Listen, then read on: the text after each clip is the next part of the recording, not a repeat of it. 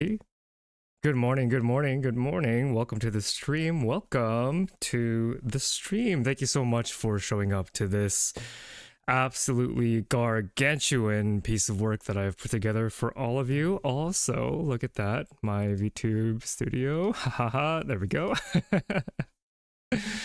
Oh man, that's nostalgic. That hasn't happened since like the second time I've streamed. We're here. Hello. Welcome to you all. I'll start off by saying hello. Hello, Moon. Hello, Hair Day. Hello, Paul. Hello, Dreamless Sleep. Hello, Aggie and Marlin and Icosahedron and Otto and Nicholas. Welcome.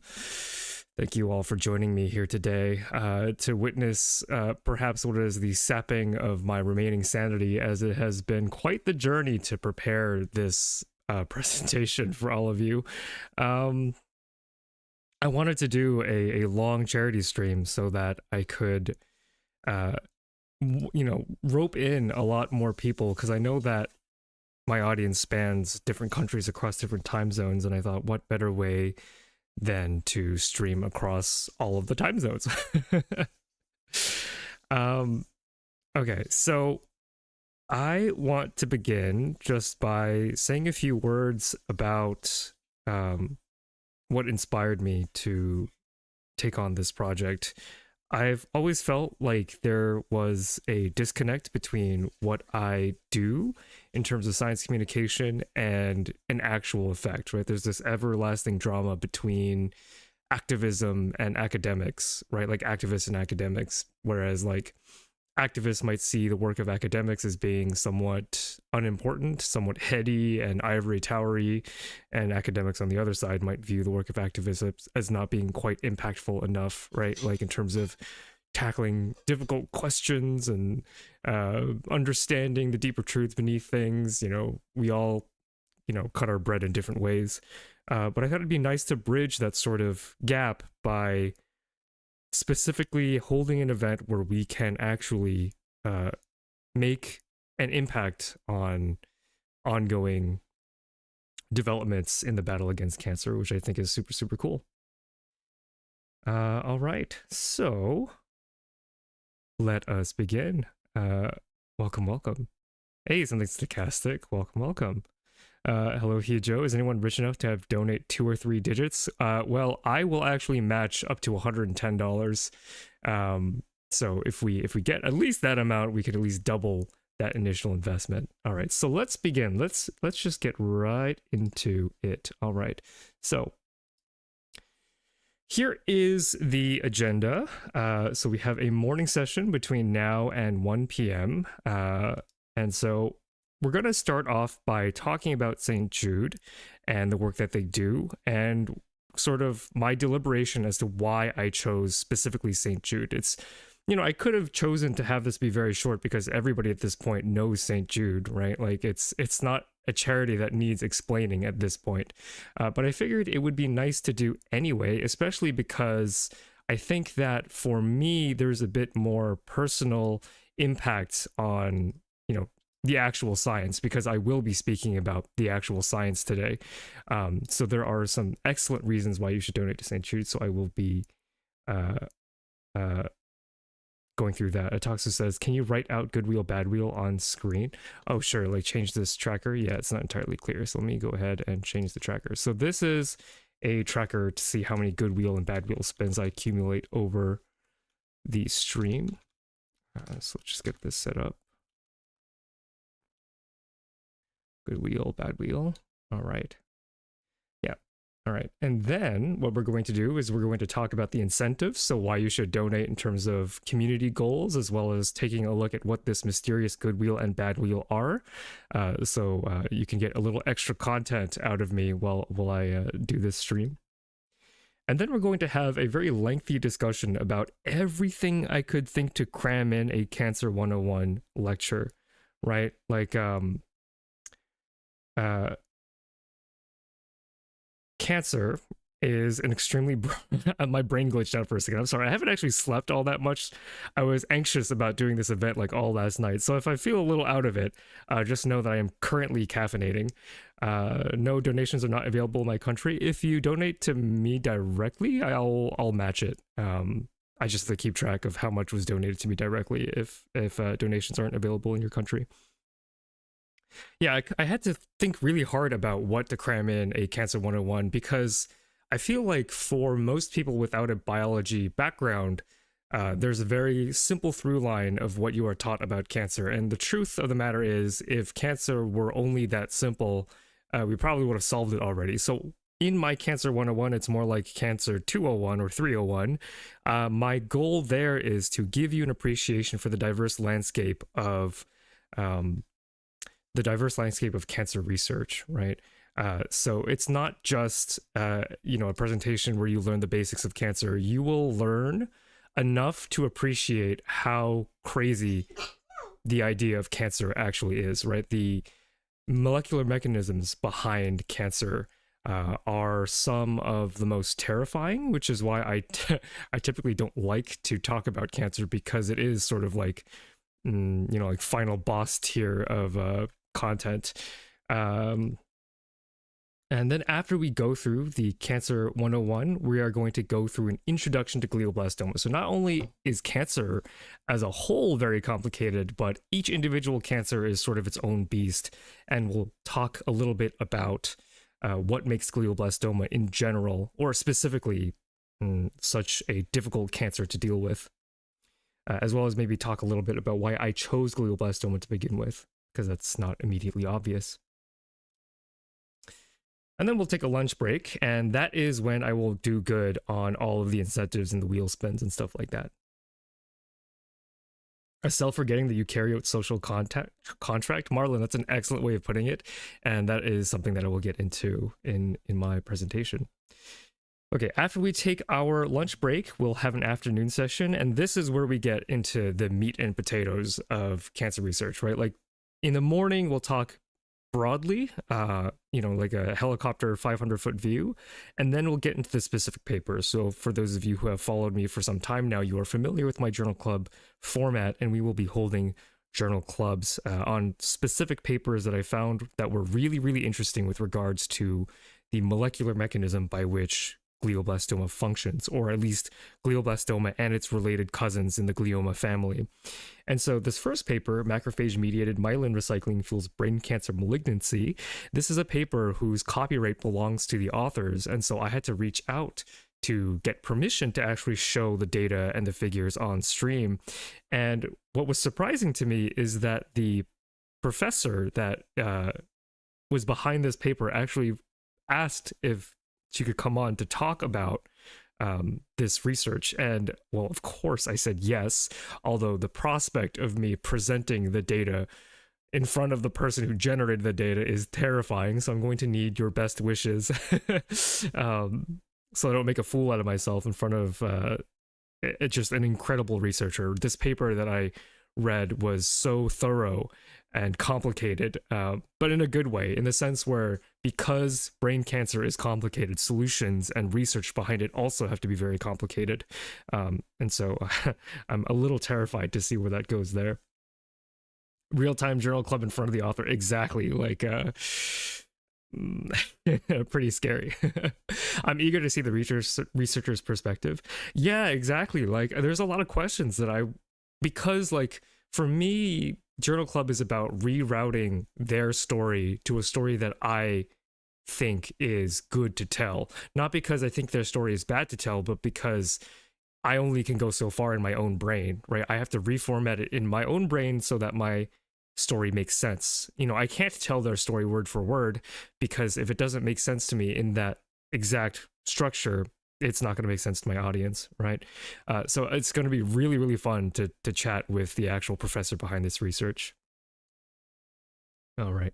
And also, part of my stated goals of my channel is to make research accessible.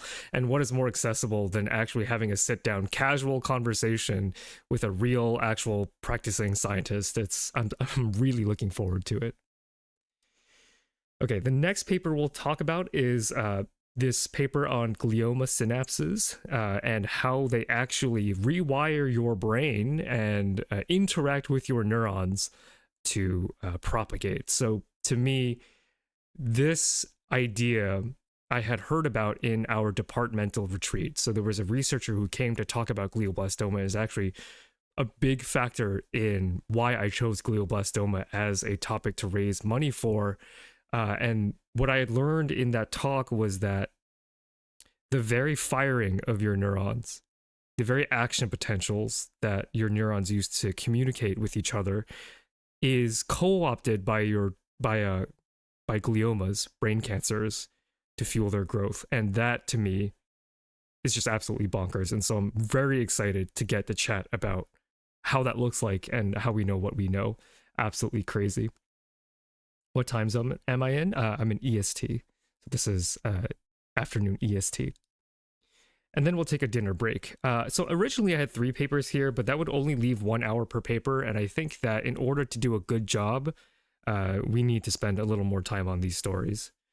So we'll take a dinner break, we'll do some incentives and wheels, and then the evening session, we're going to be talking about St. Jude in particular, and as well as sort of the other efforts that are going into fight glioblastoma. So the afternoon is for understanding how glioblastoma works, and then the evening is for understanding what scientists are doing about it. So this is territory that I'm actually not as trained in, right? I'm a cell and molecular mechanism kind of guy. So treatment is more on the medicine side. So I'll be coming at this from a more mechanistic point of view, fully acknowledging that I don't have the skill set to critically evaluate things like clinical trials or health outcomes. But I would like to share this kind of thing anyway. And so I am such a big fan of St. Jude in terms of a charity from a scientific perspective, because they do things like make all of their constructs freely available for any scientist to get, again, for free. So we'll cover briefly a paper called Patient-Derived Orthopedic Xenografts of Pediatric Brain Tumors. This is a paper that St. Jude published that essentially details the characteristics of brain tumors isolated from actual patients that any researcher can use as a research vehicle, which I think is really meaningful and important to the scientific community. St. Jude stan, exactly. I really am. I spent a long time figuring out which charity to go with, and all signs pointed to St. Jude. I mean, there's a reason why they have the reputation they have. And then we're going to talk about a different St. Jude work, a CAR T-cell therapy for glioblastoma. This is a clinical trial, phase 1 clinical trial. So again, this is a format that I'm not very comfortable with, but I wanted to take a look at clinical trials because you can't separate the fight against glioblastoma from reading the literature of clinical trials. And this is a project not primarily driven by St. Jude's, but St. Jude did contribute. Thank you so much for the donation, Arizmi. So it looks like we have our first donation. Thank you very much. Let's take a second to see. All right, so we are on our way already to our $500 milestone goal. All right. So the next paper that we'll cover is stimulation of tumoricidal immunity via bacteria therapy that inhibits glioblastoma relapse. So I picked this paper because the idea of using bacteria in your brain to kill tumors is insane. I don't know how many of you who are in the morning session will make it all the way to the evening session, but I'm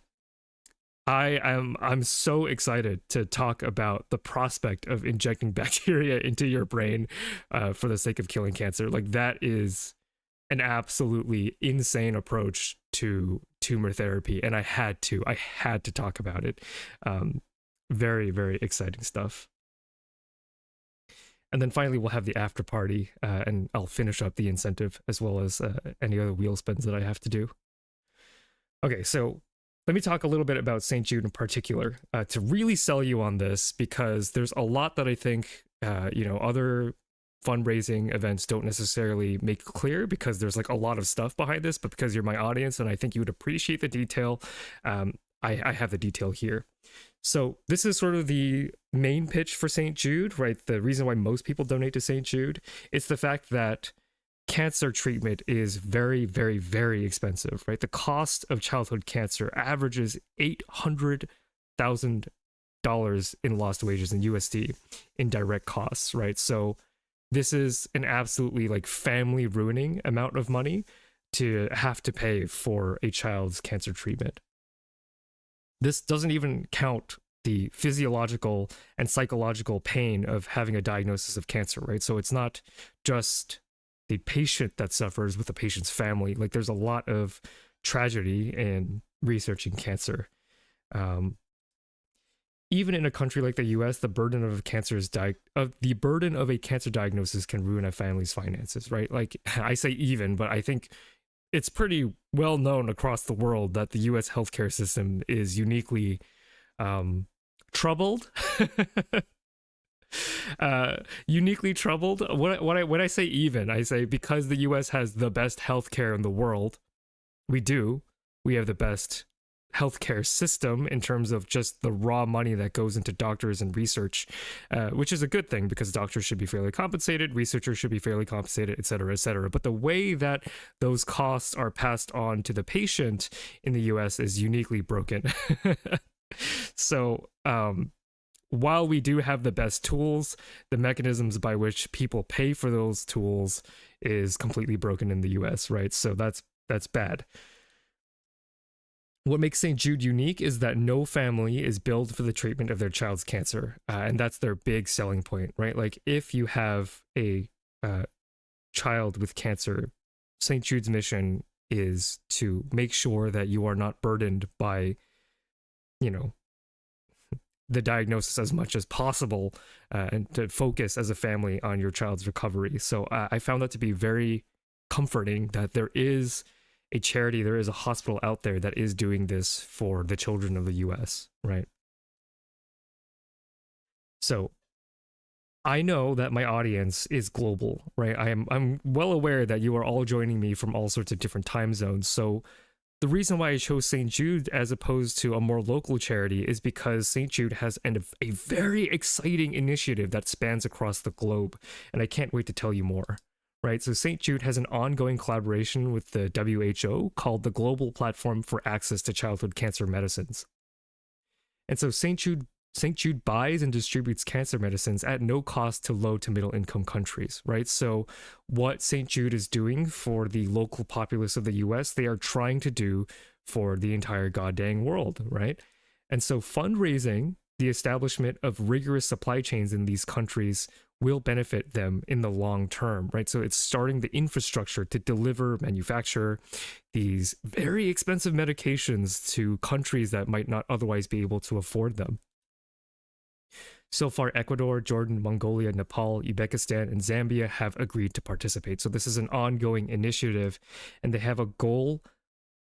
They have a goal by 2027. They want to treat 120,000 children with these free cancer treatments. And I think that even if, like, you think that, why would I donate to the US? We have our own problems at home.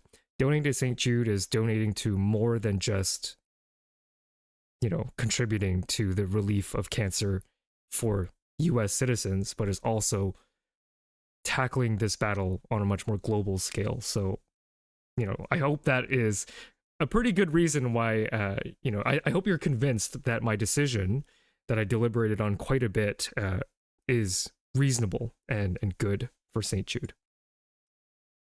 Okay, so not only will, the money that is donated to St. Jude, not only does it go to providing these cancer treatments, but also it goes into research. As I mentioned earlier, St. Jude does publish, and so this is academic research onto the mechanisms and also the treatment of cancers. So if we want to tackle this problem, we have to fund every level of this fight. So not only the ground forces, doctors providing treatments to patients, but also the the generals or something, the people leading the fight in the knowledge of cancer as well. And so I mentioned this before, but one of the products of this funding is this resource that any researcher can take advantage of to get access to cancer models to test their treatments on, or to learn more about how the cancer functions. Okay. That being said, I'm very happy to have my charity be geared towards St. Jude's. And now let's talk a little bit about sort of my community milestones, right? Incentives that I would like to reach to make content for my community. So at the $25 sorry again with the speaking, at the $25 level, I will do a molecular biology of cats stream. I actually think that cats are a very interesting species to study. Actually, if you didn't know, cats are, or historically cats have been very important in the science of eyes. Cats have very developed visual systems, and we would not know as much as we do about how our eyes are wired to our brains without the help of our cats. So that's going to be very interesting. There's also a whole bunch about cats and genetics, which can be quite fun with regards to how the heck does the inheritance of fur coloring work, and I think that would be also very interesting to get into. And also, I just love cats, so I want to reach that incentive quite badly. Oh my goodness, hair day. Thank you so much. Holy crap. That's awesome. Okay, how many of each wheel would you like for me to spin? Thank you so much for the $100 donation. That's awesome. You can do like 10 good wheel spins, 5 bad wheel spins, or any combination. Please let me know what you would like to do with that. Can I get 4 bad and 2 good? Absolutely. So let's go ahead and get that going. That's awesome. Thank you so much. Give me a second to get the text edited. Good wheel 2, bad wheel 4. Very nice. Thank you so much. That's awesome. Someone wants a cat stream. Okay, so we've already met some of these. Okay, so I'll just go through 50 and 100, and then we'll do the Hair Day, since you're here and you had such a generous donation, I was going to do the fulfilling of the milestones during the breaks, but since you donated this early, I'll I'll do the cat girl reveal this early. That's awesome. Okay, at $50, I'll boost the Discord server and I'll give subs. So I'll go ahead and do that now. Let's see. Oh, that's interesting. It's actually replaced the button where I could do that because all the money goes directly to St.Jude's. Okay, I'll give subs after the stream. Awesome. That's so good. And then so I'll boost the Discord server and make the animated icon for that. My brain is scrambled. I was not expecting such a large donation this early into the stream. Speaking of the Discord, let me go ahead and link the link to the Discord in case you want to continue talking about biology after the screen. But that is insane. Thank you so much. Okay. So at 100, we have the Phi Cat Girl reveal, which I guess I'll just do now. That's incredible. I guess I'll just do it now. Okay, so $100. We've met the donation incentive, and now we have the Phi Cat Girl reveal. Drum roll, please. Bing. If I told me he would meow through his first cat girl paper, I'm holding him accountable.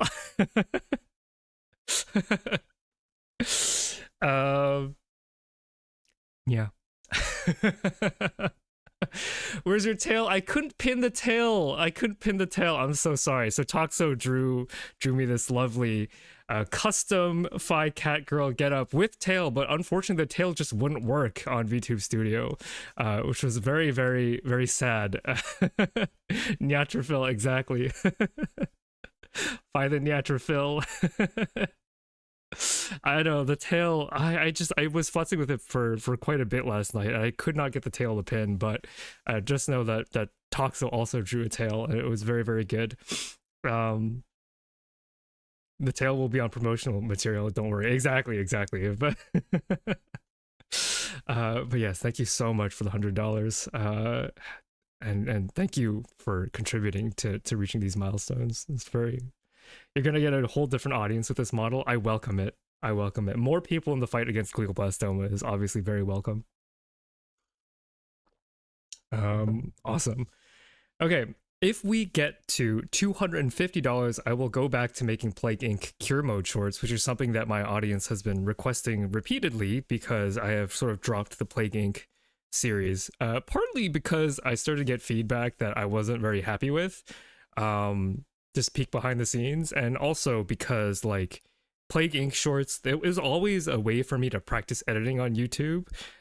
What I really wanted to do the entire time was this long form content. It's not that I don't want to do the shorts, it's just that like because I got what I needed out of the shorts in terms of video editing, I didn't really feel the need to go back to do more.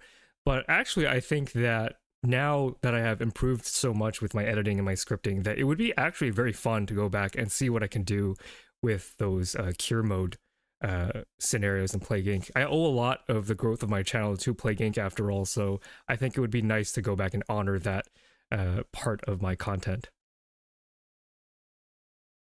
What would I do if someone just donated $500? I I don't know. We'd have to spend the after party thinking about other stretch goals because you know, if I were a full-time streamer, I'm sure I could do all sorts of things, but as a community, I think we could discuss what you would like to see. That would be very exciting. Thank you so much for the donation, Otto. Thank you for the two $10 donations, 2 good spins. Oh, thank you so much. Good spins to even out the bad spins. Thank you, thank you. So that's a total of 4. I was saying earlier in my Discord that if there are enough Goodwill spins and I drink enough of this superfood smoothie, that I might not have to eat lunch, so we'll just have to see.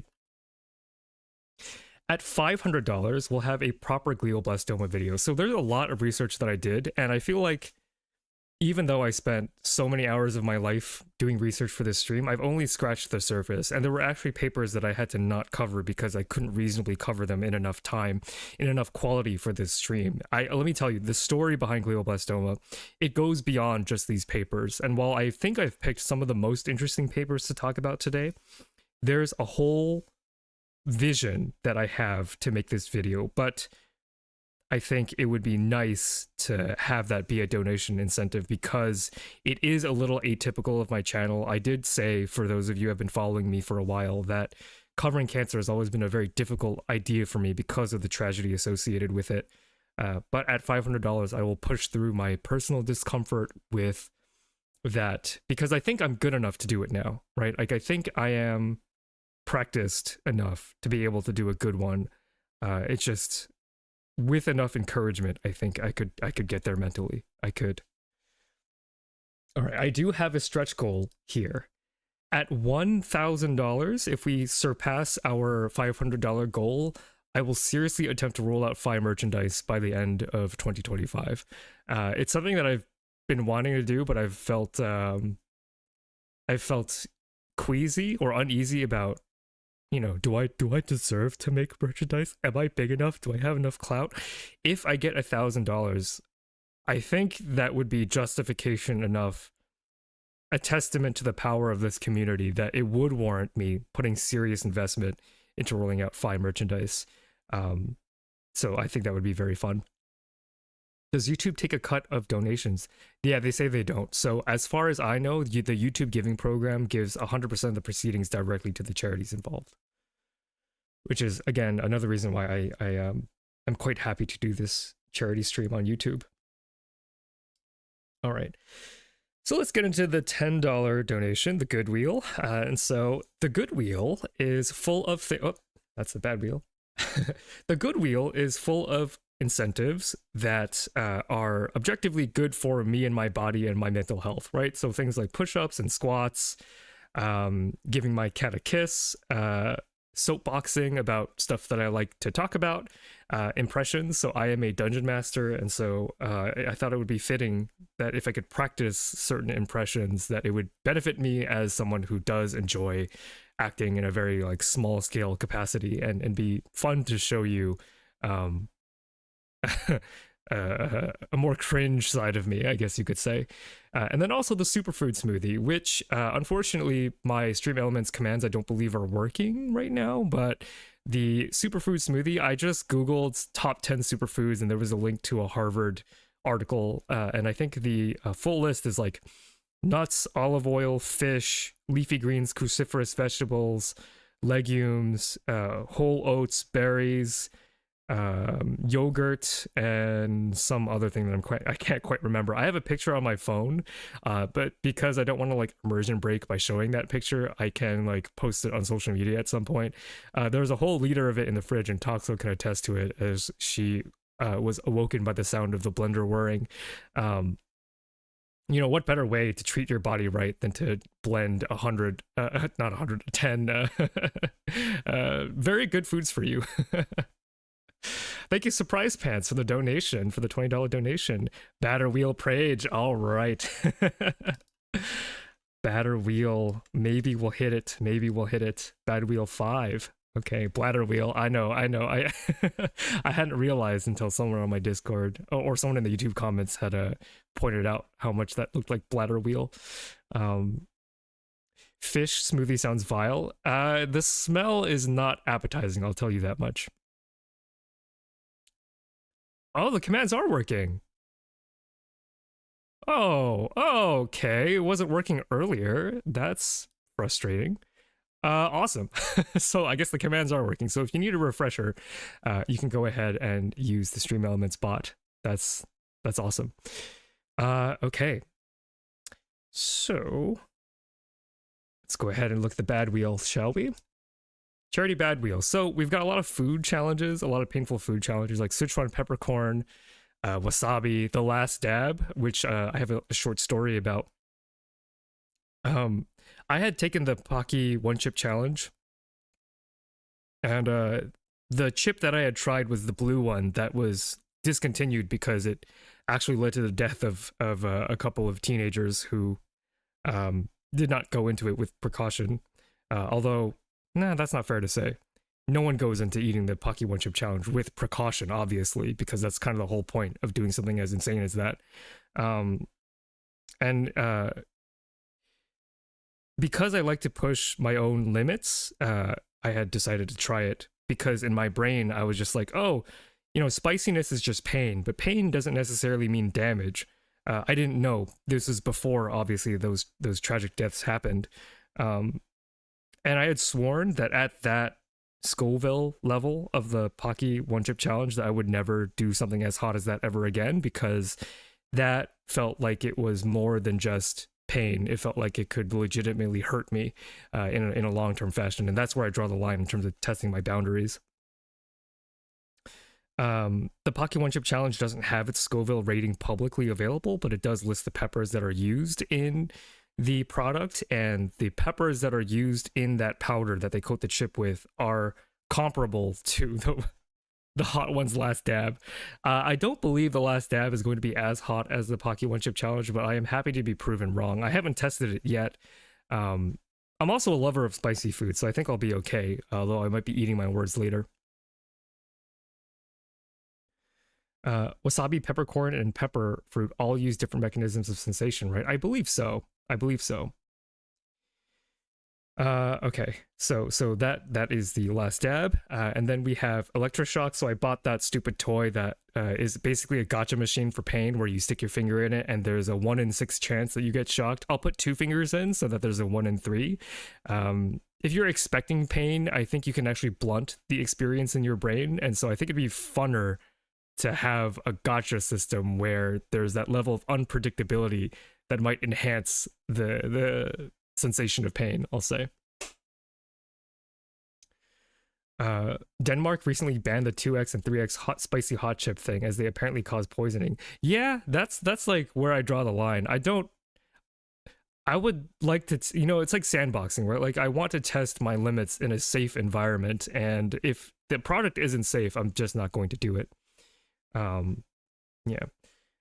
Okay, and then there are the burpees challenges, right? So 5 burpees. So burpees are very difficult, and also I live in an apartment, so my downstairs neighbor might file a noise complaint, which is why it's in the bad wheel. And then an element of gotcha that I thought was really fun was landing on the 2x burpees. So every time we start the milestone, the incentive rewards, I'll spin all of the wheels, and in order, I will multiply the burpees as that 2x modifier comes up. I have embarrassing stories I could tell about my cringe past and maybe my cringe present. And then we have the batter wheel, which are full of incentives that are more cringe for chat. So this is psychic damage dealt to chat instead of physical damage done to me. And so I'll keep what those are as a little surprise going forward. All right. So with those set up items out of the way, we will begin very shortly. But before we begin, a disclaimer. So this presentation is obviously not tight. I challenge anybody to make 12 hours worth of content and have the story be tight. It is exhaustive and rambly, and you should not adapt this presentation style for professional careers. I know that there are quite a few biology students in the chat, and I would not take any lessons from how I'm presenting this information. I usually pride myself at doing journal clubs that are appropriate for the public, which can be a little more rambly because you're playing the role of an entertainer as well as an educator. But this is like crazy. Like I truly went so hard in terms of like making sure I had enough content to cover the whole 12 hours. So just know that I'm not particularly proud of this presentation in that regard, but I am proud of all of the things that I'm going to be able to talk about. You should adopt this presentation style if you aim to become the best filibustering politician in the history of filibustering politicians, though. That is true. I can be quite a good rambler. Damn, I was going to do a bad wheel on my next work presentation. That's interesting. We love bad wheels. Yep, Forward Journal Club. I would love to do that. I know Cider is lurking in chat, and Cider could be first author on a whole bunch of Yep Forward Journal Clubs. Gonna do this in my presentation on Monday. I mean, go for it. By the way, the good and bad wheel, those were inspired by Cider's Sufferathon as well as Magic the Noah, so I can't claim credit for those brilliant ideas, because Cider had like a Sufferathon wheel for when she was cramming on her thesis, which I thought was so great. Such a legendary set of streams. Okay, so let's get right on into it. All right, what is cancer? All right, so you know, as we should start at the beginning. So let's go ahead and start at the beginning. So cancer refers to a group of diseases characterized by abnormal cell growth and invasion across multiple different sites across the body, right? So this is the basic definition that if you are at all familiar with cancer, you probably know about. However, as a kid, I actually remember thinking, so why is it bad that cells grow more exactly? How does cancer kill people? Like, those details never got shared at that young of an age or at any point in a basic education through high school. I think that's a shame because they're just like viruses, right? Like you get the idea viruses invade, they replicate, they leave. And within those simple sentences, there's a lot of interesting nuance and stories that go unnoticed. And that's the goal of today, is to tell you those stories. Underlying cancers are molecular mechanisms that disrupt the genetic programming for growth and division and much, much more, right? So I'm a mechanism guy, and so what we're going to get into is exactly what inside the cell is malfunctioning, how it's malfunctioning, and how that contributes to the formation of cancer and how that can lead to the deterioration of health. And so Marlon kind of alluded to this earlier, this kind of violation of the eukaryotic contract. I love that phrasing. My phrasing is similar. I think that cancer is a glitch in evolution and natural selection. So to preface this, I had teased sort of for the people in my audience who are very into programming and the language of programming that I was going to have a kind of mathematical explanation for cancer. And I know that, you know, I recognize names in chat. A lot of you do have that programming background, so I hope this explanation kind of resonates with you.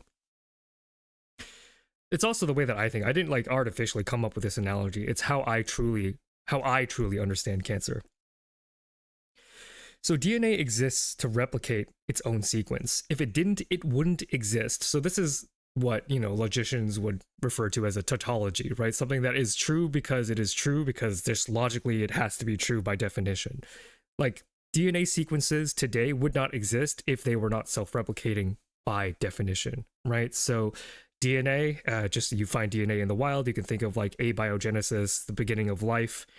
DNA has two options, right? Only two options. Either the DNA survives or it dies. And so if it dies, that's it. That's the end of that molecule. If it survives, that's great. If it survives long enough to copy itself somehow, then you get to play New Game Plus and you start this cycle over again. If it survives for a bit and dies, that's the end of the lineage. So something that is very important to recognize about evolution and about natural selection is that DNA exists in its current form because it is self-replicating, and you only get to exist because you are making copies of yourself. So that's very important to recognize, right?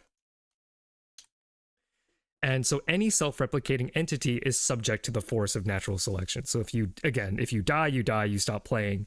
If you survive enough to replicate, you get to continue playing, and the reason why you're here today is because you continued to play. So any self-replicating entity's win condition is to replicate, but two broad strategies have emerged,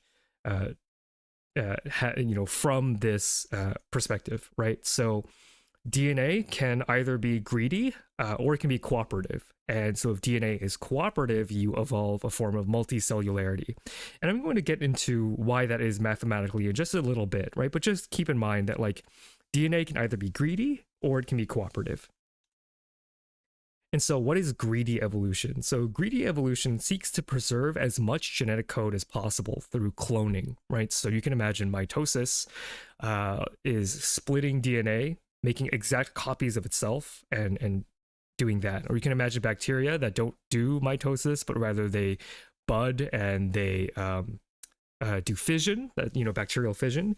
They make exact copies of their own DNA and they split, right? So this is a very greedy level of evolution because you are trying to preserve as much of your own code.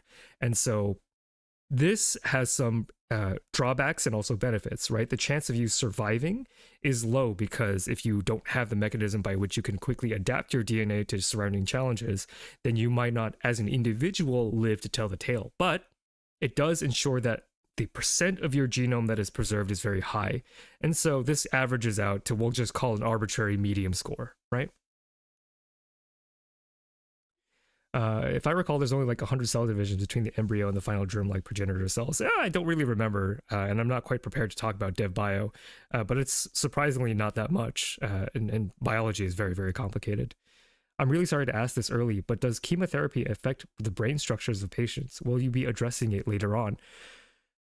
Structures is a difficult question for me to answer because I'm not a doctor, right? So I'm very careful to delineate where my knowledge begins and where it ends. And so in terms of anatomy of the brain, I'm not going to be able to answer that. Damage to cells, absolutely. Chemotherapy famously is not a very specific method of dealing with cancer. And so there can be unintended casualties from that kind of treatment. We will be talking about it. Okay, so to contrast with greedy evolution, we have cooperative evolution. And these are terms that I just made up, by the way. This isn't in any textbook, but this is a concept that is legitimate in the study of evolution. So cooperative evolution, you have a high chance of surviving because your DNA is more flexible, it's more amenable to change, you can adapt more easily. However, your percent genome preserved is quite low, and so that averages to a medium score. And you, as a multicellular individual that reproduces through sexual recombination, this is the strategy that humans are doing, right?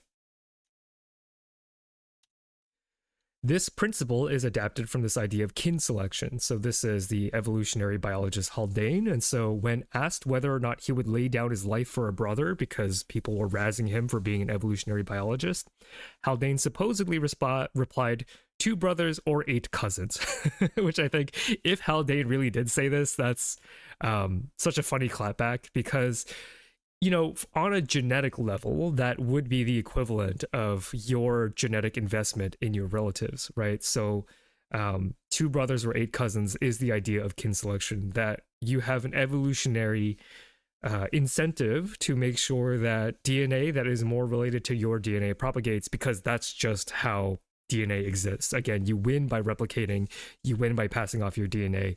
That is essentially the quote-unquote meaning of life. So what does this have to do with cancer in particular? So I don't know how often you think about this or how salient this principle is to you, but your full genetic code works to ensure the passage of half of your scrambled DNA. So you have two types of cells. You have somatic cells and you have germ cells. So your germ cells include your eggs and your sperm, and these cells are very different than every other cell in your body. They only have 23 chromosomes, so half of your genetic material. Each of those cells has its own unique combination of DNA. So during meiosis, the generation of your germ line, there is a recombination of your DNA. And so each individual egg, each individual sperm is a unique snowflake. And so I heard this analogy when I was in graduate school, and I can't for the life of me find who said it, but it's a quote that has stuck with me ever since I heard it for the first time. But your body, your brain, your personality, your soul, genetically, from an evolutionary perspective, I'm not saying like cognitively, you can have whatever meaning of life that you want, but evolutionarily, genetically, the meaning of your existence is to exist as a meat suit to ensure the safe passage of the sperm and egg that are kind of like cosmonauts, right? They're kind of like astronauts that are floating in this nebulous space, and your entire existence is made to protect these cells. Because if you think about it, the rest of your cells, your muscle cells, your neurons, T cells, B cells, neutrophils, they have 46 chromosomes, and they're largely identical, right? We know from my previous content that they're not all exactly identical, but they're largely identical. And so there's this conflict, right? Like your body was built to protect these cells that don't even really share all of your DNA. And so there's this tension between the cells of your soma, like your somatic cells, and the germline, which is ultimately the cells that actually do get to do New Game Plus. Hello, what is your profession? Out of curiosity, I'm a biology instructor at a university, so I teach biology professionally. Okay, before we go on, we have to acknowledge something very, very important about cancer, or about the meaning of life, right? The meaning of life is to propagate, right? That's just biologically true. However, we have frontal cortices, we have brains that are large enough to determine whether or not that actually means anything to the individual, right?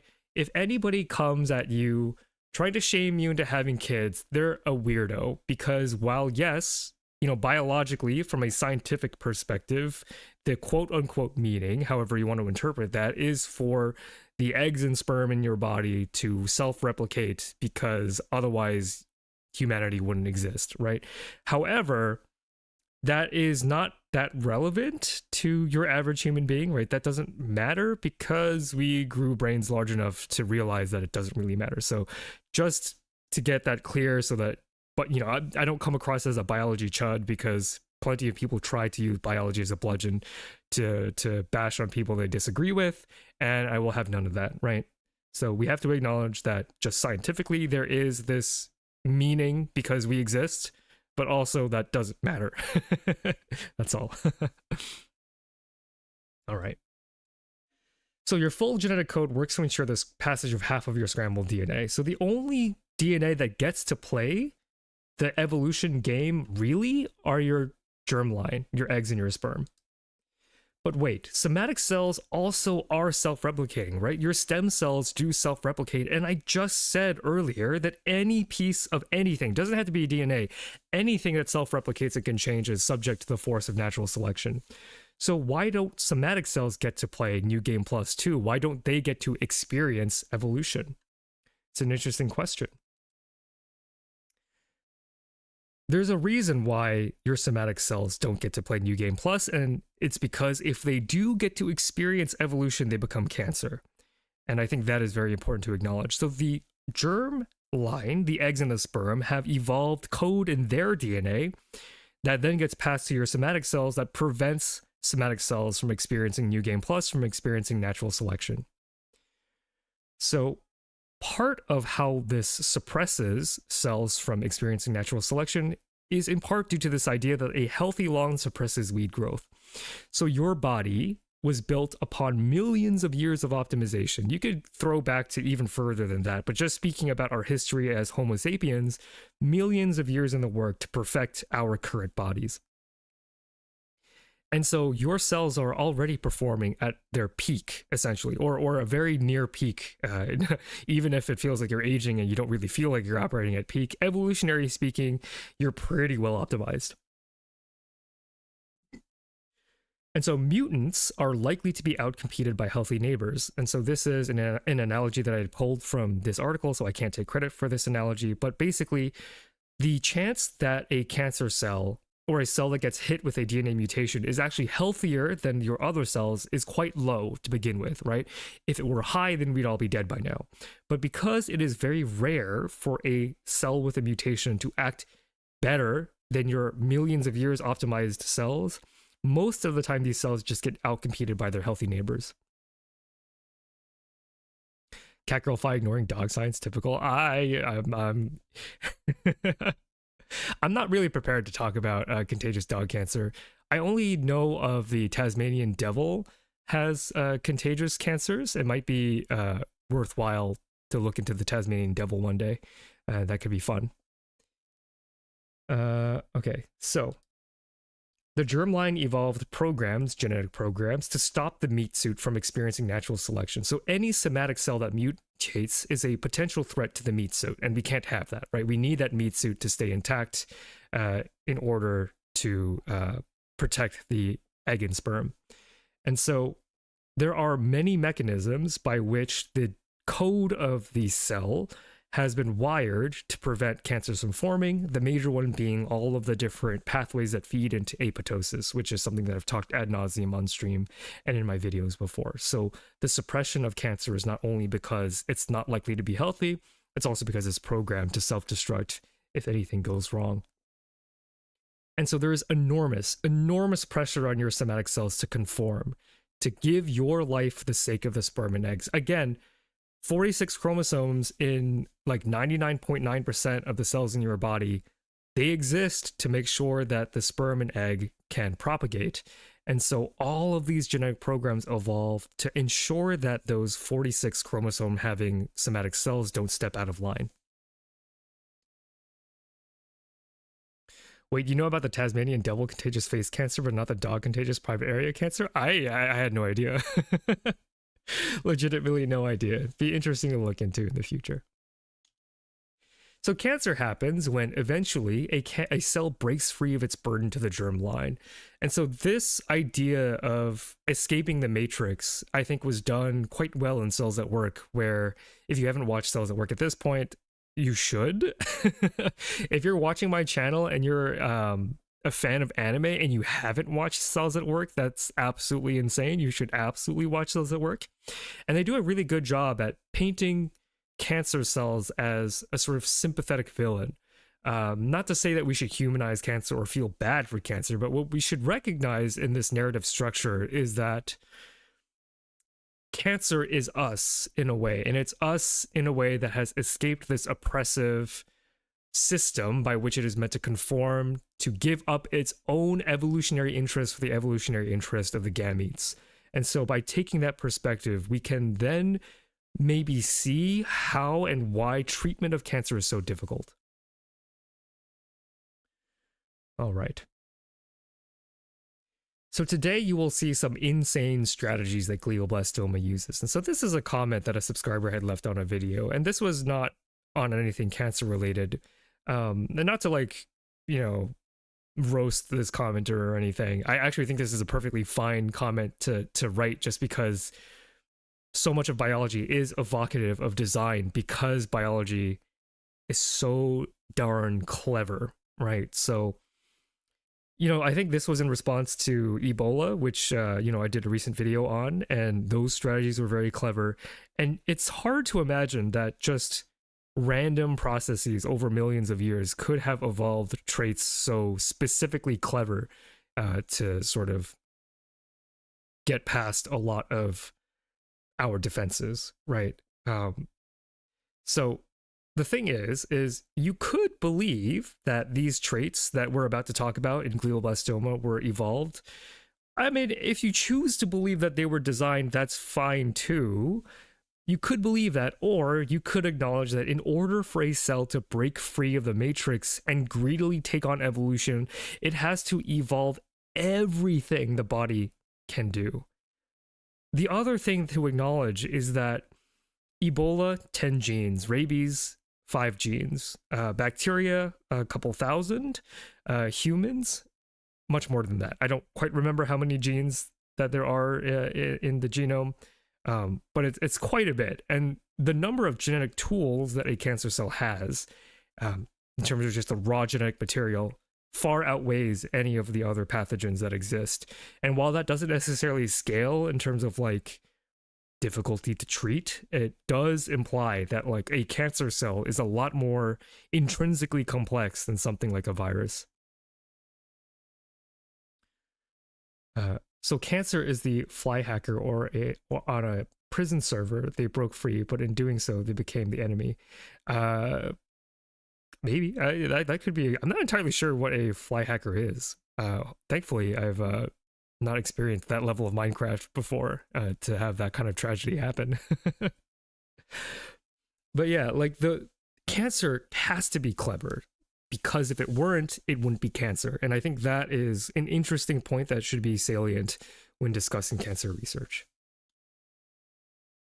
So once a cell escapes from quote unquote cooperative play, it's free to play as greedy as possible, replicate and survive, right? Because your somatic cells have inbuilt programs to ensure that they don't over proliferate, right? You don't want to grow like a third arm where you don't need a third arm.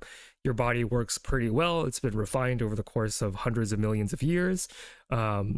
And so things are the way they are for a reason. But a cancer cell, no longer being bound to the contract signed with the eggs and the sperm, can do whatever the heck it wants. And if it didn't try to play greedy, it would get, bashed by the immune system. So the reason why cancers replicate is because if they didn't, you wouldn't hear about them. They wouldn't be cancers, right? Or they would be benign tumors or something like that.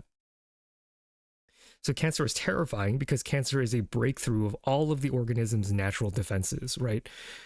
Again, our bodies are impressive. I know that on my channel, I can make it seem like our body is always being like destroyed by some pathogen, that like our immune systems are dumb or whatever. That's not entirely true, right? We are co-evolving with our enemies. We are in a constant arms race against all entities that threaten our existence. And so the reason why we made it this far is because we are keeping in line, we are keeping pace with threats that try to eliminate us. I'm just imagining a housefly typing on a keyboard, flying to each keycap to get a person to press the key when they try to hit the fly. That's kind of what I thought too. Is it possible for all cells in the body to become cancerous Deadpool style? Possibility in biology is a very tricky thing to address, considering like possible, sure, probable, no. There aren't like hard rules in biology like there are in physics, right? In physics, there's a hard rule, it's called math. In biology, sure, there are any number of things that could happen, but whether or not they are likely, that is, within an infinite universe across infinite time, infinite monkeys typing on infinite typewriters, that kind of deal. Unchecked aggression and replication can result in bodily harm, right? So this is kind of the piece that I was missing as a child when I was learning about cancer. So cancers can actually rewire their local environment to sort of pull the circulation. So they can actually cause something called angiogenesis, which is the generation of new blood vessels. And so they can actually pull resources away from tissue that needs the circulation more to greedily feed itself, right? So that's one way that cancer can damage the body. Physical spaces being pushed out and damaged. So replicating cells just take up space, and that increased space can push against important structures and damage them.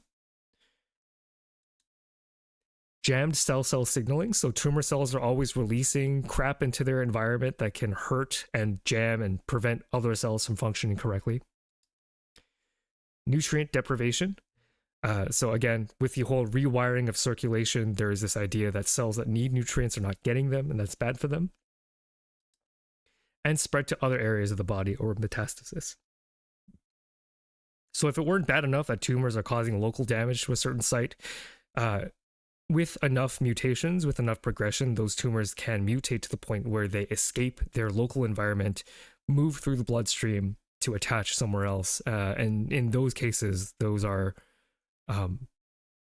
outcomes can be quite bad. Just put it that way.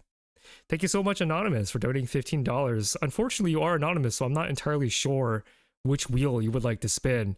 I guess, and another $20 from Anonymous. Thank you so much. I'm guessing that that is a good wheel and a bad wheel. And I'll go ahead and add those right now. Thank you so much. We are stacking these donations. I'm so happy with that. So let's do a good wheel. Good wheel 5 and bad wheel 6. All right. All right, so I will go ahead and take a sip of my drink while I go ahead and catch up on track while I've been yapping.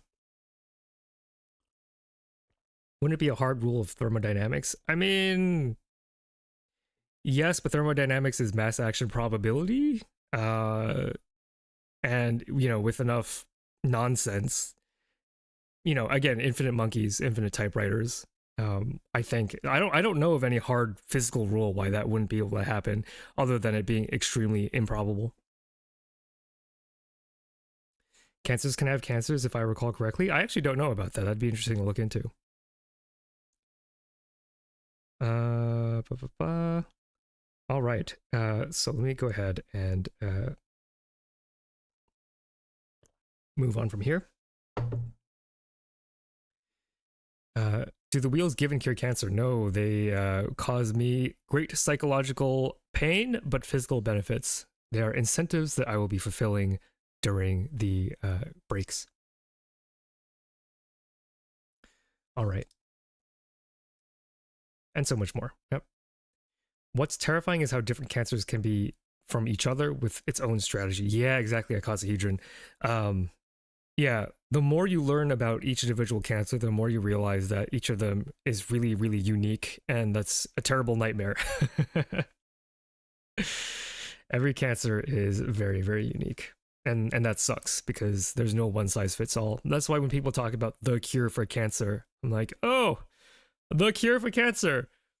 If only it were that simple. If only that it were, I can't speak. If only it were that simple. All right. So cancer, unfortunately, is a mathematical probability. Mathematical inevitability, I mean. In the US, a man has a 40% lifetime chance of getting a cancer diagnosis. Women have it slightly better at 37. Thank you so much for the donation, Joe Someone, for the donation to St. Jude's. If you have a wheel incentive you would like to plug. Unfortunately, annoyingly, it doesn't really automatically convert to USD, but I'll just take your word for it. If you have a good wheel or bad wheel donation incentive, please let me know in the chat which you would like for me to spin. Yeah, so it is a mathematical inevitability. And so funding for cancer research can be incredibly impactful for so many people. This is why it's commonly said when you hear a cancer talk that either you will get cancer or you will know someone who gets cancer. And given that doesn't necessarily mean that everybody is going to die of cancer, because, you know, medical technology is very good and some cancers are not as dangerous as others. But it does mean that, like, this is just biological inevitability, right? It is there. It is present. About 35 USD. Thank you so much. So if you can have a good wheel, thank you so much, Joe Someone. I will add to the good wheel.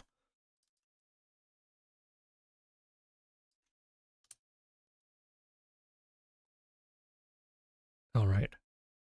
Does it scale with body size? I'm actually not sure why women have a smaller chance of getting cancer. This is also sort of a flattening of the complexity between sex and the chance of getting cancer, because while men have an overall higher chance of getting cancer, women have a unique relationship to cancer that I'm not ready to talk about today, but there are a lot of women-specific cancers that are the result of the unique way that women are built in terms of their immune systems. One day that would actually be quite good to do. Maybe I could do it for maybe next year. That would be kind of fun to do, is a whole stream on like women's health, which I think would be very interesting because because women have been historically left out of a lot of medical studies because, you know, old-timey stuff and, you know, stuff that continues to go on today. So it would be good to highlight the specific biology of women for a charity event. I think that'd be kind of cool.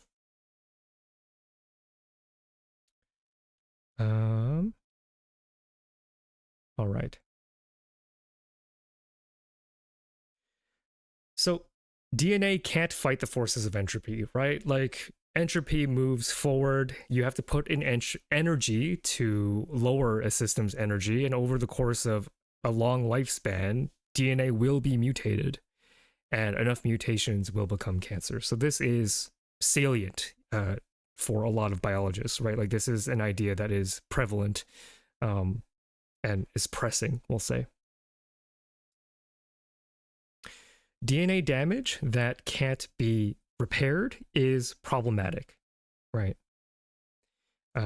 Would love that women's cancers. You could do it around Women's Day if that fits your schedule. Yeah, I don't want to make too many promises because I do have a full-time job and like the stars might not align, but it would definitely be something worth trying for.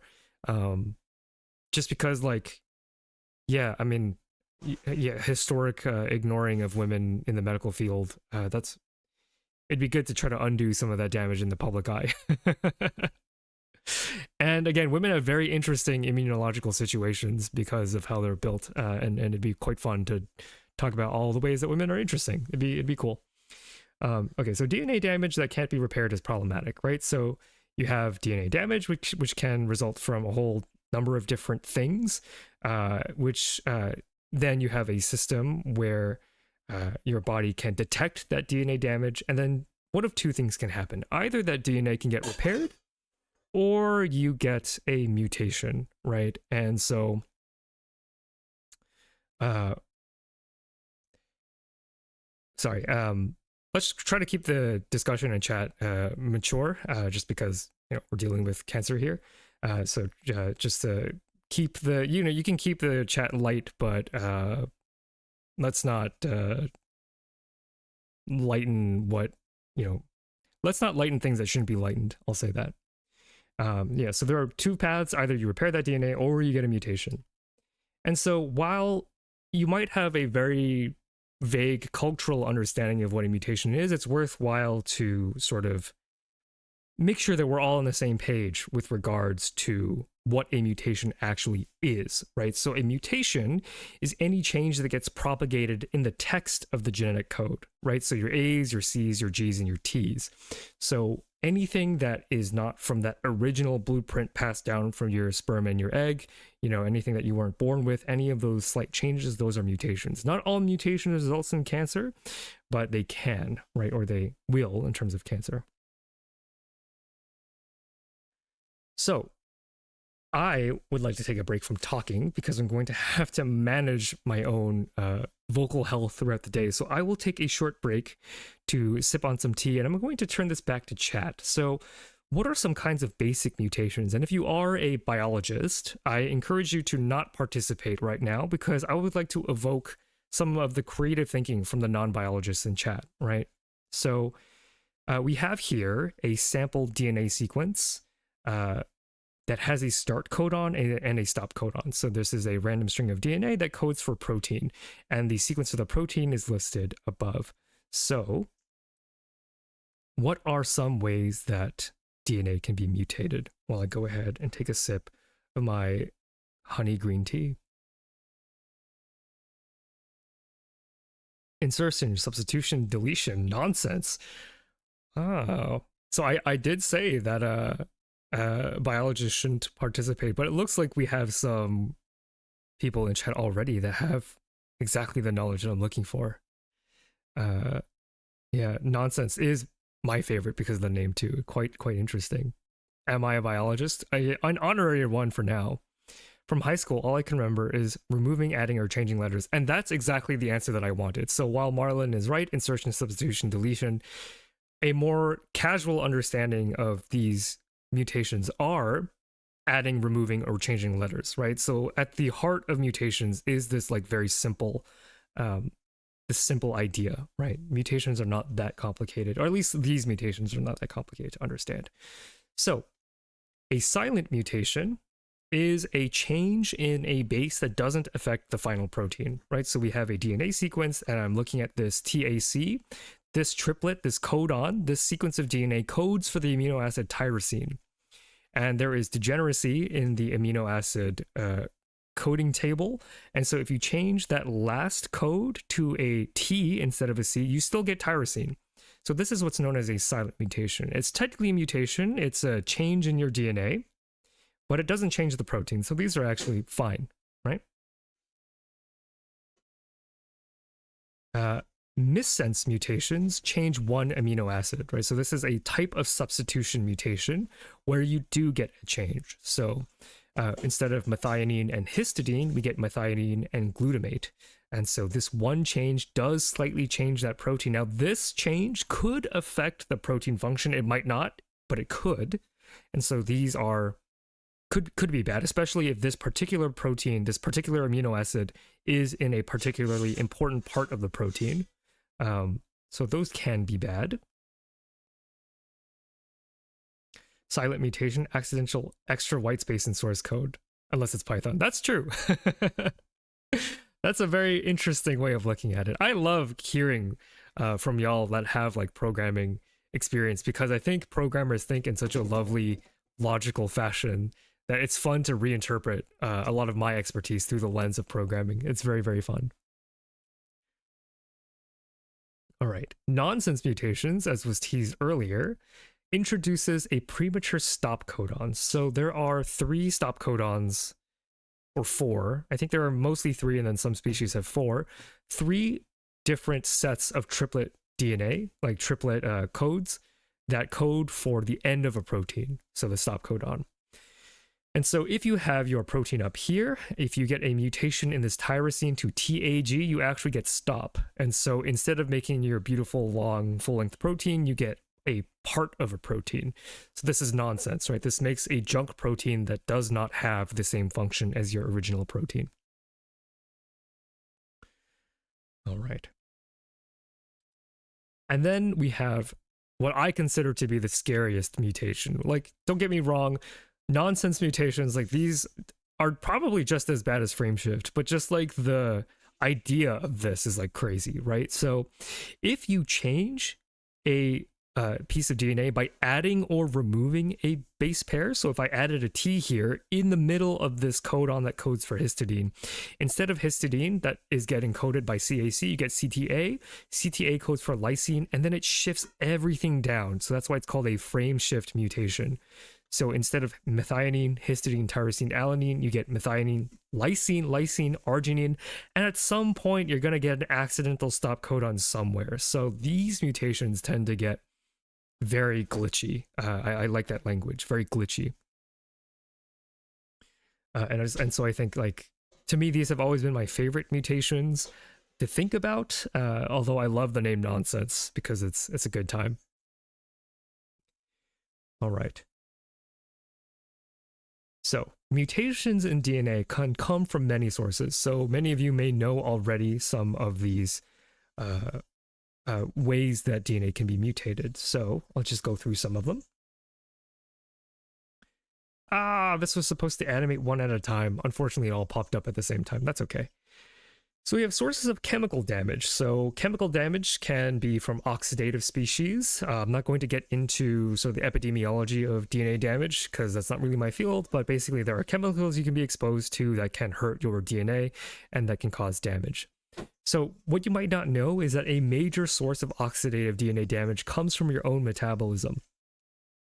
O2 radicals, oxygen with an extra electron, from hydrogen peroxide is a byproduct of your respiration. So your mitochondria, because we signed a contract with mitochondria a billion years ago when we were all still archaea, in order to form our current eukaryotic life, the mitochondria take in the oxygen and the sugar that we intake as eukaryotes, and a byproduct of that system that creates our ATP, our cellular energy, is hydrogen peroxide, which contains an O2 radical, and that nasty extra electron can do nasty things to the DNA. So when you hear about taking in antioxidants like blueberries, the superfood, as I will be by spinning the good wheel, those antioxidants are supposed to limit the effect of those free oxygen radicals that are going to be damaging your DNA. All right. You can also get DNA damage from UV light, right? So ultraviolet photons can actually break your thiamines. So if you have thiamines that are next to each other, so TTs, a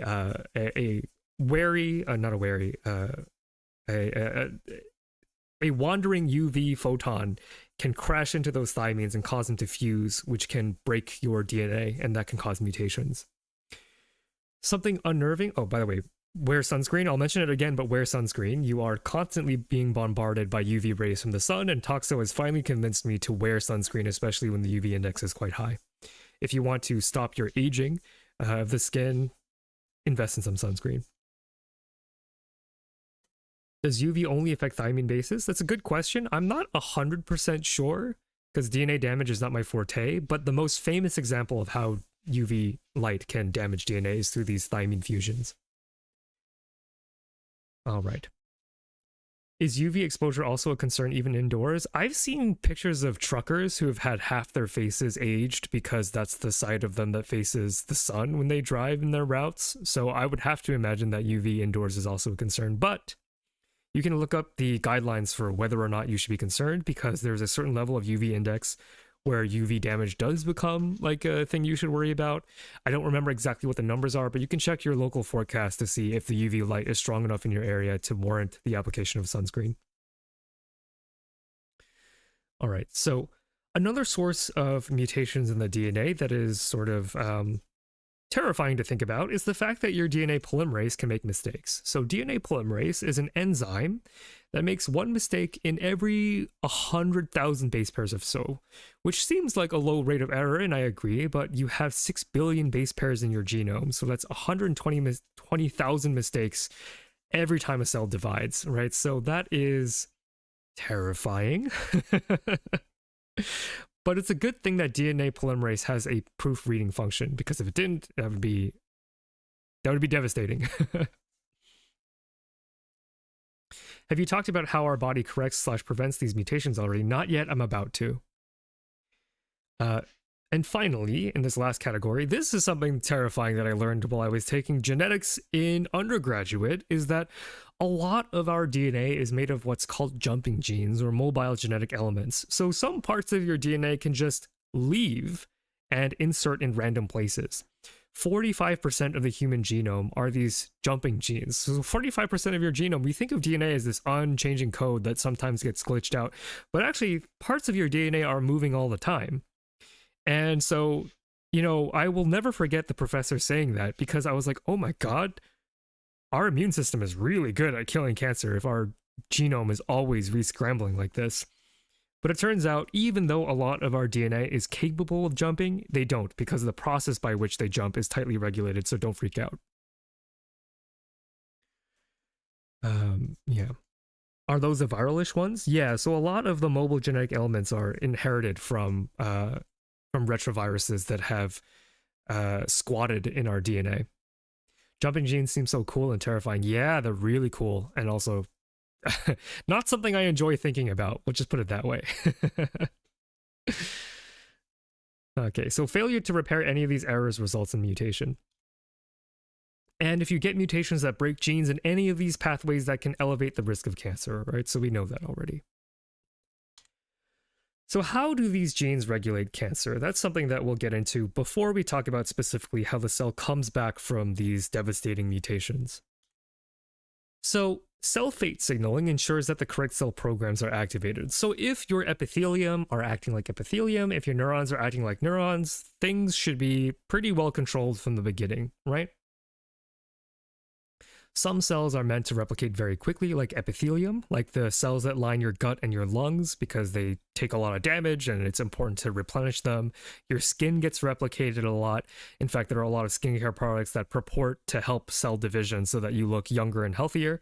And some cells aren't meant to replicate at all. So there are genetic programs that regulate whether or not a cell goes under a mitotic division, or not a mitotic division, but division in general. Why do they jump? Helpful mutations.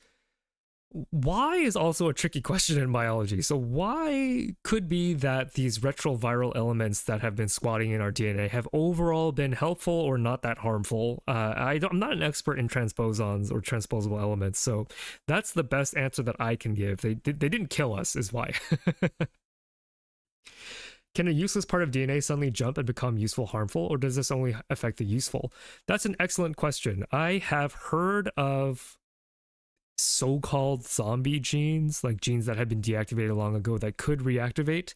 I don't know a lot about them, but it'd be interesting to learn about them more than in the future. That would be cool to talk about, I think.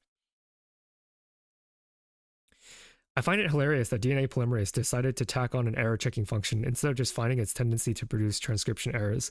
The thing is that you actually want your DNA polymerase to not be perfect. If you made no mutations, that might not be very helpful.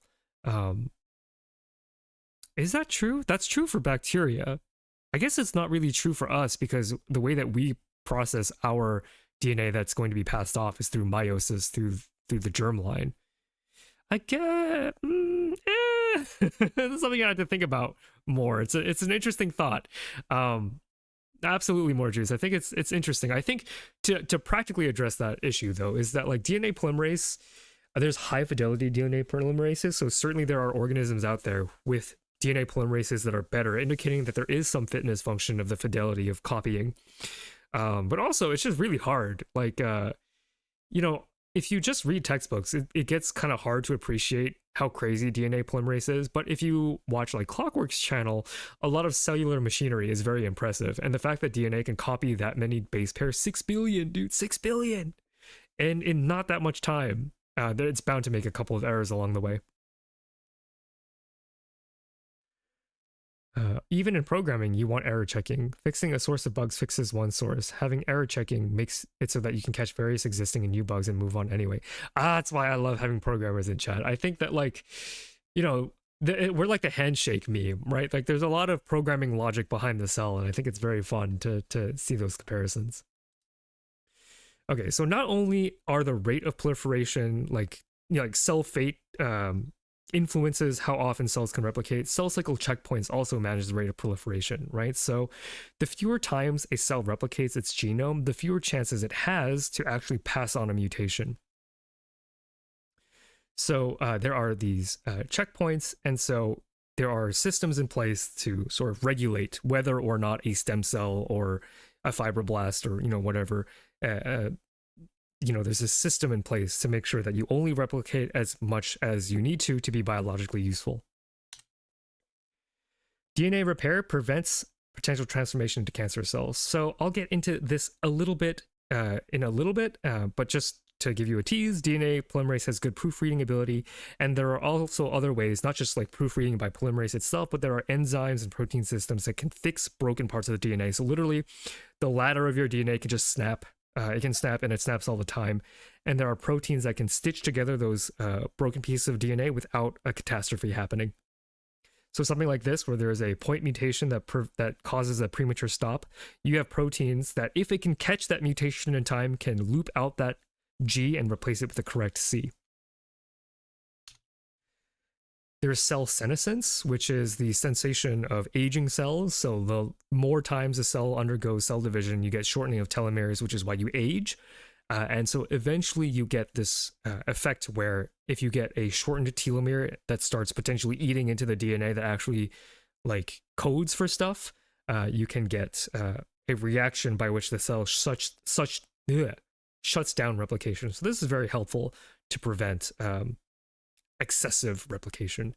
Thank you so much, Piney, for donating $50. If you have a preference for whether or not I spin the good wheel or the bad wheel, please let me know. You can do 5 good wheel spins or 2 bad wheel spins, or whatever combination you would like in that. Thank you so much. Thank you so much. Okay, when all else fails, you get apoptosis, right? So We talked about apoptosis ad nauseum, but just as a recap, apoptosis is programmed cell death. So this is the preferable cell death. If a cell is going to die, it wants to be apoptosed because it can bleb and contain all the inflammatory parts of its cytoplasm and also signal to the immune system for a quick, easy, drama-free cleanup. And so there are a couple of different ways that apoptosis can be achieved. Either there are intrinsic cells, so DNA damage can trigger apoptosis. Cellular stress can trigger apoptosis. Extrinsic signals, so binding to receptors like tumor necrosis factor, if there's local inflammation in the area, that could trigger apoptosis. And death by T cell, right? So we're very familiar with the T cell at this point. T cells bind to cells in need of deletion, and T cells kind of help out that process of self-destruction. All right. So here we have a video. Why is it so hard to donate? YouTube let me give money. Were you the one that donated on the previous stream? It's okay. If you had done, I'll match any direct donation. I will match in kind. I wonder if you can still gift subs, because then I'll match if you gift subs. That's annoying. I'm sorry. I didn't actually know it would be that difficult for people across different countries to give. I kind of just assumed that all countries would be able to do it. So if I were to do this in the future, I'll definitely have to look more carefully into making sure that everybody can participate. But, you know, your membership does mean a lot. So I can add a couple dollars for the membership. A lot of the genome doesn't make functional gene products, so mutations are well tolerated. Yeah, so there's this idea that there's junk DNA that doesn't do anything, but actually junk DNA is just non-coding. It actually does have a function, and one of its function is to just sort of be a buffer for mutation, right? Mutations will happen, and so by having buffers, you kind of hedge against any mutation resulting in a bad outcome. Just got done with 6 hours of cell bio homework. This is the perfect stream to relax to. Good luck. Cell bio was really hard. Fun story. I did not do well in cell bio in undergrad, and I swore I would never do cell bio ever again.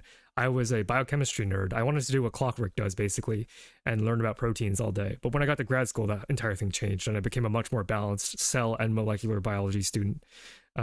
Cell biology is wonderful, and I'm not surprised it took you 6 hours, because it's also very hard. Okay, so I have a new favorite apoptosis video. This one is public domain, so I'm very excited to show this. This is also relevant because this is apoptosis of cancer cells that are being treated with an anti-cancer. I think this is prostate cancer on a dish. And let's just watch this video a couple times and see apoptosis in action. See the hallmarks of what it actually looks like for one of these cells to explode.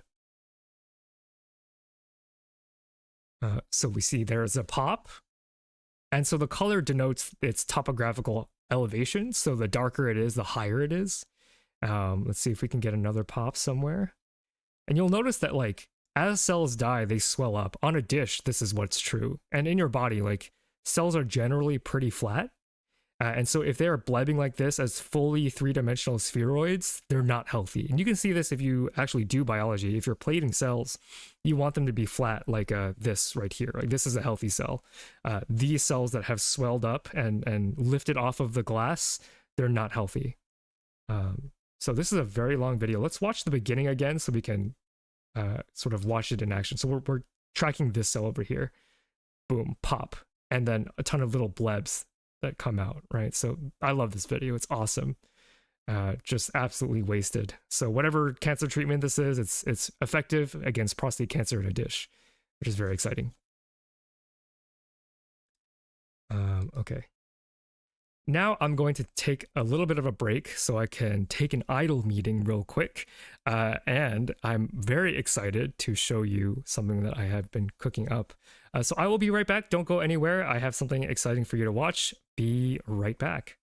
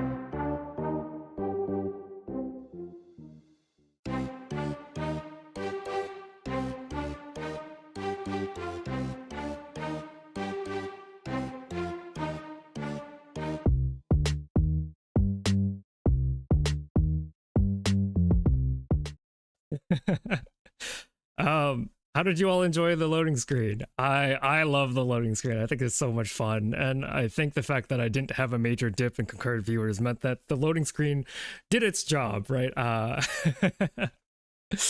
uh, it's a good time. It's a good time. Jam, yes, Jam. Okay, let's get back into it. Let's get back into it. Yes, yes, I love the loading screen.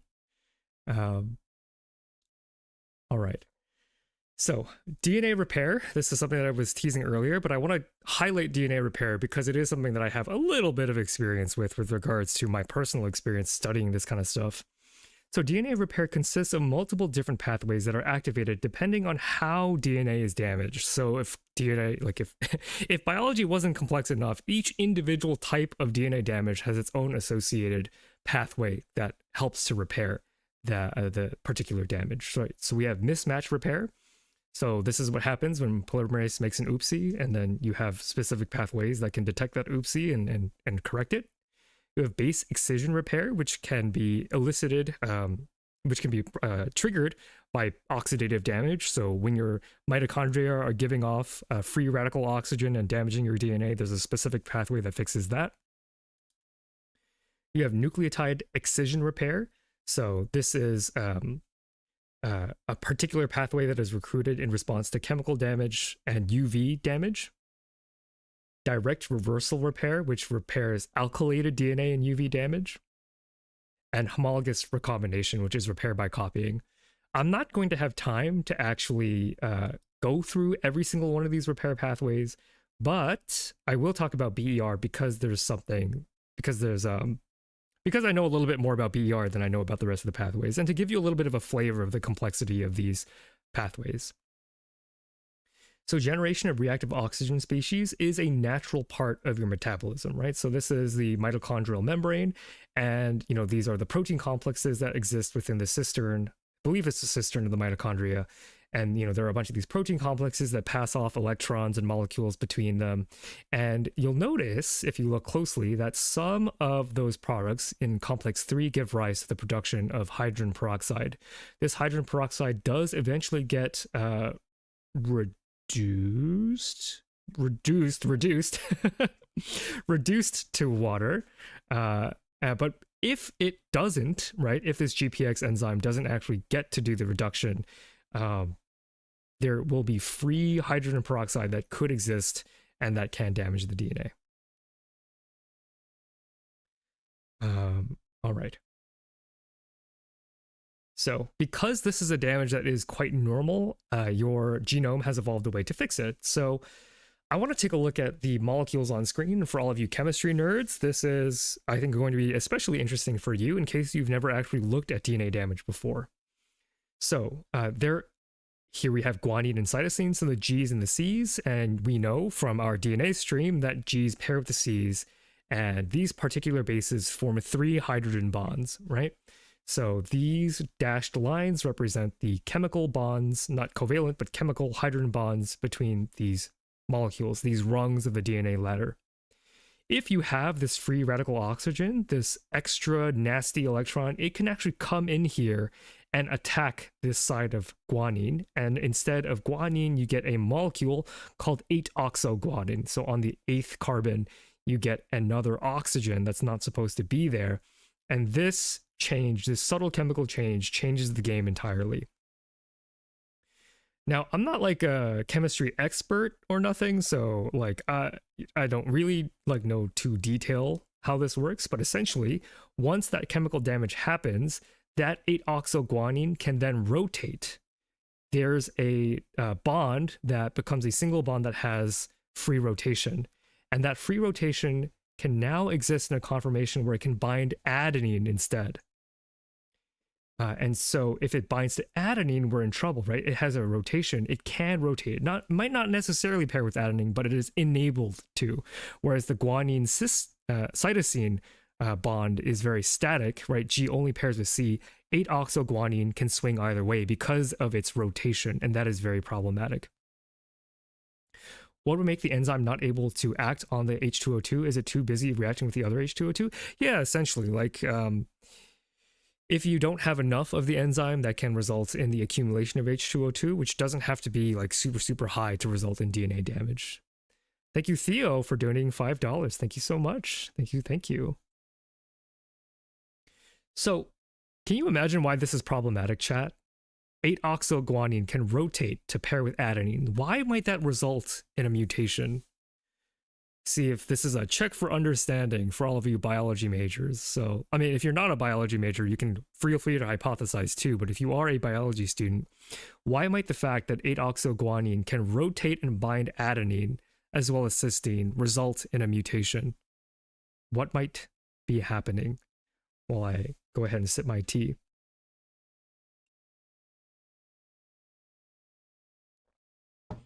I didn't understand how the body naturally degrades H2O2. Mitochondria don't have peroxisomes. I'm not entirely like very well trained in the biology of mitochondria, but there's an enzyme, so I'll put it that way. Thank you so much for the additional $15, Piney. You're I was gonna say pogging out. I don't think that's the right way to use that word, but thank you so much, Piney. Do you have a particular desire for me to spin? I guess $15 would be spinning the good wheel, so I will add a good wheel here too. Did I add the good wheel bad wheel from your earlier donation? I don't quite remember. So let's see. Jump over a base, not quite. Might swap with the other one with adenine. Swapping is closer. That would facilitate a base pair shift. Shift, not quite. The other stuff can't bind when the binding area is in use. I'm not sure if you're referring to the H2O2 or the adenine here. Oh, you don't think so? Okay, so let me go ahead and add another good wheel and a bad wheel. Although, Piney, I don't remember. Do whatever you think is feel best for the content. Let's do an even spread then, if that's the case. Let's do... yeah, let's do, I remember how much you donated before, so don't worry. I'm just trying to do like math in my head because I'm tired. Let's do 2 bad wheel ones, 2 additional bad wheel ones. Bad wheel 9, that's easier. I guess guanine could also pair with adenine, which wouldn't mess with a double helix structure. It wouldn't, because this is perfectly happy to exist. 8-oxoguanine rotated to bind to adenine. It's happy binding to adenine, and that is the problematic part. Messes up the 5' 3' ends? Not exactly. This is such an interesting problem, right? It's a little non-intuitive, but the reason why I ask is so that the biology becomes that much more amazing, right? Like, okay, so 8-oxoguanine, it's happy to bind adenine, it's also happy to bind cytosine. We've got this double helix. What happens when this cell is trying to replicate, when it tries to make a copy of itself?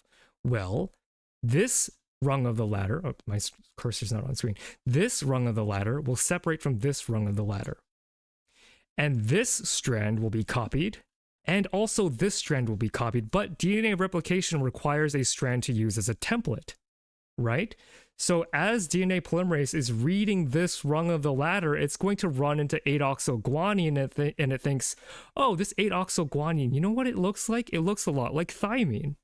It looks a lot like thymine because it can bind to adenine. So instead of recognizing this correctly as guanine, DNA polymerase thinks it's thymine. And when it makes a copy, that's when that mutation gets immortalized, because it will, instead of adding the correct base, the cytosine here, it will add an adenine. Does that make sense, chat? Yeah, happy amoeba, you're in the right area. It's an issue with reading. So let me go ahead and put up a poll, because I think that's a really cool mechanism, and I want chat to really understand. I'll explain it again if I need to, but it's so I mean, clever is not really the case, but like the way that this happens at a molecular level, this is why I became a cell and molecular biologist, right? The 8-oxoguanine looks like thymine, and so when the DNA strands separate and get replicated, instead of guanine here, we're gonna get a thymine. Instead of adenine, instead of cytosine here, we're gonna get an adenine. Super, super cool.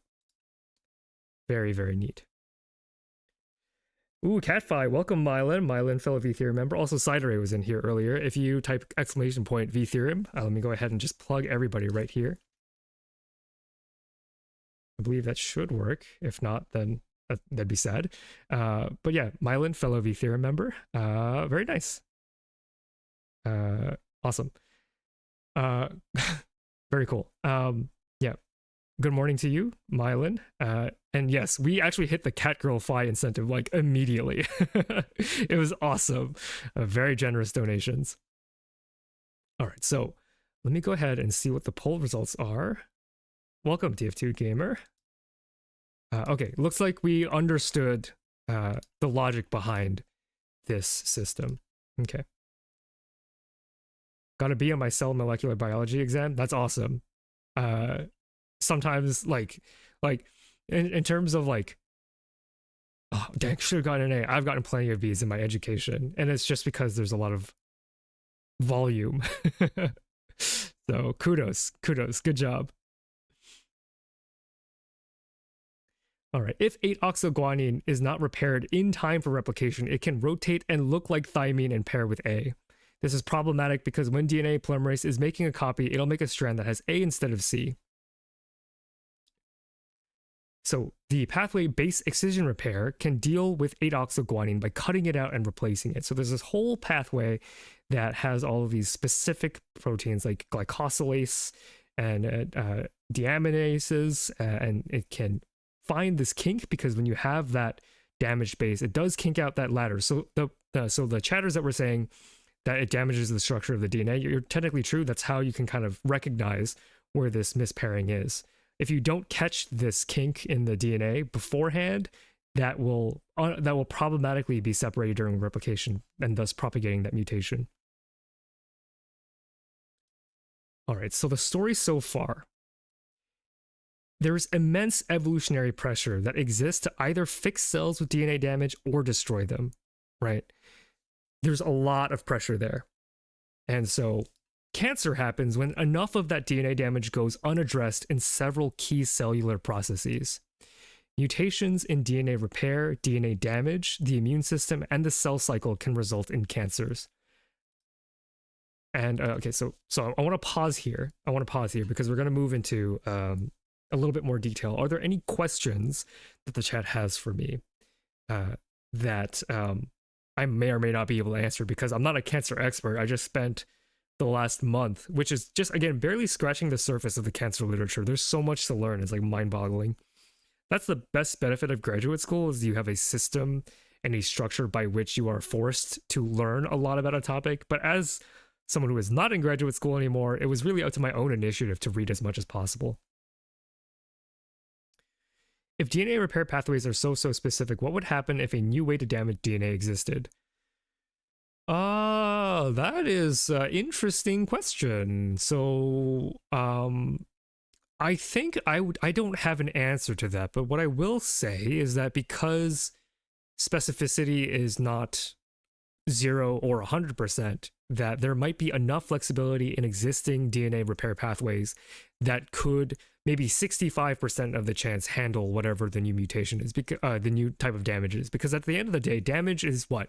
Just adding or removing chemical groups to a molecule, right? And so if you think about DNA damage in the language of shapes, then there's a good possibility that the shapes are correct enough for something to work in our long arsenal of stuff. Can there be over-replication of mitochondria inside a cell, a sort of intercellular cancer? That is also an interesting question. I don't know whether or not mitochondria replication is pathogenic, but I do know that there is mitochondria dysfunction in a lot of diseases, right? Famously, viruses love replicating mitochondria so they can hijack their energy-producing pathways. That's a genuinely interesting question that I never thought of before.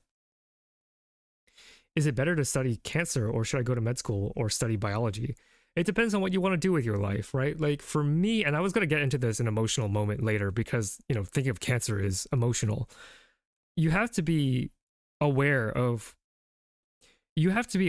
what type of work causes you to be in the zone. I think that's the most helpful piece of advice that my career counselor gave me. And if you've been a part of the channel, you already know what I'm about to say. But when I was in graduate school, when I was determining what I actually wanted to do with my life, my graduate career advisor had told me that you should do something. You should identify the situations in grad school where you feel in the zone, where the world is your oyster, you're vibing, you're chilling, you're not worrying about other things, you're in a flow state, you're working and you're producing good work. And for me, that was making and presenting Journal Club, just like what I'm doing right now for my hobby, right? I realized that my skill set was never going to be one that aligned with a researcher because, to be honest, I was kind of just okay at the whole research thing, wasn't that good at it, not enough to graduate in 6 years, which is not bad, but like, if I was good at research, I would have graduated by 6 years. Certainly, I had colleagues who did. And so the career counselor brought my attention to the fact that what I actually love doing is presenting research and talking about research and education as a whole. So I can't tell you what you should go into. What I can tell you is to think about what you love doing. And if you're young, there's a chance you haven't done enough to know that answer. So my recommendation to you would be to just do more stuff and come back later. That's honestly the only correct answer. Would our strategy or case strategy be more likely as a whole population to get cancer? I don't know because I'm not an ecologist. R and K selection, I think, is more of an evolutionary biologist thing, and I'm not ready to talk about that. Do all ROS damage the DNA the same? Also a good question, not one that I'm prepared to answer. These are all really interesting questions, and it shows I'm very happy to acknowledge the limit of my knowledge because it shows that you are generating questions that a biology, I hesitate to call myself an expert, but someone with, a decade of biology experience can't answer, and you should be proud of finding the limit of my knowledge. Okay. So that's the story so far. So up until now, everything that I've been talking about was very non-specific, just very Cancer 101 kind of level. Now we're going to get into some more specific stuff. So how many of you in chat have heard of P53? And I genuinely want to hear from you because it'll let me understand the impact that I am making. So how many of you have heard of this gene P53? Just give me a sense for the public understanding of the fame or infamy of this molecule/gene. Yes, I have in my AP Bio classes. That is not a surprise because if you are a biologist, there's no way, if you are a biologist that has finished your unit on cancer biology, there's no way you haven't heard of this. But I wanted to get a sense for my audience. The name is not odd to me, but I forgot. That's reasonable. It's kind of a forgettable name, but if you are practicing biology, you cannot forget this molecule. Okay, so it looks like we have majority no, which is great. That means that what I'm about to do has some actual impact. So it's always good to check so that I'm not retreading old ground. So P53 is a molecule, and it is the most famous molecule with regards to cancer. This is a gene that is mutated in 50% of all cancers. So if you have cancer, there is a very good chance that in that cancer, one of the genes that is broken is this molecule P53. Very, very, very prevalent. All right, let's get rid of P53 then. Unfortunately, not that easy. It's dubbed guardian of the genome. So you need this. You absolutely need P53, which is why mutations in P53 are so deleterious, right? Like this molecule is holding back a tidal wave of bad news, right? This is what's called a master regulator of DNA damage. A master regulator, comma, it is a regulator of DNA damage, repair, cell senescence, apoptosis. We already talked about this. It's the entire cancer list, right? Like this is a central molecule in the regulation of all the things your cell does in order to prevent you from getting cancer.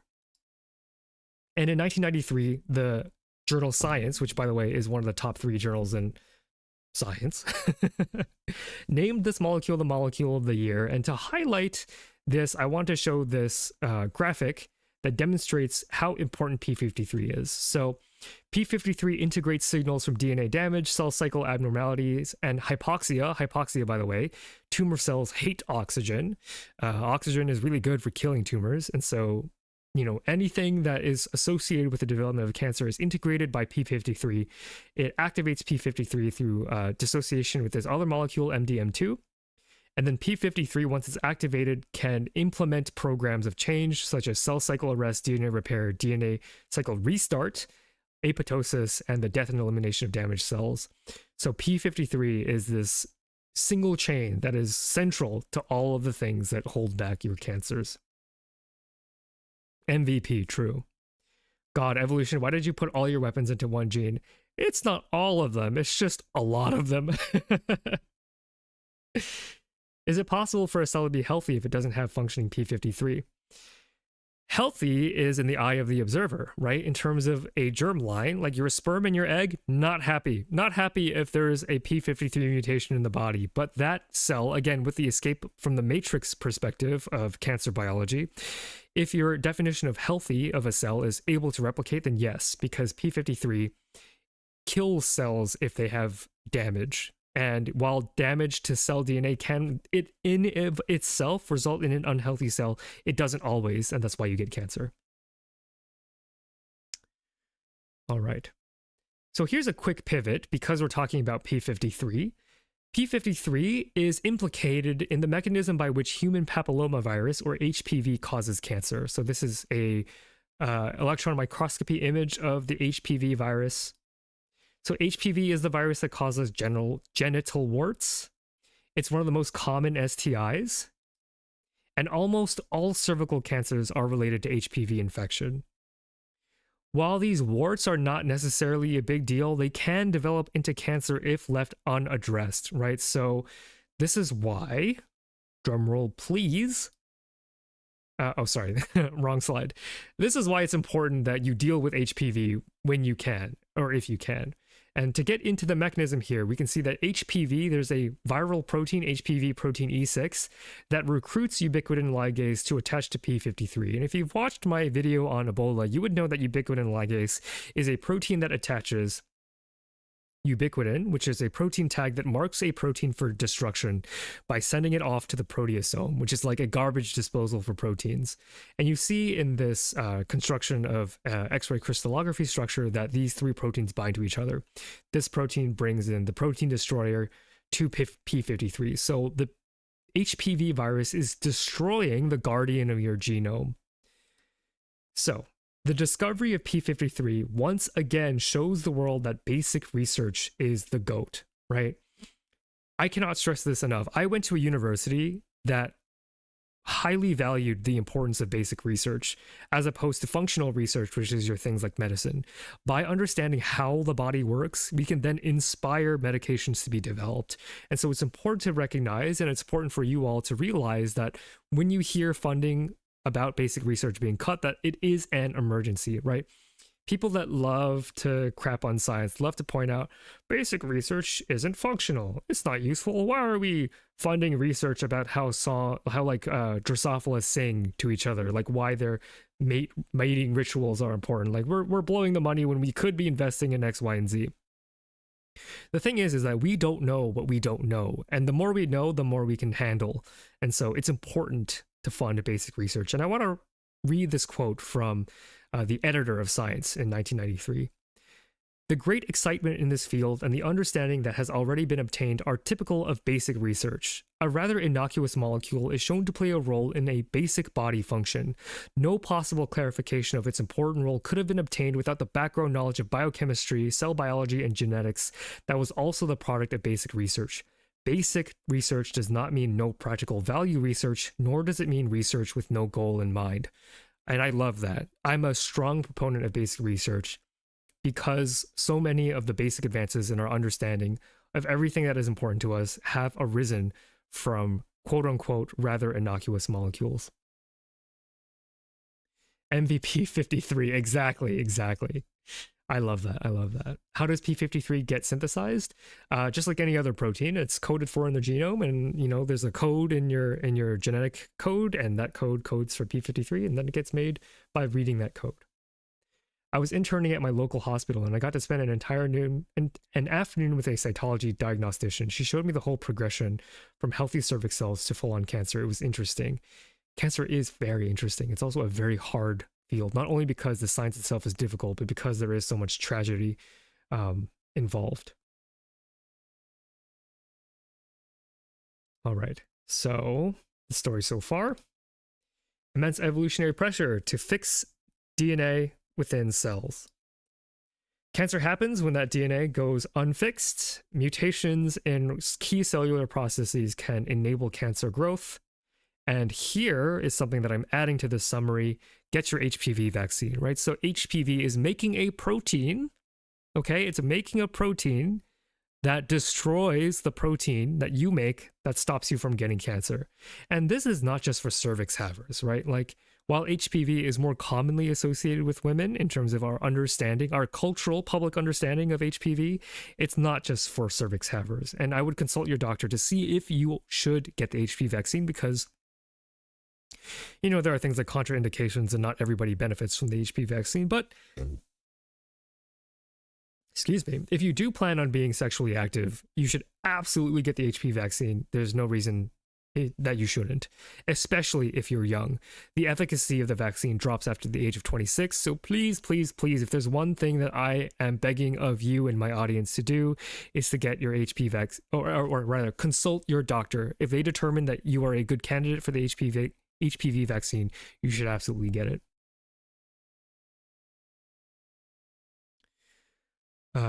Super naive idea. Can we give healthy P53 to people with cancer? So that is not a strategy that I have heard of, just because the stage at which P53 is important is very early, right? So it's one of the things that is broken.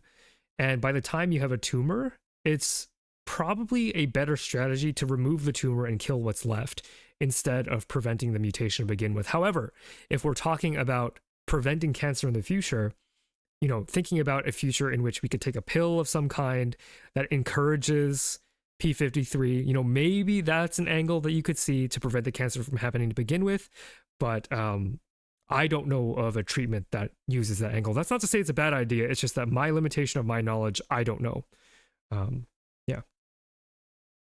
Why does the vaccine stop being effective with age? Does it have to do with the immune system? I think almost by definition, it has to do with the immune system, but I actually don't know.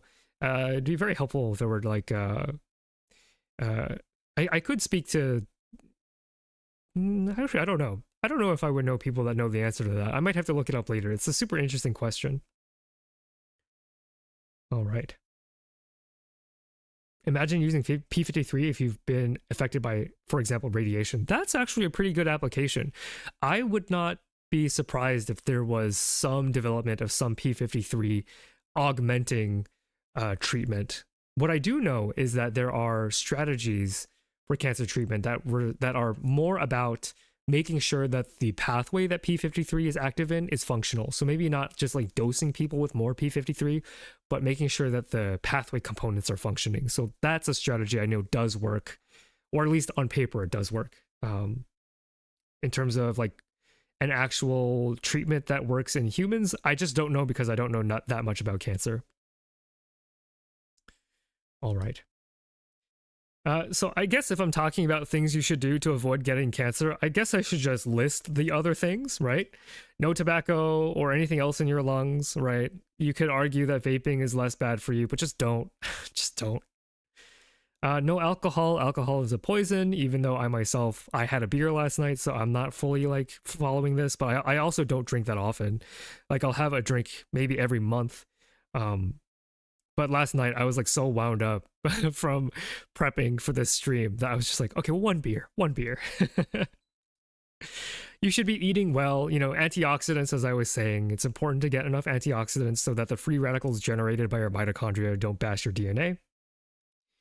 Exercise has been proven to be effective against preventing cancer. Just be healthy, right?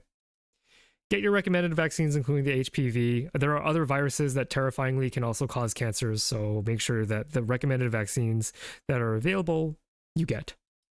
Sunscreen, you know, UV damage, sunscreen's important.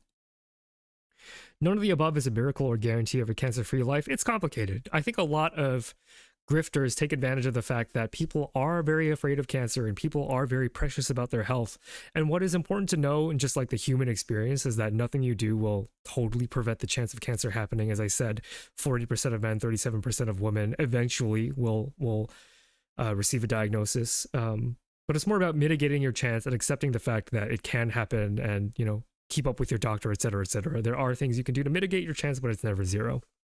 It is scary. It is scary. Oh, I did miss sleeping. Thank you very much, Aggie. Hi, watching you while I work from home. Why do you have a collar on? So the $100 donation incentive was the Fi Cat Girl reveal, which we met within like 20 minutes of stream starting. So that's why I'm streaming with this on. Yeah, sleep is also very important. I did forget to put that on there. Thank you very much. So, to get an idea of the landscape, the diverse landscape by which cancer research exists, let's talk about the types of research that are out there. So I wanted to give you a basic sense for how complicated cancer is. And for the biology students out there who are still thinking about what you want to do with the rest of your life, here are some of the things that are important in cancer research. Maybe not everything, but some of the things. Environmental risk factors. So these are things like pollutants and psychological upbringing, maybe income, proximity to Superfund sites, etc., etc. So these are things that are happening to people that could affect their risk of cancer. Genetics. So if you like genetics, if you like math and programming, genetics is a fantastic field to get into. So understanding what combination of ACs and Ts and Gs make a person more or less likely to develop cancer, that's important. Cell biology and molecular mechanisms. This is where I cut my bread, right? This is my life, you know, or where I choose to exist. How does cancer happen? How do we prevent cancer? How does metastasis happen? So the cellular mechanisms by which tumor cells can get free of their local environment and spread across the body. You know, these are the worst type of cancer because there's basically almost nothing you can do for cancers that progress to this point. Proliferation, so understanding the molecular mechanisms by which cancer cells divide and grow out of control. Thank you, Toxo, for the occasional commands reminder. Toxicity, so how does cancer affect the surrounding cells? How does cancer damage the local area? Metabolism, so there's a lot about cancer metabolism. Cancer is very greedy. It reroutes your body to provide nutrients for itself at the cost of the surrounding tissue. So understanding cancer metabolism is a potential angle to develop treatment. Tumor microenvironment / architecture. So this is a big thing that does not get taught a lot at the basic level, that the microenvironment, the actual tumor itself, is itself a biological system. And as a student before college, I was just like, okay, tumors grow, they replicate, they spread. It turns out each individual tumor type, each individual cancer type has its own microarchitecture that is different. And so it's important to understand how that works. Immune evasion. So the immune system consists of NK cells and T cells whose job it is to root and kill cancer cells. And understanding the role in which the immune system plays in controlling cancers is also very important and can also lead to the development of certain treatments. Drug discovery. So this is the big one. This is the big apple, right? All of the stuff coming before this is in service of this part right here. The ultimate goal is, in fact, to discover drugs so that we can fight against these nasty cancers. Also, thank you so much, More Juice, for your generous $50 donation. Which wheels would you like for me to spin? I will await your answer in the chat. Not only are we interested in drug discovery, we're also interested in drug delivery, right? So this is a whole rapidly improving field of technology, of not just the fact that like we need to understand what drugs kill cells, because there's a lot of like research that goes into understanding compounds that kill cancer, but the reason why we haven't exactly finished the job is because it can be quite difficult to get drugs where they need to be. Also, anybody who has experienced chemotherapy knows that systemic chemotherapy, systemic drugs that circulate across the body that damage everything, is not a pleasant experience, right? There are a lot of heartbreaking stories that claim that the chemo was worse than the cancer. And that is because our methods of delivering drugs to exactly the correct location, it's still being worked out. So if you're an engineering student in particular, like if you like thinking about developing technology, drug discovery, and especially drug delivery, those are very, very, very important fields that are going to get very, very hot. I mean, it's hot right now. I shouldn't say it's not hot yet. It's hot right now. But if you're planning to go and, you know, hop on the bandwagon of rapidly improving science, drug delivery is where you want to be, I think, in my opinion.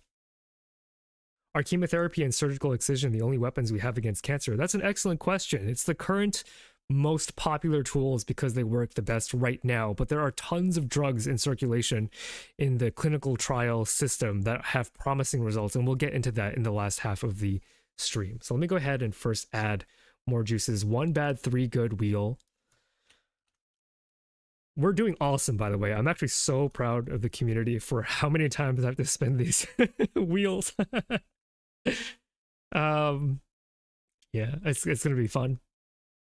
There's nanoparticle drug delivery techniques which can be extremely stimulated to deliver in a specific location. Marlon, you are spoiling the paper that I am about to cover.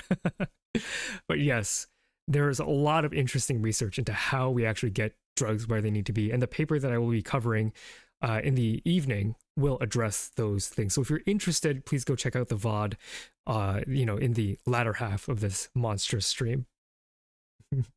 Yes, thank you to everybody who's donated. Your support has meant so much, and we're already more than halfway to our initial goal, which is absolutely crazy. We're not even halfway through the stream yet. Fi merch is looking more and more like it's a possibility, which is very, very exciting. Lipid nanoparticles, love them. Yeah, I do too. They're awesome. Okay. Finally, after 2 hours of yapping, we are going to talk about glioblastoma. So specifically the cancer of interest today.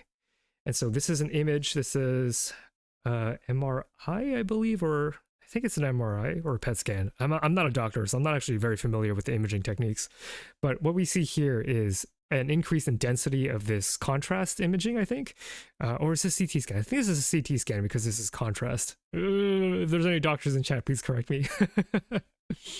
But this is where the tumor is. You can see it's quite sizable compared to the rest of the brain.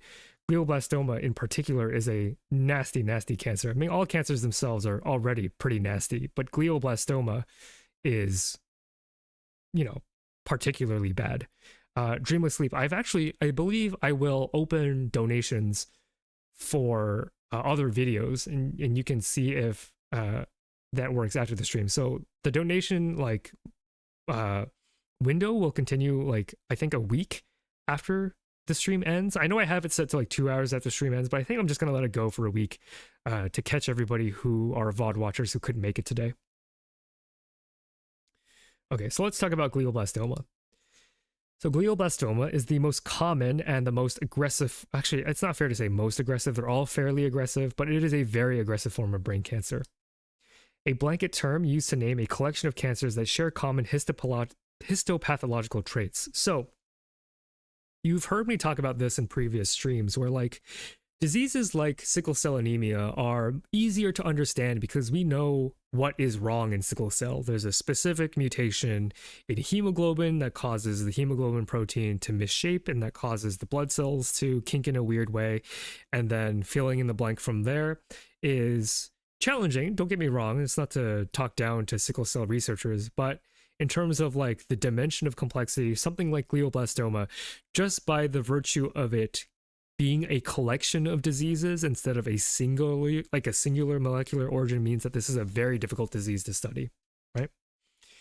So it is united in the sense that they share histopathological traits. So they look the same by eye, right? Looking at the cancers, they share the same traits, but that doesn't mean that they have the same molecular origin, which makes understanding this cancer very difficult. So it is characterized by something called high-grade astrocytic neoplasm with the presence of either microvascular proliferation or tumor necrosis. So to simplify that, astrocytic neoplasm, this is an abnormal growth of astrocytes, so non-neurons. These are supporting cells of the nervous system, with either microvascular proliferation, so proliferating tumor, or with tumor necrosis, so damage to the area. Okay. Despite being a cancer of the brain, the culprit is non-neuronal. So when you think brain cancer, I think of neurons, I know that there are glia in there. Obviously, I was a brain researcher myself, but my brain goes straight to neurons. This is a cancer not of neurons, but of the supporting cast of the brain. So astrocytes are supporting cells. They are a part of a class of supporting cells called glia. They are astrocytes named after their shape. Aster means star, right? And so here we see they're very pretty when they're stained and have very complex and interesting structures. So what do astrocytes do when they're not being glioblastoma? So they're a non-neuronal supporting cast of the central nervous system. They aid in the maintaining of the blood-brain barrier. They provide nutrients to nervous tissue. They are involved in repair and general maintenance of neurons. Mediators of inflammatory signaling in the brain. Without vascularization, growth leads to necrosis. No, I'm not entirely sure. It's an interesting question. I never thought of brains containing things besides neurons. Yeah, exactly. That's why I decided that it would be a good idea to just acknowledge that, like, even I, who was a brain researcher, I sometimes forget that there are other cells. There are, like, neurons, oligodendrocytes, astrocytes. There are all sorts of different subclasses of neurons and microglia, so immune cells, and fibroblasts, supporting, etc., etc. Okay, so again, as I was mentioning, diseases with multiple molecular origins are difficult. And here I want to just point out something, that glioblastoma is more like 3 diseases in one, right? So they share a common definition, that is astrocytic neoplasm with those 2 other traits, microvasculature proliferation and tumor necrosis. But within that physical description, there are 3 molecular origins. You have the classical glioblastoma, you have the proneural glioblastoma, and you have the mesenchymal glioblastoma. So molecularly, the mutations that underlie these particular different types of glioblastoma are different. So in the classical pathway, you get a mutation in PDGFRA. In proneural, you get P53. Hey, look, there's P53, PI3K, and then PDGFRA again. And then mesenchymal, it's tumor necrosis, can't speak. Necrosis factor kappa B and NF1. There's neural here. This I included just to talk a little bit about the history of the study of glioblastoma, is that originally there were thought to be 4 different types of glioblastoma, but this neural category was eventually discovered to be just contamination from a certain system. So they're all slightly different. Is it fair to say that this is one disease? And you can imagine with something as like sledgehammery as chemotherapy and resection, that it's no wonder we haven't cracked the code yet, right? Like chemotherapy is a hammer. You use it because it kind of gets the job done, but it's not specific, right? It's not a surgical, precise manipulation. It is systemic. It is painful. It is got a lot of off-target effects. Ideally, we want targeted approaches, and the fact that glioblastoma is actually 3 different cancers, it doesn't help, right? We need probably an individual treatment for everything, or if we're very lucky, we find a treatment that can deal with all 3. But it is very, very, very challenging. Another thing biologists and software engineers can handshake on, naming things is hard. Exactly. The very fact that you have to name things is a reduction of complexity. This is why when people go, biology says this about people, and there are only I want to be like, no.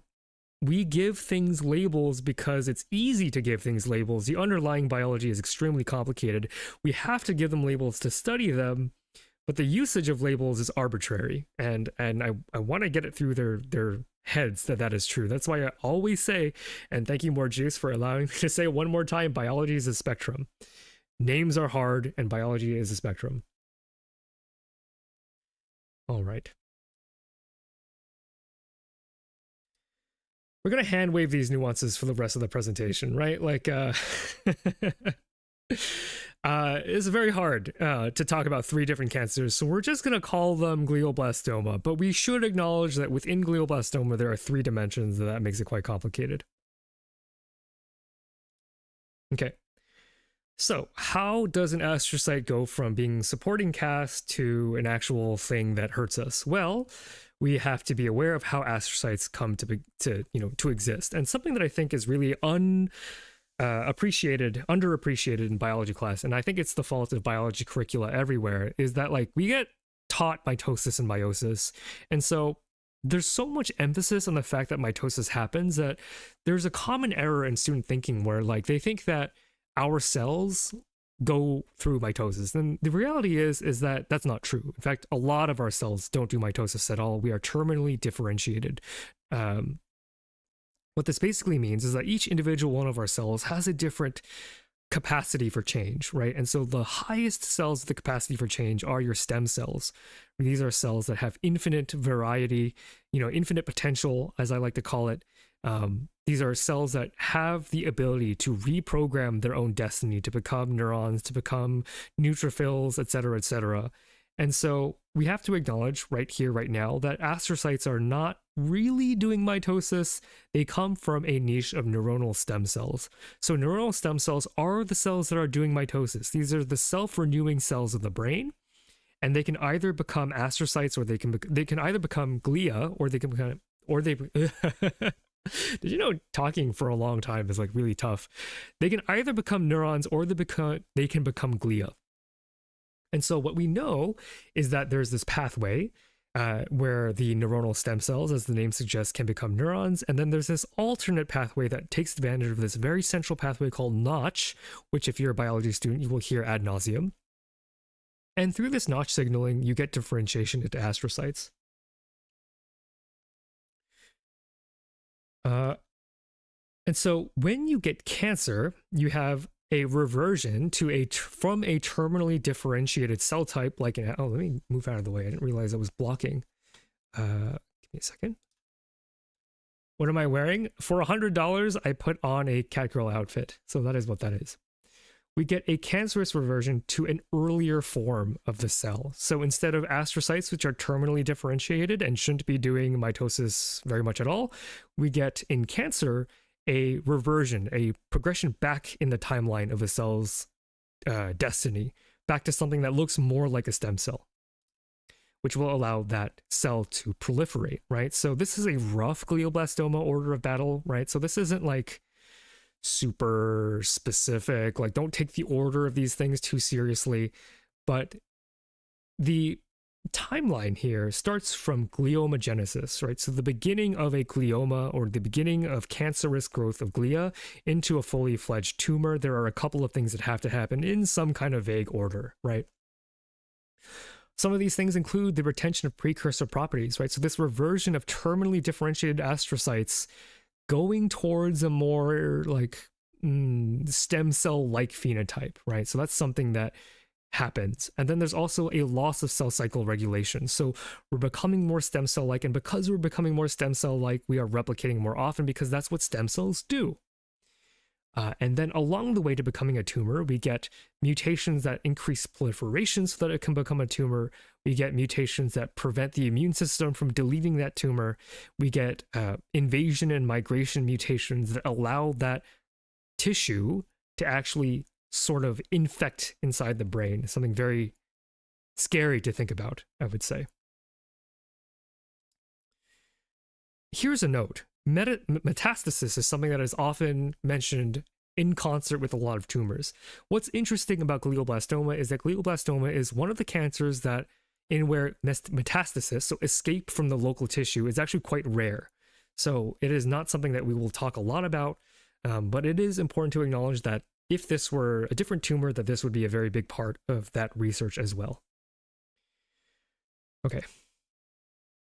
And with that, we are half an hour early to our lunch break. Are there any questions? I'll kind of end here in sort of the order of battle so I can catch up on any questions that chat might have. Again, because I'm not a cancer expert, there's a chance that I might not be able to answer some of these questions, but just wanted to leave a little bit of time before I go ahead and start spinning the wheels.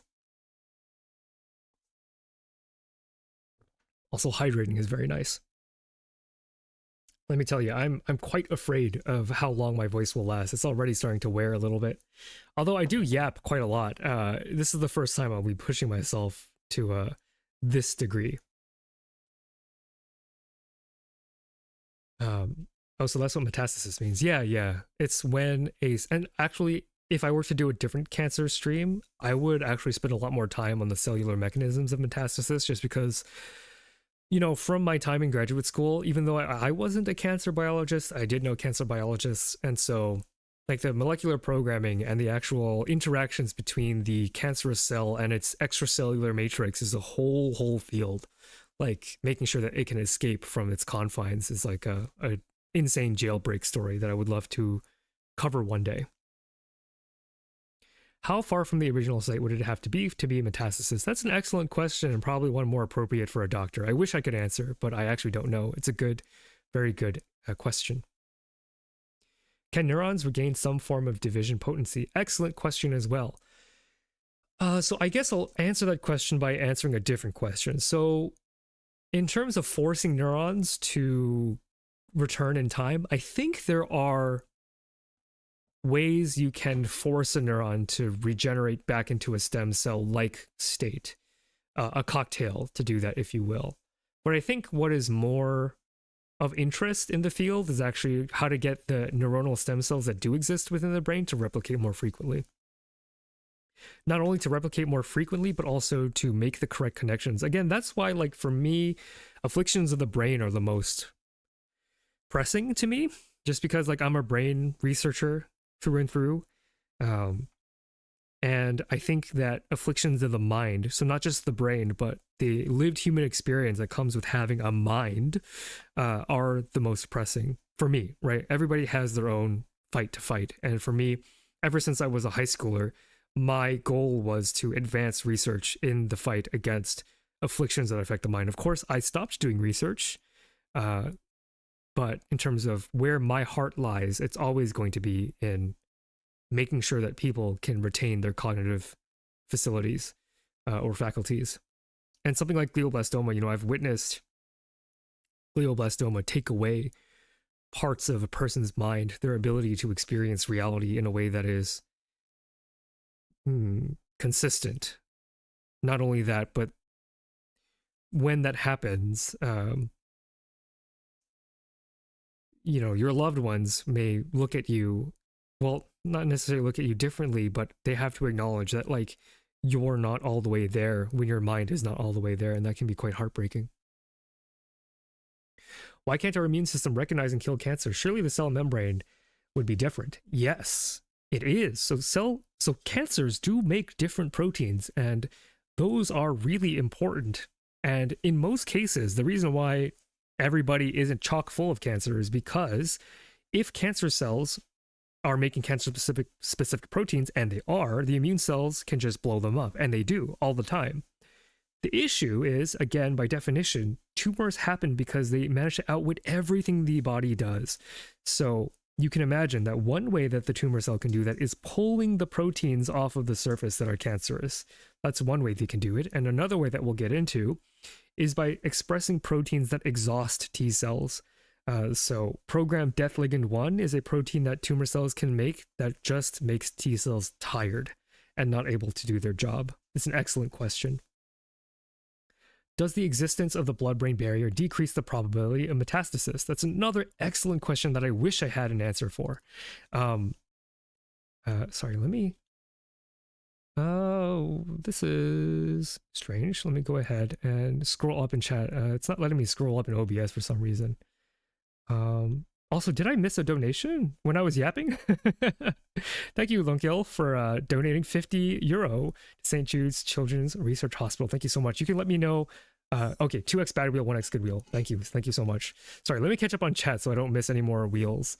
So that was 2 bad wheels, 1 good wheel. 2 bad wheels, 1 good wheel. That bad wheel is stacking. Okay. Okay, so let me catch up on chat again. Does the existence of the blood-brain barrier decrease the probability of metastasis? I don't know if that is why metastasis doesn't happen, because metastasis, I think, is more of a property of the tumor itself versus its environment, because metastasis will happen by tumor breaking out.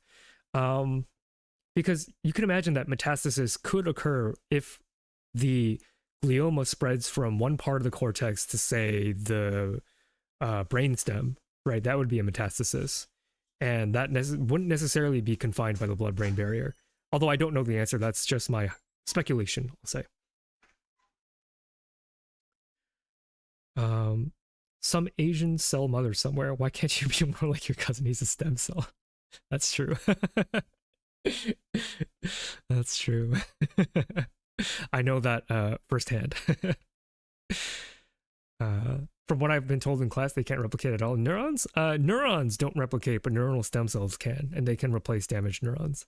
Whether or not they replace them in just the right way, it's a different question. It was nice knowing you, Fi. True. I wasn't expecting quite this level of success, but I'm, of course, very, very thankful. As an extension to Rob's question, if glioblastoma affects the very cells that create the blood-brain barrier, wouldn't that increase the chances? That's also interesting. You all have such interesting questions. I wish I were more prepared, but hold on to those questions. And if you... okay, let me plug the Discord one more time.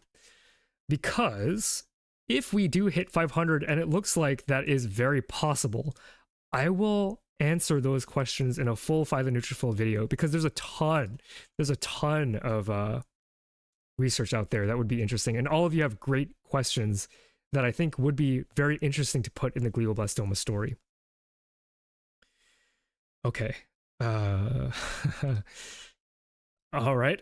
I have delayed my inevitable downfall for long enough, and I think it's time to start spinning some wheels. Okay. Let's go. Let's start with some good wheels. So this is the bad wheel. I actually have to redo the good wheel. Actually, you know what? Let's spin the bad wheel first, because the bad wheel is already set up. Okay, bad wheel. Okay. All right, ready, chat? So we got 14 bad wheel spins. Okay, so I will be keeping track of this in a separate Word document. So we'll go ahead and spin them all together. Spin that wheel. What are we gonna get as our very first bad wheel spin? And we have wasabi. Great, that's a great start. So wasabi. This is something that I'm only going to do once per break, so I will now eliminate wasabi from the table, just, to keep it interesting, to get some of those repeat items. So we'll go ahead and do that. Wasabi, that's one down. The last dab. Okay. I will keep this up in case I can handle more hits, but no, actually I won't. I think I don't want to vomit on stream, so let's eliminate that from the pool too. So we're definitely getting the last dab this break. Oh, okay. Next wheel spin. Oh my goodness. Oh, okay, electroshock. Okay. Okay, electroshock. E-shock. And this one we can do multiple times, so I'll leave that on the wheel. E-shock, is that still on there? Why did that disappear? I don't know why that disappeared. Maybe I can add it back. Interesting. Okay. And we'll add it back. Let's do double burpee count. Okay. So that actually doesn't count. So I get off on that. Don't clip that. But I will keep track of that because there's no initial burpee count. I don't double anything. So that saves me. So that's actually really good for me in particular. So double burpee count, but there's no doubling. So I am saved. Oh God, there's so many more. There's so many more. Okay, so 10 more spins. 10 more spins. Oh, okay, another electroshock. Okay, so we'll do E-shock. 9 more. This is turning out to be a very painful wheel.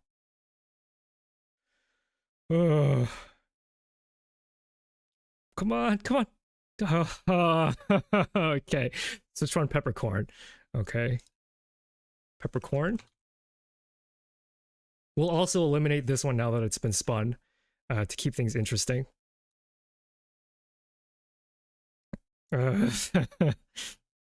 Okay. Oh, okay. Yeah, very interesting lunch. You're telling me. Okay. Okay. Batter wheel. Batter wheel 1. So this one can be re-rolled a couple times. It'll be a surprise what each of the batter wheel spins are. So I will keep track of that. Batter wheel 1. Okay, 5 burpees. 5 burpees. How many are we at? 1, 2, 3, 4, 5, 6, 7, 8. 8. Okay, so we have 6 more to go. Let's see how healthy I'm about to be. Okay, double. Okay, that's the equivalent of 5, so doubling makes it 10. Okay, so that's 10 burpees now. Oh, okay. I mean, you know, and speaking of health and exercise, right? Exercising is a legitimate way to, you know, prevent your risk of cancer or to increase the chance that you don't get cancer. 5 more burpees. Okay, 15. Not too crazy, although we haven't done the good wheel spins yet. So we'll go ahead and close that. What are we at right now? 1, 2, 3, 4, 5, 6, 7, 8, 9, 10. Okay, 4 more. How high are we getting that that number? Batter wheel. Okay, second batter wheel. 3 more, I mean. And what are we gonna get? Oh, I shouldn't have picked 2x, although I have been getting quite lucky. I jinxed it. Doubling again, 30 burpees. Okay, 30 burpees. 1, 2, 3, 4, 5, 6, 7, 8, 9, 10, 11, 12. 2 more. Oh, this can quickly get out of control. This is quickly going to be a problem. Batter wheel 3. Okay, good. Batter wheel 3. And I think I'm going to be okay as long as we don't get 60 burpees here. And we haven't gotten an embarrassing story yet, which is interesting. Okay, there we go. Embarrassing story. So 30 burpees. Okay. Embarrassing story. Excellent. Okay. Whew. Okay. All of the things are recorded. Should I do the bad wheel now and then all of the good wheel? I think so. Just to keep it interesting, because I know y'all are waiting for me to do these. So why don't I do all the bad wheel now, and then I can cool down with all of the good wheel. So I will be right back, and you can once again be blessed with the be right back screen. 60 burpees could have led to a new embarrassing story. Exactly. So if you haven't seen this be right back screen, it's very good. And I will go ahead and I will prepare the Sichuan peppercorn, the wasabi, and the last dab, which I'm eating before my lunch, by the way, which interesting how that will go. No, let me do the burpees first. I'm going to do the burpees first so that when I eat the horrible things, I'm not going to have another embarrassing story. All right. So if you want to join me in decreasing your chance of developing cancer, why don't we all do 30 burpees together? Or you can choose to just acknowledge my pain. But I will be doing 30 burpees right now.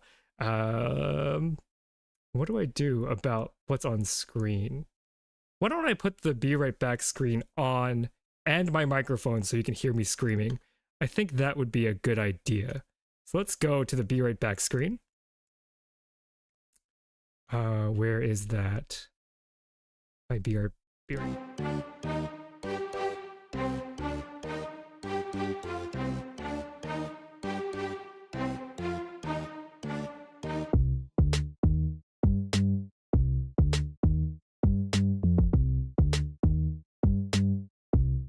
All right, and I've added my microphone. All right, 30 burpees, let's go. 30 burpees and then eating a bunch of horrible stuff. Let's go. Burpee stream, let's go.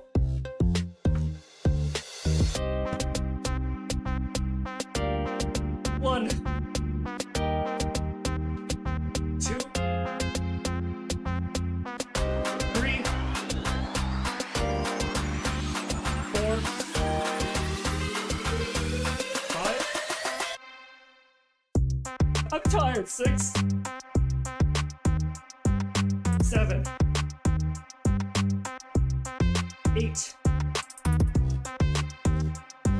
9, 10, 11, 12, 13. I'm getting tired, y'all. 14, 15. Oh, I need to slow down. 16, 17, 18. Oh, it's for charity. It's for cancer research. 19.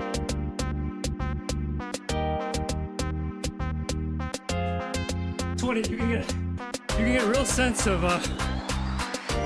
how out of shape I am. 20. 21.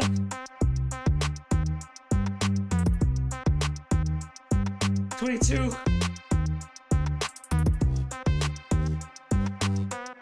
23.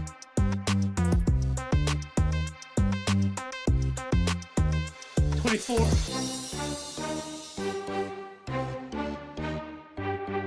25. Oh, I'm tired.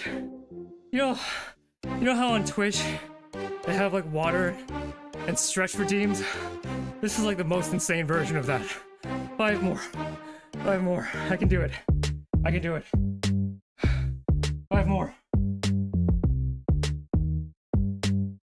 26. 27. 28.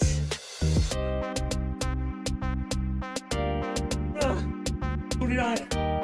Oh, it's for the children. The children. 30. Oh. God. Oh, 30 just. God, I can't imagine doing 60. That's insane. Oh. Oh. Oh. Oh. Let's go, chat. Let's go. Oh, God. Oh. We still have the good wheel, too. But I'm gonna take a break. And I'm gonna be right back for real. I will be right back with the wasabi, peppercorn, and the last dab hot sauce. Okay. And I'm gonna hydrate too, so I'm tired. But you know, streaming for 12 hours, you gotta make sure to get some reps in, man. You gotta make sure. Sitting down too much, it's not good for you. Alright, be right back. Oh gosh.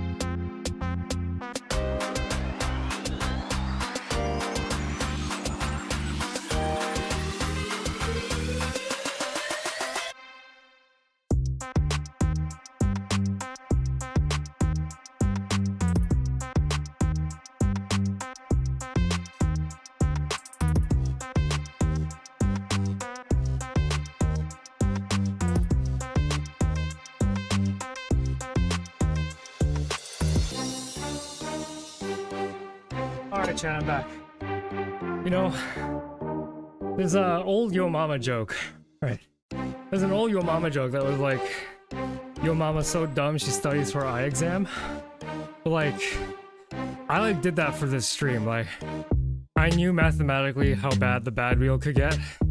And the week leading up to the stream, I was like, dude, I can't go out looking like a dork. I gotta study for my physical exam. Which I used to do in high school, by the way, like the pacer exam. It was my goal to be average. And so I quote-unquote studied for that kind of thing. Okay. Whew, okay. Alright, let me catch up on chat. Let me just see if there were any donations that I should keep track of.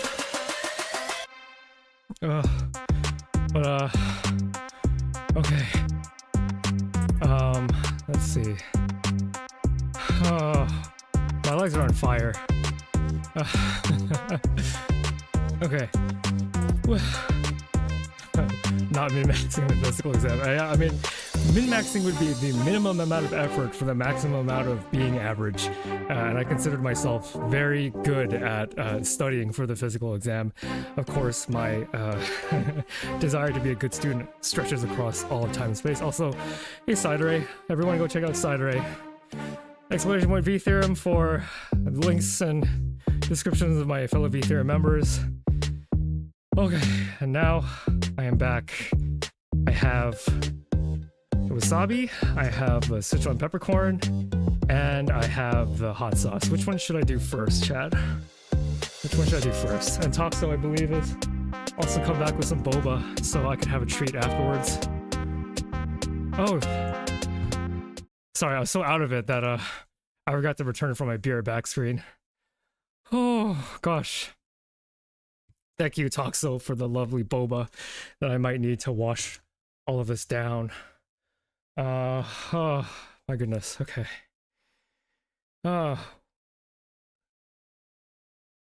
Okay. Hot sauce, wasabi, last dab in the peppercorn.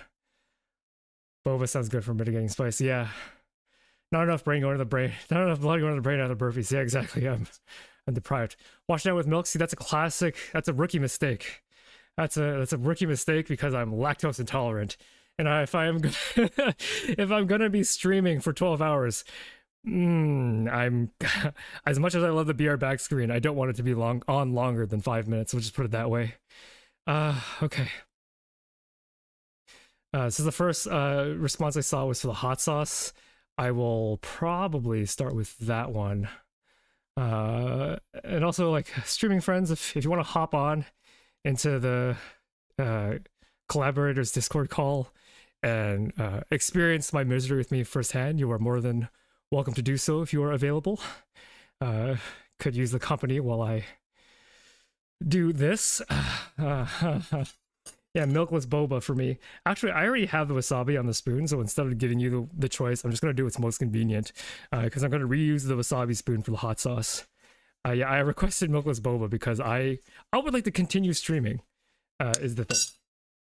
I would like to continue to do that. Thank you so much for the donation.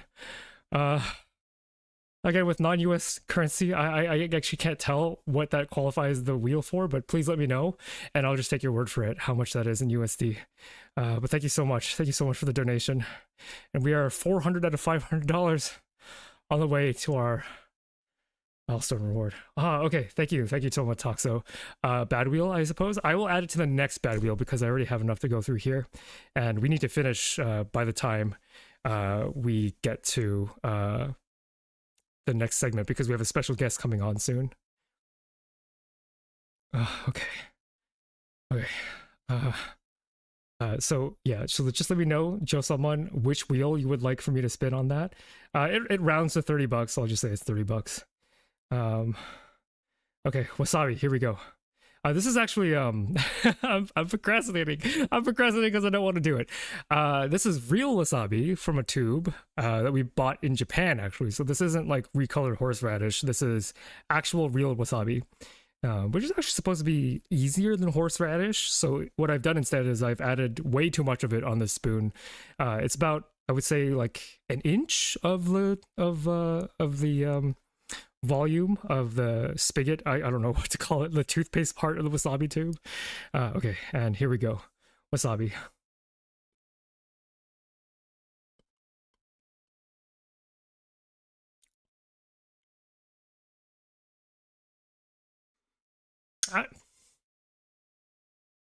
Oh, you know, that's not bad.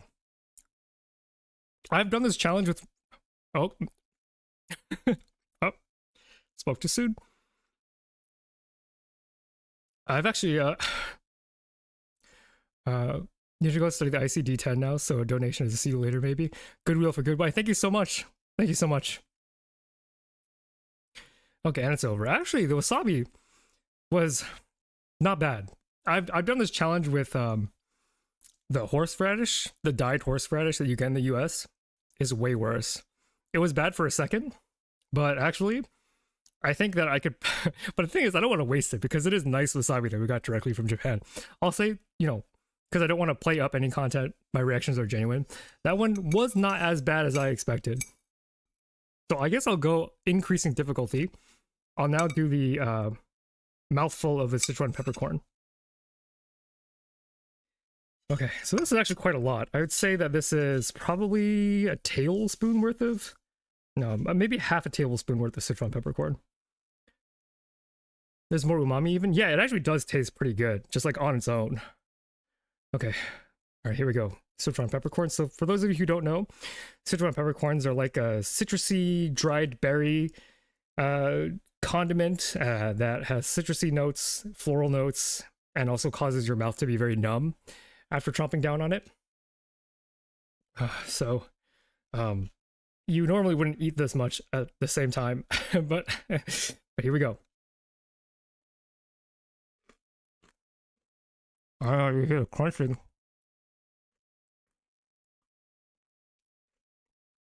Yeah, this one isn't that bad either. You wanna know why? I think Nile Red actually explained this quite well. Because, when Nile Red made capsaicin, when Nile Red made the capsaicin, the pure capsaicin, when he tried it, he said it wasn't that bad. I think he said it wasn't bad because capsaicin is hydrophobic. So it is something that does not dissolve very well in water. And I'm wondering if the same thing is happening to the Sichuan peppercorn, because right now it just kind of tastes bad, but it's not like, okay, I supposed to shoot. Oh god.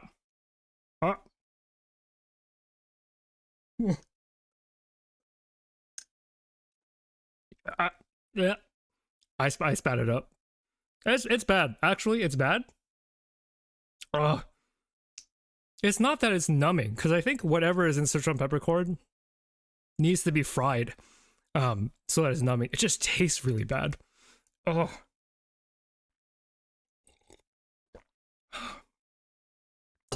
Fish smoothie, yeah. The Goodwill's got 10 superfoods in it. In a smoothie that is objectively very good for my health. Okay. All right. Oh, but it's having longer. Having it in my mouth, it does build. It's quite numbing now. Oh, the tea makes it worse. Okay. All right. And now we got the last dab. So this is the one that I'm most afraid of. Oh, that's way too much. Oh, that was way too much. That is way too much. Toxo just came over here to watch how much I put out. That was way too much. Ugh. She just came to laugh. That's so much. I need a sip of this boba. That's disgusting. Oh. Oh god. The Sichuan peppercorn is building. Oh god, you hear that? That's the snap of a boba straw going into the boba.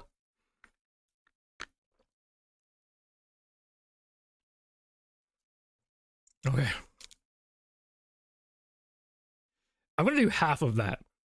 I'm gonna do half of that. This is actually enough to probably disable me for the rest of the stream. So I'm gonna do half of it. Toxo's trying it. Toxo's trying it.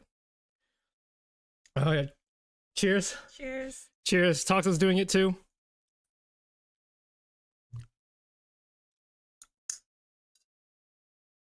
Oh. Oh. It's combining in my mouth. The Sichuan peppercorn and the last dab are. Oh, they're duking it out. Okay. I'm gonna see how long I can go without touching the drinks. Oh. Oh. Does the sauce have a nice flavor besides the spice? It does not. Look, I know I've had delicious sauces from the Hot Ones guys. This one doesn't taste good. Toxo, how you holding up? I feel okay. Toxo feels okay. Toxo's goated. Okay, yeah, I give up. I need to take a drink. This is getting out of control. Oh.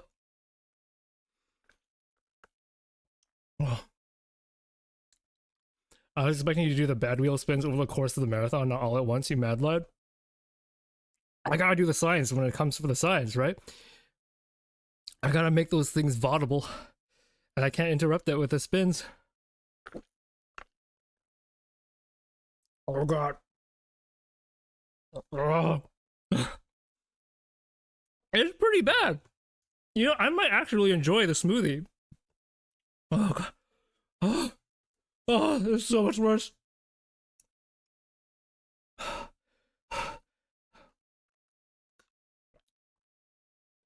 I know that having a dairy thing would have made this easier, but like, I couldn't risk it.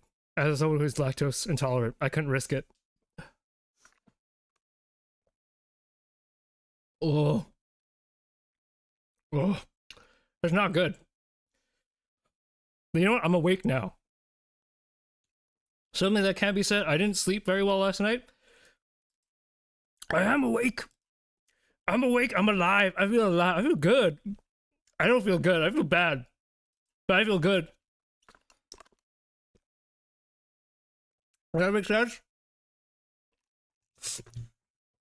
Am I making sense to anybody? I need to get over this before I have Dr. Akari in the voice chat. You know, an actual professional scientist. I need to regain my composure before then. Oh, that's so bad. That's true. You gotta autoclave. You gotta autoclave her to get rid of her. That's very true. Oh god, I'm seeing like 4 dimensions, man. Oh god. Okay, go away, bad wheel. Look at the good wheel now. I'm like actually shaking. Okay, let's change this to the good wheel. Oh, okay. All right. This is the least composed I've ever heard Phi. Yeah. I was talking to myelin. I'm like, you know, for me, being say-so isn't an act. On stream, off stream, I'm a very say-so guy. I'm pretty straight-laced.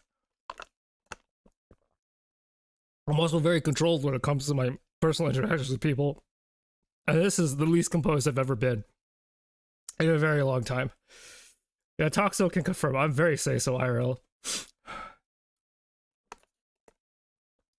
Yeah. I don't know how other YouTubers do it, like putting on an act. I'm just me. This is just me. Okay. Okay, it started to come down. It started to come down. Oh. All right, let's spin some good wheels. So we got 14 bad wheels. What was it? Oh no. Oh shit. I just did the food. Oh god, I can't even finish. I only did the food parts of the bad wheel. I gotta do the rest of the bad wheel. Okay. Okay, so we did all the food ones. We did all the burpees ones. What do we got left? Okay. 2 electroshocks. Okay. here I have a machine, and in this machine there are 6 slots for fingers. I don't know if you just heard it beep, but I'm going to insert 2 of my fingers in here, and there is going to be a 1/3 chance that I get shocked. Now, I have not felt the shock before, so I honestly don't know what I'm in for. The bad wheelers. This is what you wanted, right? So here we go. We're gonna play Do I Get Hurt Today? All right. Can you hear it? Oh my god, it's so long! Oh god! What are the chances? Oh, that was nasty. Oh, it takes so long. Oh, that was worse. That was worse. What is this? What is the no? Oh, okay. That one I had 100% chance of getting shocked. That wasn't the random one. This is the one where I have 1 in 3 chance. Okay. One more.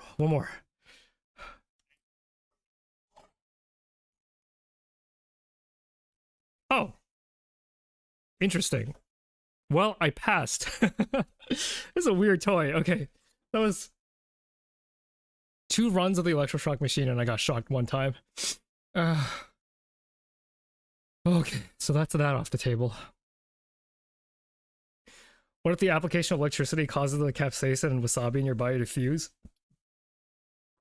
I will become stronger than any neutrophil has ever become before. I'm like snotty now from all the let's say bodily stimulation. Put it that way. All right, what else we got? The electric shocks, batter wheel, and embarrassing stories. So we have 3 batter wheels. Okay, so the first batter wheel, I'm not going to spin for it because it'll just be in order here, is actually punishments for chat. And so what I mean by that is it's stuff that I will do that I have prepared my own brain for, so I'm ready. But it is stuff meant to thoroughly cause you to cringe. So batter wheel is punishment for chat. And for the first one, I have something called the V-theorem brain rot. Ready? All right. I'm not ready. I was talking to Sai yesterday about taking inspiration from her sufferthon, being like, you know, there are things on the wheel that I really don't want to do. In part because I may be doxxed one day, and you know, my students might find this channel. And Sai gave me these words of wisdom of like, she was like, I've evolved beyond cringe, that I embrace the cringe and I live in the cringe. And I'm like, I'm going to try to embody that tomorrow. But Slider is built different, is what I'm saying. So, all right. Okay. We can cringe, but we will be free. All right. Oh, just do it. All right. Sticking out your neck for my Rizzler. You're so syzygy. You're so toxotax. I just want to be your Sigma. Fireka come here. Give it your husbando.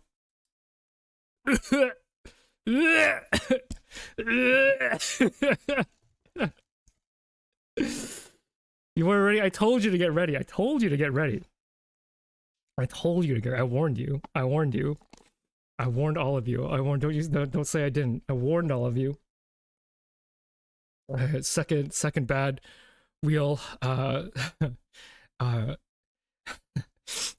You will be forced to hear my ara ara. And while, you know, from a cute streamer, that might be a good wheel prompt. For me, it might be a bad wheel prompt, though. Do I have any requests from the audience as to in what tone or in what verbal style I should do an ara ara for? Takes 4d4 psychic damage exactly. One-san from myelin. Anybody else got requests? For context, I dabble in a little bit of voice work in terms of D&D, so not anything professional, but I do enjoy voice acting. However, there are things that are more cringy to do than others, and some of those include, I think first Ara Ara has to be One-san the classic. I think that's fair. I think that's fair. You're right. Okay. Let me take a sip of my boba and really embody the onesen.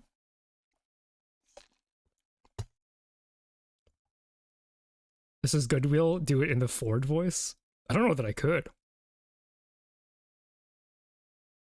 Some of you may already have seen a preview of my femme voice when I was voicing T. Regina in my epic video about the microbiome.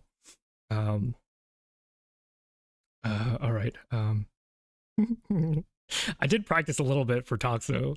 I have to recreate that space. I have to live in the cringe, die by the cringe.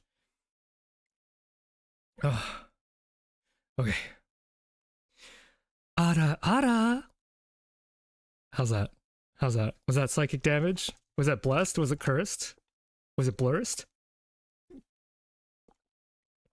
Please, chat. The silence is killing me. The silence is killing me. Oh, that's pretty good. Thank you. Raucous applause. I think it awakened something in me. Don't worry about it, Marlon. If you don't know, you don't know, and that's okay. But it was cute, I think. That's all we can ask for. That's all we can ask for. And then the last batter wheel incentive, another cringe bit, is Toxo wanted me to do an uwu. And this is one where Toxo actually had to like coach me to do it right. And she kept on being like, no, you gotta do it again. Do it cuter. And I was like, I don't know that I can. I can't do it. And she was like, no, you gotta believe in yourself. Just make it higher and squeakier. This one is truly, I think, cursed. Oh. How did a man do it? Okay. Ready for my believe in the uwu that believes in uwu. That is very funny. Okay. All right. So this was the classic uwu. This is maximum uwu energy. All right, ready? Uwu. Oh, that was terrible. Take it back. Eliminate it from your memory. Reverse time. We're becoming progenitor cells. We're reversing into stem cells. We're no longer terminally differentiated. We're going back. Pretend like you never heard it. I told you, the batter wheel doesn't come without risks. It's punishment for chat too. I think I just ate potatoes. It was actually good. No, I don't think so. My cat left the room because of that. No, I'm so sorry.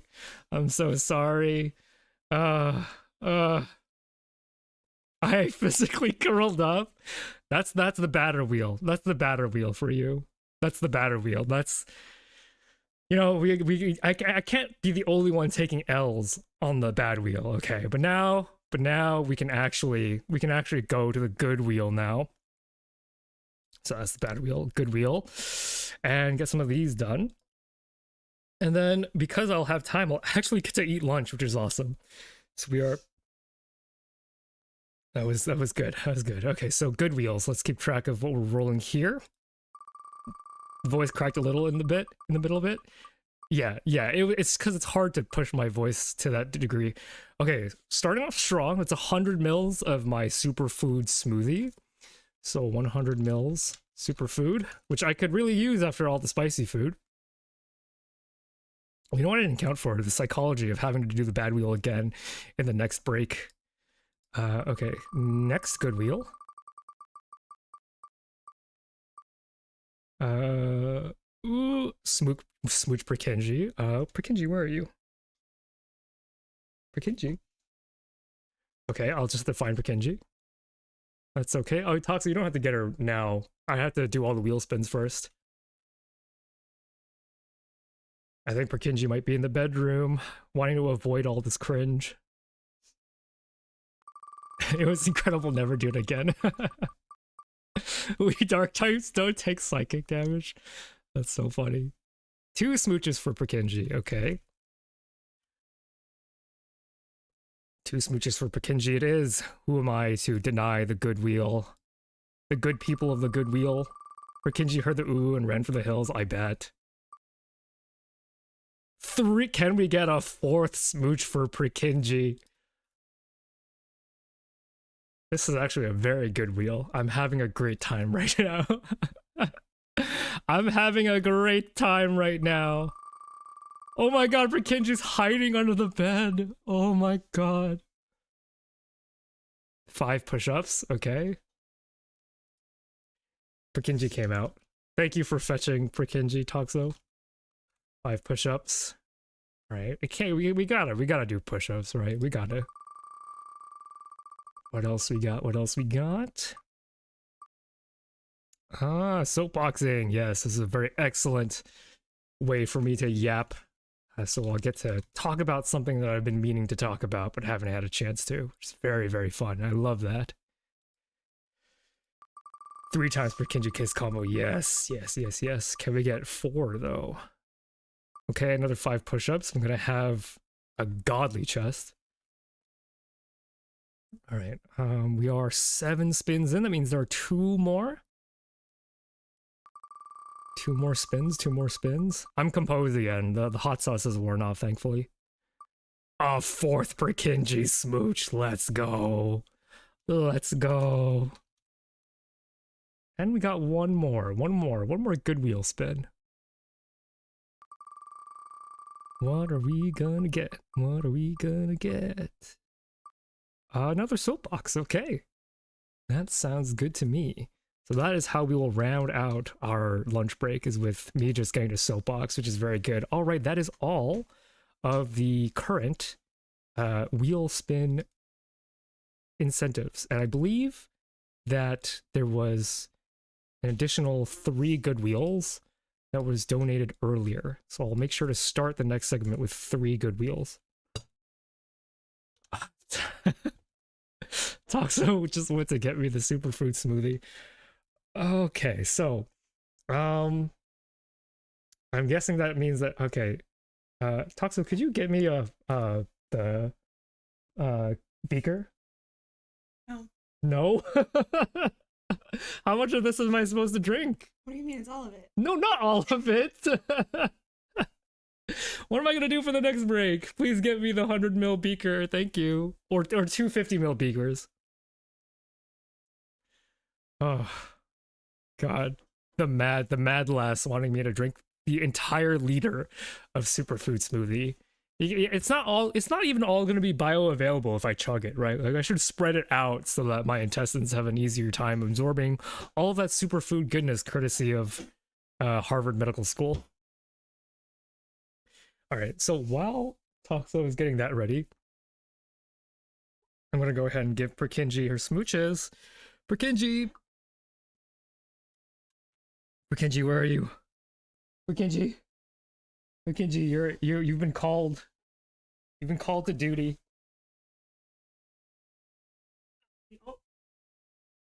No, she's escaping. Oh, guys, what do I do? Pakinji doesn't want to be smooched. And so I'll go down and smooch her on her level. She doesn't want to be picked up right now. That's okay. Oh, you know what? That's legitimate. Here's the thing about cats, is that cats teach you how to respect consent, and right now Pakinji is not consenting, which is very fair, very, very okay. I think she's holding a grudge against me for ooh-ooing earlier, because it's very rare for her to turn down this level of affection. After Pakinji heard you aura and ooh, Pakinji doesn't recognize you anymore? I think so. I think so. Okay. Okay, so we have 2 50 ml shots. Oh, it is so thick. It is so thick. 2 50 ml shots. I think I can. It doesn't even fall. I need the straw. I can use my boba straws, okay. Yeah. Thank you so much, Toxo. Okay, oh man, it is thick. It is so thick. All right, so what I'll do is I will just spin 4. How many smooches? It was 4 smooches. I'll spin the wheel 4 more times. because yeah, Purkinje is not consenting right now, and that's fine. One. How much of the superfood smoothie am I gonna have to do? Okay, impressions. Okay, okay. Impressions. So we'll do impressions. Again, it's good for me because I could use the practice in terms of D&D. I am a Dungeons and Dragons dungeon master, and so impressions are very good for me. So what else we got? Another 100 mils of the superfood smoothie. Okay. Smoothie. I'm not gonna need lunch at this rate. Smoothie. Yeah, I made a mistake getting Toxo to aliquot me 50 mils. I should have just chugged it. We're gonna re-roll that because Purkinje is not in the mood, which is totally cool. Do that. Yeah, just leave it here. Just leave it here. Who knows? Okay, 5 push-ups. So that's 15 push-ups. No squats. We're gonna be very lopsided in this case. Oh, and just as I say it, no, it's the 300 mils of the superfood smoothie.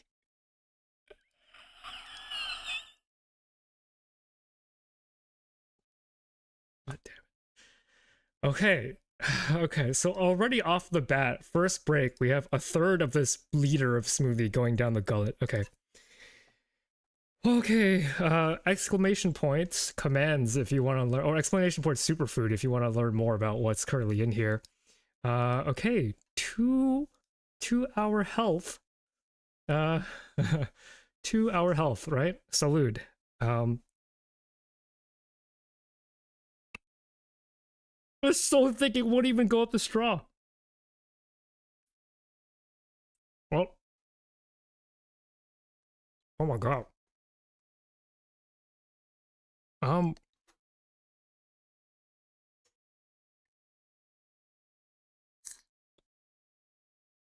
It's not good. Thank you, Toxo, for the spoon. It's not good. It's healthy. It's healthy, though.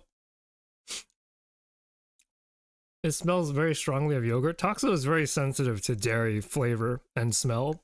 I actually disagree. I wish it tasted more like yogurt. I will say, it doesn't really taste like fish. Although, it is very hard to describe the sensation that I'm feeling. When did my cat outfit disappear? There it is.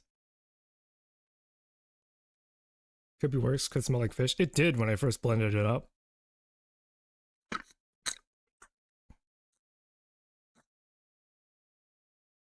Oh, no. Here's the fish flavor. The taste is indescribable. Because here's the thing, most of these items I think would actually be okay in a smoothie, right? Like spinach, that's the thing that people put in smoothies. Brussels sprouts, not really. Yogurt, sure. Tomatoes, not really.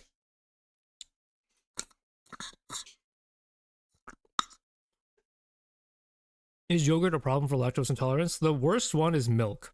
Yogurt is okay. The more processed the dairy product is, generally the less you have to worry about lactose intolerance. Rose eating pure nutrients? Exactly. This is very good for me. Are the Brussels sprouts cooked beforehand? No, they went in raw.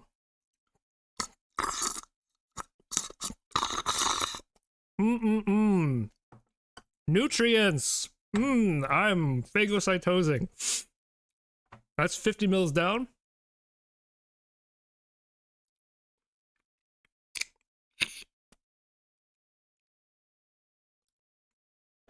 Slurp ASMR, true. What kind of fish? I did canned mackerel. Oh. Yeah, that was 50 mils. I have to do 250 more. Oh, the nutrients. Oh, they're so good.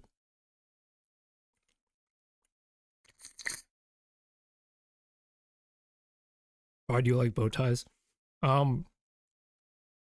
Um, I'm sorry, the nutrients are rushing to my brain, and I'm thinking in 5 dimensions.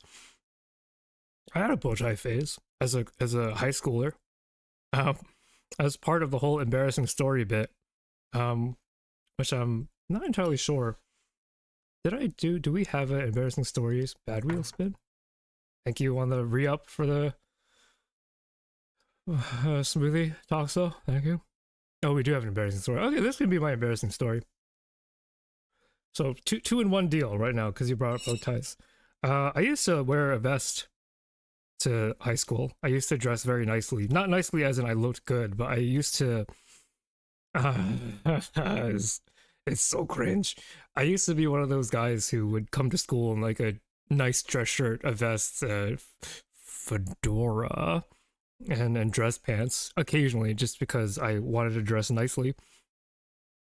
I don't really care what I wear now. I let Toxo dress me because Toxo's good at that. But yeah, I used to be one of those cringy fedora dude, nice guys, and it's highly embarrassing to say out loud. But I think the nice thing about admitting it is that you can come back. You can come back from that. Like you can carve out a nice life for yourself that isn't terrible, even if you were a fedora sad boy at some point. So that is my embarrassing story.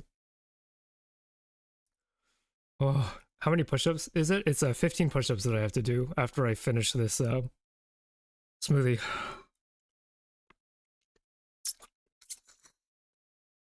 The thing is, I think having been a fedora boy,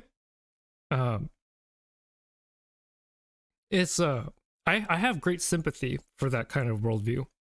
You know, like the nice guy's story is a story that sort of validates feelings that you want validated when you are hurt by a romantic interest. So instead of just accepting the pain of romantic rejection when you are in those formative years, you turn to a narrative that makes you feel better about your lack of success / rejection. And so the nice guy thing with the fedora and everything, it is an attempt to carve out an identity in the face of challenge. So I do feel that, like, I feel great sympathy for my younger self. Oh.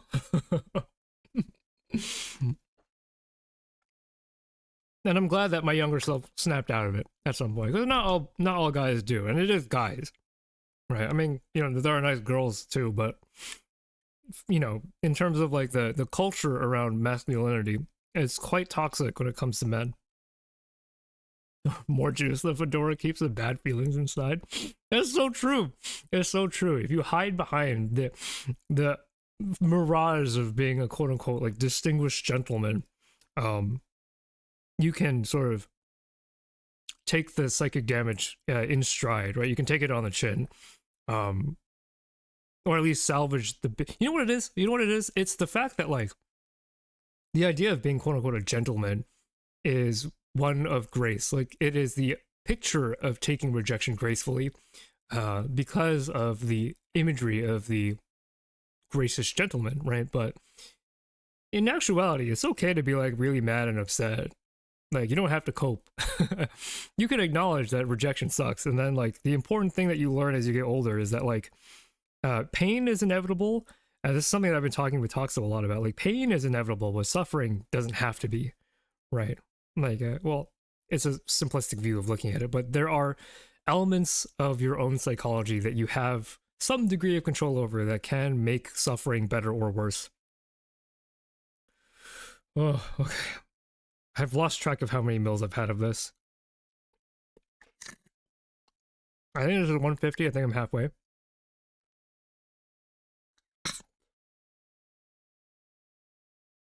Oh, it is hard. When you get a whiff of fish, it is difficult. It is difficult. Oh.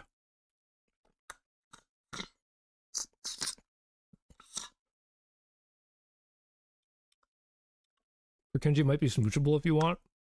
Would she want to get near me with my healthy breath?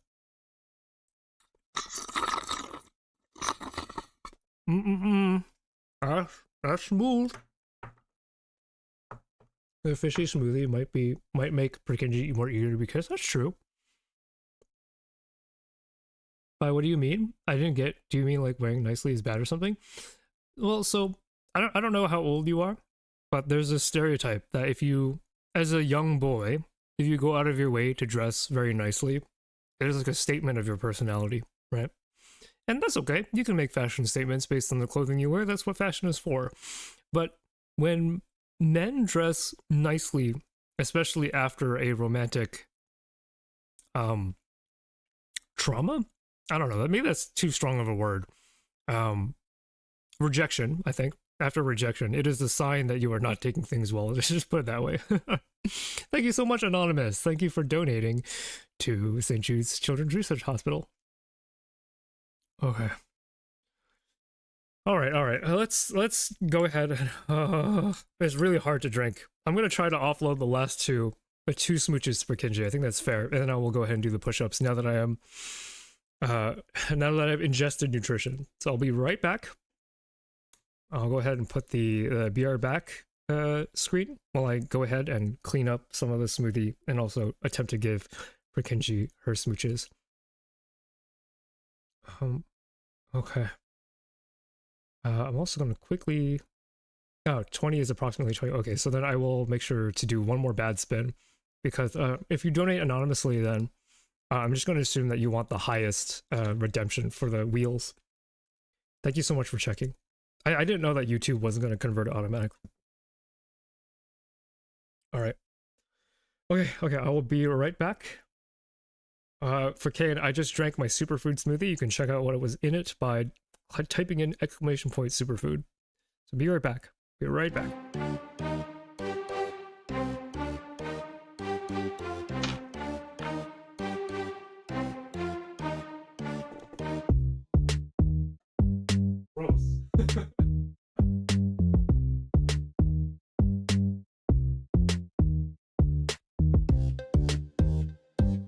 I don't like this a lot. That's okay. They can hear me if Purkinje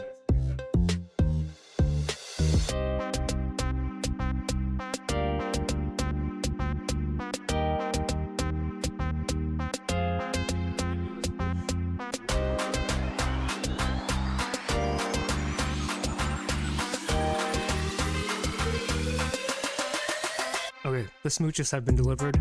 I'm gonna go attend an idle meeting, and then I will be right back, and we'll chat for a bit until Dr. Akari gets in, and then we will be on our very merry way. Alrighty, be right.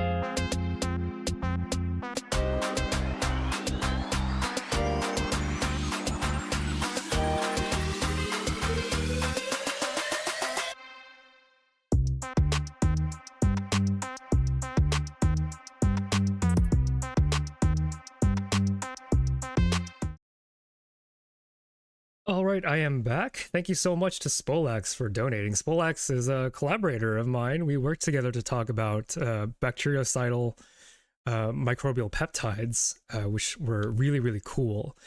Also, Spolax got into a graduate program for cell and molecular biology, so I'm very excited. Everybody go wish Spolax good luck and congrats on getting in. I was chatting in my Discord, kind of reminiscing about my own molecular biology education. And I can't wait, Spolax, for you to learn all about eukaryotes, because Spolax is a bacteria guy, and eukaryotes are a pain. So please keep us in the loop as you are struggling to learn everything about the cell cycle and all that good stuff. But yeah, awesome. And thank you so much. Do you know what wheel you would like for me to spin? Too bad? Not too bad. One bad wheel or two good wheels?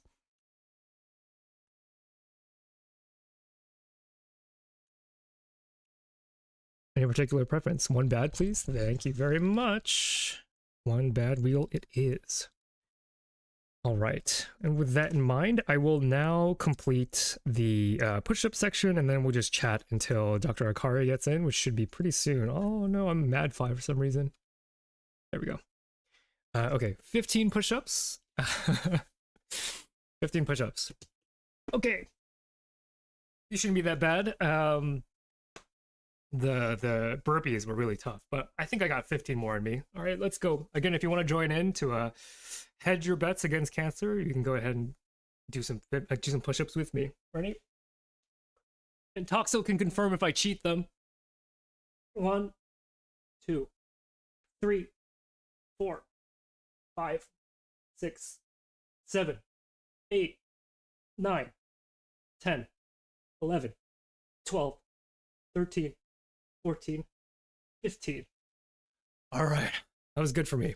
That was good. Oh, no. No, Toxo, don't spread misinformation. I did all of them legitimately. All right. So we are done just in time to do a little bit of chatting, a little bit of rambling until we get into sort of the next part of the presentation. Actually, I should have probably been on the lunch break screen the entire time, but you know, that's what you get when your brain goes to space because you downed millions of Scoville of hot sauce. Hey Z, welcome. Have to dip, but get ready for a Z raid after my stream. Looking forward to it. So, if you didn't know, exclamation point V theorem for a little bit about my colleagues, other VTubers who do education in the VTubing space. Z does physics, which is very, very exciting. Did I miss the hot sauce? I'll end up doing it again because I'll do another bad wheel, good wheel, build up for the next break. But yes, you did miss the hot sauce. It was bad. I'm still feeling the high from earlier. Okay, so I have some ranting to do. Okay, right? Because yeah, we have some soapboxing to do, and then once we are done with soapboxing, I believe we have a special guest to come on to talk about glioblastoma as we get back into talking about cancer. So what I want to talk about is just a little bit of appreciation for my fellow members of V-Theorem, who I have grown to understand a lot more. So a little peek behind the scenes, like just about a year ago, just a little over a year ago, Cideray and I first met in my stream back when I was in the hell of like having 0 to 5 people show up to stream. So in 1 year, we went from that to this, and it's been incredible. And, you know, having her as a chatter in that pretty lonely stream, I had learned that she was also doing this kind of content. And when we had chatted, we realized that we shared the same vision for how we could transform the landscape of VTubing. I mean, that's an ambitious way to put it, right? Not transforming all of VTubing, that's too wide of a scope. But in terms of making something that doesn't exist in the VTubing space is actually kind of hard. And, you know, as VTubing improves and as more people get into the game, there will be tighter and tighter niches to fill as people come in from all of their different levels of expertise. And it's kind of crazy that we had this idea almost an entire year ago, and it took us 5 months, and we brought in Nep to debut A Generation 1, and from there we took in 2 incredible other VTubers, Syzygy and Myelin. And what I wanted to talk about was the fact that, like, historically, in terms of my relationship with making friends, is that I am easiest to make friends with when we have common goals, that I am someone that shares, or rather I am more free to open up and show who I am as a person when it comes to shared creative projects. I made a lot of my friends doing like plays and, you know, creative projects where I would commission people to do certain things. And because I lack a lot of talent on my own, right? Like I feel such jealousy for so many members of Ethereum because everybody has their own very unique skill set. Not to say that I don't have my own skill set, right? But like, just to name one person, myelin is an incredible artist who works very, very quickly. We'll be chatting, and you know, we'll be you know, making jokes out of, you know, like, taking the piss out of one another, and 30 seconds later myelin will have drawn an entire interpretation of the joke, which is absolutely insane, with very high quality too, and it's been very, very interesting to see. And I'm very jealous of the level of talent that people have accumulated. It's been awesome to get to chat with people, but that's not exactly like why I wanted to rant a little bit. But I am going to stop because we did just get another donation from anonymous IDR. Thank you so much for the donation. Unfortunately, it's anonymous, so I'm gonna have to convert this to USD and see how many wheel spins that is. Oh, gotcha. Okay, so let us move on. Thank you for the donation. Okay, yeah, currency can vary quite widely all over the place, and it's always a loop because of everything being pegged to different intrinsic amounts. It's very hard to get a sense for how much is donated, but thank you. Every bit counts. Thank you so much for the donation, anonymous. And welcome, Cleonium. Welcome, welcome. Oh, Mylin's still in chat. So I was like, I'm very good at like lumping praise on people when they're not around, but because on stream I can't actually tell, unlike Twitch, I can't actually tell like who's actually in here and who's not. But what I wanted to say was that like, because I'm someone who is very hard to make friends with, right? Like you meet me at a bar, I'm not going to be very entertaining or very personable. Instead, like I need a sort of creative shared vision in order to actually bond with people for some reason. So I think that has earned me a reputation of being quite cold to people. But I don't think that I'm cold. I'm just not good at talking to people in like a small talk kind of way, because as much as people like to deride small talk, like, oh, I hate small talk, like it's so meaningless or whatever, I don't think it's meaningless. I just think that it's hard, but it plays an important social role with regards to like lubricating social interaction, right? Like you don't go in straight away and be like, tell me your deepest, darkest secrets, or tell me like who you are at the core of your human being. What do you use as a topic for small talk? Exactly, it's so hard, like I can't do it. Whereas in an environment where we're working together, you know, as the primary goal, that enables me to be a lot more myself than like a small talk situation would allow for. And when it was just the three of us, me, Cideray, and Nep, it was actually like, you know, I would chat with them occasionally, but like recently it's been a lot more frequent because Nep made this really great suggestion that we should have like co-working hours on Discord where, you know, we can say that the thing that we're doing is we're each going to hold each other accountable so that we can all work on the stuff that we need to work on, be it professional or for VTubing, which I was like very on board for. And we've had a great time in like the past month. I think we've spoken to each other more in the past month than we have like since, you know, auditions and everything. So the suggestion of having co-working has been really incredible. And like when I talk to people scouting for Ethereum or talk about, you know, what we do, I'm always like very careful to be like, you know, the group is not a friend group in the way that I don't expect friendship from people, because I'm at the stage where I think I've made enough friends. I've made enough friends in my life. So I don't feel like I need more. I feel like my support network is pretty robust. So the reason why I got into VTubing was not really to make friends, but it was to have this like shared common goal. And so that can come across as being quite cold, right? Like if I say that like, I'm not here to make friends, I'm here to get numbers, it can come across as quite cynical, I should say, right? Like, oh, I only care about success.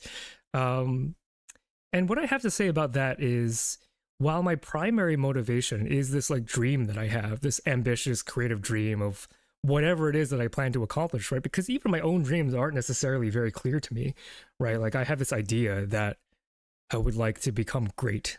That's like the idea. I would like to become great. That's vague, and I don't know how and when I would accomplish that, but greatness is the thing that I aspire to do. And you know, what that looks like on a day-to-day basis might change, or in the 1 year span or 2 year span that might change. But you know, I started off by like making connections with these other creators that I really respected for that kind of shared goal.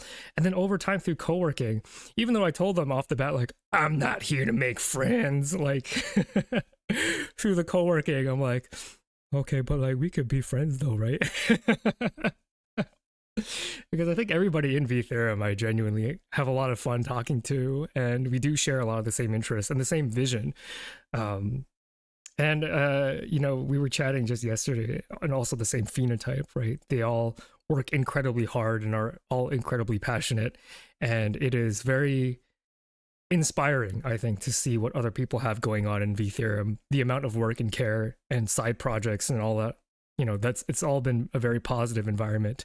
And so my soapbox this time around is just I'm glad to be where I am right now, and thank you all for coming along with me. Not only my audience, but the people that we've dragged into ViSo. So, okay, with that in mind, we have a couple more minutes before we head into the afternoon session, and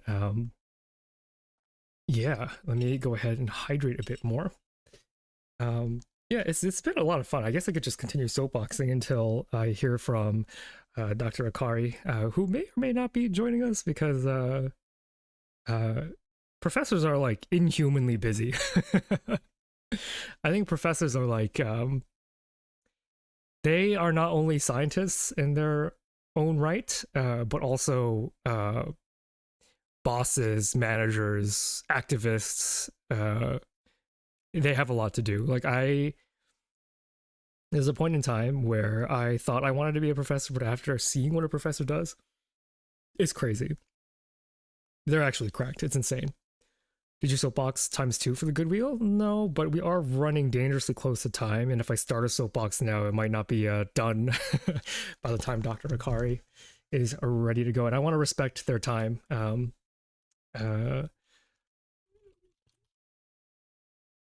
So we'll just have to see. I can continue to talk about ViSo too, just because there's, you know, something to plug.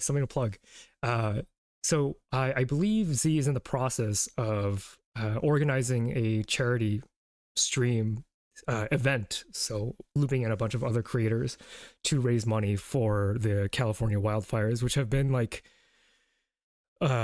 quite devastating for the people in California. And so you know, a natural disaster like that, to see the videos that have come out from California has been absolutely heart-wrenching. And I did feel weird that like this stream that I planned for charity, if I had not had this planned, I probably would have tried to do something like that. So I believe I will be participating in that, which is happening, I believe, sometime next week. So I will continue to plug that as that event approaches. Of course, like, this is all thrown together pretty quickly just because, you know, fires don't wait for people to get ready, right? Like, we are working to get something done, and so time is of the essence, and we're going to try to make a difference there too. Is the professor prepared for you being in a nitrophil outfit? Probably not. Let's maybe hide the outfit for Dr. Akari. Yeah, that's a good point. Let's maybe be vanillify for a little bit, and then we can put the outfit back on when we're done with that segment. All my friends are people who have a common interest, but what I've learned is usually people have something which they care about, just a surface hobby. I usually use that.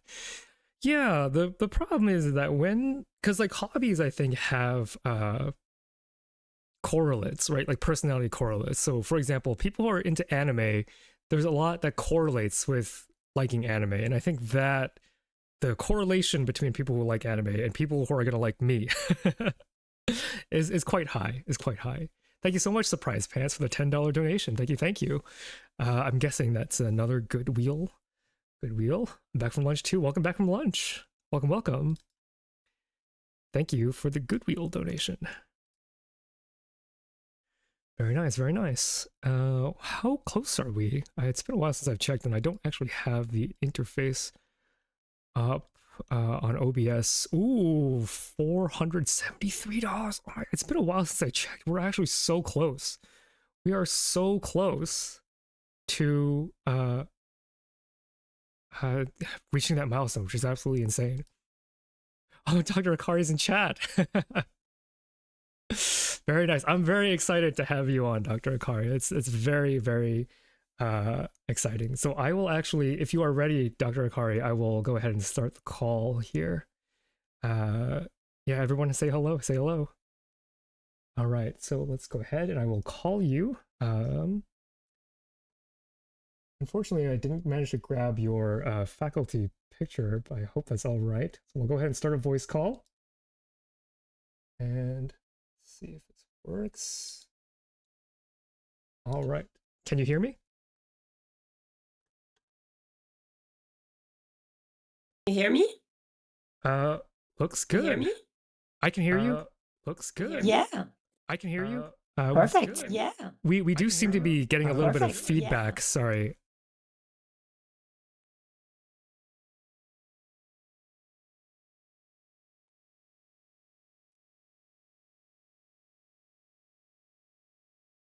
Oh, no worries. It's good now. It's good now, I think. So Oh, hopefully no that should be okay-ish. So hopefully that should be okay-ish. So hopefully that should be okay-ish.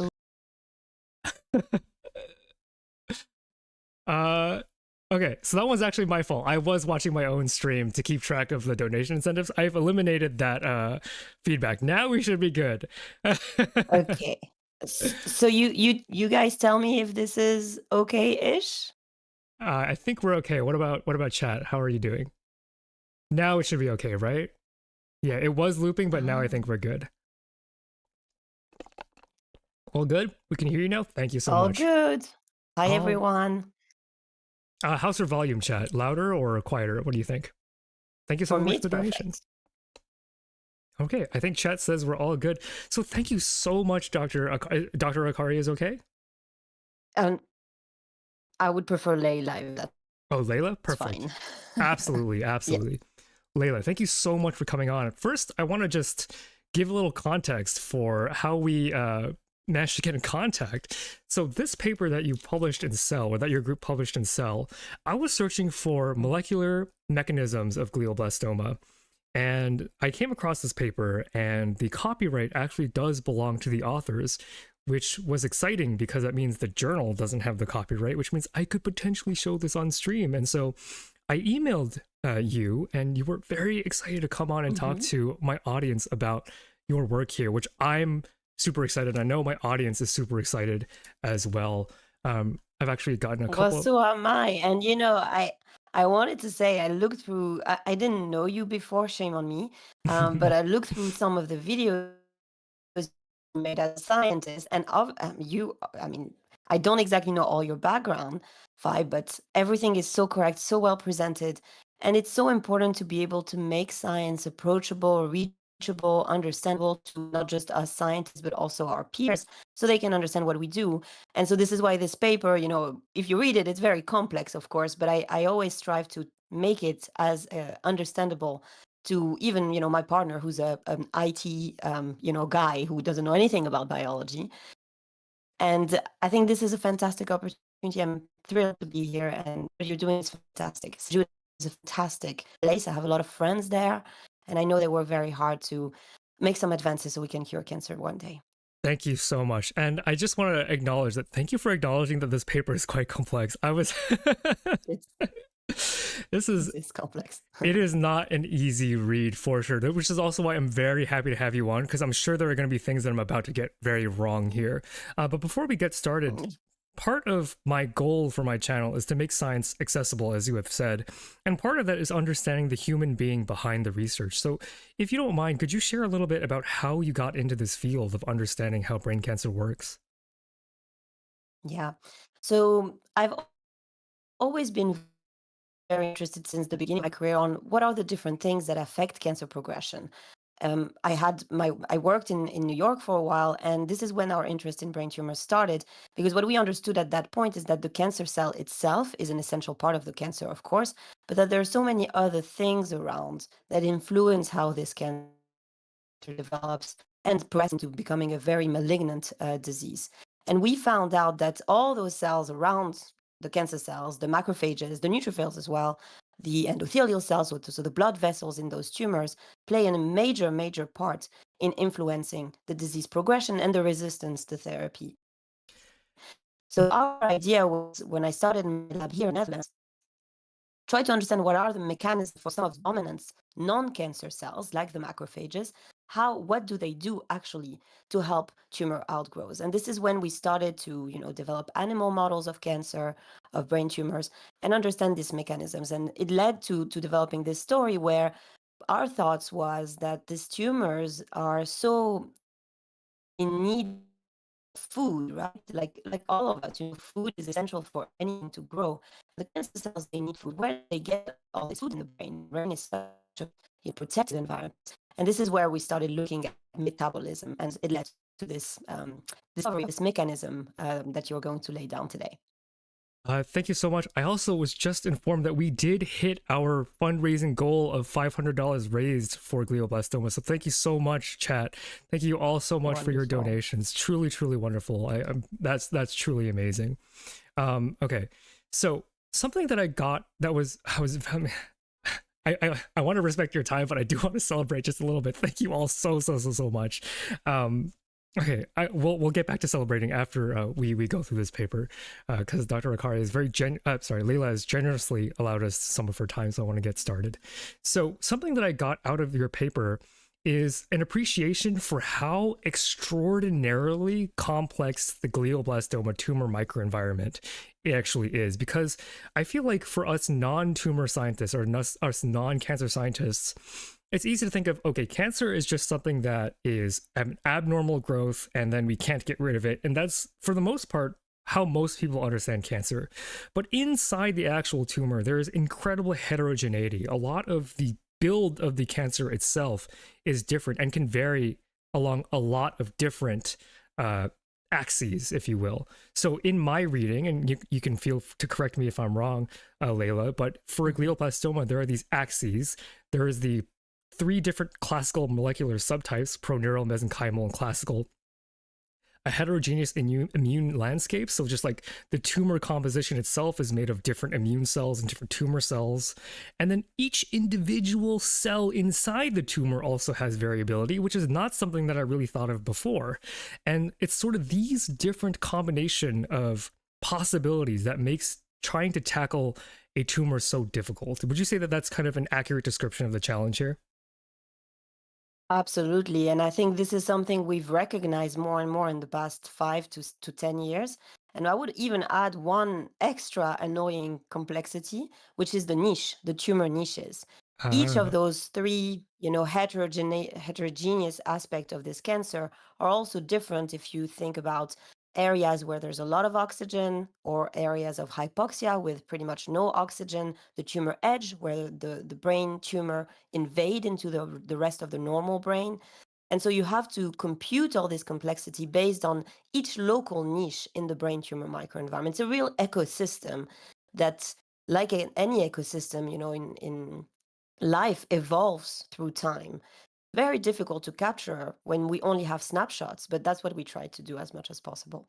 Yeah, and so to give you an idea of my background, Leila, is I'm a cell and molecular biologist, but for me, I'm a more like classical Western blot, that kind of, I'm a Western blot kind of scientist, I'll put it that way. So your approach to tackling this enormously complex problem has to be done through what is known as an omics approach, right? Big data, lots of data sets, because you can't tackle it in any other way. Whereas like the science that I typically like to do is ones that are very precise in terms of understanding how molecules interact. What you are doing in this paper is you are taking a look at the entire landscape to try to understand the problem as a whole. And I think that's why I found it so difficult. But I think it's really important to say and to remind your audience, particularly, that both approach, yours and the omics one that we took are completely complementary. We have to do both to not just report a super large number of data sets, but to actually understand what those data sets means. You need to go to the Western blot and to all those experiments that are the foundation of molecular biology. And we really try to do that. And this has been inspired by the science that has been done in the past 200 years. I love We that. need those techniques to understand the function, the real what is happening. I love that. And there's also a lot of technology that you've introduced me to in this paper, which I can't wait to show the audience. Okay, so Okay. in terms of who's contributing to the tumor microenvironment, what we know is that the macrophage is actually the most common immune cell in the glioblastoma, which is why there's this motivation to understand the role of macrophages in the actual developing tumor. So the macrophage is going to be a critical player in this story. So as I was saying, how annoyingly complex everything is, just like we can't get a break in terms of the complexity of the tumor. Not only are there like tumor variations, but actually there are two broad categories of macrophages within the tumors of the brain of glioblastoma. It is the bone marrow derived macrophages. So these are the macrophages that I typically refer to in my videos. These are the circulating ones that originate in the bone marrow. And then there are also these tissue resident macrophages that are native to the brain. So these are your microglia. For Layla, for your information, I was a neurobiologist, so I am pretty aware of brain stuff, but not in like a super detailed way, but like I am passingly familiar with brain stuff. And so not only are there two vague families of macrophages in the tumors, but each individual member of the bone-derived macrophages have their own subcategories, and the microglia have their own subcategories. It's an incredibly complex problem. So it almost begs for something like an omics approach. Okay. Absolutely. One thing I would even add is think about microglia. Your audience needs to realize that in the brain, there's pretty much in a normal brain, right? There's no tumors. The microglia are the only immune cells that are in the brain. They are the guardian of the normal brain homeostasis, so the normal brain functioning. Nothing else needs to happen if the microglia are there. So they are super brain educated. They're like the experts in brain. So come in a tumor that starts to grow, these microglia and their brain-specific function become essential for the tumor to co-opt, to hack into. And on top of that, you have the infiltrating bone marrow-derived macrophage, like you mentioned, that need to be a bit more educated, but they are a lot more plastic. That's what's beautiful for the tumor for them. The bone marrow-derived macrophages, they're so plastic, they are able to just respond very quickly to what the tumor needs. The microglia asks for a bit more work, but they can be very potent. It's incredibly unnerving to know that our own cells cooperate with tumors. I think that to me was very striking. It's spooky. It's really scary to think about. All right. Yeah. I'm sorry about the cutting out. I'm not entirely sure how to fix that. It might be like an internet connection thing, but I'll try my best to sort of summarize what Layla is saying. Okay. So this is sort of background paper. This is Karimi et al., which I believe you cited. So this is sort of evidence that shows that understanding the role of macrophages could be very productive in terms of tumor research. So MPO, this is myelinoperoxidase. This is usually a neutrophil-specific protein to make hypochlorous acid, whose sodium salt is bleach. So it's a part of the neutrophil arsenal in terms of empowering neutrophils to do what neutrophils need to do. But what Karimi et al. Had found was that MPO positive macrophages are potentially helping with the killing of cancer cells. Now, I have to admit that I myself didn't really dig into the MPO story all that much, but what I understood from how you use this paper, it's showing that not all macrophages are created equal. Some macrophages are better at fighting tumors, and some of them are worse at fighting tumors. Is that fair to say? Totally fair to say. And indeed, this study showed that the MPO macrophages have pretty much everything we want to fight cancers. But we also know in brain tumors, in those glioblastoma that were analyzed, they are in very low quantity. So they are very discrete, but potentially very potent. So this is why it's important not to target or try to inhibit or kill all macrophages, because what you want to try to do is to make those MPO macrophages more present. And this is the basis of what we call specified targeting or specialized targeting, where we only try to identify and kill the bad macrophages, potentially to protect those MPO macrophages and maybe other subsets of macrophages that could be useful for the brain and for our body to fight cancer. And this is really applicable to all cancer types. It's not just for brain cancer. This kind of diversity and those good macrophages exist in all solid cancers. We just need to find them and expand them and protect them from any therapeutics we target in our tumors. I love that, especially because I had just been talking earlier in the stream about how chemotherapy is like a sledgehammer. If we could take this basic research and make something targeted, that would be the future, I think. Agreed. All right. So MPO plus macrophage association, this gives us this idea that there are macrophages that we want, that are actively doing stuff that we want to combat cancer. And so investigating these macrophages or investigating macrophages in general with regards to their relationship with the tumor is a winning strategy, we'll say. Okay, so here we go a little bit into depths about how your experiment was set up. And so from what I understand, we have these genetically engineered glioblastoma mice that have the tumors needed for this multi-omics analysis. So omics, genomics, transcriptomics. Omics is just a part of the word that you add to make it like big data. So genomics is the study of all of the DNA in the cell, or all the like protein coding sequence in a cell, right? So by taking this big data approach, we can get a picture of the entire tumor instead of working on the molecular level.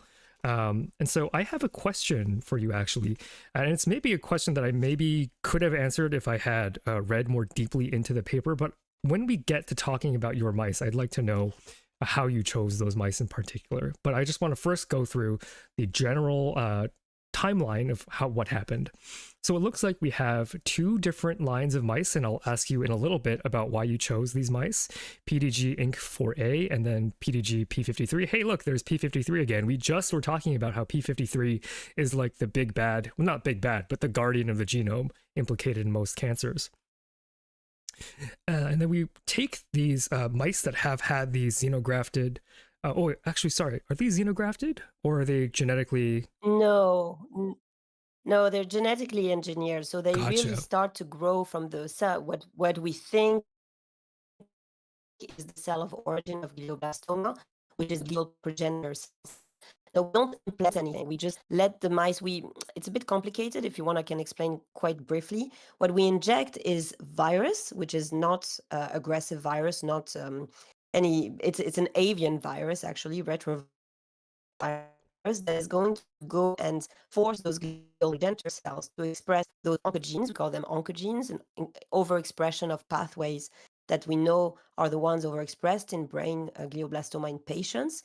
And because this virus is going to target only, because of our genetic mice, only the glial progenitor cells, you're going to have a cancer growing from those initial progenitor cells that have the right genetic oncogenic background relevant to glioblastoma patients. Gotcha. Thank you. Thank you for that explanation. Yeah, there are some papers that I have here that are from xenografts, and I couldn't keep it straight because I have 12 hours of content. But thank you so much for the clarification. Okay, so we have these mice that are genetically engineered to grow these tumors, and then you actually take those brains and then you sort of dissolve the cells, and then you can actually sequence the cells. Let me correct myself because that's not the approach exactly. But you can analyze each individual cell and check to see what the characteristics of each individual cell in that tumor are, to put it simply. And then you can actually go through the anatomy of the brain and actually map which cells from which families are in which layers of the brain, or which niches in the brain. So not only are we getting identity information by identifying each individual cell and their characteristic, we also get spatial information by mapping them directly into a location in the brain, which I think is super cool and also so complicated. That seems like a lot of work. It does require quite some computational skills that we were lucky the people, fantastic people in my lab have. And as I said, earlier, we wanted to have this spatial organization to try to understand what are the niches that hopefully in future study we can focus on. But first, that first mapping was so important for us to understand where our macrophages and this diversity in those macrophages really is. Yeah, and the technique used is something I've never seen before. I had my jaw on the floor with some of the images here, so I can't wait to get into them. Okay, so I wanted to pop in here and first talk a little bit about characterizing the cell in the tumor microenvironment. So this is a UMAP projection. I'm not going to go into too much detail as to how to read this, but essentially each individual point here, I believe, corresponds to the profile of each individual cell in this tumor that you've isolated. And so when you have this color, it indicates that there is a cluster of cells that identify as this kind of cell. So if we just take a look as a sanity check, right? We know that in glioblastoma, the cancer cells are from astrocytes. So it kind of makes sense that the profile of astrocytes here in blue is very similar to the tumor, which is in pink. Is that fair to say? So it's a little bit more complex to just use this word complexity that we always use ourselves as cancer biologists. So in brain tumors, you can have astrocytes as the cell of origin, but you can also have other glial cells. Astrocytes are the fibroblasts of the brain. They're extremely important for laying down the brain structure. Our tumors, we believe, come originally more from a glial progenitor cell, so an oligodendrocytic cell. Not only astrocytes, but astrocytes are not very it's not very easy with single cell technologies like what we use to capture fully. So we're probably missing a lot of our astrocytes here, of the like more fibroblastic astrocytes. So some of them are probably tumor cells, but some of them are probably missed by the technique. It's one of the limitations of single cell RNA sequencing. Gotcha. Thank you so much for that clarification. I also wanted to point out the actual, like, just from this map, you get a sense for how complicated a tumor is, because it's not just cancer cells that you found in there. It's microglia, the macrophages, dendritic cells, T cells, astrocytes, parasites. I don't even know what a parasite is. That's actually not a cell type that I've heard of. It's a cell that lays around or just on top of the endothelial cells. These are endothelial cells, so it's a blood vessel in the brain. The parasites lay around the endothelial cells. They communicate a lot with the microglia and the cancer cells. Gotcha. So they're like border cells that play a role in communication between cell types. I was just like, this is such a good representation of the diversity in the brain, because we were just talking about how most people don't know that there are other cell types other than neurons in the brain, which is very, very good to get out there for my audience. Okay. And then if you dive into the individual tumor cells, they show great heterogeneity. And this broke my mind. I had no idea that within tumors you still had intratumor variability, and this is in your mouse model something that is also in humans. So we know that this has some validity, right? This is some application to humanity, because we see the same sort of classification of tumors. So there are 4 axes by which these tumor cells can vary, and I'm guessing all of these cell types are progenitor-like, NPC, OPC, MES, and AC-like. They're like and to me this is a very fluid idea that because I'm not a cancer biologist at all, I had really no idea. I was just like, oh, everything comes from a progenitor cell, and I never really bothered to think that there are different types of progenitor cells. So it looks like there's a vast variety, even just within the tumor, that each individual cell can look a little different than its neighbor, and it's starting to make sense why glioblastoma is so hard to treat. And what's even more complex for us cancer biologists is to try to understand if there is and what regulates the movement between those different type of cancer cells. So we know the mesenchymal cells are the most aggressive ones in brain tumors. We know astrocytic-like, AC is astrocyte-like. Tumor cells are usually the first flavor of cancer cells we see in early tumors.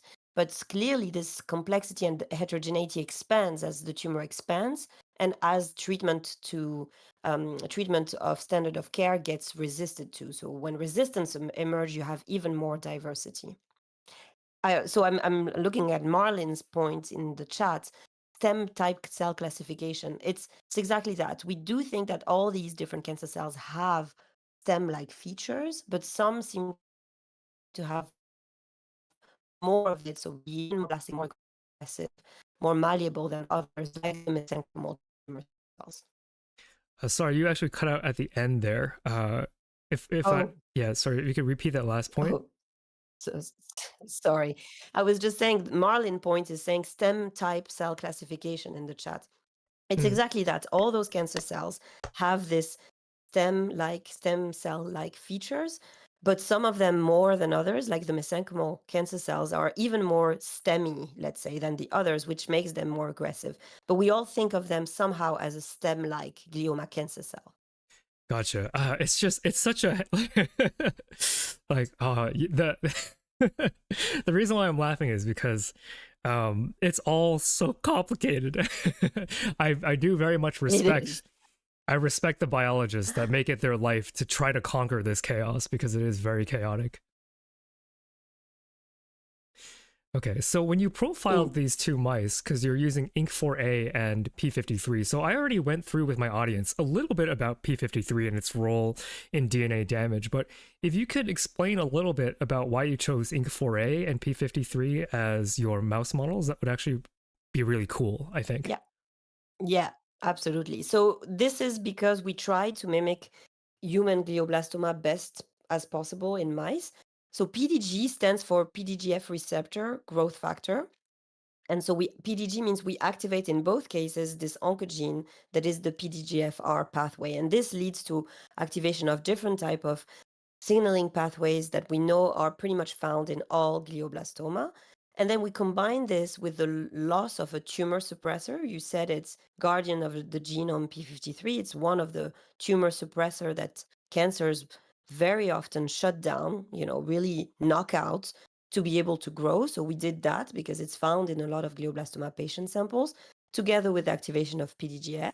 And in the other case, because we wanted to model the OPC-like, so the oligoprogenitor-like type of glioblastoma, where we find that INK4A, another tumor suppressor, is also shut down. Both INK4A and P53 are important for cell cycle, so to control cells from growing too much. So if you shut them down, if the tumor shuts it down, it's to be able to grow, to proliferate better. And this is why we wanted those two models to try to cover most of what is seen in terms of subtypes of glioblastoma in patients. That's awesome. Okay, so we're choosing these mice because it has great face validity with human patients. It's good to know that there is that strong connection of, to clinical application. And what I think this figure is showing us is that when you profile the cells and the tumors of these mice, that you do get and the name of the game today is heterogeneity. That there are so many different subtypes of each individual cells and also their location within these different niches. So the inner circle here is a description of where these cells are located. So CT, LE, MVP, and PAN are all different locations. Am I right? Like different parts of the tumor. Exactly. Yeah. And then the outside tells us the distribution of the subtypes of cells. So we already went through MES, AC, NPC. These are STEMI-like quality, pre-cancerous characteristics that you could profile these cells in.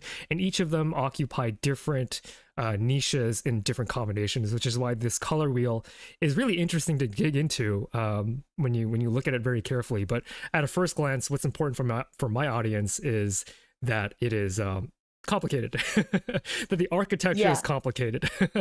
I think there would be, three very short take homes from this figure. The first one indeed is that there is a lot of diversity in the cancer cells distribution within niches. The second is that we see movement from the P, which is primary tumor, and R, which is recurrent tumors. So those are tumors that we sequenced and analyzed after the mice were treated with the standard of care treatment patients receive. And then we sequenced and did all our analysis in those relapse tumors that emerge after treatment with standard of care. So really modeling the resistance And so you see that there's a lot of movement, different niches, different cells organizing in those different niches. And that is really the capture of evolution from the primary to the recurrent setting that makes those tumors so difficult to treat. I love that, especially because I had talked about how cancer is like somatic cells getting to break away from their duty to the germline. They no longer have to oblige to the germline's oppressive rule to protect the body. And so, just for context, chat, the primary standard of care for glioblastoma is resection followed by chemotherapy. So, surgically remove as much as you can, then treat with chemotherapy, and that will buy you a couple of months of life. But as we know, this is incredibly aggressive. The treatment does work, but not for very long because of reoccurring glioblastoma. And, work done by Layla and others is really for advancing that second part, right? Like, we can already remove the tumor, but you can never be sure you've removed all of it. And that part is really, really challenging. And we'll get more into that in the last part of the content that I have planned for today, talking about treatment. So we're still in basic research, although this is going to point to interesting strategies for treatment. We're going to get a lot more into actual papers that are specifically developing treatments and testing those treatments, which I think is interesting because we all play at different levels of this pipeline. The immune system can better hunt these down then. We're going to talk a lot about this later on, but training the immune system in order to manage tumors seems to be sort of the meta strategy now, which I think is very, very interesting. Okay. Yes, and just going back to Marlin, because she mentions how, primary and recurrent being types of cancer. Well, it's the same tumor, but a tumor that has not seen standard of care or one that has and has overcome the pressure of standard of care treatment. And so it is somehow I find it true to say it's different type of tumors because the tumor has changed so much. We haven't been able to kill all the tumor cells with the standard of care treatment. So whatever is left takes over. And this is where we think indeed immunotherapy, immune system targeting can help us get rid of the rest of the cancer cells or at least prevent as much as possible that they can grow back. Okay. So this particular figure, I was seeing like a double, right? My brain was truly expanding, filling it with so much information because not only are individual tumor cells different from one another, you even found within the microglia and the macrophages 4 different categories of microglia and 4 different categories of the macrophages.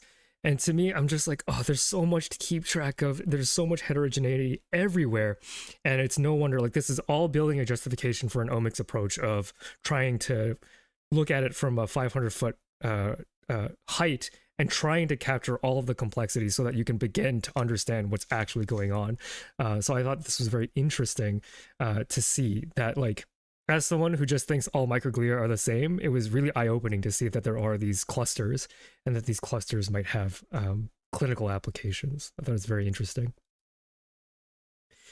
And then you had Absolutely. And I also want to point your audience to how when we do those sequencing experiments, we see the microglia, the MG is microglia, they're all on the left, and the monocyte-derived macrophages, the bone marrow-derived macrophages are all on the right. So you see that even when they are in the context of a cancer, they remain different. They have commonalities, but they remain a microglia, so a brain macrophage, or an infiltrating monocyte-derived macrophage. And that was very striking to us, to see such a separation in this UMAP, really showing how different those cells are, even if at the end, they all pretty much help the tumor to grow. Yeah, I think that's an interesting level of perspective because as someone who is very naively reading your paper, I was like, oh, of course microglia and macrophages are different. I never had that perspective of, this is, that's not actually a given. and so that is very insightful to realize how much heterogeneity there is at all levels of this tumor, which is just mind-boggling to think about. Okay, so you then profiled each macrophage lineage to sort of give it like a thumbprint of identification. And there's a lot of data here that I'm going to like breeze by because it's just a lot to look at. But essentially what I want the audience to get out of here is that each individual row here is an individual type of macrophage or an individual type of glia, and this is sort of a heat map based on what genes they are expressing. So what their guts are made of, essentially, and what their job is, right? So you see that there are microglia here, like MG1, that are like super into doing things that microglia do, like complement synapse pruning, which is something that I've gone over in stream. The fact that microglia are responsible for chewing up the extra connections between your neurons when you learn, because you need to prune those synapses to learn efficiently. As well as things like neuroinflammation response, et cetera, et cetera. And while like this particular microglia has a very unique personality, it doesn't do a lot of inflammation stuff and it doesn't do a lot of metabolism stuff. And so I think this heat map is interesting because from here, your group had a particular target that they were interested in. Whereas like my dumb brain, like I look at this picture and my eyes are drawn to areas that are highly red and highly blue. And so my first eye goes to MG1 here and also MDM1 here. But these are not necessarily the cells that you choose to focus on for the rest of the paper. Can you kind of explain kind of the story behind where you went from this data? Of course. Very good point. When we saw this, and again, you have to remember that we were a bit like you when we first saw the data. We were surprised because basically what we see is that even in brain tumors, we're keeping those MG1 and MDM1s, which are pretty much naive or uneducated microglia and infiltrating macrophages, which means that it made us think that there is again this evolution in the program. Oh, I'm that sorry. microglia. I'm sorry, Layla. Could you, before we go on too much further, can you explain what it means for a microglia to be educated? Oh, sorry. Yeah, I use that all the time and it's not always clear. My apologies. Educated by the tumor. It means that, the same way that you teach a child to do something, the tumor teaches through secreted factors, through direct interaction, through receptor ligand binding, so really touching each other. It teaches those microglia and those macrophages tricks for it to change, to change its transcriptome, mainly its education, to help the tumor. So when we talk about educated immune cells, and that's also applicable to neutrophils, by the way, in cancer, it means that those are cells that have not, that are acquiring novel traits because the tumor tells them to. And that is Gotcha. education that each cancer, different type of cancer, will do differently. So what we see here, when I say uneducated microglia and monocyte-derived macrophages, it's cells that don't seem to have yet responded to the tumor signals. It's cells that probably we propose have just come into the tumor, or that have just been exposed to the tumor, that haven't had time to change their program. And you see, if you go from MG3 or MG1, sorry, MDM1 to MDM4, MG4, is that there's adaptation of novel traits, novel different education, probably by the tumor, but more, as we will discuss. And those microglia and macrophages have different features based on different levels of this tumor cell-derived education. But it was very surprising for us to still find some naive cells that don't have a program or an education that is much different from what you would see in a normal brain. Okay, I see. So there's this level of prediction, like you had a model by which you expected to see macrophages, and what was actually happening was there's kind of a continuum of activation of these immune cells within the tumor. That's super cool. That's super cool. Yeah, what my eye was immediately drawn to is this MDM1 one, where it's really on fire, it looks like, in terms of its inflammatory role. There's a lot to unpack, a lot to be interested in with regards to, you could I bet you could pick apart this figure for hours and learn more and more interesting things, but I do think we should go ahead and move on. Although there are some good questions in I chat. could probably talk about this for 20 minutes, just this figure. But, I understand your point. MDM1, the CCR2 MDM1, they are super high in inflammation. But this is also what you expect from a monocyte-derived macrophage, right? When you're the circulating monocytes, they have to be inflammatory. That's their role. And so this is what told us that there is a constant flow of those blood circulating monocyte-derived macrophages coming into the brain tumor. And they come in with their naivete, with their new, I'm a new macrophage here. What do I do? And slowly but surely, they go through this evolution of programs and they become the MDM2, the MDM3, and then the MDM4. We think this is coming from this original cell that is uneducated. Oh, okay. So this is a nuance that I did not realize when I was reading your paper, that the categories here are not static, that they are No, in flux. definitely not. We think there are a lot in flux. We don't know when they stop being in flux. We think if you look at the epigenetics, so the chromatin of those cells, maybe the more you get to the 0.4, the more they become more difficult to change too much.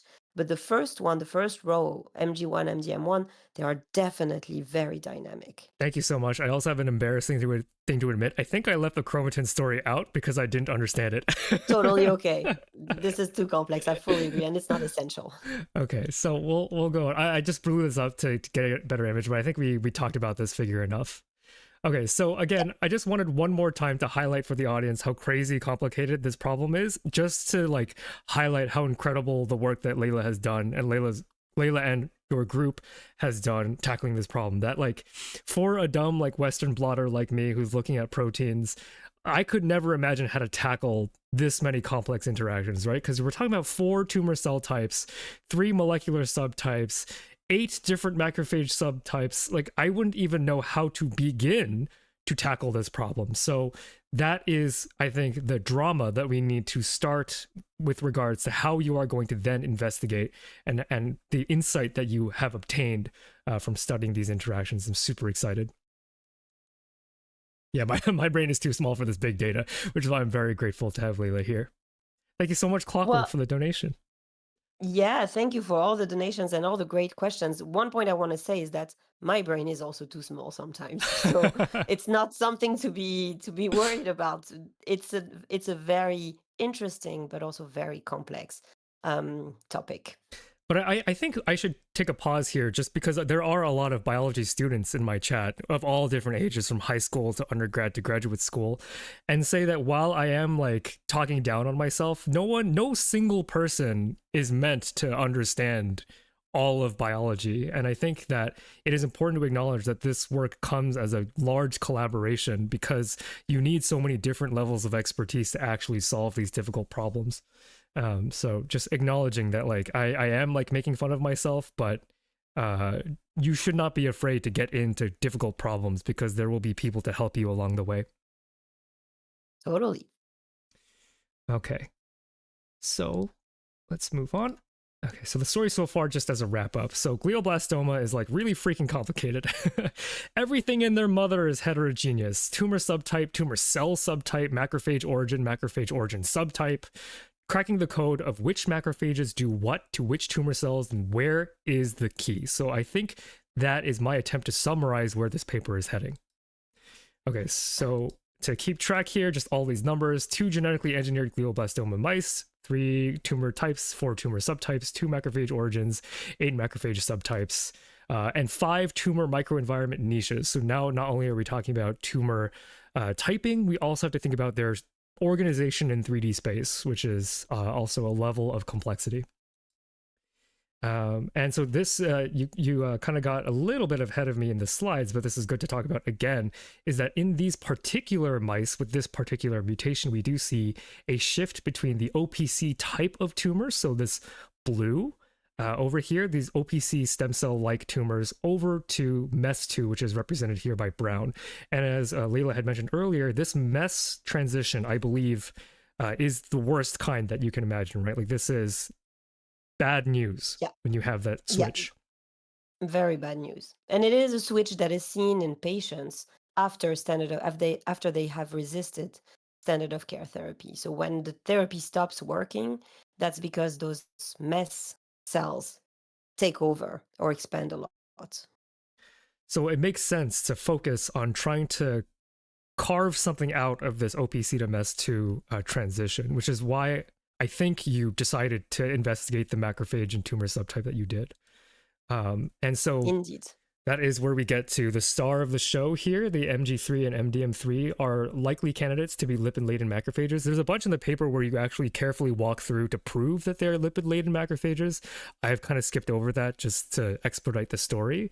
But just to give the audience a primer, or my understanding, because I would love to hear from you in terms of your understanding of lipid-laden macrophages, but from what I could gather, these are specific macrophages that have been implicated in other diseases like cardiovascular disease and in obesity.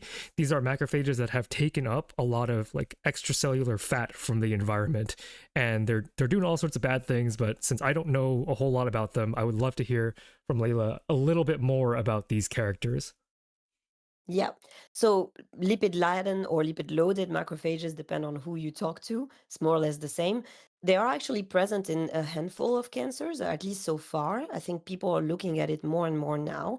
And what people see is that usually in the liver or in the breast also, those macrophages take up some circulating lipids. We have a lot of circulating lipids in our blood system, for example, and they use it as fuel for themselves. And so this has been characterized with being correlating with bad prognosis, with poor response to therapy. But functionally, we didn't really know what it means. Like, why do those cells, correlate with bad response to therapy or with progression of the disease? And very importantly for us, those cells were not ever seen, or at least identified properly, in brain cancer. They have, the ability of macrophages to eat is really in their name, macrophages. That's what they do. They eat stuff. And so their ability to eat lipids or fat is not too surprising. But for it to happen in a cancer, and as we will discuss in very specific type of macrophages in specific niches, was a bit of a surprise to us. But now what it also made us think about is how this happens for microglia, for example, in Alzheimer's disease or in multiple sclerosis, where there is a lot of degradation of neurons and pickup of fat in those macrophages. And it is a characteristic of Alzheimer and MS disease. And so we started to think, okay, maybe this happens also in glioblastoma. That's why we see those microglia and macrophages that have all these lipid metabolic features. And so it really came up to say, oh, maybe those cells are more important than just hanging around. And we started to dive into it. Do you happen to know if sorry, you got a burp for so you missed it, but I had to do a bunch of challenges where I ate all sorts of horrible food for charity. Sorry. So do you happen to know if there is a known mechanism by which these lipid-laden macrophages contribute to other diseases like cardiovascular disease and obesity, or is this like correlative across the table? No, they definitely have specific role in, for example, fatty liver disease. We know that this is why the liver gets so fatty. Macrophages can accumulate a lot of lipids. In obesity, it's a bit across the board, right? It's all in the fat tissue. We see a lot of those lipid-laden macrophage, or I would say they're not exactly the same, right? Ours are a bit unique because they're in the brain. But the crown-like structures, this is what we call those lipid-laden macrophages in adipose tissue. And the fact that they are in the adipose tissue makes the fat very inflamed. And this is why obesity is correlated with more and more cancer now, because we know that there's a lot of inflammation due to those macrophages in obese patients, in obese tissues. And this primes development of cancer. So interesting. I every paper I read for this live stream, I feel like I should have read two more. It's all very, very cool. Okay, so this kind of insight, to bring it back to this figure where you're characterizing all of these different microglia, it makes sense why you picked MG3 and MDM3, because what probably caught your eye at some point is this right-hand panel here, where we're talking about the metabolism bits. So if we look here, like again, like in terms of my dumb brain, I'm looking at the reds and that's where my eyes are drawn to. But actually MG3 and MDM3 here, they are like pretty highly involved in the metabolic system, specifically with lipids. And I believe that is where your eyes have shifted to. So this is kind of like an interesting insight of, did you know about lipid-laden macrophages roles in other cancers first? Did you happen upon, like, how did you generate this hypothesis to begin with? Because I would have never have thought of Yeah, it just because I don't have yeah. that background. Well, I will. No, I understand. To be honest, I give all the credit to my wonderful people and the first author of this paper, particularly Dan. He's the one who picked up on that. I was more interested, a bit like you know, to the inflammation profiles and the microglia function profiles. And Dan came to me and he's like, listen, there is this commonality between the microglia and the monocyte-derived macrophages, and it all revolves around lipid metabolism. And that's weird because there's nothing in the brain about this in brain tumors. And there's a couple of papers showing that in other cancer, colorectal cancer, for example, or prostate cancer, those cells are very important. So maybe we should look into whether they are really lipid laden, they accumulate fat, and what would they do? And I was like, oh, I don't know. Okay, give it a try. And he really drove this entire line of investigation. So I am going to give him all the credit because I was more conventional in what I wanted to look at. He's the one who went into the lipid aspect. Gotcha. Because I was gonna say, like, the insight, like reading the paper, I thought it was such an interesting insight to go after the threes here because I would not have done that. And the fact that Dan had this, like, you would call it a eureka moment, right? Like, I would call it a eureka moment because, you know, my eyes are drawn to some of the more inflammatory stuff, but and I think what's important for the audience to see is that, like, you know, it's complicated to be a biologist in the sense where you have to have a lot of training, but actually reading data can be for everybody. And that's why I do what I do on my channel. I show you the data. And I think what's meaningful, to recap the story that you're telling about Dan, is that Dan took a look at this row, this third row here, and this third row here, and went, oh, those are kind of similar. And anybody could do that, right? Everybody has the potential to do that. And it takes a dedicated, careful person to pull that insight from. But, like, the reason why I love biology so much is because you do occasionally see these eureka moments of, like, oh, you don't have to be like a 500 IQ genius to see, oh, this third row and this third row are similar. But the genius part is deciding to care about that. That's awesome by Dan. That's amazing. Yeah, totally. That's awesome. Very cool. I'm very glad to have that because that was a bit of a mystery to me, but now I know the answer is, oh, Dan's just really smart. He's very smart. And also he likes to go outside of the boxes, which I think for your audience is a very good and very important message for a new generation of scientists. You know, don't be too afraid to go outside of the box and look at something that you can't find much in the literature about, or at least we really didn't find anything back then in brain tumors about lipid metabolism and lipid-associated macrophages. But this really popped up, and it's like, there is something there.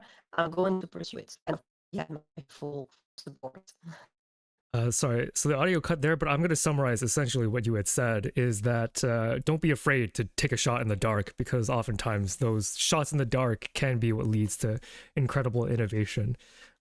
So it's just an incredible story, and we're not even at, like, the picture part yet. Like, every part of the story was really good. And I really wanted to do the paper justice. And it's really interesting to see these insights. Okay. So this is the part where you show that, you know, in these violin plots, that there is an increase of reoccurring tumors in these specific mice, which recapitulates what you were talking about with why you chose these mice to begin with, because they do have this a shift, and we're going to relate the MDM3 to the shift in tumor microenvironment in just a little bit. But, like, okay, so we're interested in these threes and what are the characteristics of these threes. It's just that these threes are associated with reoccurring tumors. So we already have a pretty good reason to investigate these specific macrophages in this third row here. So that is good justification. And if we look back at this graph, we see, again, talking that shift between blue and brown, going from OPC, a more quote unquote friendly tumor type, I guess, to a less friendly tumor type in brown. And when we see that transition in this INC4A section, we can then relate that to the type of macrophages that are involved in that process. Something to also note is that they have much of their MES2 tumor cells in a hypoxic niche, which is labeled in teal here, pan. I put an arrow here that showing like these slices. So this is initial tumor and this is recurrent tumor. And we can see that there's a good healthy chunk of the MES2 tumor cells that are located in a part of the tumor that does not get access to oxygen. So, Exactly. we've Very been good sum up.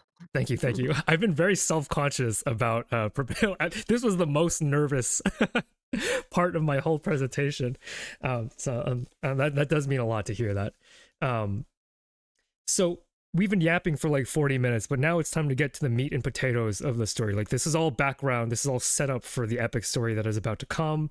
And it's this research question: do these lipid-associated macrophages or lipid-laden macrophages contribute to the switch between OPC, the friendly tumor, to the MES cancer cell type, the unfriendly tumor, within the hypoxic tumor microenvironment? So there are a couple of different elements to keep track of, but it has to be, because we are now looking with a very careful microscope at one particular set of interactions that has a potentially big impact on reoccurrence of glioblastoma. So we went, we're doing a funnel structure where we started broad, now we're very specific, and we're gonna dig into the actual data here. Okay, so here's a hypothesis that was thrown out. Do lipid-laden macrophages aid in the transition between OPC to MES tumor cells within the hypoxic tumor environment? So if I were to draw a little picture here, we have our macrophage here that's specifically lipid-laden, and maybe it's doing something, we don't know what, to the OPC tumor cell, and that's helping it move to the MES type. And so this is bad. We don't want this to happen. And so figuring out how this interaction works gives us the surface area to attack this problem. We want to not have this happen.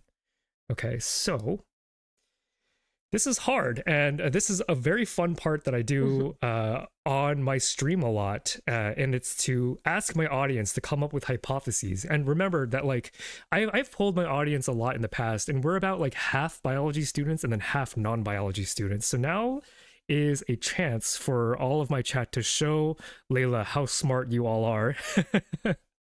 And now that you have the research question, try to come up with how you would investigate this. And don't be afraid if you haven't taken biology. Don't be afraid of what's possible. Just, in an ideal world, if the technology exists, how would you in particular address this research question? Because I like to see what my audience who is not trained, what they come up with, because anybody can engage with science and scientific thinking, and that's an important part of what I choose to do here. Only one of you will be right. Like, there is one right answer that Layla's group, or Dan, who's driving the project, chose to do, but it's interesting to see that there are like different strategies that could potentially lead to similar answers. And so I want to see, like, I would like Layla to evaluate your approaches, because usually I'm the one evaluating the approaches, but now we have the actual expert here. So now Layla can talk to you directly and judge your contribution. Well, I wouldn't dare to judge, because I think indeed, like you said, there's so many ways you can try to understand and answer this research question. But I think I am already seeing in the chat Marlene, who had extremely good questions all along, which I didn't have all time to answer, but I'll be happy to when we have more time, by email or by a chat. I already see that she is suggesting a tumor culture to model this in vitro. And I can say that this is a very good proposition, which we did undertake. We undertook more approaches, but this is definitely in our top 3. Yeah, I want to So spend. well done, Marlene. Yeah, Marlon's a superstar. I do want to give other people a chance as well, just because what I like to do here is that, like, even if I don't get answers from chat, right? By forcing people to think about what they would do in the situation, it makes the science more tastier, I would say. Because if you try to solve the problem, it makes the actual solution a lot more valuable, right? When you try to work it out yourself, you can't work it out, and then you see the solution, you go, oh, that's so smart, right? Like, that's the feeling that I tried to convey to my audience. Should I say less? No, absolutely not. It's just that, like, I want to wait for a couple more minutes just to get people in the position where they are trying to think about these questions. Is the question between lipid-laden macrophages and normal macrophages. We're specifically asking whether or not this specific subtype of macrophage is the macrophage that is responsible for the transition between nice tumor and evil tumor. And not that any tumor is nice, but relatively nice. So that is sort of the very pointed experimental question that we would like to address. And if I don't get any more contributions, again, because this one's hard. This is a hard one. This is a hard question to answer, but I want to give the space just to sit in the thinking period, right? Because giving the time to breathe instead of just being like spoon-fed the content makes it more meaningful when you see the answer. Transcriptome analysis of lipid-laden macrophages exposed to naive tumor, as Marlon suggested. That's a more specific, I think, design on that. What do you think of that, Leila? It is a very good one too. And in that specific setting, what's interesting is that you could look at those lipid-laden macrophages, but you could also look at why and how they change the naive tumor, which is, a double Kiskol effect here, which we also undertook, and it gave us very interesting results. It's hidden in the supplementary figure, so don't worry. But it is one way to look at the reciprocal interactions, which we really are interested in. All right. And we got another comment from More Juice. Is there a gradient in the amount of lipids the macrophages are laden by? Could we experimentally modify the amount of lipids on those macrophages and then measure its effect on the transition rate? So, that's an interesting question that I haven't thought of. That is. Yeah. Well, so it's a very good question. We tried it. We were never able to actually gauge how much too much lipid or not enough lipid was to make a macrophage become lipid laden. And the effect on the transition was impossible to reproduce in vitro. We see it in vivo because it's in the context of the whole environment. In vitro, we couldn't exactly see it this way. So we had to take a side door to answer the question. But it is something we tried. So it was a really good suggestion indeed. Measure markers for OPC and MES tumors and compare between conditions that can inhibit lipid-laden macrophages. Is there a treatment that can inhibit LLMs? We're actively looking for one right now. There Not you go. something as direct as we wished. What we tried, and I guess we will show maybe the data, is we tried, a side way where we limit the ability of those macrophages, those lipid-laden macrophages, to take up more lipids, but completely inhibit them. It's not something that we could find. That's not something that is available, but we're building one right now, and I hope it will be a new study to come out this year. But it would be the perfect way to actually inhibit LLM and to look exactly what they do to OPC cells or to MES cells. Oh, that's awesome. To take a moment to appreciate, again, to remind Leila, a lot of my audience doesn't have biology education, and I think I'm very proud. I'm very proud of my Me chat. too. It's awesome. Very impressive. Very impressive, guys, really. I mean, for people that just heard about the story right now, the past 45 minutes we've been talking about it, you guys have very good cues. Yeah, and it just goes to show that science can be for everyone, and biology is for everyone. Awesome. And we'll take one more suggestion from Jareer Money. A lipid-laden cell lysate versus normal macrophage cell lysate effect on OPC cells in vitro, which they acknowledge is maybe a little bit crude, but I think that could be interesting as well. Although we'll talk about the effects of cytoplasm in a different paper, but I'm wondering how that hits your ear, Leila. So so we didn't go for the cell lysates because what we wanted to, what could be a bit more precise for us, and we did it, is to look at the secretome. So what the cells secrete, what factors they secrete, and we took that mix of juice, basically of soup that the LLM produce, and put that on each of the mesenchymal or the OPC tumor cells. So we did that, and it gave us some cues into, again, how they change the tumor cells for the worst, or how they affect the tumor cells, let's say. And this is a key part of the paper. So not cell lysates, but cell secretome. And I guess we'll talk about the kind of things that they give to the tumor cells. Absolutely. And So good one. we'll take one more because I think this is fun because I love mass spectrometry. Yeah. But did your lab use mass spectrometry to see what they were laden with? I guess this is lipidomics now. Yeah, so we didn't do mass. Did we do mass spec? We did not do mass spec. I don't remember We did mass not do mass spec. spec because it mass spectrometry. Yeah. We didn't do mass spectrometry because we needed too many cells, but we did some metabolism, so lipid metabolism species where you look only at metabolites and not at the rest of the protein. Yeah, this plagued my PhD as well, is the fact that studying the immune system in the brain can be quite difficult because there's just not a lot in the brain to begin with. Yeah. Mm-hmm. Yeah. Exactly. So I ran into that exact problem because I was trying to do mass spectrometry in the brain for immune proteins, and it was a nightmare.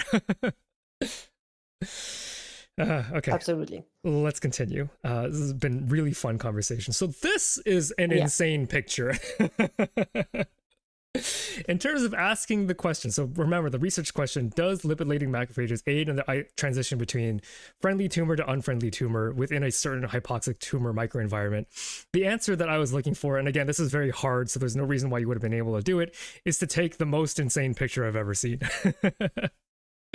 So I don't even know how you have the technology to even do this because I was running out of time to read the methods. But to me, this is an absolutely crazy slice of data that I think is so impressive. The fact that you can, on the same slice, capture macrophage subtype, microenvironment, tumor cell type, and the raw image on a cell-to-cell resolution. To me, this technology is absolutely insane. I like, I could stare at this picture forever and just be flabbergasted at how this data even came together. And so it's a lot of course, relatively classic immunofluorescence where you look at specific cells with one or two markers that they have on them, but then you can also project your transcriptional data on it. And you do that because you do spatial transcriptomics. So the same thing, the UMAP that you showed, where we could see all the cells everywhere, we take that and we do the same thing, but spatially. So you can have, it's not as many genes, but a lot of those genes put on the slice or the cut of the tumor.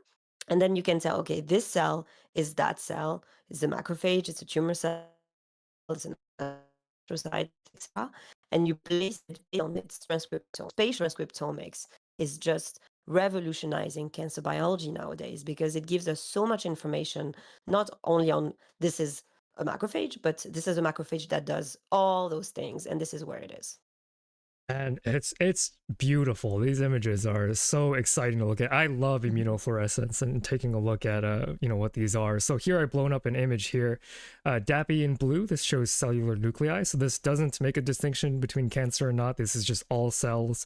IBA1 is a marker for macrophages. So you can see within this tumor the presence of red, which tells you that it's macrophages. Piminidazole, I believe, is a marker for hypoxia, so you can even get information about where there is less oxygen, where there's more oxygen within the tumor. And then CD31 is a marker for microvasculature, so sort of understanding the deep structure of what these tumors are like. I could stare at immunodata forever.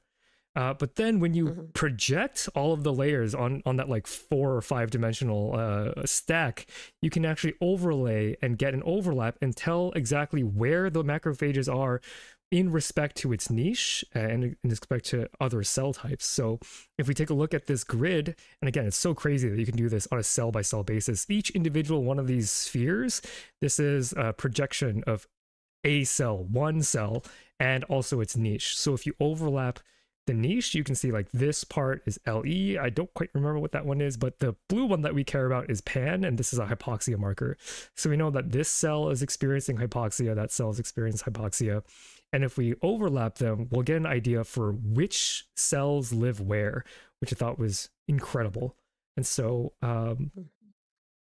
we're gonna go into, what is this? Yeah, it's pretty cool. And just to tell your audience, in this study, we focused on those lipid-laden macrophage, on hypoxia, but you can also see how much more there is in this data set we're working on now, because we only touch base as a small part. It seems complex and a lot, but it's a small part of everything we could actually have gone into.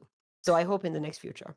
Yeah, I mean, this it feels like this blew up this problem by quite a bit, like laying the foundation for quite a bit more work to be done. Also, thank you, Appease Bone, for the $50 donation.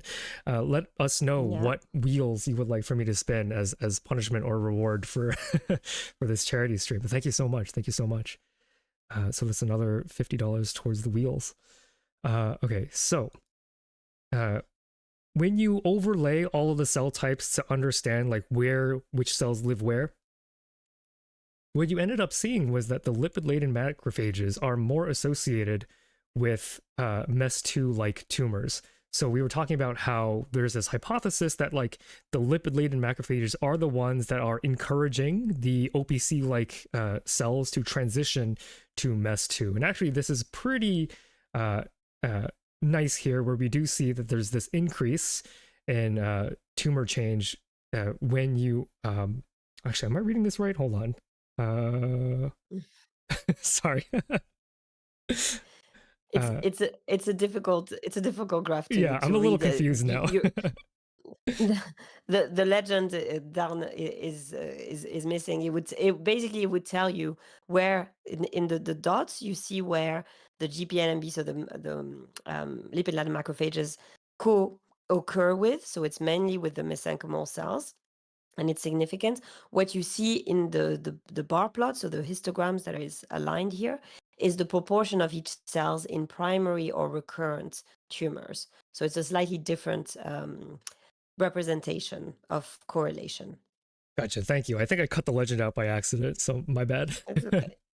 But yes, it's a terrible. When I give my seminars, I never show this one because it's so difficult to explain. It takes so much time, so I always like skip this one and go to the conclusion. Gotcha. But I think your title covers it. Gotcha. I think what's important is that it's this data, but put into numbers in terms of like knowing where the macrophages are and which tumors they like to hang out with.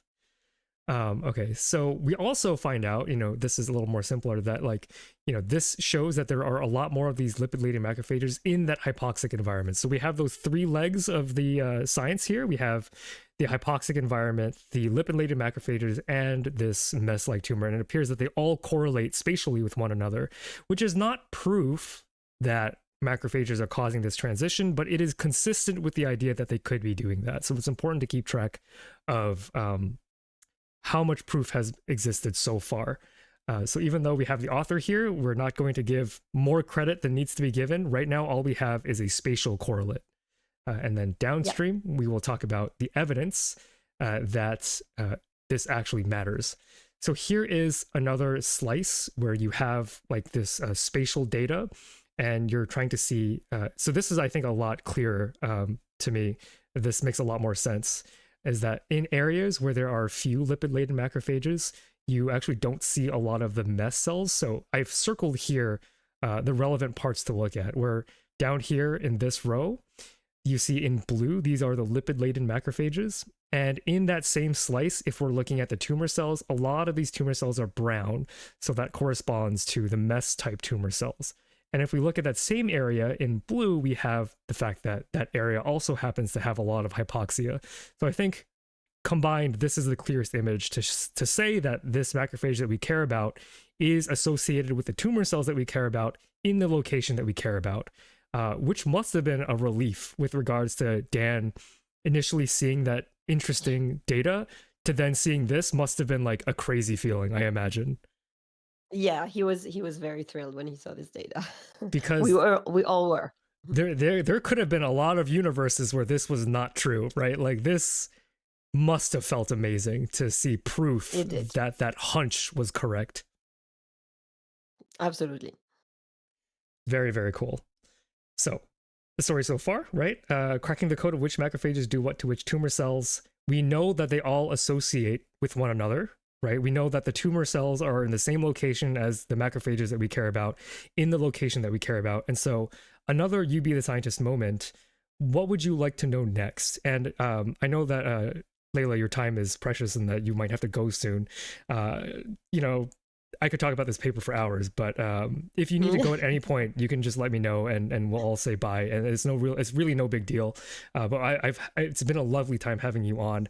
But just let me know when you need to go. It's super fun. I think I can handle, just for the audience to know, I have a 2-year-old who can be a bit difficult for bedtime, and it's 8 p.m. for us. So I probably have another half hour, and then I might have to go. But I'm here for now. It's a lot of fun, and I'm enjoying this. Awesome. I love that. So here's another chance to impress Layla. Now that you know that all the cell types are in the correct location, what is the next question that you would like to ask? So we know that all of the cell types that we care about in terms of Dan's driving hypothesis that this specific type of macrophage is encouraging quote unquote friendly tumors to become unfriendly in this particular environment. What's the next step that you imagine would be important? I'll give you all just a little bit of time to rack your brains for an answer. In fact, I don't really remember what the next slide is because everything has been a blur in terms of preparing everything. But it's interesting because when you contrast your own scientific thinking to the first author or to the group that did the research, you can kind of compare and contrast your own like scientific personality. I loved your story about Dan because, you know, people have this misconception that like science and STEM is very stiff, that like things are right or they're not right, when in reality, when you are dealing with the vast unknown, your personality, your scientific personality does come into account. So you said, and I love your description, that Dan is someone who likes thinking out of the box, and so everybody has these like subtle differences in their own way of scientific thinking that makes science so rewarding to do. Absolutely. And I think as scientists, and if your audience, some of them are science students, we learn constantly and we never stop learning, and we learn from people at all stages, our first year student, master student, bachelor student, PhD student, all the way to the, you know, to the Nobel Prize winner. I had a lunch with one 2 days ago, and you learn from them the same way, just different things from discussing with your bachelor student. It's just different. Yeah, and just complementary. That's why I wanted to recreate the experience. So for my background, I am a biology instructor. So my full-time job is teaching students. So I'm not doing active research anymore. And what surprises me, and what I make it very clear anytime a student asks me a question I don't know the answer to, is that they've reached the end of my knowledge, and that from there on, they're the expert relative to me, of course. Yeah. And I think that's very meaningful. It is, and this is what we all should strive for, bringing in people and interest to get them to be, you know, the even better than us, know more than us, do more than us. This is the most rewarding part of being a scientist. It's also why I think that scientists have such long visions for the future, that, you know, we have ambitions that extend beyond just what we want to accomplish in our lifetimes. And it's nice to be able to pass the torch along to the next generation of scientists. So we have some probing questions in the chat. So where the chat wants to go. So Robert says, what are the macrophages actually doing to the tumor? Excellent question. On what makes the macrophages interact with the tumor cells in this way? So similar question to get at, sort of what is the mechanism behind this transition, unless this is just a correlate, because again, don't want to give Layla and Dan too much credit. This is still just a correlation, even though it is a very tempting tasty correlation. It hasn't been proven yet, but I do agree that there is. Now we want to know how this is happening, if it is happening at all, which is very, very nice. So let's go ahead and move on. Oh, I have animations here apparently. Okay, yeah. So what the heck are the lipid-laden macrophages actually doing? Okay, so a little bit of background on sort of the profiling that you did on these macrophages is that they have a different lipid profile than their cousins. This makes sense, right? Because macrophages, the ones that end up taking up these lipids, of course, they're going to look different than other macrophages with regards to their lipid content. Notably, they have more cholesterol. So you did this lipid panel where you're checking to see like what fats are inside these macrophages specifically, and what you're finding is that there is more of these cholesterols. And then when you sequenced the genes, when you sequenced the expression of the genes in these lipid-laden macrophages, you found something interesting. And I don't want to spoil, because I want chat to look at this data so they can come to their own conclusion instead of me spoon feeding them. Mhm. Let's compare the orange and the purple bars, right? So the orange bars are the macrophages that don't have lipid laden, that are not lipid laden, and the purple are lipid laden. And when I looked at this data, I was surprised because I'm a be real with you, Layla. I don't look at the words that the authors wrote. I just look at the data as much as I can, Yeah. just to read as fast as I can, right? So when I got to this point, I had to like go back and be like, huh, this is very interesting, very weird, and very unexpected, but it's a very important part of the story that we're about to tell. So, chat, can anyone tell me why I had to do a double take? Like, why I was like, that can't be right. I must have gotten the colors confused. Why is this confusing? Yeah. Also, I guess while chat is thinking about why this data is confusing, Leila, do you have any insight as to why you had chosen to look at why of the different fats that cholesterol caught your eye?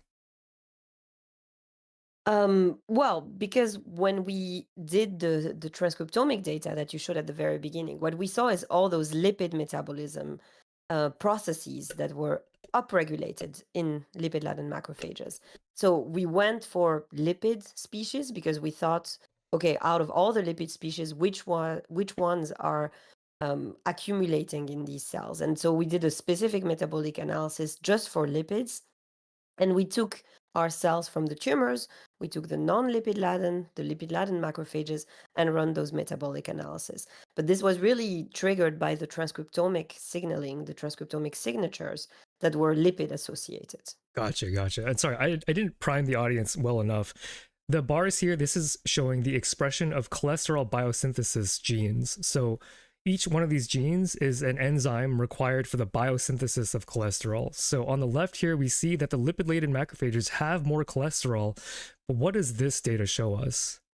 Marlon says DHCR24. So this right-hand gene over here has a huge loss in lipid-laden macrophages. That is where my eye went to as well. And actually, that's a trend that we see across these other genes. And so let's think about this for a second. Layla, you're about to jump in. Yeah, I was going to just tell your audience, I mean, you see a ton of cholesterol accumulating, but you don't see any cholesterol biosynthesis gene expression, which means, what does it mean? How do they get this cholesterol if they don't produce Yeah. it? And I think I want the audience to take that next step. So there are two things that are true about this data. One, lipid-laden macrophages have higher cholesterol. Two, they're probably not making it. So where are the lipid-laden macrophages getting the cholesterol? Yeah, Marlon's got it. Yeah. So this is a big more juice as well. Yeah. Yeah, more juice as well. When I had forgotten the title of the paper by the time I got to this part because again the paper is so long. The next figure, I was like screaming. I was like, no way. So where is the lipid-laden macrophage getting the cholesterol from? So we're about to find out here. And the answer is truly insane. Myelin. The macrophages are eating myelin. So for those of you who don't know, myelin is the fatty content that wraps around the neurons to help them propagate their action potentials, right? So it's a protective coating that allows for the conductance of electricity in neurons. So the macrophages, they have high cholesterol, but they're not making it themselves. They're taking it from their environment. And what this image is showing is an overlap of myelin and macrophage. So how do we know that the macrophages are eating myelin? Well, because we can find the myelin in their bodies, and that is absolutely crazy. Was there any part of you that could have expected that the source of cholesterol here was myelin of all things? It was so unexpected for us. So we looked at so many other things before we actually got to this. You know, there was a comment on your chat about whether there was difference in lipid in the circulation in those mice that have glioblastoma. Turns out no.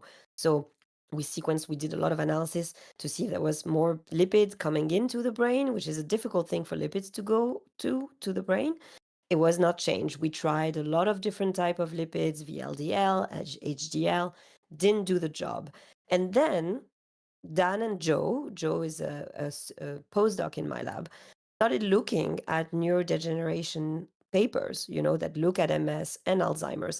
And that's where they saw in those kind of old papers that macrophages in MS, in Alzheimer's, actually eat up myelin. The myelin that the neurons shed when they die get eaten up by the macrophages. And so they were like, wait, can it be something like that? Should we look at myelin? Which was really not expected, and it turned out to be true. So this is how we came to it. I love that answer, because this is something that you don't necessarily get from like a press release, right? So this is why I like to show my audience a little bit behind the scenes of how scientists operate, because I like lipid, I was like, I don't know, maybe they're eating cells or something, but actually chewing on the myelin is like something that you could never have, you couldn't torture the answer out of me. Yeah, it was very surprising. And we think this is much more, it's happening a lot more than what we think in maybe brain metastasis as well, and in other type of brain diseases. So this is an area of research we're really excited about. Yeah, and it's so cool. And it's interesting to also hear that it was surprising to you all as well. So surprising. And it shows that like reading broadly. So here's the thing, like biology students complain all the time about having to learn glycolysis because they just think it's brute force memorization. But a professional biologist, you don't know what you need to know because biology is so complicated. So here comes this paper from the Alzheimer's research that shows ingestion of myelin. It has nothing to do with your problem, except it does. And in order to be a good biologist, you do have to try to learn very broadly, as well as, of course, very specifically for your own problem. So I encourage anybody who wants to go into biology to remain open-minded about what you find interesting, because you never know what you might pull from. You could make crazy connections like this one, where you're connecting Alzheimer's research to glioblastoma, which, again, a connection I would have never thought of. It's insane. Yeah. Okay. I mean, like, to me, I just stood up from my chair and I was freaking out. Like, awesome. And also, I just want to acknowledge we got a raid from Z's chat. Welcome, raiders. We are talking about a paper where we are learning about how macrophages interact with brain tumors. And it turns out at this stage of the story, they're eating myelin, and that's somehow going to help the tumor progress from a so-so tumor to a very bad tumor. So we've got the professor behind the work here, which is something that I never thought I would say out loud, which has been a blessing. It's been so much fun talking to Layla here, and the science is absolutely sick. Super fun for me too. Thank you for having me. Absolutely. Okay, so this is the figure. I'm gonna be honest, I don't quite understand this. This is one that I was a little lost, but what I was gathering is that the closer you get to where the myelin is, the larger the lipid droplets become. And I don't really understand how that implies that the myelin is being recycled. So could you offer a little bit of insight into that? Yeah. So here, there's no, we cannot infer anything about the recycling yet. What you see here indeed is that the closer a macrophage is to MBP, which is myelin binding protein, the bigger it gets. So in size, you see in the size of the round circle, it gets bigger and it accumulates lipid droplets. So PLIN2 marks lipid droplets, which means it's making more lipid droplets. So it's accumulating more lipids. So the closer it gets to the myelin, the more it eats it, basically, the more it becomes lipid laden. Gotcha. So this is correlative evidence that myelin is being consumed, and combined with the fact that you find myelin in the macrophages, it's a pretty safe bet that that's what's happening. Or rather, that's two lines of evidence that show that that could be the case. Yeah, it's totally implying that it's being recycled, but at this stage, we don't know yet if it's just being accumulated or recycled. Gotcha. So maybe my title was a little too strong. I mean, that's what we thought, so it implies it. Gotcha. Okay, so just to summarize for the Z raiders, glioblastoma is really complicated. Everything in the tumor is heterogeneous. Tumor subtype, tumor cell subtype, macrophage origin subtype. Tumors are incredibly complicated. Their architecture is complicated. There are different locations in the tumor that experience a different environment, which makes it complicated. So cracking the code by which cells interact within that tumor is going to be very good for glioblastoma research. And so for glioblastoma in particular, the main immune cell of interest is the macrophage, this cell that eats and consumes debris and can activate the immune system. It turns out that there's a specific type of macrophage that is lipid laden, so laden with a lot of fat, that is particularly looks attractive for investigation because it is associated in space and in time with a transition between cells that are friendly tumor cells, quote unquote friendly tumor cells, to unfriendly tumor cells, the mest cells. So now we're getting into actually trying to figure out whether or not these lipid-laden macrophages are they just happen to be around and they just accidentally are where OPCs are turning to messes, or if they're actually doing something. And so what we're learning about these specific macrophages is that they are eating myelin and recycling it. But why does the tumor care? So I'm actually going to skip this next You Be the Scientist segment just to get on with the time. And what I think is the most obvious place to go next is, okay, we know that they're eating the myelin and they're probably recycling it. And so why does that matter? Not entirely clear, but we're going to get into sort of some interesting data. So here we actually have an experiment that is very similar to a chatter, an experiment that a previous chatter had recommended, which is to use sort of the juice that comes from tumors to see how that affects macrophages. And so this tumor conditioned media, this is growing tumors in a dish, and then you take the soup that they're growing in and then you dump it onto macrophages and you see how that changes their behavior. And what you actually see here is that you end up encouraging macrophages to eat more myelin when you dump them in juice that has been growing tumors. And this appears to be true for both OPC and mess-like media, which is interesting. I'm wondering if you found that the other subtypes of tumors encourage the macrophage to eat myelin as well. And thank you, Anonymous, for donating $50 to St. Jude's Research Hospital. Thank you, thank you.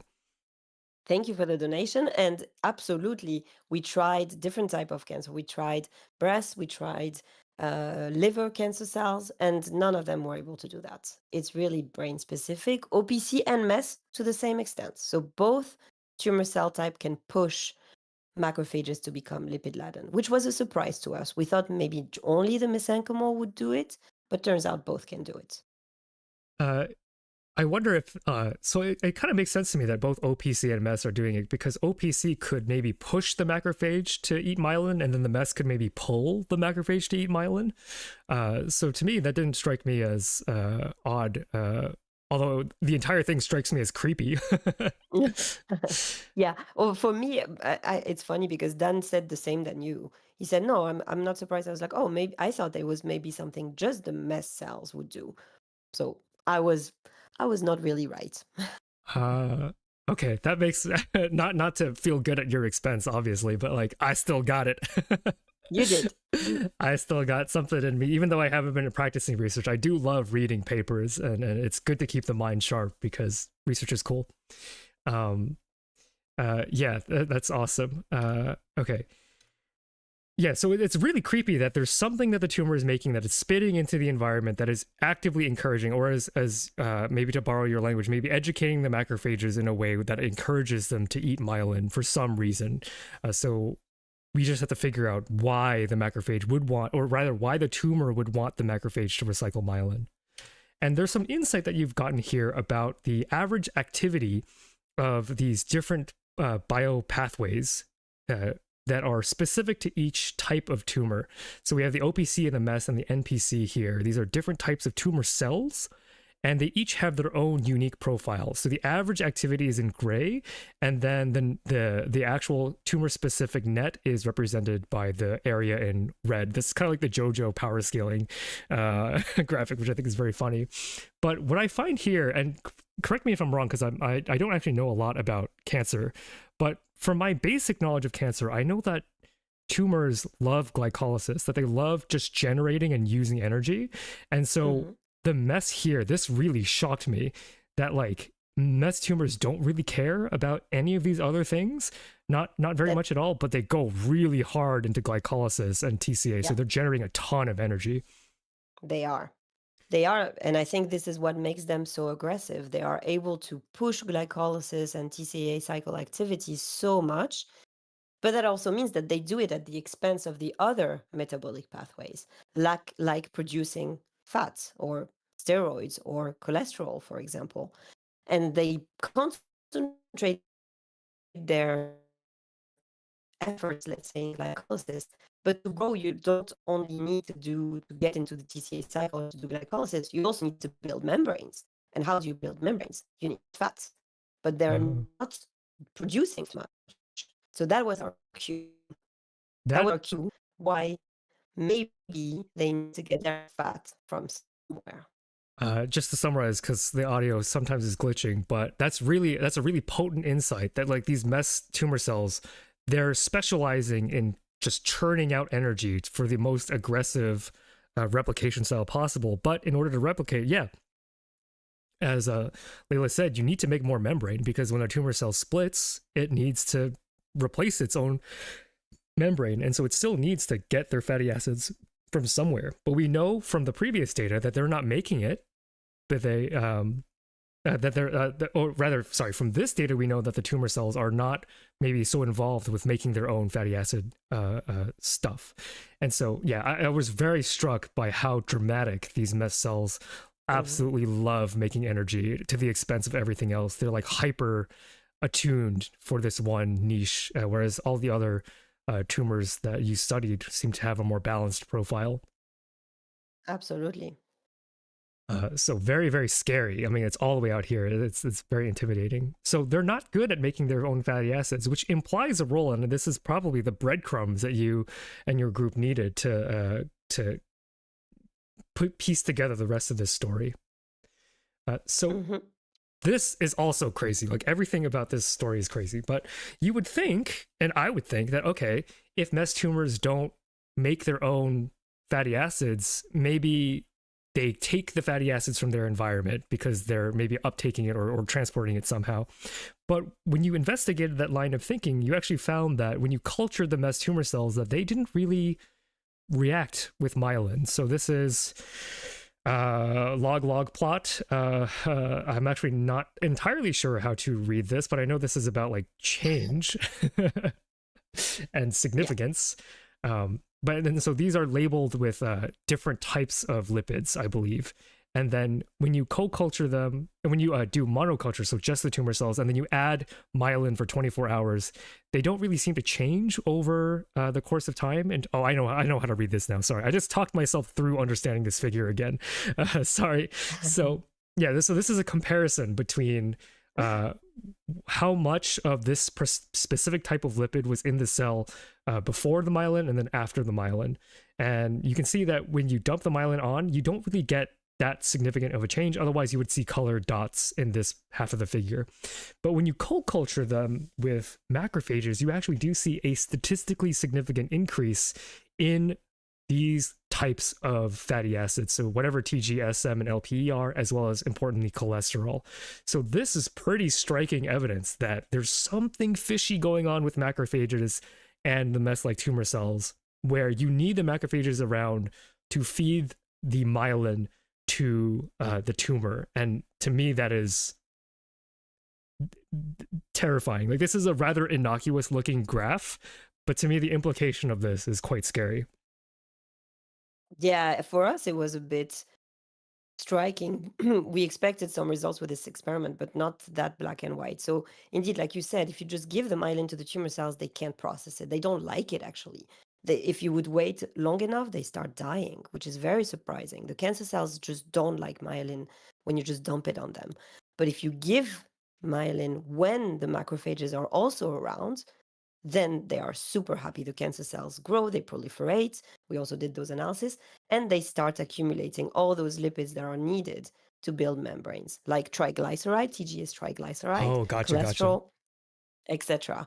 And so you need to have that intermediate, the macrophage, to be able to use the myelin. And then, obviously we thought, how does that work, right? Is it the processing, the transferring? And this really opened up this very unique interaction we uncover between the macrophage and the tumor cell, the MES tumor cells particularly. I'm actually going to take a quick bathroom break if that's all right with you, Layla, and you can interact with chat. There's a bunch of interesting questions that are popping up in chat, and I will be right back to continue the rest of this presentation. So Yeah, I'll be back sure. just in a Go, second. go. So, Robert, you're saying big brain get rid of all macrophages. Well, you can't actually get rid of all macrophages in your brain. If not, you'll die. Anyone needs macrophages in the brain. That's why even in mice, when you try to do it very rapidly, either the mice gets really, really sick and dies, or it finds a way to replenish the bulk of the macrophages that you try to kill. And also, like we were saying a bit earlier in the chat, we can't think that all macrophages are bad. Some are actually pretty good. So you want to keep them around, and maybe, in future research, what we want to try to do is to expand the good macrophages in cancers. So getting rid of all of them would be just a temporary type of approach. And then, yeah. What else can I answer you? Is there a specific type of macrophage that is susceptible to this? What do you mean this, Marlene, to recycling the myelin? That would be the lipid-laden macrophage. The specific type of macrophage that could be a good type of macrophage are those MPO macrophages we mentioned earlier. Can we deactivate whatever trait they make them vulnerable to this? This is what we try to do. I don't know if we will have time to go through it. But yes, what we think is we can play on two things, either stopping the macrophage to eat up myelin so they don't become lipid-laden and they cannot then help the cancer cell grow, or we can also think about blocking the transfer of those lipids from the macrophage to the tumor cell. So we're working on that. Vic, you said immunotherapy to remove macrophage. Oh, you're back. Perfect. I was just answering questions. Oh yeah, absolutely. They're really good questions in the chat. You can go ahead and answer Vic's question, and we'll jump right back into the data. Okay, so Vic, you're saying immunotherapy to remove macrophage receptor that the cancer cell targets. Yeah, that is also a very good idea. We try to do that to some extent. The problem is that there's a lot of plasticity and adaptation. So whenever you remove something, something else pops up. And so you have compensatory mechanisms. That's what we call it. Yeah. And so even if you hit something, takes over, and it's complicated. Compensatory mechanisms are the bane of a biologist's existence. Biology is so complicated. There's one more really good question, and then we should move on. Could it be possible to de-educate the cells so they're not exploited by the cancer? Yeah, that's a little bit what I was answering more, Juice. It's gotcha. We have tried to do that, but relatively rapidly there is some other pathways that get activated to try to restart the education. So we need to be very smart in when we apply those kind of strategies when it hurts the most the tumor. And this is again in line with this evolution analysis we're doing to understand when we should hit what. Awesome questions. All right, let's go ahead and continue on here. As you were teasing earlier, Layla, about the tumor cells not liking the myelin, this is a profile of the reaction of the tumor cells in response to the myelin exposure. This is, I think, quite striking as well. I also have just sort of a practical question as to why you chose this method of attack in terms of investigating this profile. So this is like trying to see which genes are upregulated and downregulated when exposed to myelin. So these tumor cells are given myelin and then they react to it. And we see that they really don't like it. So things that are upregulated include inflammatory responses, so IFN alpha and IFN gamma. And then things that are downregulated are quite useful things like cell cycle and DNA repair. And so it looks like actually getting into contact with myelin is cytotoxic to the tumor cells, which is really surprising to me. So you almost get a double whammy. The macrophage is removing the myelin from the environment, thereby preventing cytotoxicity to the tumor cell, but also that macrophage is then converting that lipid into, or the fatty material into a form. Maybe I'm getting a little ahead of myself, but as of right now, it's removing the myelin from the environment so that the tumors are a little happier, and then it's going to be doing something else, as we'll get into a little further down. But why did you choose to do this sort of genetic analysis when my like simple brain went directly to just live dead cell assay, just seeing if they survive or not. Yeah. Well, so we have some evidence with live dead assays that at least the tumor cells are not growing anymore. What we wanted to do here is to look more in detail what would the myelin do to the tumor cells, but mainly what it would do when the macrophages were around, which turned out to not give us too much information, or not as much as we want, but clearly it showed that the myelin itself is deleterious to the cancer cells. And so it's, as you say, it's like a perfect effect for the macrophages to get rid of this myelin so it doesn't hurt the tumor cells, and at the same time changing it so it helps them grow. Why exactly this happens, why the myelin is harmful to the tumor cells, honestly, we don't know. I really don't. We were surprised, and we still don't know. Yeah, that's really interesting. I have no idea why myelin is so cytotoxic to tumors. But yeah, this is again, you uncover one rock, and underneath that rock are 1,000 other little rocks that you spend the rest of your life uncovering, and then it never stops. So that's just science. Okay. Yeah, indeed. So here's the story so far. For those of you who have just joined us, glioblastoma, really complicated. There's a ton of heterogeneity within the tumor. We have identified, not we, but Layla's group has identified this special macrophage called a lipid-laden macrophage that are associated with converting friendlier tumor cells to the less friendly tumor cells. And we're also seeing that this particular macrophage, what it's doing is that it's eating myelin, removing it from the environment, which might be helping the tumors grow and proliferate because they don't like myelin to be around. And we have evidence that that macrophage is then recycling that myelin for some other purpose. Okay, so we know that mess tumor cells are not good at making their own fats. They're like hyper adapted to be as greedy as possible, just churning out energy instead of caring about things like lipid biosynthesis. So there's potentially evidence that shows that the macrophages are recycling that myelin and donating it to the tumor cell to proliferate by making myelin bioavailable. So removing that myelin is toxic. Removing that myelin is good for the tumor because myelin itself is toxic, which is again very, very interesting and very, very cool. And then there's this question of like, we have all this evidence, but is this worth anything? Because there's a lot of like, we have to keep in mind that like research, you know, there is a goal in mind. So does this actually contribute, or does this have any sort of intrinsic meaning? Will we get anything useful out of this line of investigation? And so this is the only figure that I'm showing from this last panel, but this is sort of the ending of the paper that we see in a lot of formats where you do all this basic science research and then you do an experiment to show if your findings are valid for humans. And so this is a very striking piece of data that was at the end of the paper, that we do see this relationship between patients and their probability of survival correlated with their levels of lipid-laden macrophages. So we see here a probability of survival plot along with their survival time post-diagnosis, and we actually see that patients with low levels of lipid can actually do, on average, outlive patients with high levels of lipid macrophages. So while this doesn't mean that everything in this paper is 100% true in humans, because again, we're doing this all in mice, so we have to be very careful about what we can and can't say. But what we can say is that we know how it works in mice, and we know that lipid-laden macrophages are associated with worse outcomes in humans. So there's a good chance that this is a very productive line of reasoning to further investigate. So science is very careful.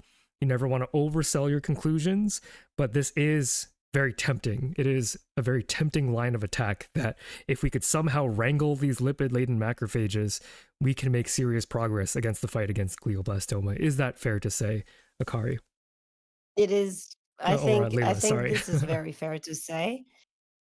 This is fair to say. It's of course having it's a lot of challenges, because again, that means we need to really try to hit this macrophage subset and try to not touch too much else.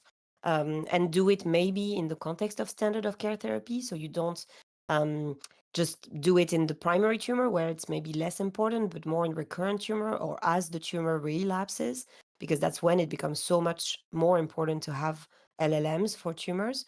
And so we have to direct our targeting, and this is a challenge, but I think it's becoming more and more obvious that it has more ramification than even just the cancer cell and macrophage interaction. We know that lipid metabolism is essential for T cells to kill tumor cells. We know that this is a cooperation in the whole environment. So we have to compute all those complex features and devise the right targeting strategies, but we are in the right path, at least I hope. Yeah, and again, if there's one thing that I've wanted to impress on the audience is that this is a very, very complicated form of cancer, and like, I just wanted to acknowledge, because I think this may be the last slide. Hold on, let me see. Ah, gotcha. So this is the whole big summary.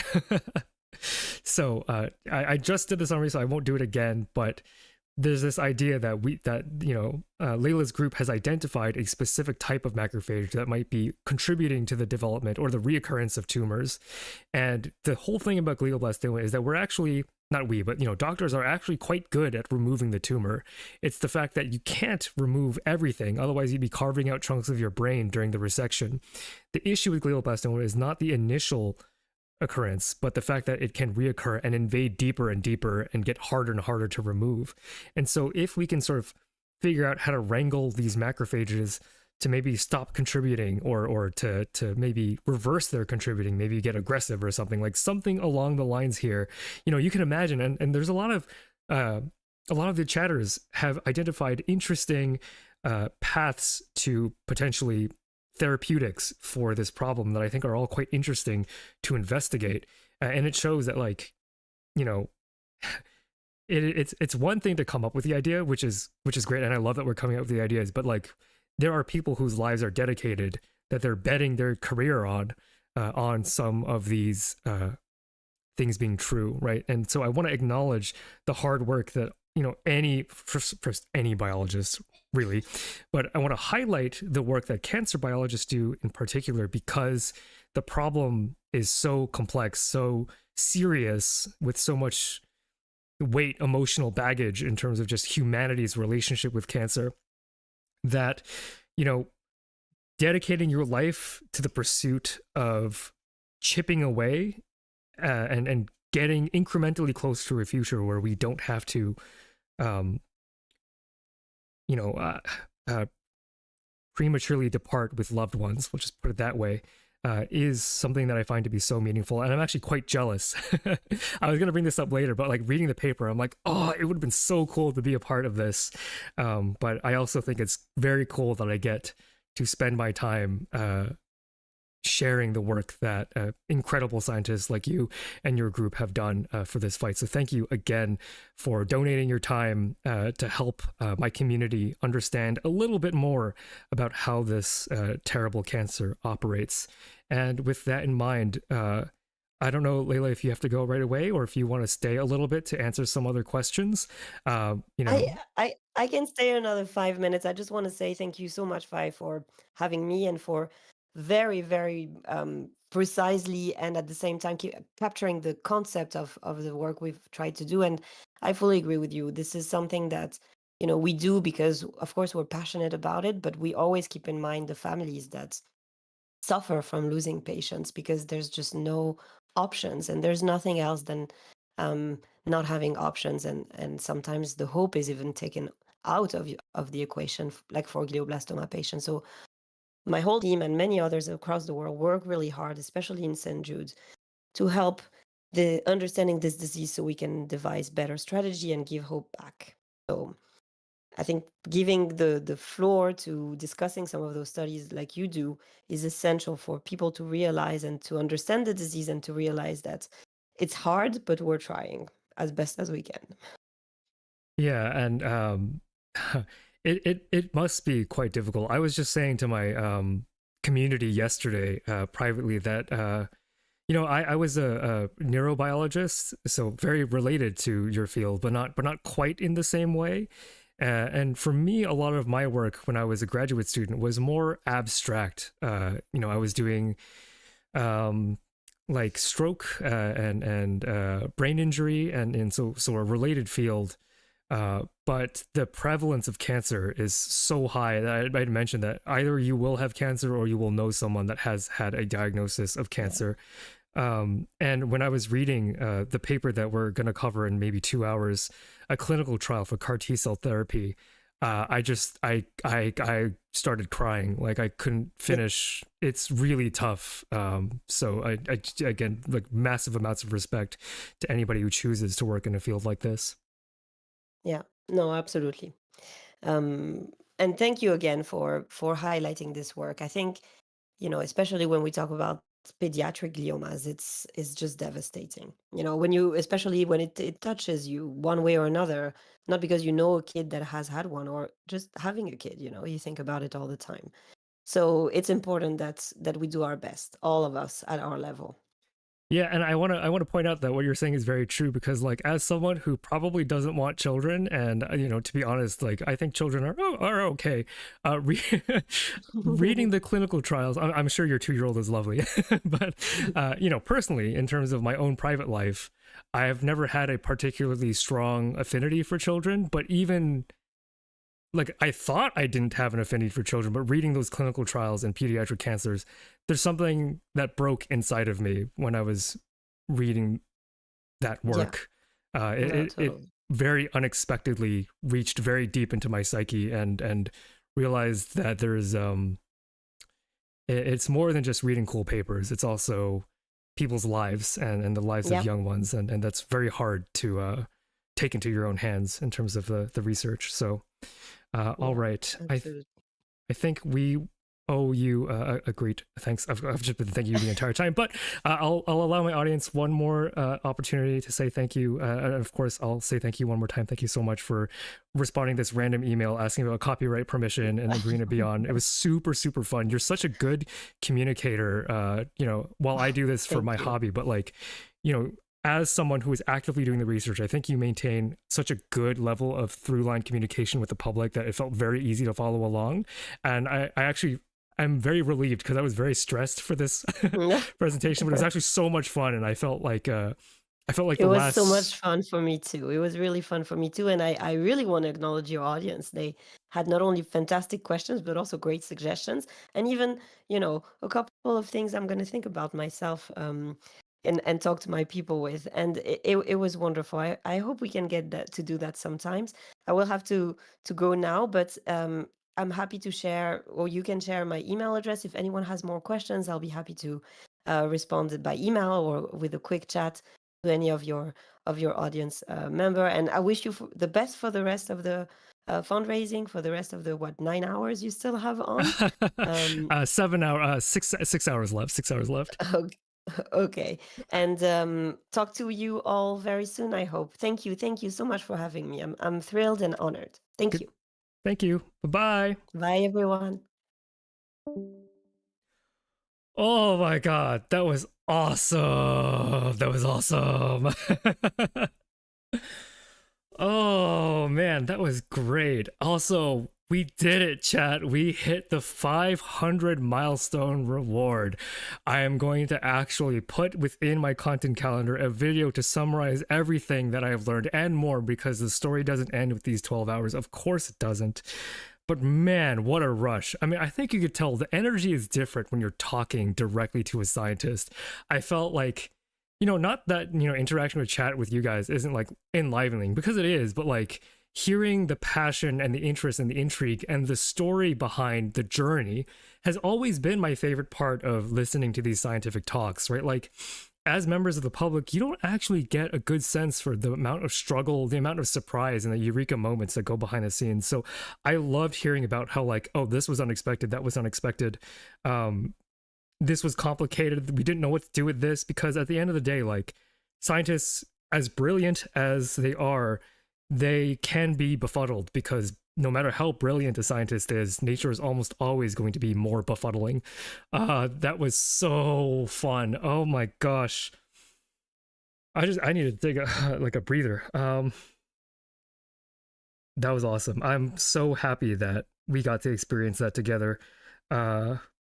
I can't tell you how meaningful that was to me personally, just on a science communicator level, because here I've been just like doing my own science communication thing, not really getting any official acknowledgement from like working scientists. And I've been happy to do that, kind of being on the sidelines. But it was always my intention one day to have enough clout to actually invite somebody on, because you don't get to see this aspect of professors very often. Even when professors do public outreach, it's always filtered in some kind of way.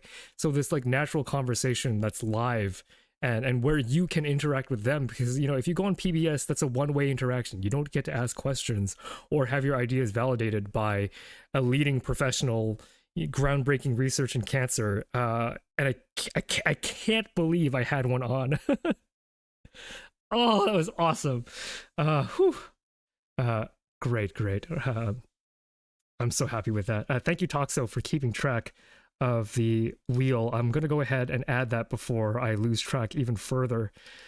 But oh, man. Okay, $20 for Anonymous. That's a 5th bad wheel. 50 from Hair Day. We'll say that's 2 bad wheels and then a good wheel. And then Anon donated 20, so we'll say that's a bad wheel. Clockwork donated 10, so it's a good wheel. 50 from Peacebone, 1 bad wheel and 3 good wheel. Okay, so we'll do that. And then 50 from Anon. Oh my goodness. Oh, that made me so happy. Science is so good, dude. Science is awesome. What are these wheels? They are challenge wheels for donations. If you donate above a certain amount, I will torture myself for content. I hope you could have more professors on. I know. I have some friends that are working as scientists right now that I would love to have on. But like, I can't tell you how rare it is for a professor to squeeze in their very busy lives a time to carve out for something like this. You know, I'm just a little guy on YouTube. While I'm very proud of my following, I'm not PBS, right?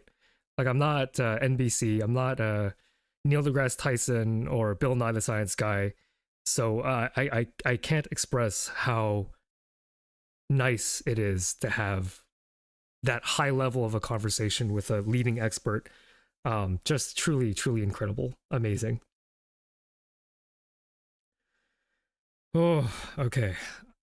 Let's let me take a quick break to stretch, because that I just kept on wanting to talk, but I am getting a little cold, so I'm gonna go ahead and grab a blanket real quick, and then we will go into the next paper.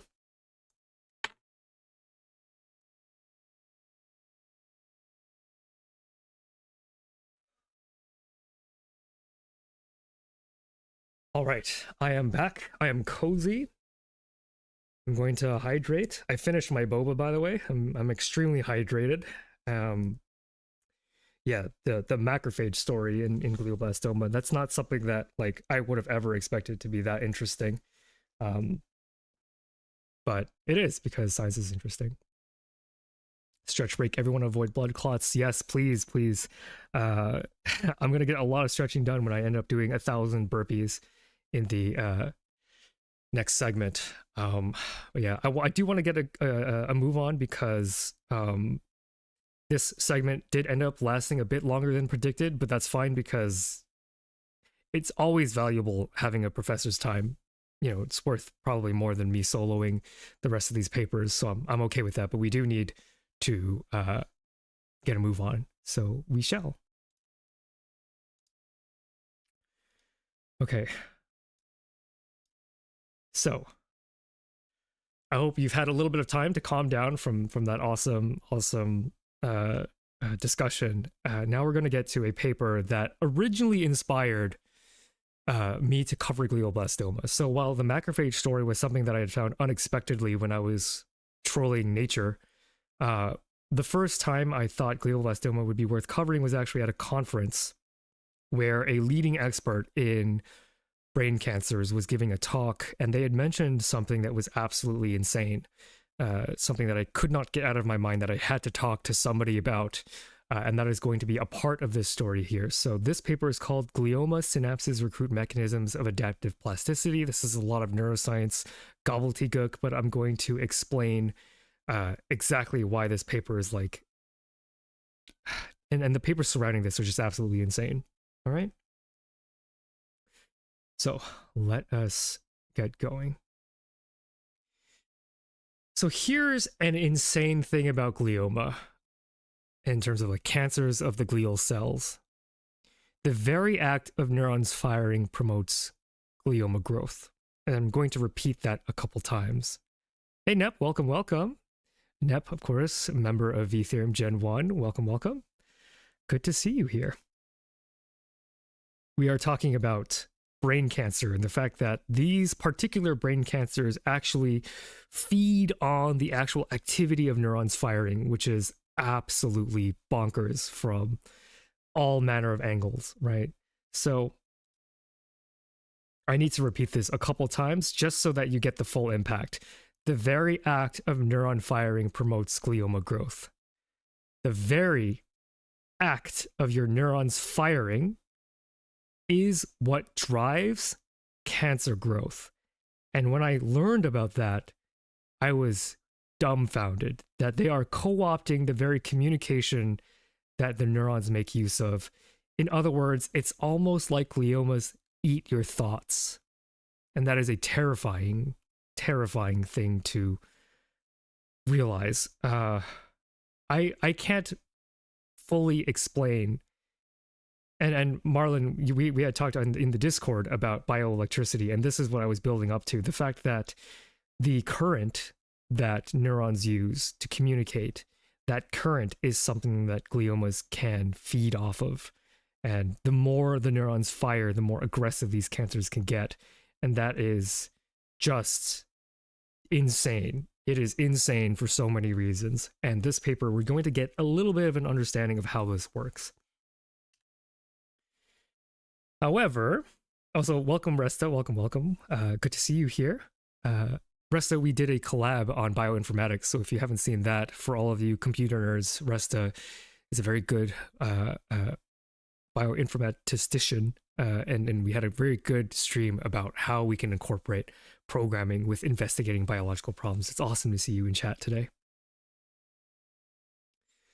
And so, the original papers that described gliomas feeding off of neuron firing, unfortunately, they're all no good to cover because of copyright reasons.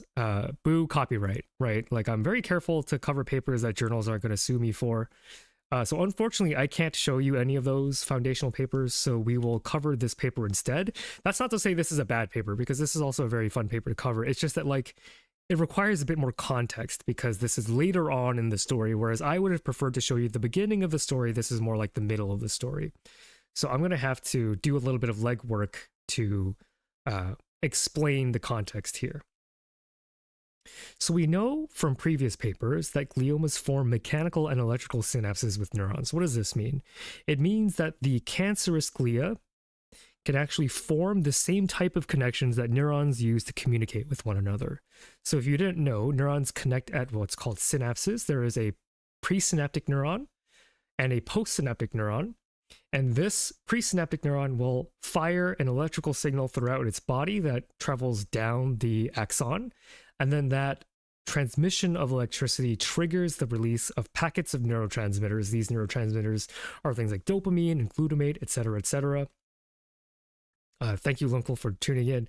Absolutely. I don't expect anybody to stay for the whole 12 hours, but thank you so much for hanging out all this time.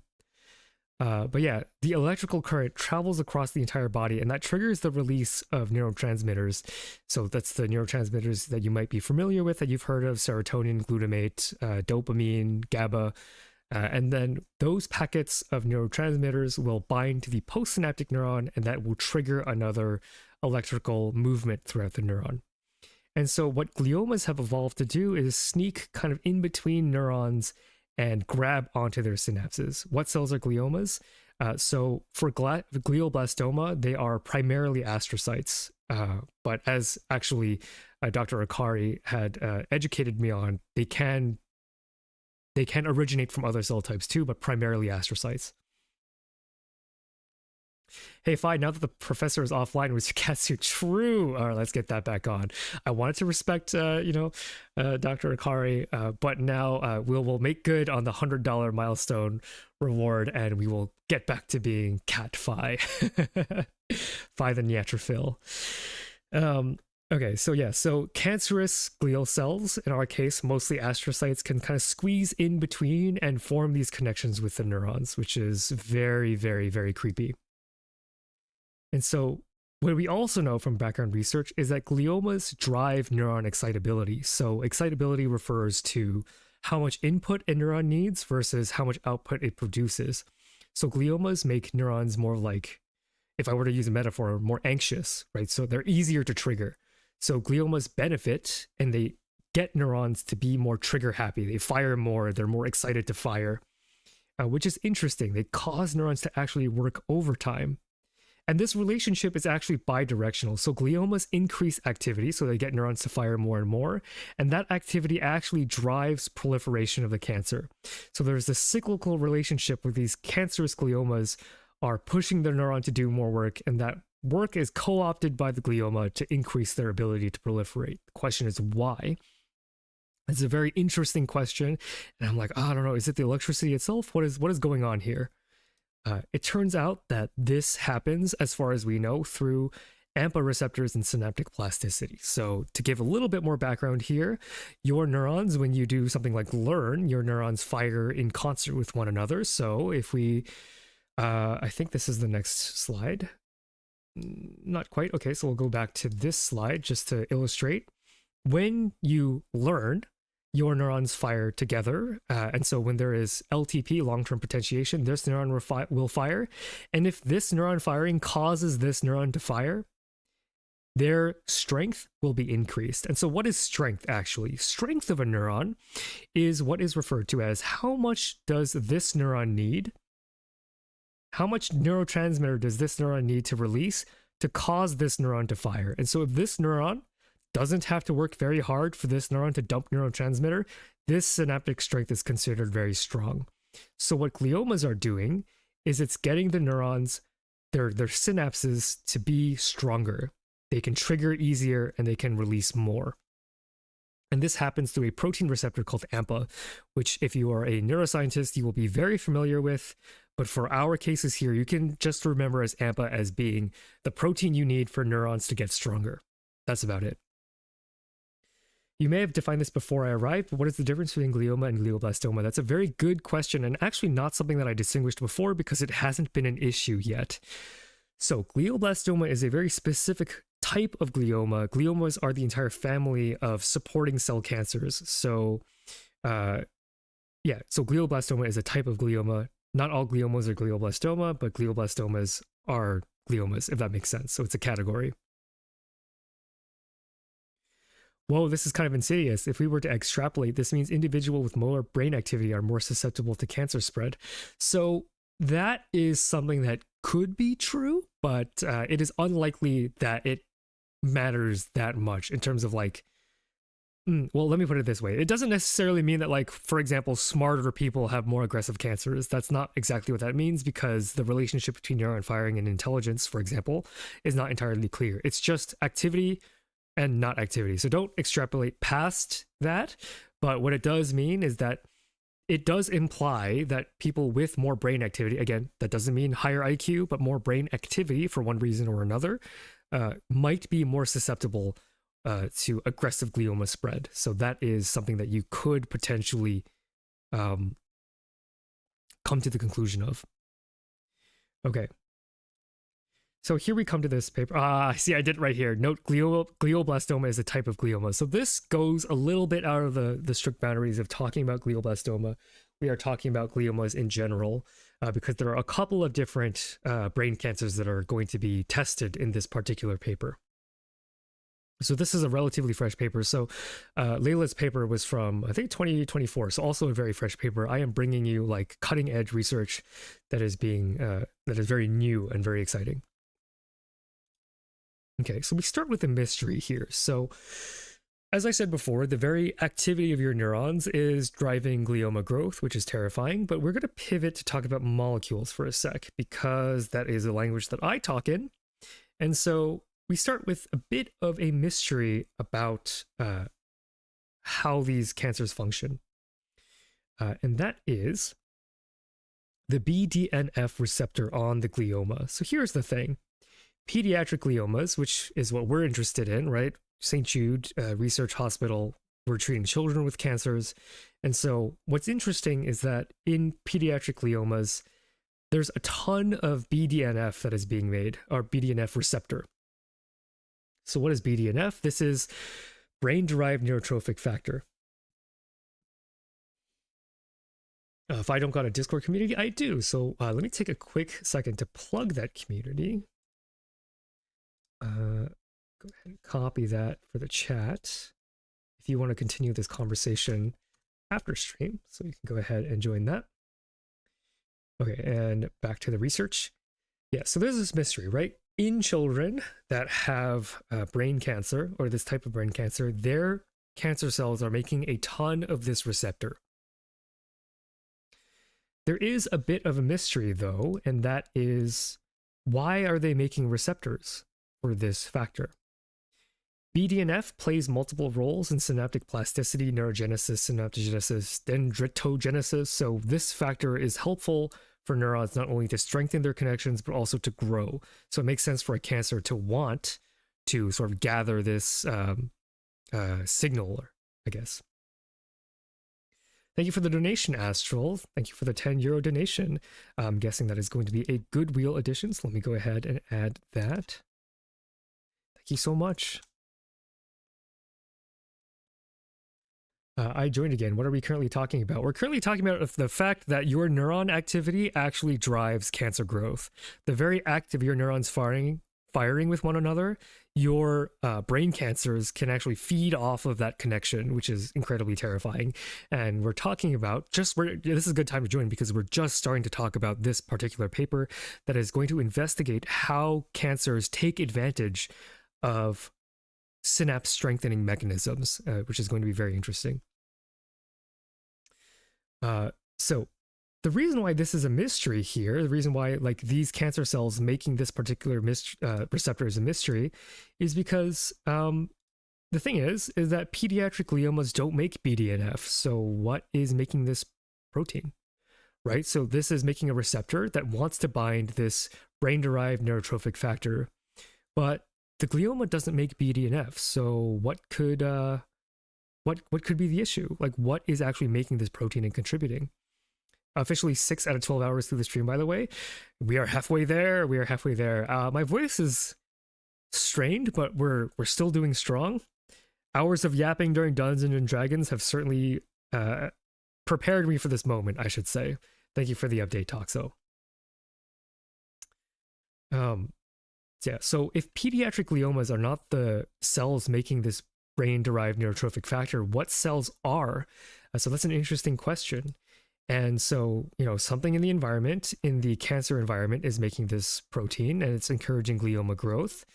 And we have reason to believe that it's neurons. So neurons are contributing to glioma growth, potentially by releasing this brain-derived neurotrophic factor. So that is sort of the mystery that we are starting with. The fact that even though they make this protein, they don't make the corresponding ligand. They might be getting it from their environment, from neurons, which is interesting. So this is, of course, a hypothesis. So let's take a little bit of time while I hydrate to think of experiments that you would design to test whether or not this brain-derived neurotrophic factor is from neurons, and that's what drives glioma growth. So what would you do, chat? This is the hypothesis here, right? The hypothesis is that neurons are firing, and that firing releases brain-derived neurotrophic factor, which binds to this receptor that gliomas are making, and that's causing the gliomas to go crazy. So while I hydrate for a bit, let's get some thought in as to how one might be able to test such a hypothesis.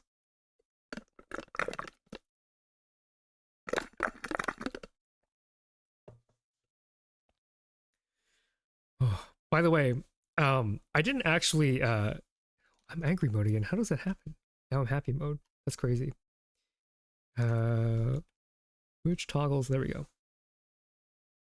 Gotta go play D&D. Good luck. Have fun. Might tune in later. If you drop by later, that would be very, very, very pog, we'll say.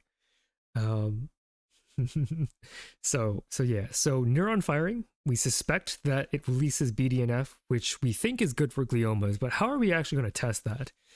There are a lot of good different suggestions that you could come up with, and just because you don't get quote unquote the right answer doesn't mean your answer is not good. As Layla had explained, a lot of your suggestions were quite insightful, and I'm so proud to hear that Layla might take some of your suggestions back to her lab. It's an awesome moment of connection between the public and the scientific institution. Very, very cool. Dye interacting with BDNF in the brain by fluorescing. So this suggestion, let me rephrase it a little bit to make it fit a little more with molecular biology experiments. So you want to label the BDNF and see whether or not it travels to the tumor using fluorescence. Absolutely a great idea. I believe that they do that, although I may be confusing papers because all the papers have sort of just blended in my head as one mega paper. But if they don't do it, that's also a very good idea. So that's an awesome start to think about how you might approach this. Deactivate BDNF production in existing axons. Yeah, so maybe inducing or maybe genetically modifying neurons to stop making BDNF and seeing if that affects glioma growth is another really good hypothesis here. 2 environments, one in which neurons are not firing and one in which they are. Is there a way to stimulate that in vitro? Excellent answer. We will see whether or not that is true. Non-bio guy here, so I'm not familiar with biopsy mythology. Checking for glioma growth differences between sleep and awake cycle. So this is kind of implying that if you are asleep, there is less neuron firing, which is, I get what you're trying to get at, Linuruz, but that is sort of making a leap and is not quite as direct, because while there are quiet parts of the brain during sleep, not all of the brain is restful during sleep, right? You still dream and stuff like that. So I get the vibe. You want to set up a situation where the brain is not firing versus when the brain is firing. So we'll take that part from your answer, because that is something that could potentially be explored here. So I think these are all great answers. We'll see what the authors choose to do here. I actually don't remember, so I don't have a clever way to transition here because my brain is turning into mush. Okay, so looks like we are using a genetically engineered mice. So this kind of goes to Marlon's suggestion. So we are going to deprive the mice of BDNF, but we're going to do it in a very specific way because the hypothesis here is actually very ambitious, right? So if we look at the full statement here, whether BDNF from neuron firing specifically drives glioma growth. Can we isolate BDNF and just mix it in with a bunch of gliomas and see what happens without neurons? That's a great suggestion as well. They might have done something similar in this paper, but I don't remember, again, because brain equals mush. But we want a hypothesis that specifically links neuron firing to the release of BDNF. And let me be clear, all of your suggestions, those are ideas that I have had. And this solution is even more clever. Because it's been a while since I've done neurobiology myself, so I kind of forgot that this was possible. So let's get into why that is. So we are genetically modifying these mice, or rather these mice already exist, but what has been done is that the gene for BDNF is broken, and it's broken in a very specific location that is responsive to neuron activity. So I want to plug for anybody in the chat who is interested in genetics. This is a genetic construct, so this is wild type. And this is a portion of the BDNF gene, and there's this regulatory part here, Re1, Re2, and Re3 Cre. And in the mutant, you actually break this part of the regulatory element of the gene, which stops this protein from being made, specifically in the condition of neuron firing. So BDNF gene regulation is actually really complicated and not fully understood, but I'm going to try my best to share with what we know, or at least what I know about how BDNF is regulated. So this is a zoomed in version of this segment here. And if we look at the entire BDNF gene, it's It looks like this. And what are we looking at? This entire string is DNA. And these boxes represent the parts of the DNA that are going to be made in mRNA, because the middle parts here are not in the final mRNA product, right? So this is, if you're a biology person, you know these boxes are exons. And in the middle, these are the parts of the mRNA that get cut out. These are introns. So the final product is some stitched together version of all these boxes. I believe if you watched my prion video, you should have a little bit of familiarity with what I'm talking about here. And so the part that is responsive to the calcium is actually way up here, right, in this fourth exon. And so if you break the calcium responsive element, this product will not get made. And so if you're bad at genetics, like I am, you look at this and you go, wait, isn't there like promoters everywhere? Why would breaking this promoter stop this product from being made only when neurons are firing? And so if you aren't very good at genetics, or if you don't have that education, I'm not good enough to actually walk through the entire thing with you. But for those of you who do know biology, this is where I'm showing my whole weakness here, right? Like I thought, like I couldn't wrap my head around why this was true. But I took some time and I like really racked my brain, and I realized that what they say in this paper is that any of these exons can be mixed and matched. Like all of these produce mRNA and they're stitched together into some final mRNA product. But actually, the part that codes for protein is just this last bit. This is the ORF, or open reading frame. So while the mature mRNA can be any combination of these upstream exons, the part of the mRNA that actually gets read to make protein is actually just this one bit. And every single BDNF transcript has this ORF attached to it. If this is confusing for you, don't worry. I'm going to move off of this topic pretty soon, but this is just for like the genetics nerds out there. That like, despite so much variability in the different mRNAs that this portion of the gene can make, they all share the protein coding region. So actually, this particular promoter that is responsive to calcium is an output of neuron firing. If you break that, the transcript that would be made when you want to make BDNF is no longer made. So to summarize, if you don't want to think about genetics, like I don't want to most of the time, we break the part of the BDNF gene that binds to calcium, which is something that happens when neurons fire. Neurons fire, they release calcium. That's something that they are known to do. So all that to say, we have a mouse that is very unique. This mouse makes BDNF normally in all other scenarios, but only in the scenario where its neurons are firing. It doesn't make extra BDNF in those cases, which I think is a very clever surgical way to make sure that you don't have confounding variables, because as we know, confounding variables can be the death of any science experiment. Okay, when can we talk about Rubisco? When we get off of animal cancers and talk about plants one day, which will happen at some point in the future. Interesting. So a single gene can be produced under multiple different conditions. Exactly. That's why this idea of, most of our DNA is junk DNA. It's not exactly true. Most of our DNA is non-coding, but the DNA that makes up the part of the gene that binds to DNA polymerase and transcription factors, that still has a function. It just doesn't make protein. So when people say that there's junk DNA, that's not really true. It's more like non-protein coding, which isn't junk, right? Okay. So these genetically engineered mice have also been engineered to fire with light. And this is so cool.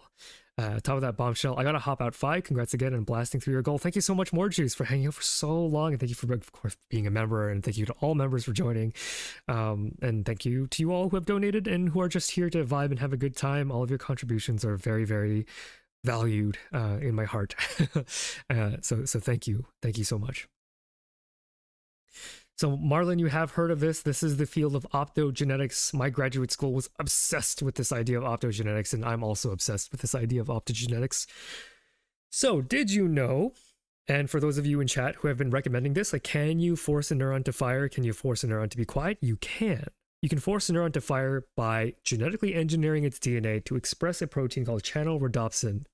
And so what is this protein? This is a very special protein. And how this protein works is that when it is exposed to blue light, there are specific amino acids that have specific structures that can react to the incident of light, right? So photons can bang into these specific amino acids on this protein and cause a change in its protein structure. So once this blue light hits this channel rhodopsin, this channel opens, and it is open to ions like sodium. So if you know anything about neuroscience, you know that the reason why neurons fire, the action potential, the whole thing about an action potential is managing the extracellular levels of sodium and potassium, right? That's the basic building block of neuroscience, is understanding that neurons fire when their ions change levels. So when you shine a light onto these neurons, they will fire because you've opened their channels to extracellular sodium, and this will begin what is known as the action potential. Clockwork made a whole video about opsins, so they're not quite the same as channel rhodopsins. I'm not an expert in these proteins, so I actually can't answer your question, but there's a domain that is light sensitive, and so you can actually program neurons to do this. And as a side note, there's this super interesting video where scientists have engineered a mouse with channel rhodopsins in specific motor neurons that are responsible for turning behavior in mice. So when you shine a light into these mice, they actually will continuously turn left or they'll continuously turn right, depending on which of those neurons has had the channel rhodopsin engineered into them. And that is like, you know, we're not very good at understanding the mind in terms of how it's made, like the human experience of the mind. But in terms of the brain wiring, we know quite a bit about how the brain is wired. It's a very exciting time to be a neuroscientist as someone who has done neurobiology in the past. So yeah, insane level of control that you can have with optogenetics. So for those of you who said get the neurons to shut up or get them to fire, we can definitely do that. Okay, so once that channel is open to ions like sodium, you get a triggering of an action potential, so you can force neurons to fire. And so what you do is you hook up a little LED light to a mouse brain, and then when you turn on the light, you can get those neurons to fire.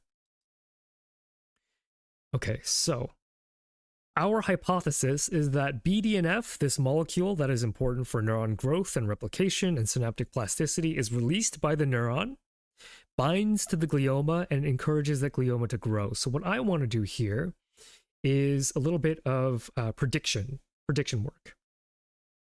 Let's predict the effect of baseline neuronal firing and forced neuronal firing on glioma growth, right? So I'll start by just explaining the background here.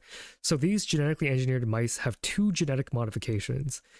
BDNF TMKI, these mice don't release BDNF in response to neuron activity. They only release it naturally, we'll say. Neuron activity can be forced with blue light and channel rhodopsin too. So we can force the neurons to fire, and we want to see whether or not this causes the glioma to improve, to get more aggressive, we'll say. So we can compare patient-derived xenograft glioma growth across two different conditions, right? So unlike Layla's paper, where we had genetically engineered mice that are engineered to get cancer, these mice are xenografted, which means they have had a human cancer grafted onto their brains. So the system is a little different. Some systems are better than others at certain things. There are advantages to this approach, there are disadvantages to this approach, but that's the approach we're taking here. So the first slot that I want us to think about here is this first slot here. So baseline neuronal firing and BDNF wild type. So completely normal mouse, not doing anything freaky. Let's just say that this is normal glioma growth. So then if we contrast this with this broken BDNF receptor, not receptor, but this broken BDNF regulatory element that doesn't respond to baseline neuronal firing, what would you say, chat? How would you expect the cancer to react? Is it going to get more aggressive, less aggressive, or stay about the same? What do we think, chat? If you cut the ability of the neurons to release BDNF, what do you expect the glioma to react, or how do you expect the glioma to react? Oh, my frequency of hydration breaks is going to have to increase. There's a lot of yapping going on. Myelin says suppression. Yeah, suppression. So that is definitely something that can happen. And it's actually the conclusion that I came to. So I said low glioma growth. Now we have BDNF wild type and forced neuronal firing. So the mouse reacts very normally to to neuron firing. Neurons, when they fire, are releasing BDNF because the mouse is wild type. How would you expect that to affect glioma growth?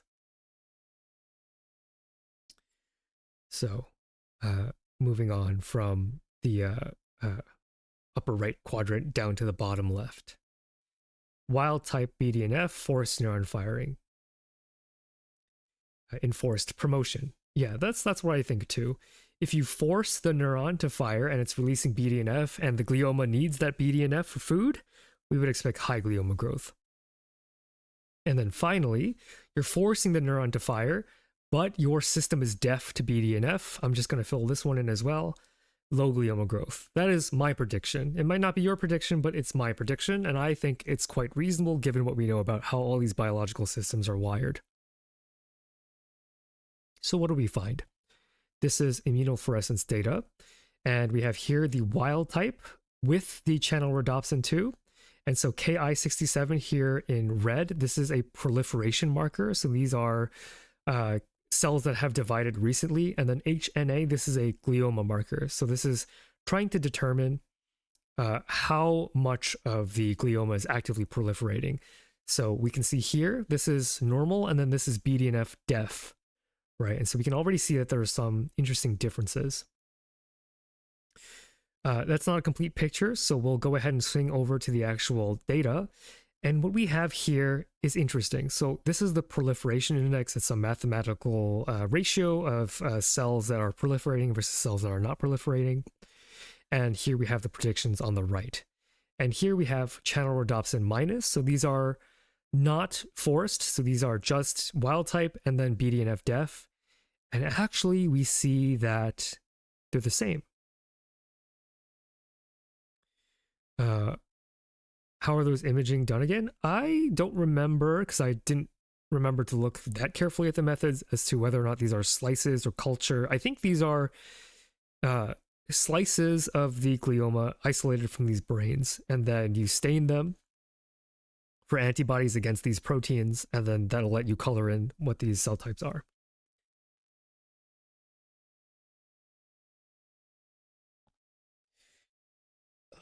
So if we're looking at the actual data, we can see that I'm already wrong, that this is quite unexpected to me. That when you mutate the BDNF genetic component that makes it respond to neuron firing, it actually stays about the same. So instead of low glioma growth here, we actually see that it's still normal. So that's a little suspicious. To me, that is very surprising. I expected, like many of you in chat, that we would have seen less growth. Less growth. And then if we move here, now we are with channel rhodopsin. So now we are looking at wild type with forced neuron firing because we are channel rhodopsin positive. We do see an increase in proliferation. So this actually does fit the model, which is very interesting. And then we head over here. This prediction looks good. We then head over here and we see that this just goes back to normal levels again. That when you knock out the calcium responsive element, what's interesting is that you don't get the increase here like you do in wild type, but you remain about normal glioma growth, which is weird, I will say. So I'm going to take a quick break. I'm not going to throw up the BRB screen because I actually want to keep this data on the screen for you to just ponder. And I want to ask chat if you think this is like a fatal flaw in their model or if this is actually okay. Or if you can think of any other reason why the data might not exactly match our prediction here while I take a quick idle break.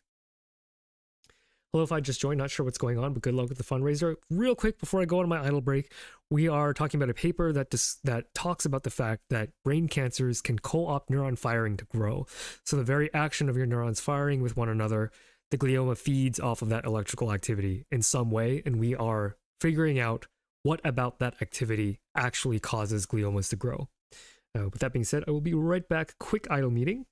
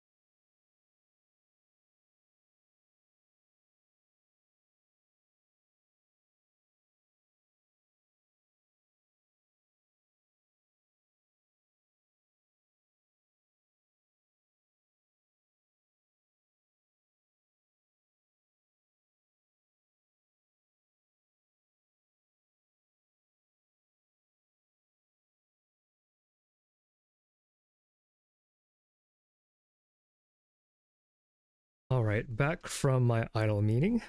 Man, bio is complicated? Yes, but it is the most complicated, most beautiful story ever told. There are infinite questions that lead to more infinite questions, and the story just keeps on getting more interesting the more you know about it. It's awesome. I could spend the rest of my life doing this kind of content. So Peacebone says, I mean, I guess it suggests that it's not the BDNF specifically or solely that influences the growth. You could interpret it that way, and that is a fair interpretation of the data, but there's also a little bit of a hidden caveat that I was maybe less than truthful about, and it's the fact that, you know, it's the fact that this kind of experiment only happens in the short term. Remember, you're not like really, it's not really feasible to get the mouse to artificially fire their neuron forever. Across days, across weeks. So this is just a brief, I don't remember how brief this is, but it's not very long that they force the neurons to fire and it causes this glioma growth. So even though we expected this to not be very high in terms of the proliferation index, it could be that it just takes more time for that difference to start to get exaggerated. Okay. So I don't think it's that problematic because they have a very good point that if you can't really do that experiment over the long term where you might be able to check for differences in glioma growth. The fact that there is a striking difference just on that time scale where they were forcing neurons to fire is already pretty interesting. So here we have a different figure, and this is a little bit, I think maybe addresses some of those concerns. So this is a survival curve of two different types of cancers. So this whole hairy acronym here, this is a patient-derived xenograph of diffuse intrinsic pontine glioma for pons or cortex. So P here is pons, so that's one particular location in the brain, and then 6 here, this is the 6th cortical layer, so the brain has a lot of layers in the cortex, and so this is specifically from this region. So when we compare these, right, we can see that in mice that have had xenographs that are mutated so that they don't release BDNF during neuron firing, we actually see that those mice survive longer and that this difference is significant. So I'm pretty happy with this idea, right? Like the BDNF deaf mice survive longer after having a glioma xenograph. I'm pretty happy with this with regards to believing or convincing myself that BDNF from neurons is what's driving glioma growth. This is not like super duper good proof, but I'm willing to buy it for now. Okay. And then we have here, this finding is consistent for glioblastoma as well. So while most of the story that we're talking about today is about diffuse intrinsic pontine glioma, this pattern is observed in glioblastoma as well. So things that advance one field might advance the other. So that's important to keep in mind. And this is quite dramatic too, right? From 200 days to 240 days, considering mice only live like 700 days, this is a pretty good chunk of their life that they get back for not having neurons that release BDNF during neuron firing. Okay. Deleting the BDNF receptor on the glioma abrogates or removes the effect of BDNF on the tumor proliferation, confirming that BDNF interaction with the specific receptor. So that's a lot of words, but essentially we are just kind of trimming the edges and making sure that we are looking at this problem from all the right angles here. And we can say that in the wild type glioma, when you give it BDNF, as you have suggested, you get that increase in growth. And when you knock out that receptor in a dish, you no longer see that growth, right? So this is pretty consistent. And when you knock out that receptor, when you add that BDNF, so we're removing the neurons from the picture, we're just looking at the glioma. So if we were suspicious about the role of neurons, now we don't have as much reason to be because we just have gliomas in a dish and we artificially gave them BDNF. And when we knock out the receptor for BDNF, it doesn't grow any differently than the wild type control. So this is pretty interesting evidence that like there's this one receptor that BDNF is working on to encourage glioma growth. So already the picture is becoming a little more clear. Okay. The interesting part here is that when you add back the neurons, all of a sudden hell breaks loose, right? So when you don't have the neurons and you knock out the BDNF receptor, you don't get any additional proliferation. But when you do add in neurons, you see that the wild type, they grow like crazy. They grow like mad. And you can kind of see that in this picture here. So I think the green here, or maybe the red, I think the red here is cancerous cells. I forgot to write the labels here, but essentially you can see that the cancer needs the neurons around in this wild type in order to have high levels of proliferation. So this is pretty good evidence that there's some level of talking between cancer and the neurons of the brain, and that talking is mediated through the BDNF receptor. So I know the story is pretty complicated, and I'm a little worried that it's the reason why chat is so quiet for that segment. It is complicated. It's probably why I would have preferred to cover some of the more basic papers, but because of copyright reasons, I couldn't. So let me try to do a good job at summarizing this. So if you were lost before, you can jump right back in. So neuron activity drives glioma proliferation. So gliomas are brain cancers that originate from precursor cells that should have given rise to healthy astrocytes or microglia, etc., or oligodendrocytes, etc., etc. And gliomas encourage those neurons to fire. I'm also preparing myself food. I wish you a good meal. Thank you so much for hanging out, Moon. Thank you so much. I know you've been here since almost the very beginning, so it's awesome to see that so many people have chosen to stay so long through this monster of a stream. Also, giving compliments to the new Phi computer lasting 6 hours of the stream. I hope it lasts the remaining 6 or 5.5 from now. Okay, so neurons firing, it drives glioma proliferation. We're not entirely sure we know why, but it has something to do with the strength of neuron firing. And we know that this is mediated through a protein called the AMPA receptor, which for you non-neuroscientists can just remember as the protein responsible for learning, or one of the proteins responsible for learning and increasing the connections between neurons.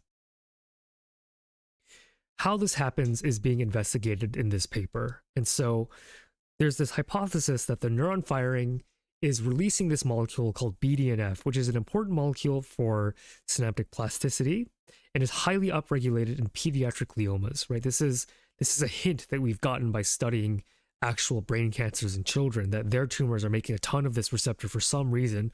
So it's logical to believe then that they are receiving this molecule from somewhere in their environment. And we know specifically now that BDNF released by neurons is encouraging glioma growth and does not require other cell types, right? Those data figures that I've shown earlier, some of those were in brain, but also some of those were co-culture. So brain cancer plus neuron, you get a lot of growth. Brain cancer alone, you don't get that growth. To me, that's freaky. It's freaky that they are parasitizing neurons. It's worse than parasitizing. They're reprogramming neurons to greedily replicate. And to me, that is very spooky. This BDNF binds to the TRK2 receptor. I've just been calling it BDNF receptor because that's a little easier, but if you want to know, it's called TRK2. And it's through this specific receptor that drives glioma proliferation. So we have a lot of the molecular pieces coming together in this story. Now that we're talking about AMPA receptors, we can talk a little bit about kind of their role here. So it's a little heady because this is more neuroscience based, but I'll try to do a good job at explaining what you should get out of this. So if you don't understand everything exactly, that's okay, but I'm going to try to summarize the idea that you should get from this. So in this graph, we have wild type and we have the knockout, which is not responding to BDNF. And we have here a vehicle, which is just your control, and NBQX, which is a potent inhibitor of AMPA activity. So you mix and match the combinations and you see what role, the relationship between NTRK2 and AMPA is. So this is what's called, it's like pseudo, epistasis. We're trying to figure out how these genetic pathways interact. And so what we see here is when you knock out the receptor for BDNF, when you also add in the AMPA killer, you actually don't get an additional effect. So if you want to learn how to read this graph, this is the surprising part, right? If you have the vehicle, this is the normal cancer, and then you add in your anti-AMPA drug, you see that the cancer is hurt a lot. Like when you cut that protein that neurons require to learn and to train, the cancer also suffers. And we know that. We know that for a fact. When you mutate it, it also gets cut down, and we know that for a fact too. What's interesting here is that when you combine the two treatments, you don't get an increase effect, which implies that there is a directionality here, right? There's no additional effect. We've reached the basement here. So that could imply two things. Either there's a minimum proliferation that we've already hit. That's not a very interesting thing to believe, although it could be true. What's more interesting to believe is that AMPA, by action of this AMPA inhibitor and the BDNF receptor, NTRK2, it's more intriguing to believe that they are interacting somehow, and maybe one is acting before the other. So if AMPA is downstream, comes later than BDNF, you might not get an additional effect because AMPA was already killed, right? So you killed it with the BDNF receptor. Adding anti-AMPA drugs doesn't kill it further, which kind of means that you can kind of place the order in which these genes are acting, which is the job of geneticists.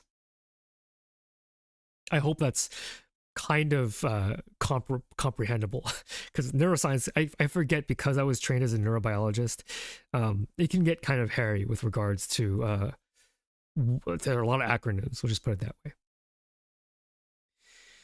So the story so far: neuron activity drives glioma proliferation, and gliomas in turn encourage neuron firing, so they have a bidirectional relationship. This is mediated through strengthening of neurons through the AMPA receptor. It feels like this might be helped by Boolean truth tables somehow. Yeah, that's a good idea. I should have thought of that. Boolean truth tables might have been an interesting thing to add in. And in fact, Boolean truth tables are quite useful with regards to genetic circuits. The way that gliomas and neurons talk to each other is being investigated here, and there's this lead that these authors have that BDNF is the thing that is responsible. And so what we've discovered so far is that neurons release BDNF, and that allows the tumors to grow a lot. And we already know from the research so far which protein that protein is binding to, and that this, through our NBQX epistasis experiment, might be connected to AMPA signaling. So we have the protein pieces, but we still have to measure whether or not the synapses are actually strengthening, right? Because we have correlates, but we don't have causation. So we know that this system, BDNF and AMPA, we know that it strengthens neuron-to-neuron synapses. We don't know if gliomas strengthen their synapses to neurons, which is kind of an interesting thought. So this is Neuroscience 101. This is presynaptic firing neuron, and this is postsynaptic receiving neuron. And both BDNF and the neurotransmitter glutamate, yes, the same glutamate that is in MSG, it's a valuable way that neurons can talk to each other. This neuron will fire its action potential. It releases a wave of electricity that travels down the axon, and that wave of electricity will trigger the release of neurotransmitters that then bind the postsynaptic neuron, which then fires its electrical signal, etc., etc. And so presynaptic neurons release glutamate that binds to the postsynaptic neuron, and then that persistent glutamate activity increases the number of AMPA receptor detectors postsynaptically. So this is what synapse strength refers to, right? Over time, if this neuron is always causing this neuron to fire, they have mechanisms to detect that. It's very, very interesting. And when I do Neuroscience 101, I would love to get into how that happens because it's so cool. But essentially, that repetitive firing encourages cell signaling to cause more AMPA detectors to arrive at the presynaptic surface. Postsynaptic surface, sorry. And so if you have more detectors of glutamate activity, well, it's going to require less glutamate from the presynaptic neuron to cause a trigger of firing in the postsynaptic neuron. So that is essentially what it means when your neurons are firing together and they're stronger. So if you have if you only had a general idea of what it meant, now you have a mathematical definition. Synapse strength is how much of neurotransmitter release does this neuron have to fire in order for this neuron to have a response, and how big is that response?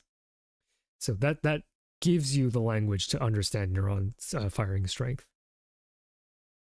And this is pretty cyclical, right? So glutamate increases BDNF release, which increases glutamate release probability. So there's this cycle. There are feedback loops that help neurons strengthen their connections. Glutamate and BDNF work in concert to one another to make those synapses fire stronger, more frequently, more reliably. If this has given you a headache, don't worry. It's given me a headache, and I'm a neurobiologist. It's normal. Is it saying that they get more sensitive? Yeah.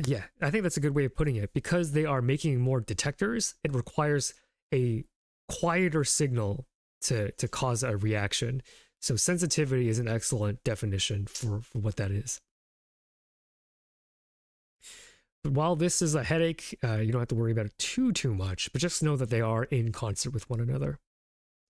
We want to know if the synapse strengthening that happens between neurons is also happening between the glioma and the neuron, right? So the cancer, is it strengthening its connection with neurons, or is it just neurons doing neuron things? All the evidence suggests that gliomas do sort of strengthen their relationship with neurons, but that hasn't been proven yet. So we'll see evidence for that.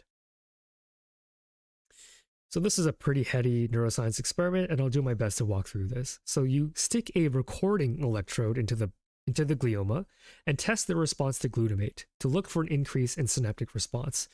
So you stick into the brain, or a slice, depending on how they did it, a recording electrode to record the electrical activity from the cancer, and you puff in glutamate very briefly, and you check to see if glutamate improves the electrical connection between glioma and neuron.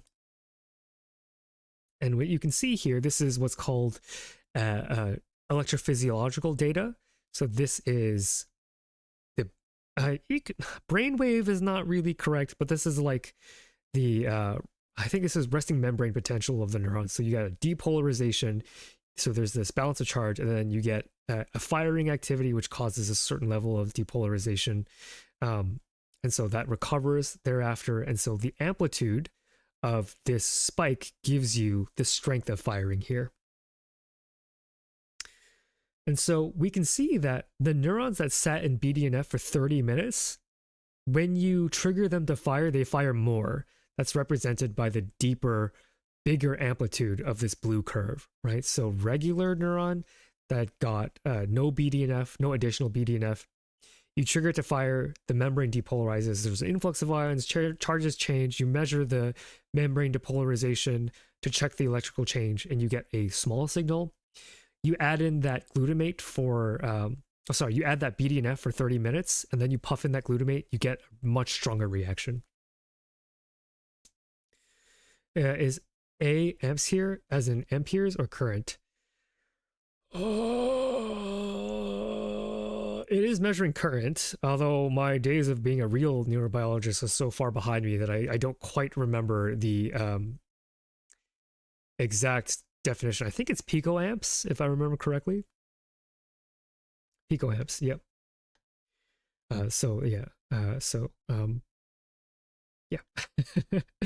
Sorry, my brain is scrambling. And then so this is time. So you can measure the electrical activity of a neuron, and then you have an inciting incidence, and then you can watch that neuron recover its membrane potential. When you knock out the BDNF receptor, you find that glutamate doesn't have that additional effect, right? So this actually shows, again, very strong evidence that glutamate and BDNF are intimately connected. Knocking out the BDNF receptor in the cancer prevents that glutamate from strengthening its synapses. So actually, we don't know that this is glioma neuron synapses, but synapses in general.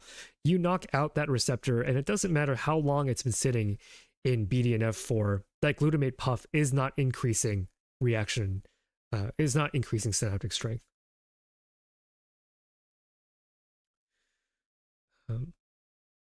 But signaling in current is strange to me. In audio, almost all signals are differences in volts.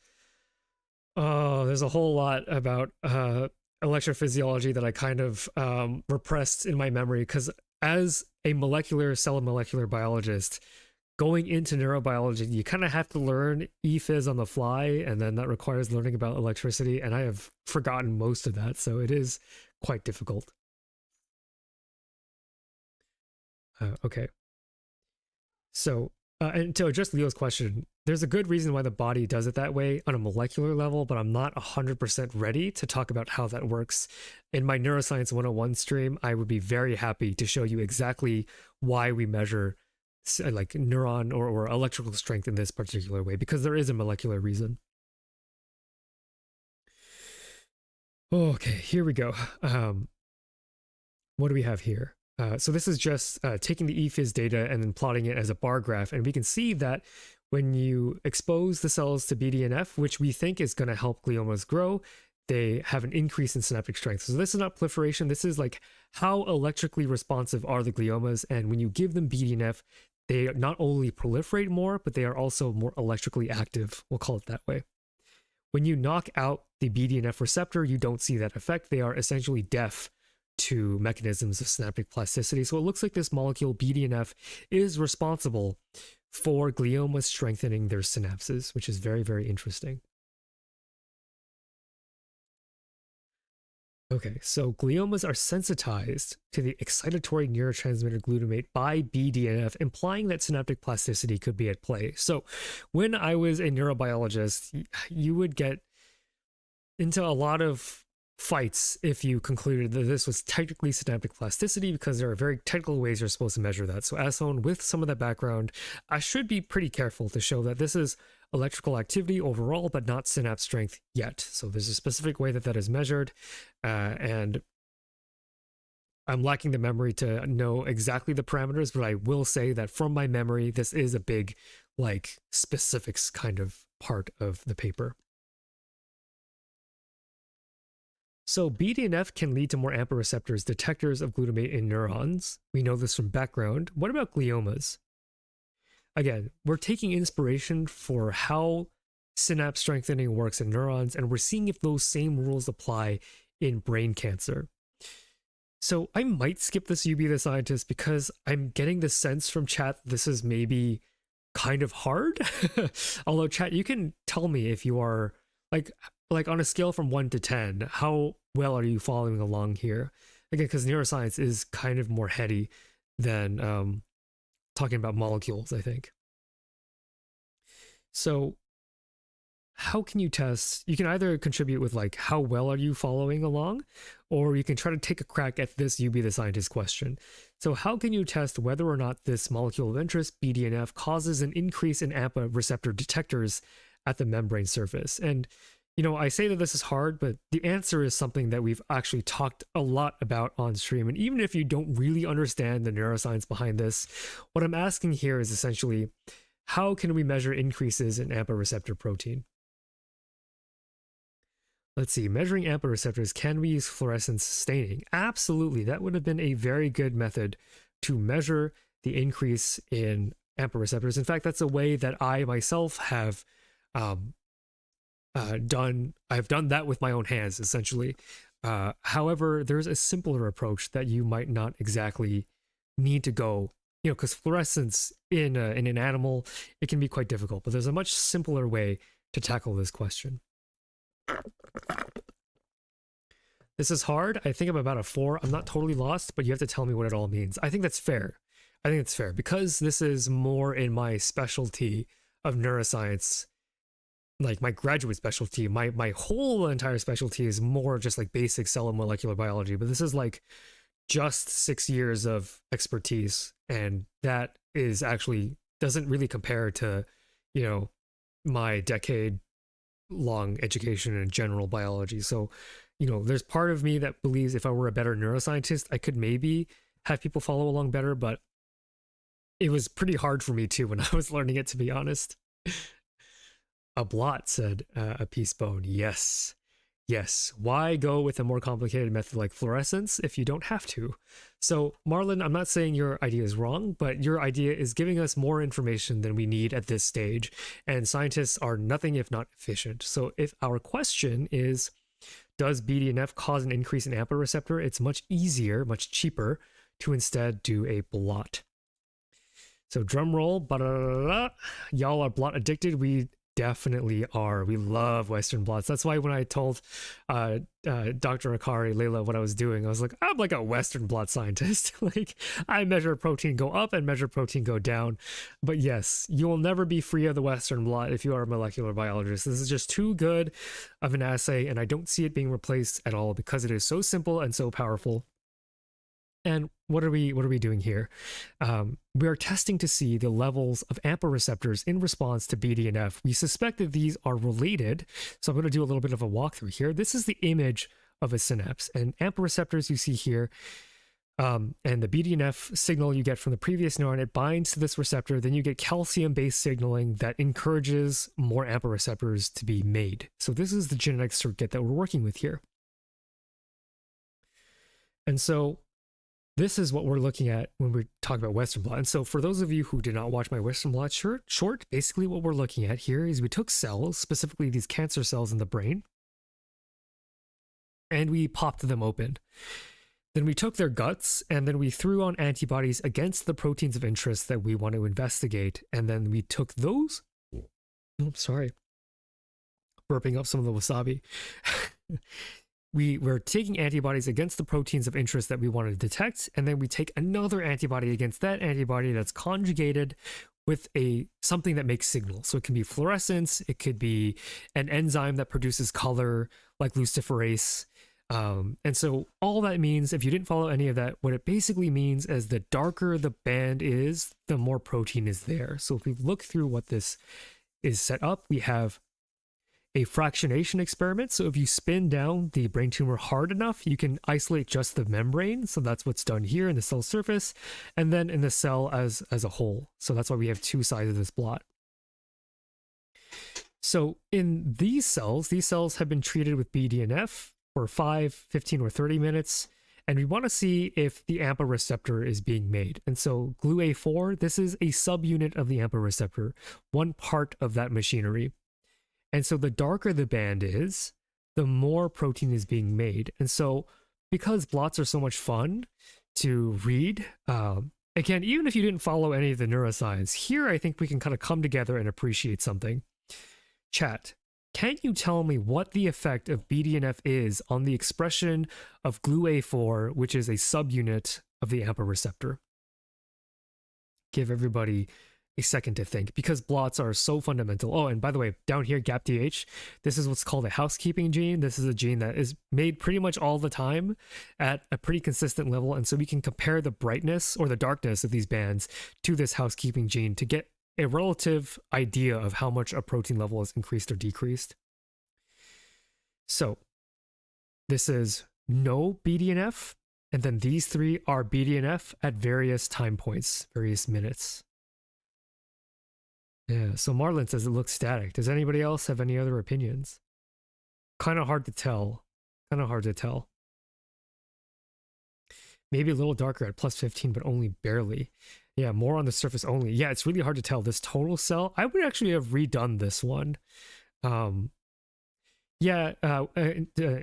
terms of responding to myelin, it looks pretty static if you account for sampling error. This is definitely not the only blot they ran. This is what's known as a representative sample, just so we can get an idea of what the data looked like. But I would have maybe tried to do this one a little differently, because this one is so dark. Like, these pixels look saturated, which is, you know, a little hard to make anything out of this. But that's okay because they quantify this data later. But just as a scientist, I would have liked to see these bands be redone with a lower exposure so that we don't get saturated pixels. Because when you saturate pixels, this is for y'all, this is behind the scenes information for y'all who want to do actual biology research and want to perfect your Western blot. You don't exactly want your Western blot to be super, super dark, because once you start saturating pixels, you start losing information. You start losing dynamic range of interpretation. You know, I'm not that upset, but just like as a picky preference, I would have preferred these to be a bit brighter. I agree with Marlon, though. Maybe a slight increase and then a decrease over time. Exactly. That's what my eyes see too. maybe a little bit here, but as you add that BDNF, there's like a sweet spot where you get a lot of it and then maybe it goes away. So maybe there's a temporary effect. At least that's what my eyes tell me. You never want to just like take the author's word for these things when you look at data if you have the time and energy, right? Like for this, I was not being critical at all. I was just like zooming past these figures, so I've not been very critical. But a Western blot is comfortable where you can be critical. So we'll see what this data actually amounts to. So we see here that our eyes indeed do not deceive us, that at control you have 100% of the surface AMPA receptors. And then when you add that molecule that we suspect is increasing synapse strength, at 5 minutes you get a significant increase, at 15 you get a significant increase, and at 30 you also get a significant increase. All these are made in comparison to the control. Unfortunately, I don't think they made the statistical comparisons between time points, but that would have been interesting to see as well. Also, keep in mind that screen to print conversion is lossy. That's also true, yeah. I mean, in order to analyze this data, you would need to put it in a scanner and then use a machine to actually detect what the level of pixel intensity is right there. Okay. Yeah, sort of like clamped audio, exactly. Like if you peak your microphone, you're actually losing data because the output can't be as nuanced as the full audio would have to would naturally be. So I think that's a good analogy. So do you think that it increases the intensity? It does. It does. So when you take this image and when you look at the surface GLUA as a total proportion of the total, because this is like in the guts as well, and then when you compare it, it looks like it goes up and then it might go slightly down. I don't know what the authors think of this dip, but at least to me, this looks, just by eye, if you eyeball the error bars, it might be significant, but I really don't know. Yeah, those are very tight error bars. Like it's pretty good and consistent data, which in biology, it can be quite rare. Okay. Here's an additional neat thing that is only for neuroscience nerds, is that BDNF increases AMPA receptors co-localized to synaptic scaffolding proteins like PSD95. So I don't know if there are any neuroscience nerds in chat. I was a neuroscience nerd, so I'll say this because I want to say it, but what we're seeing here is the white represents the overlap of the AMPA receptor to a protein whose job it is to anchor proteins to the synapse. I worked a lot on PSD95 in my graduate work, so I'm always happy to see an old friend. And what we're seeing here is essentially a mimic of the Western blot data. So this is actually Marlin's experiment, right? Like take fluorescent images. So this is the easy level of proof. This is the low cost, like low stakes thing. This is the harder thing that does get you more information. And so this is consistent with the Western blot, where we see this white hot co-localization of the AMPA receptor fluorescence with the PSD95 shown here in red. So we see that there's this like hot moment where there's a ton of this co-localization, indicating that PSD95 has probably successfully anchored that AMPA receptor to the surface of the neuron, and that it is consistent with the Western blot data, which is always super satisfying to see. Okay. So the story so far, if you are just joining us, neuron activity drives gliomal proliferation. So just the firing of your neurons that causes gliomas to get more aggressive, to proliferate more. It's very, very scary. What we are teasing apart here is exactly what is the glioma, the brain cancer, doing to the neuron to encourage this growth. And what we're learning here over time is that the key character here is BDNF, this cell signaler that's responsible for the proliferation of neurons, and it also helps neurons grow. So it makes sense that a brain cancer whose job it is to grow is co-opting this protein and using it for its own nefarious purposes. And just like how I ended the last paper with Leila, we have to ask, now that we know how this interaction is happening, does this actually matter, right? Like you can say in your ivory tower, we know that molecule X does this with molecule Y, and that helps the brain cancer, but like we did this in a mouse, for example. Thank you so much, Toxo, for some hot water. Thank you so much. It's getting so cold in the apartment. Thank you, Toxo.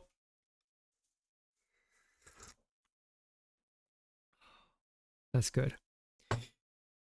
So we want to ask, does this actually matter? The authors did all of this research in mice, And so it's important to kind of relate this to something more tangible, something more relevant to human health.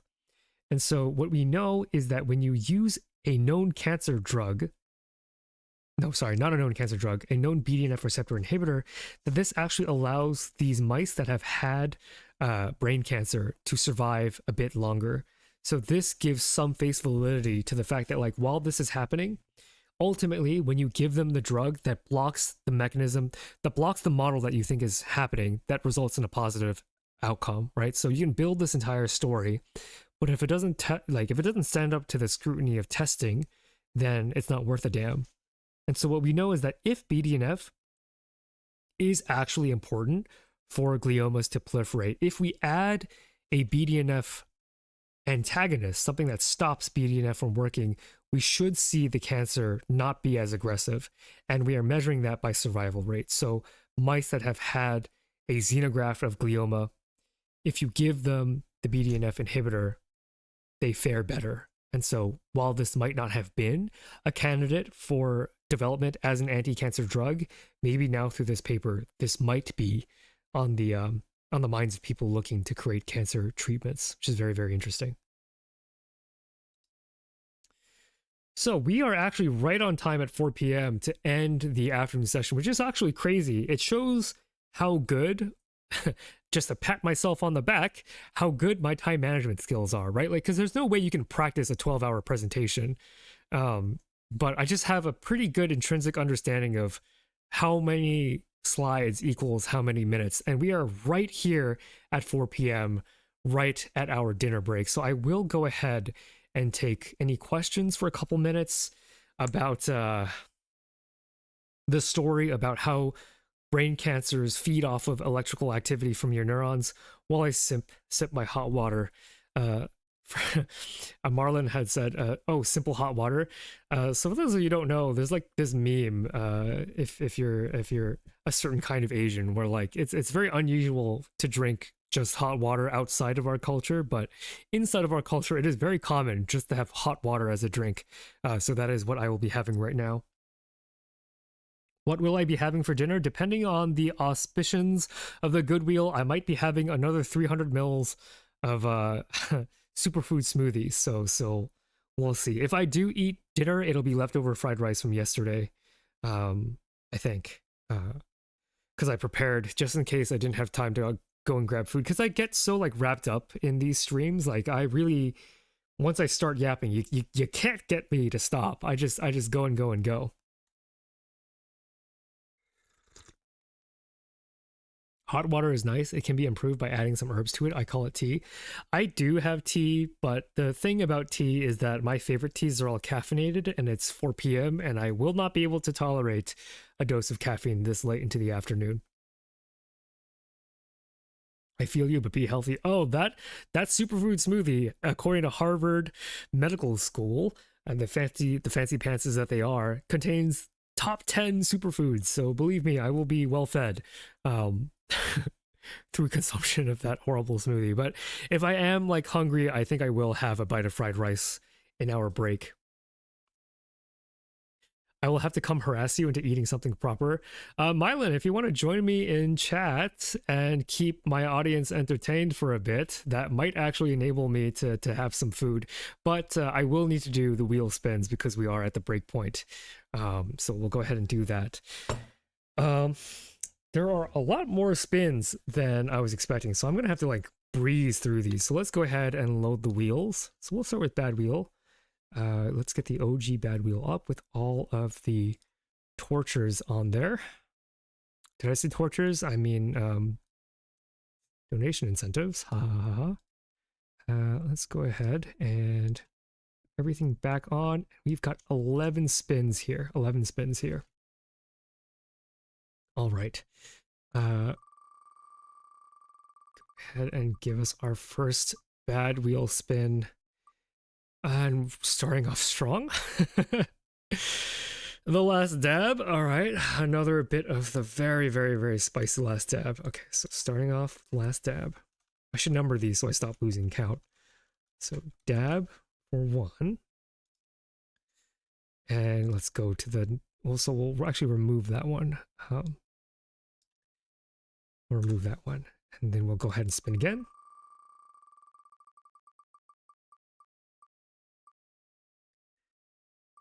Sichuan peppercorns. Oh, they were so gross. It was absolutely terrible to eat. Already just knocking all the food ones right away. Sichuan peppercorn. So we'll remove that. I think you could do multiple dabs, you know? I think I would die is the problem. And wow, when bad news comes, it really does cluster. Wasabi for number 3. I guess I would prefer these food challenges to 60 burpees, but maybe I've spoken too soon. With 11 bad wheel, okay, electroshock. I can deal with that. That's a bit of psychological pain, but I can deal with that. So we got an electroshock. That's good. That is a relatively good outcome for me in particular. Do not anger the burpee gods. That is true. That is true. I shouldn't speak too soon. Okay, electroshock. Oh, thank God. Okay, electroshock. Very good. Toxo, do you want to play the electroshock game? No. She said no. Batter wheel. Okay. Batter wheel. Okay, so far avoiding the burpees, which I'm very happy about. Surely I will not be punished for expressing joy. Another bad. Let's go. No burpees. Oh, okay. Embarrassing story. Embarrassing story. Right.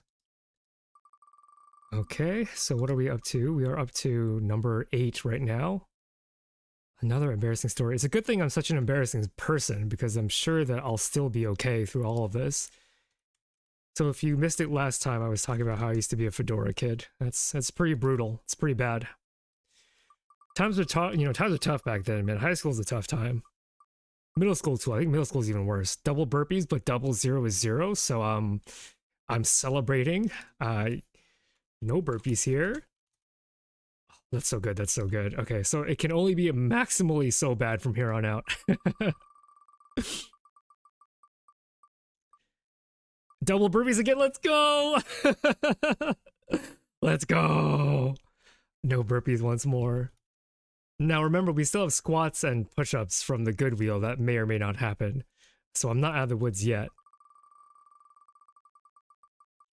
One more. Yes! Let's go! Oh my god. Oh. The gods have looked favorably upon me. Surely I will not be punished for this at 8 p.m. Okay, one more spin. Oh, that's so good. Okay, I can do 5 burpees. That's fine. We can do 5 burpees. We can do it together even. Okay, so that is the bad wheel taken care of. So what's our total damage here? 5 burpees.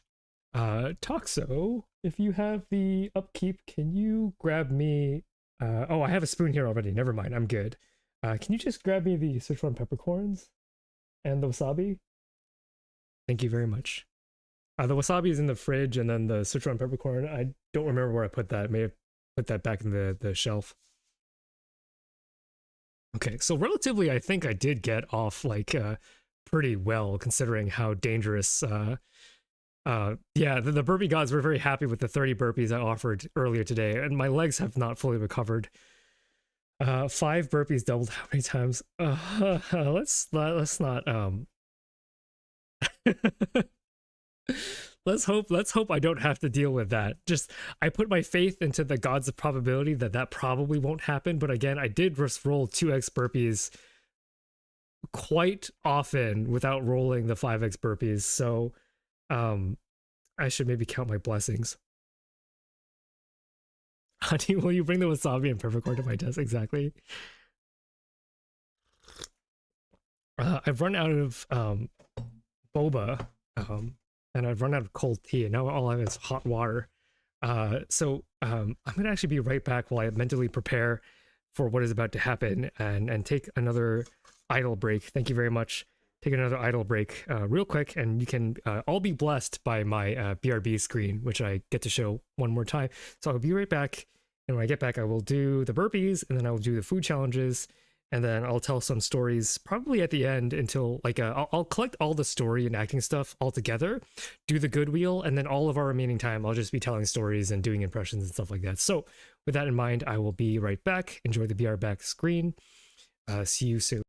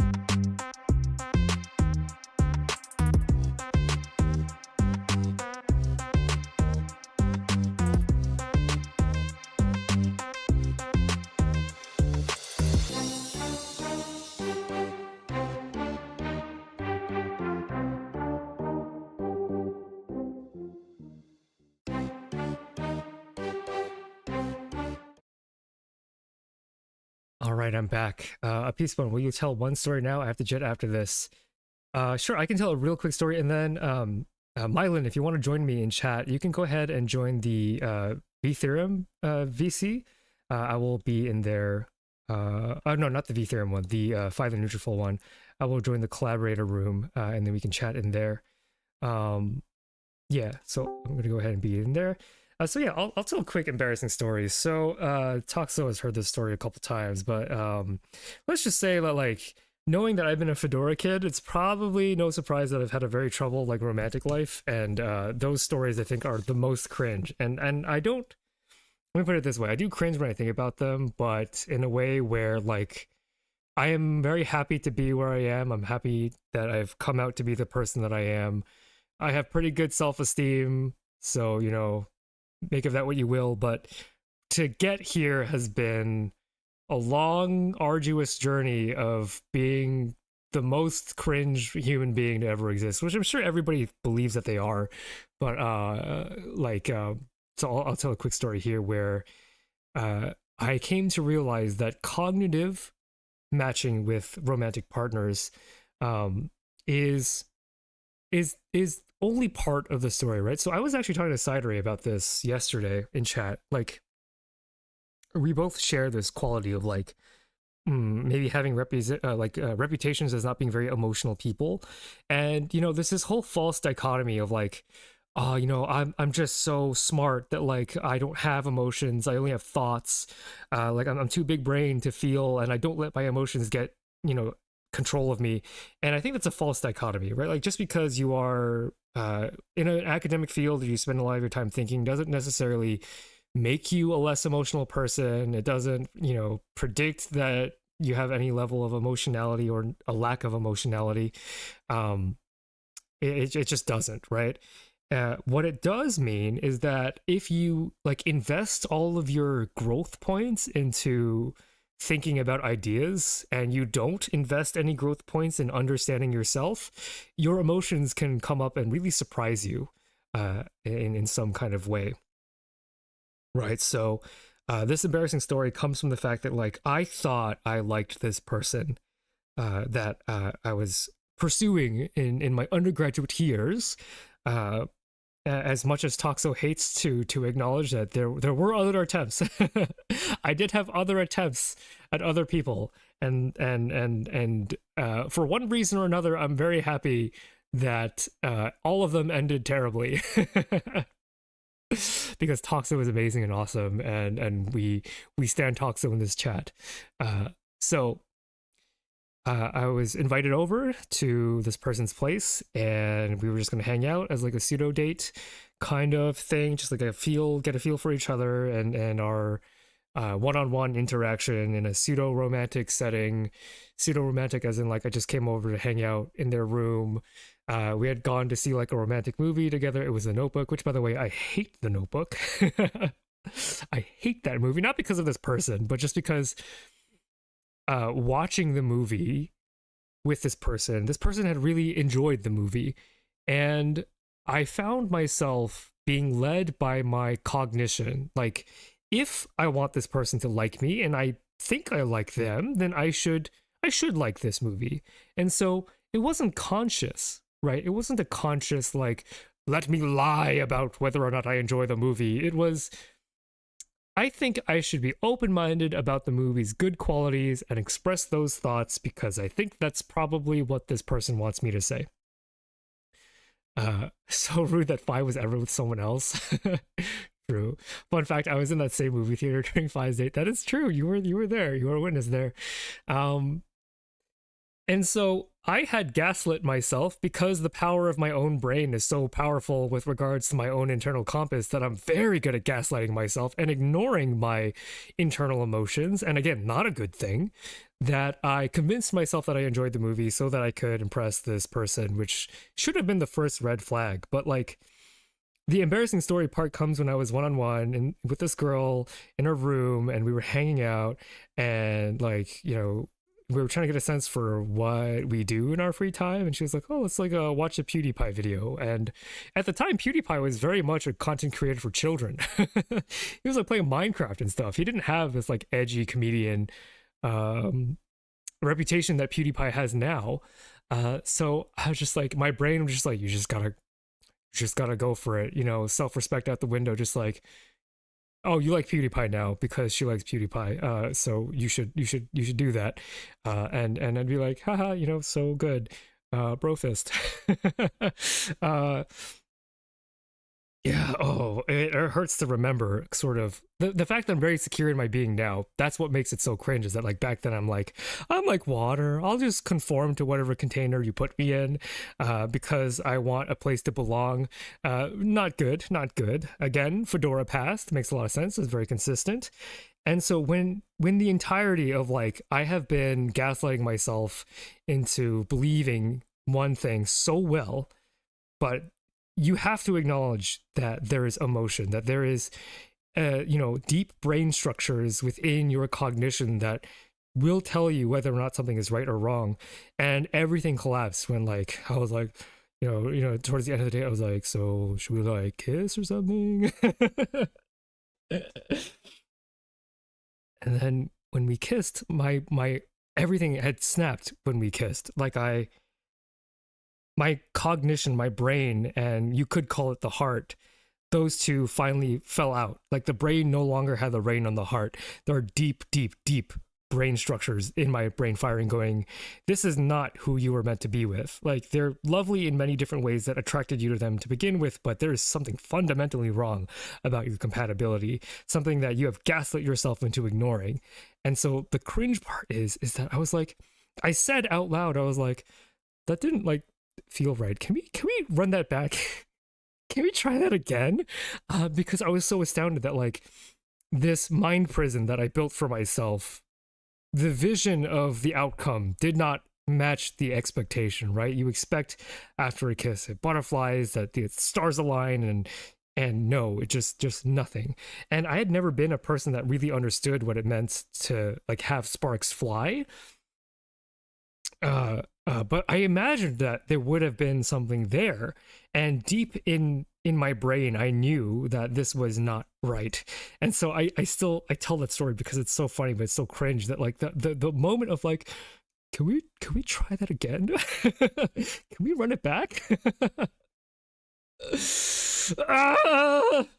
Sorry for peeking the mic, but when I think about that, it's such an awkward question to ask. Like, I could not keep my cool because, I mean, this is something that I unraveled a lot in therapy, right? Like this idea that like you don't get to imprison your emotions with logical thought. You don't get that privilege, right? It's nice and simple to be able to construct a mental identity for yourself, but your emotions are not something that you can rationalize.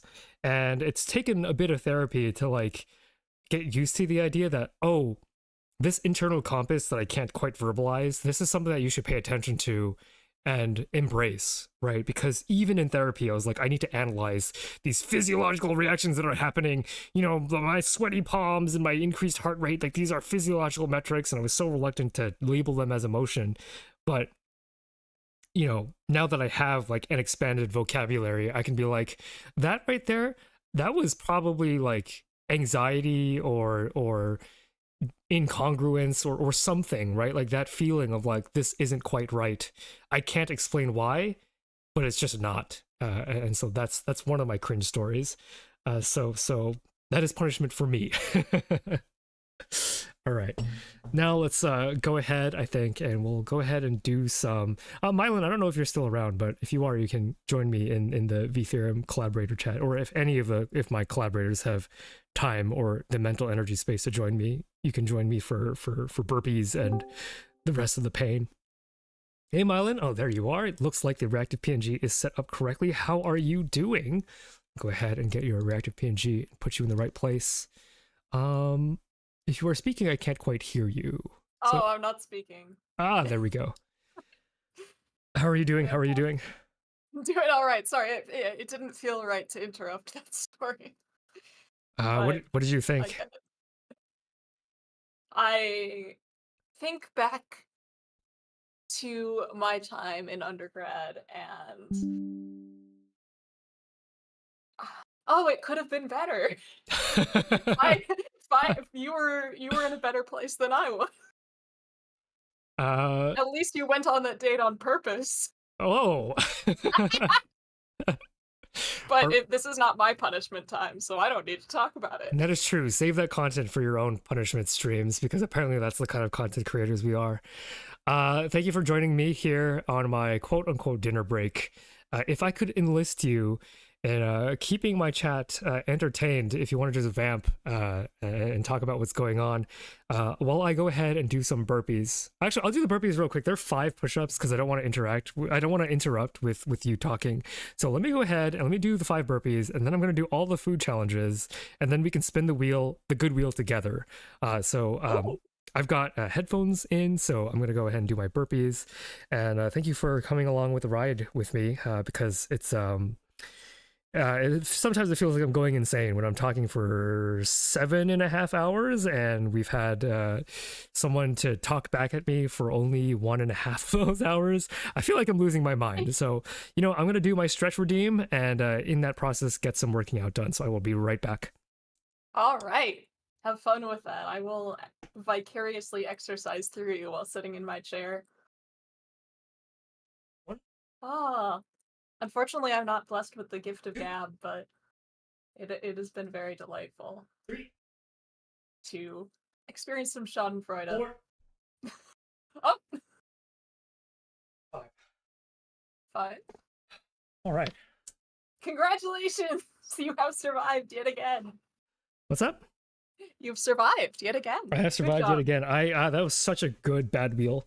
Could not have gone better. I was, you know, can you imagine if one of those earlier spins had been 5 burpees? That number would have been absolutely insane. That would have been horrible, actually. Yeah, just like mathematically, I had failed to realize that in a wheel with not that many slices, it's not unlikely to get repeat 2x's. Like it can happen statistically. Yeah, and then you did keep removing options, like the food options, and I'm like, I get why you're doing that, but also you're increasing the chances that you're going to be doing infinite burpees, which, if that's what you want to do, it's I'm content. not gonna stop you. We do it for the content. We do it for the children. It's Boy, do I have some songs about destroying yourself for content to introduce you to. They're shockingly catchy. So, Melon, what's been going on with you while I go ahead and eat wasabi? Oh, yeah, I've been working on a lot of stuff in the background that it's like you never see me. I'm sorry, now I'm imagining falling with thighs the size of tree trunks. His legs are sticks, so maybe we'd actually get to color his legs in on art for once. That would be incredible. Yeah, no, looking at my channel, you would have no idea that I've been doing anything, but I've been drawing a lot of random stuff. Speaking of, you probably haven't seen it, but there's something for you in the V-Theorem art channel. Oh yeah, is there? Is Is there? is Yes, it something there that is. I can show on stream? Oh yeah, if you'd like. I'm nearly done with the last one in the series. So. Oh, really? Oh, this one should have been an incentive. It should have been a donation incentive. Oh, okay. I think it's a donation incentive when we do something based more off of the original sketch with the tutu. But okay, so let me go ahead and show this because it's so good. Myelin, again, did you hear me talk good things about you earlier today? I did, thank you. Yeah, I'm very open to complimenting people that I think are doing awesome stuff. And like I can't wait for all of you to see what Myelin has been cooking up. Let's call this no, just let me save the stupid file. So I did take the whole thing of wasabi. It's honestly not bad. Like fresh wasabi and not horseradish is tolerable, which is something that I did not know. I just want to try that smoothie. I'm not gonna lie. I need something like that because I eat so horribly, and like even if it tastes horrible, if it's at least getting me nutrients, It's like, you could just do like a meal replacement shake, which I did in college for a short period of time. oh, is that a thing? Yeah, like Soylent, not a sponsor, but that's the one that. Oh right, I saw y'all talking about that in chat the other day, and I was like, Soylent, and I'm like, I cannot tell if this is a real product or if this is like Soylent Green. And you know what? I think the ambiguity is fun enough that I'm not gonna try and clarify this. So this is what Myelin drew. Dropped in the Discord. Look at this. Let's go. Very rough, but we had this idea of drawing idol outfits for V-Theorem, and the speed and precision of your work has been absolutely insane. So I love this outfit. I appreciate it. This is It's what I've so spent cute. my break doing. So cute. I can't wait for everyone to see the rest of the V-Theorem designs as well. But between the idol outfit and these cat ears, I think I've sped run what every VTuber needs to have, and I'm so very, very grateful. It's delightful. I'm still pushing for V-Theorem to cover a song at least, but then I also recognize that I think the only one of us who has any confidence in our singing is Nep, I think. Yeah, fun though. I originally had like singing as a bad wheel incentive, but then I recorded myself and I wasn't super happy with the quality that had come out, because I'm not bad enough to be funny, but I'm not good enough to be good. I'm kind of like in a middle ground. And yes, Toxo in the pocket is very cute. I love the little details that you put into everybody's V-Theorem outfit. They've all been very, very fun. And again, like Myelin's been cooking content for so long, just waiting to sort of share some of that. And I'm really excited to see some of that content. I don't know if you want to plug your other projects too while we have you on here, or if those are secret or not. They're not a secret. It's more like, will I ever finish them? I finally finished editing that script I had y'all edit. So I don't know if I can. Well, I'm gonna start my stats lectures up again. So if you want to learn about stats, I'm happy to talk a bit about that. We're not going too complicated. We're getting through ANOVA and probably touching briefly on things like regression and chi-square, but we're finally actually going to get into hypothesis testing, which we had only just started on when I had to pause. So I'm excited about that. And then I'm going to be doing some weird little speculative stuff where it's like, nobody has asked this question because it's a stupid question, but I'm going to think way too much about it and drag all of you along for the ride.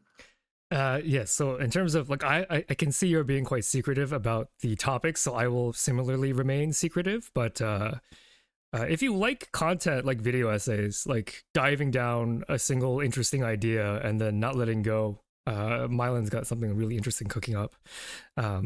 I think it's, and I got the pleasure to read an early draft of it. I think it's gonna slap. Reading it was much appreciated. It does have to do at least a little bit with some of Fi's areas of expertise, so thank you for looking over it to make sure I wasn't just I wasn't just making things up or going a bit too far. I mean, obviously I was going too far, that was the point, but Yeah, but like keeping the science realistic. going too far in like an interesting way, I think is reasonable because like, there are like there are ideas that are out there, but not this. I think Grubby, who's a Warcraft 3 player, professional player, or was a pro player, had explained the difference between strategy that is creative and strategy that is different just to be different. And like, there's a delicate balance in the script of like, you want it to be creative, but you want to have the context of it to be meaningful. And it was interesting how you kind of danced along those lines. And it's very cool. Very cool what you have cooked up. I'm excited about it. Oh yeah, the freaking... I'm eating the Sichuan peppercorn now, by the way. Oh, yes. Oh, tastes so bad. Yeah, Marlon's got a comment on the design. So, how much did you struggle with throwing an idol outfit onto Fi? Not actually that much. Well, Fi saw the concept sketches, if you can call them that. So I actually designed it for like a humanoid Fi at first, and I thought, oh, I'll just like put a fake human body like a mannequin or something and put Fi in the place of its head. And I was like, what's funnier? I'll just like take this outfit I designed for like a standard humanoid body and just you squash it. Yeah, because I can imagine that it's peppercorn is really bad. I can imagine that it's quite hard to design clothing for the peak the peak male form. Exactly. It is difficult. That probably earlier during the stream I was thinking of like incentives that I would have loved to see but aren't currently possible with our level of technology, and I was thinking I would love to see Fi dancing. Yeah, until we move out of a 1-bedroom apartment, like a 3D mocap studio that like Doobie has, not really possible right now. Yeah, and probably want to wait till you have more money for that. Yeah, piloting it like a mech, exactly. That also solves the problems of him having 2 sets of arms if he's sitting on top of a man. That is true. Just like joystick control in it, it's perfect. It's I perfect. think this does raise the question, though, like, if we can put Fi in clothes, is Fi... Well, I guess you're wearing a collar right now. Yeah. I think you're just ahead with arms and legs coming out of it as far as my brain is processing. If that is how you choose to embrace the form, then who am I to stop you? I'm producing a lot of saliva from the peppercorn. Holy cow. That's crazy. The consolation, of course, is that your current incarnation will not last long, and so even if there is, that's true. I mean, effects. On the other hand, that means your exercise today is a temporary and fleeting thing. However, if exercise does improve longevity, and if I can squeeze one more day, I'm salivating so much. If I squeeze one more day on top of my 8-day lifespan, that's by percentage quite a bit more additional life, which is that is true. Very appreciated. That is true. Maybe if we get you to exercise enough, we can have an eternally living neutrophil. Yeah, unfortunately, this stream itself has taken hours off of my life, literally and figuratively. Unsurprising. It is, for every hour you are on stream, it's consuming 1.5 hours of lifespan in addition, perhaps. It is true, and now we've got... Oh, this is the worst one. It would be different if I thought that the Apollo tasted good, but it doesn't. Oh, that's so much! Dude, it pours too easily. It is too... Is this the dab? Yeah, this is the dab. Oh, boy. Oh... I hope you have a box of tissues, because... I can't do that much now. My stomach is suffering. I'll do a little bit of the dab. That's right. You need some proper food. Like all this hot sauce and stuff on a mostly empty stomach that's just like liquids like hot water and bubble tea sounds like a recipe for disaster. It's like poison. I will eat. I will eat. If we have to delay the next section, I think that's okay. I just really wanted to get the morning section done in time because Yeah, I know that yeah. Dr. Akari had a very strict, well, not a very strict, but like, 2-year-old. Yeah. But if we go a little Mhm. longer in this break, that's totally fine. Oh, oh, it's so bad. Oh, Oh my god. I shouldn't be laughing because like there's a non-zero chance I will end up like this one day, but Yeah, is for this now is I'll is laugh. my pain inspiring you to take on? Does it sound fun to you? I mean, I've always been kind of curious. I'm a very picky eater, but I I like to be very, manly and like eat something and be like, this is no problem while I'm dying inside. So Yeah, I think like there's a part of the scientific me that's like I need to know my data, and part of my mhm, data is my resilience to spicy food. yeah. Oh, you know what? Marlon's so right. I used to eat hot sauce on like potato chips, and that's pretty good. Pretty Um, good. I would not sully the good name of potato chips with this sauce. It does not taste good. Um, That's you what know, I've heard. whatever pepper is in here, it tastes like the Pocky One Chip Challenge, and whatever pepper it is has a nasty flavor. Ooh. You know, no, Vic brings up a point. One thing that's been confusing me this stream is that the way that you explained the good wheel versus bad wheel to us earlier was that the good wheel is stuff that's good for you, and the bad wheel is stuff that's potentially bad for you. That is correct. So burpees are Ah, on the yes. bad wheel. See, I live in an apartment, and my downstairs neighbors could file a noise complaint. Oh, I see. It's all coming together now. It's bad. Oh no. Oh, there's so much saliva. Oh, I'm losing cytoplasm. Oh, I just need a drink. Drink that hot water, but I worry that somehow I might be completely off base here, but it feels like the hot water plus hot sauce. I know that they're probably using different mechanisms to an extent, but Sorry, 1 second. go, Oh, sure. be That'd be free. nice. Thank you. Toxo's getting me some of the leftover fried rice, which is very nice. Thank you, We can Toxo. have some actual real food. Uh, Good. that's crazy. Okay, so let's go ahead and finish some of these bad wheel uh, incentives. So what do we have left? We did a dab, we did a citron, 2 electroshocks. Okay. So unfortunately, they don't do the whole like dramatic music for when you do the random mode. But I think the random mode is the only way that the thing is fun. Yeah. What is happening? Fun. I do wonder if the Milgram study would have gone differently if they had a random mode for shocks. That's all I've been thinking about whenever you get shocks. I'm like, ah, yes, Milgram study. Ah, yes. Yes. Of Okay. course. So, oh, you know how I can? The thing is that if I do a different mode, that lowers my chance of getting shocked to 1/6, but it does make for a more dramatic. It makes it more dramatic. It makes it more dramatic. So you know what? I will. This is a 1 in 6 chance for electroshock, but there's drama involved. So let's go ahead and give it a whirl. No, that didn't work. What is happening? Sorry, that didn't work. That didn't work. Okay, so let's try this. Okay, here we go. Here we go. All right. Okay. 1 in 3. I programmed it to 1 in 3. It's so much longer than you expect. Oh, jeez.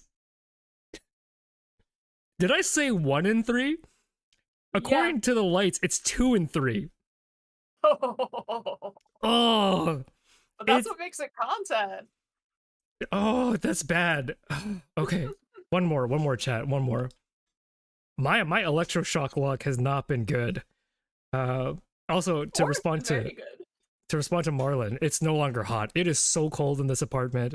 The hot water became not hot water very, very quickly. Okay, one more electroshock. Okay.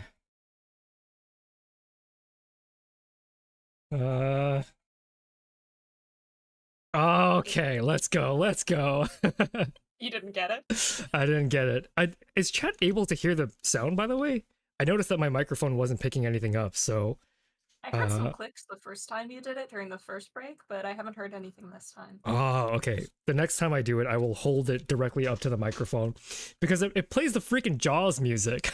Oh my gosh, I love that. Wasn't someone earlier prophesizing about potentially it messing with the mic? Yeah, I'm actually not sure if that is a legitimate concern because I just don't know how electronics work. Thank you so much, Toxo. Yeah, it might not be, but okay. we've already had one prediction come true in chat, and if my learning in statistics has told me anything, it's that I should put no stock in that. But it's funnier if you do. Okay, so we got 2 electroshocks done. We have an embarrassing story, but I'll maybe combine that with the rest of the stories. I don't think we got a batter wheel. I don't. Oh, we did. We get a batter wheel. We definitely did. I could do the brain rot thing again, but I really don't want to. Oh, please don't. If he did that while I was like on call, I think I would explode. Let's take some requests from chat. I will do an ara of chat's choosing. If you have suggestions, Myelin, of course, if you have a suggestion for a type of ara, having heard my Onesan performance, if there's any modifications you would like to that, please let me know. Well, my preference is, of course, now that I've heard the Onesan one, I just want to hear you say ara in your normal voice. I think that would heal me somewhat. Are you sure? Yeah. I could definitely do that. Let's wait for chat to catch up, maybe, if anybody in chat has a particularly interesting ara to contribute. If not, I can just do it in my normal voice too, which honestly would just be very, very... You know what? As a control experiment, it should be my normal voice, right? In order to play back the clip where I do the Onesan version, you should compare it to my normal. So let me go ahead and let me take a sip of my newly hot water because Toxa was kind enough to heat some more water for me. By ara compilation. It's only proper scientific process, exactly. So I'll do the regular ara. Ara. Beautiful. I don't know Perfect. what normal is. I mean, that was what I was looking for. Just the measured. No, Toxa, what are you doing? What are you doing? Oh no, who is this for? Are you feeding this to me? She took the hot sauce. She took the hot sauce and she's applying it to a portion of fried rice. Surely this is not for me. I mean, that actually sounds pretty good if it wasn't a disgusting hot sauce. It tastes terrible. It tastes so bad. I don't think it's that bad. You don't think it's that bad? I think it tastes so bad. Toxo, what a champion. What an absolute legend. Oh no. Okay. So with that in mind, let's go ahead and let's hide Fidel. And let's go spin some good wheels while I munch on some food. Vital, I love it. Yeah, Fidel.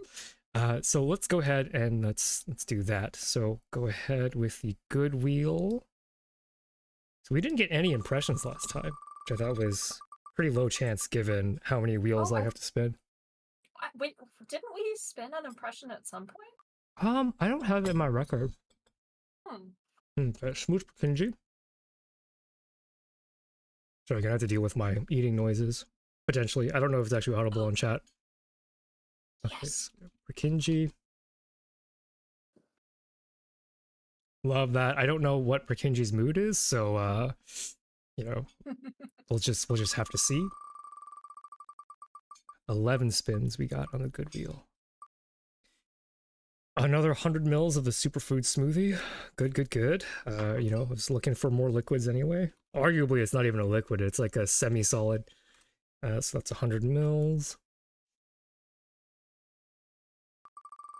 List adopt more cats on the bad wheel. That would be a good wheel incentive. Unless you were talking about bad for the health of every individual cat that has to live in our tiny one-bedroom apartment. Impressions. We got impressions wheel. Did I miss a thing? Oh, we did have impressions in the early one and I just missed it. I think I cut it for time. Well, I'll do 2 impressions here. to make up for it. I have a list, a pre-generated list, and if we run out, then I'll take suggestions from chat. Just so you know. Okay, we got some squats. All right, making good use of those strong legs I've developed over the course of the burpees. 5 squats. So we're up to 5.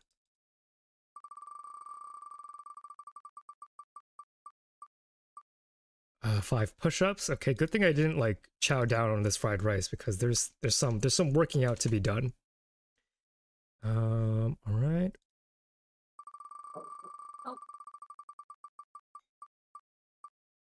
Ooh, Another smooch. Resta! Let's go. Resta, thank you so much for donating. What wheel would you like for me to spin? Also, Resta, if you're around and you want to join in the chat, please do so if you find yourself able to and willing. So another Purkinje smooch.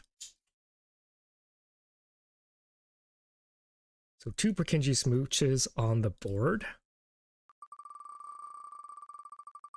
Thank you so much, y'all. I mean, I could not have imagined. Like, I was very iffy about whether or not we would even reach 500, and we blew past it. And that's been awesome to see. Y'all are so amazing.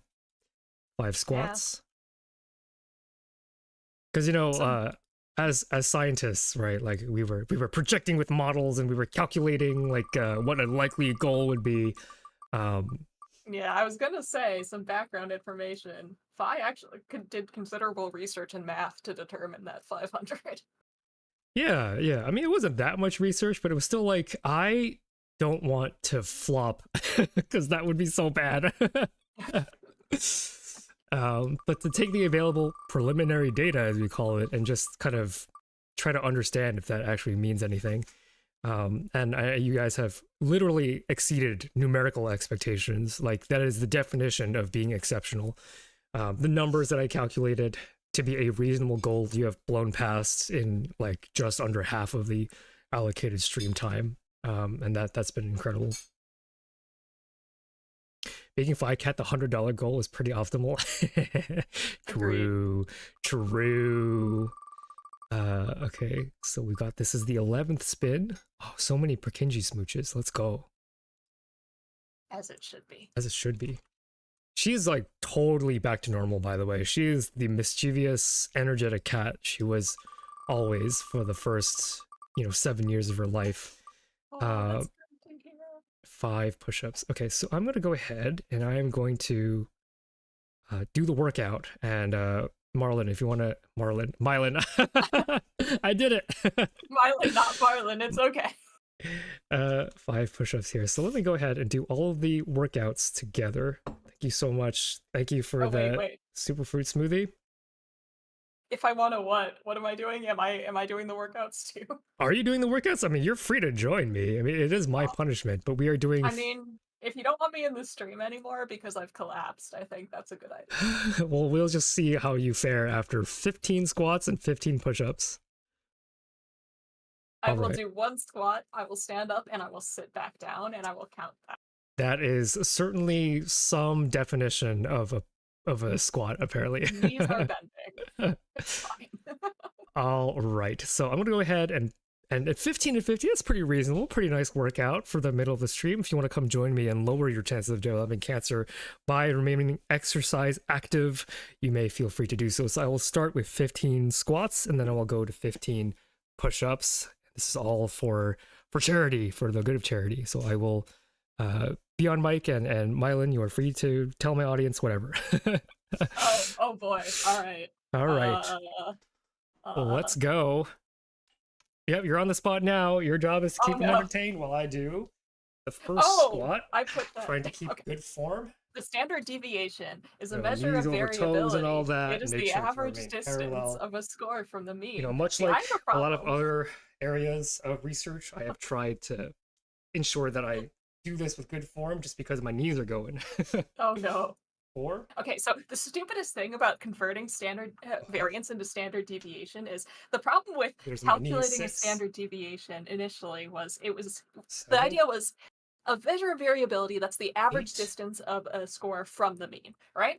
9, And they figured out they could do this by calculating deviance 10, scores. How far is each score from the mean? And you know, that 11, makes a lot of sense. Then you take the average of that. But the problem is, if you add up a 12, full set of deviance scores, it adds up to 0, 13, which means that your measure of variability would always be 14, 0, which is completely useless.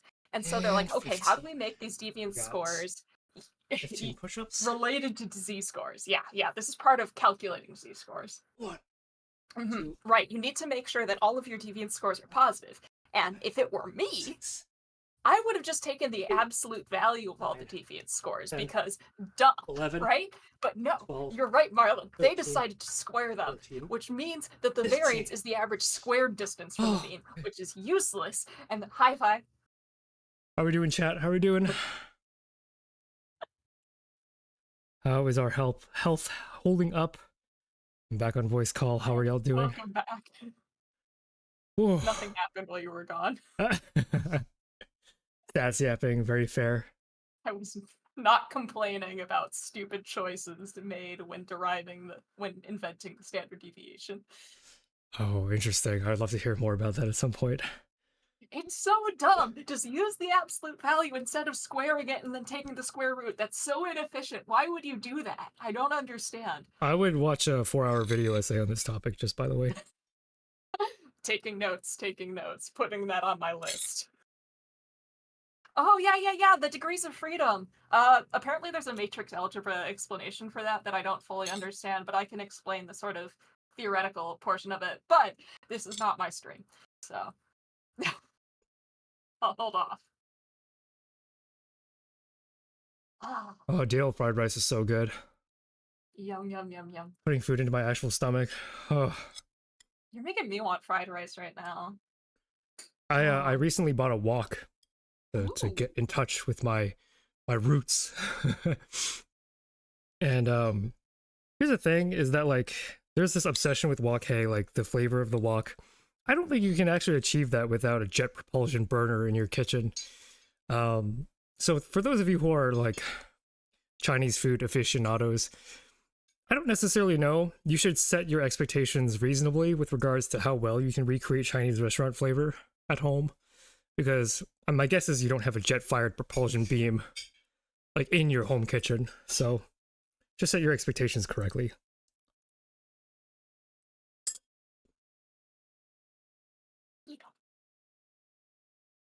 I see, myelin, that you've finished drawing the entire squad in our idol outfits.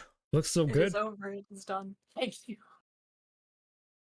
I can't wait to plug the shit out of that. Oh, man. Whoa. What did I say? I can't wait to plug the shirt out of that. Yeah, That is exactly what you said. I love Chinese cooking demystified. It's one of my favorite channels. Ooh, that's a thing. I'll have to check that out. Ah.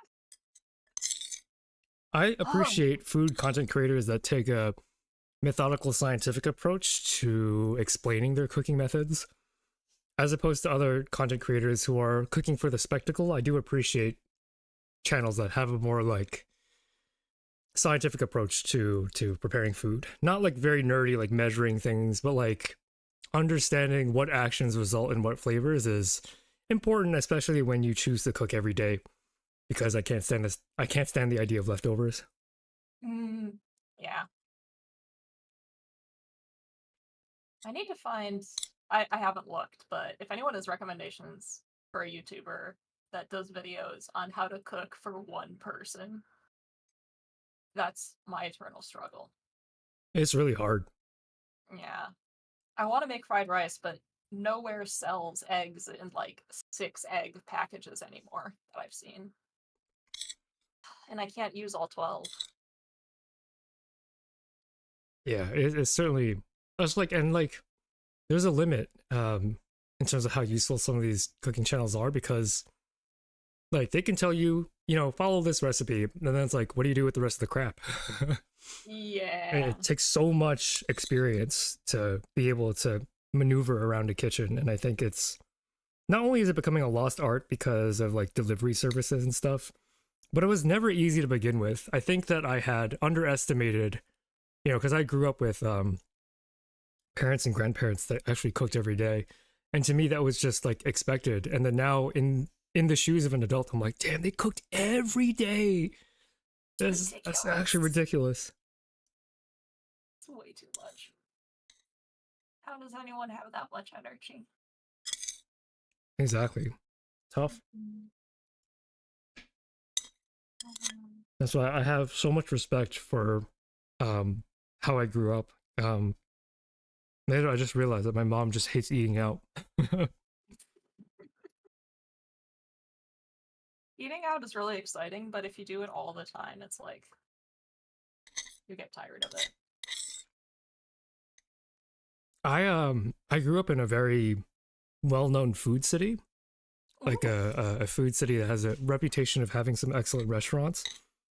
And when I get visitors, you know, back when I lived in that city, when I got visitors, they'd be like, "Oh, take me to some great restaurants that you know. Like I've heard that the restaurants in your city are so good." And I'm like, I would love to meet your expectation as someone who grew up in this food city, but actually, I just like pick up a Subway sandwich when I go home. Like, Oh my god, that's very relatable because the place where I currently live is also very well known for like variety and quality of food around, and like I go to Subway more than I would like to admit.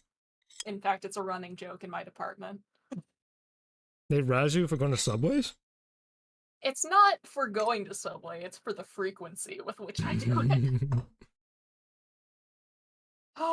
When I was a kid, I thought I had hacked the secret of Subway. I was like, back when they used to do $5 footlongs, as a kid, I was like, that's insane. $5 for a footlong? Like, I think the individual ingredients don't exceed $5. Little, I mean, I didn't know anything about economics of yeah.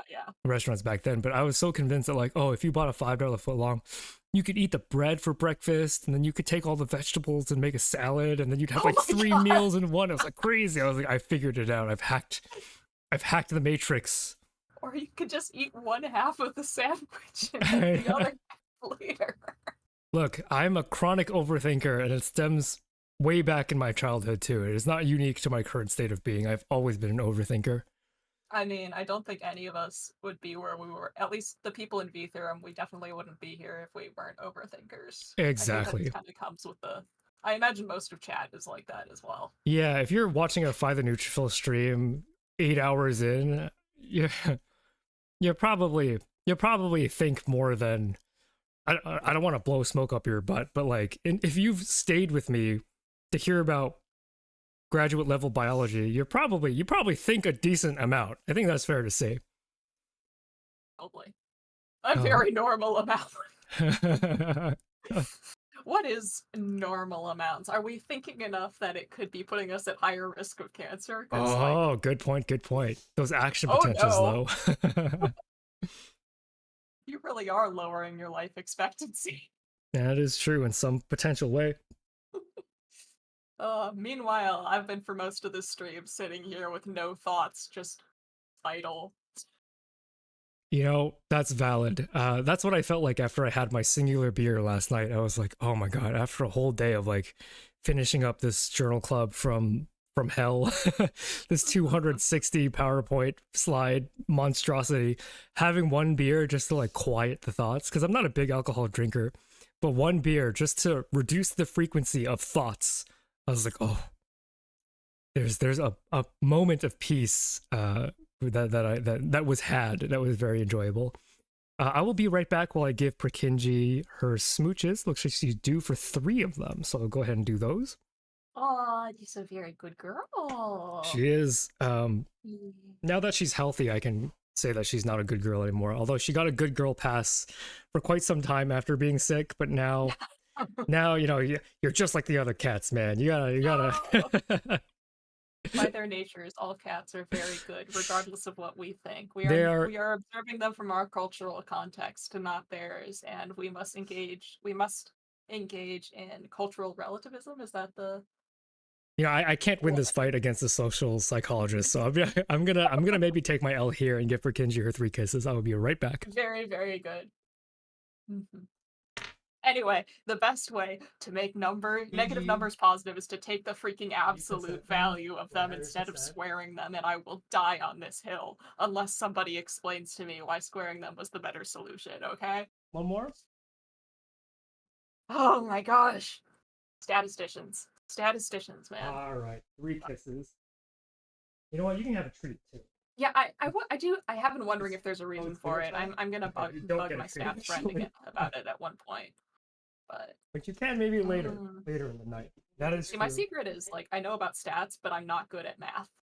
I'm very bad at math, so. Thank you for waiting. Mackenzie will now get dinner. That's pretty good. That's the treat equivalent. Okay.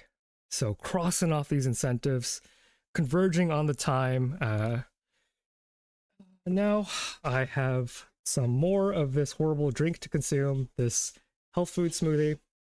Toxo has pre-measured this out for me. It is so chunky. It is so chunky. Thank you for your sacrifice, Toxo.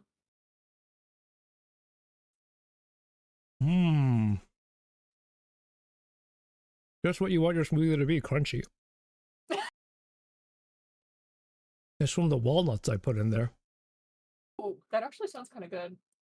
Yeah, but then you get the hit of the Brussels sprout and the fish, and then it's not so good anymore. The donation number is currently at, it looks like you've raised $692. Yeah. USD out of the 500 goal. So we've smashed the goal. We absolutely smashed the goal, and there's a chance that we might hit the stretch goal too, which is absolutely amazing. Oh, all right, you had stretch goals. Just that one, because I couldn't think of anything that I could reasonably do. You know, given the fact that this is not my full-time job. If I were a full-time streamer, then like a more ambitious stretch goal would be a thing, but I don't want to fail on promises that I make to the community. Understandable. Understandable. Oh. Speaking of showing cats that you love them, I'm tired. I'm so weak. I haven't even been here for an hour, and you've been here like nearly 8 hours, and like, but I'm gonna go. Okay, no problem. Thanks for joining me. Thank you for having me. Good luck. Thank you. Bye, myelin. Bye. Oh, nice to have a bit of company while I go through all this suffering. Oh, there's so much of this.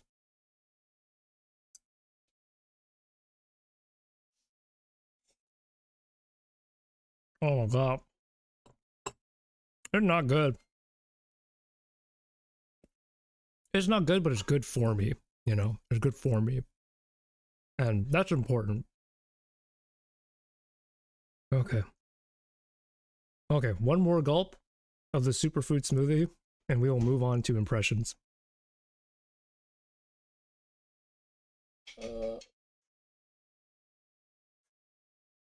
Okay. Okay.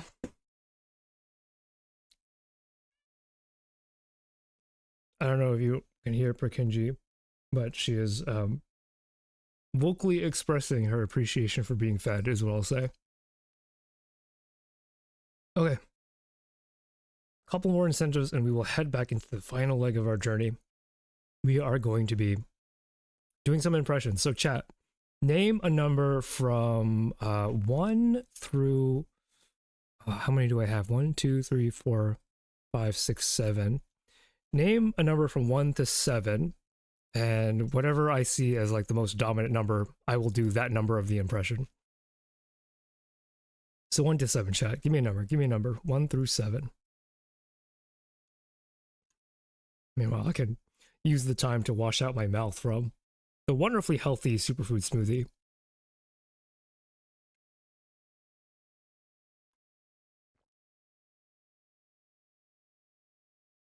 Five, 6. 1 to 7. Any other takers? Any others that want to contribute? Or we can do roll a d8. That's actually a pretty good idea. Sorry, Marlon. I'm going to roll a d8. Roll 1 d8. And we get 6. So Toxo wins anyway. So what is the 6th impression here? 1, 2, 3, 4, 5, 6. Okay, wizard explains antigen presentation. Okay, give me a second to wash out my mouth.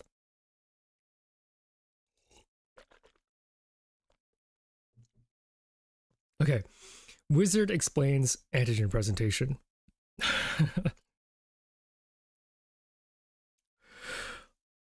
Deep within the heart of the cell is a code, and that code codes for a protein called major histocompatibility complex 1. And within that complex is a specific structure known as the antigen grove. And within these cellular organelles, there is a place by which that protein is loaded with the cellular contents of the cell. And so if a cell has been infected by, say, a nefarious ne'er-do-well like a bacteria or a virus, that cell will then present those proteins up on the surface using that protein MHC1 for destruction by the T cell. To be honest, this works as like a stuffy professor voice too. That is true, that is true. So we'll go ahead. Thank you, clap, clap, clap. We'll go ahead and roll one more d6. And this time we get 4. And 4 here is 1, 2, 3, 4.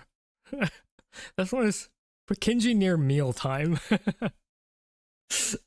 Which is very apt, given that she's eating right now. So I will do an impression of Purkinje during mealtime.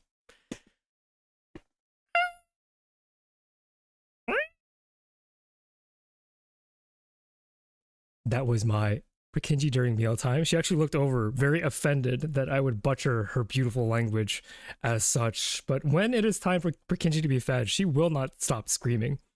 Oh, my microphone didn't pick up most of it. I actually leaned away. To stop the mic from peaking, but you can imagine. Oh, I'll do it one more time.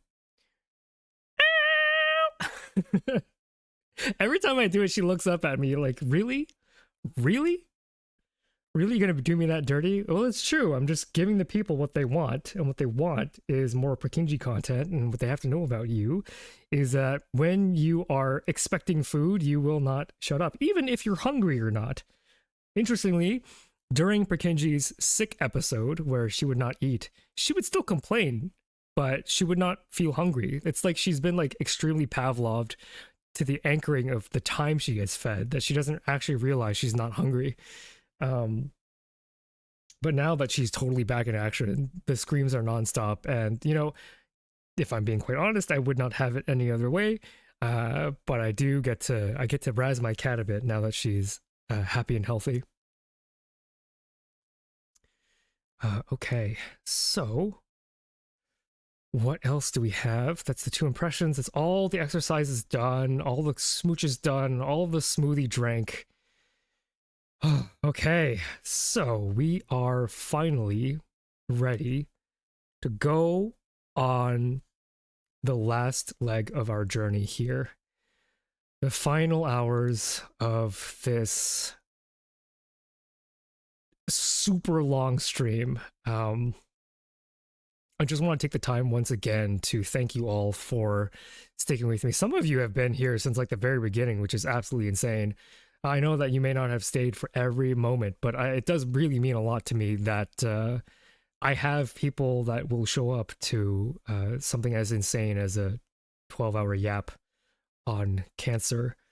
And the fact that we blew past that goal, which was, again, better than my math could have predicted. In fact, I was feeling quite a bit of anxiety if we could not reach these goals. So you have all, again, thank you all for exceeding my expectations of what our little community can do. And you know, there's a bunch more that I'll say later when it gets to like the slides that I have set aside to be sappy, but in case you don't make it there, I just want to acknowledge that for those of you who are still in chat here. Okay, so now that we've had our dinner break, we can get into the future and the current state of treatment. So I want to start off by highlighting why I chose St. Jude. And I talked about this a lot at the beginning of stream, but just to remind you, that the research that St. Jude does, because they are a publicly funded institution and not like a pharmaceutical company, they're not necessarily operating with the interest of profits in mind, because their money structure is more decentralized. It's sort of acting upon the wishes of the public. In that sense, it is a very beautiful sort of structure by which they are working directly with the public to fund research and to enact a research that the public directly cares about, right? So part of that process is this paper, patient-derived orthopedic xenografts of pediatric brain, misspoke, orthotopic xenografts of pediatric brain tumors. I'm going to talk briefly about this paper, but I just wanted to highlight the fact that St. Jude is not only like producing this research, but it's also doing this research in a way that is advancing the field as a whole, instead of, for example, for the benefit of shareholders, right? And so this is a pretty unique funding model that is extremely attractive as someone who cares deeply about public health. I'm not going to sit here and say that like pharmaceutical companies are evil, right? The story is complex. There are competing incentives of public health and capitalism, and it's very simplistic to disavow all pharmaceutical companies for being evil. It's more like things work in a certain way, and the way that they work doesn't necessarily always have the best interests of the public health in mind. But in a model like St. Jude, you get a lot more of that extracted benefit without the sort of being beholden to something like a shareholder. And I think that's quite meaningful. It's complicated. The means of having materials to solve these issues is also important. And also, people who do the research do need to be paid, right? Like, it's not easy. Anybody who tries to simplify the story is doing a disservice to patients, to doctors, to companies. But it is a mess, essentially, the way that research gets funded. And it's nice that we have a little space where we can feel that we are contributing to something without being enwrapped in all of the capitalist complication that comes with, pharmacy as a discipline. Xenograph from and to what? It's a good question. So these xenografts are from pediatric brain tumors. So brain tumors that were donated by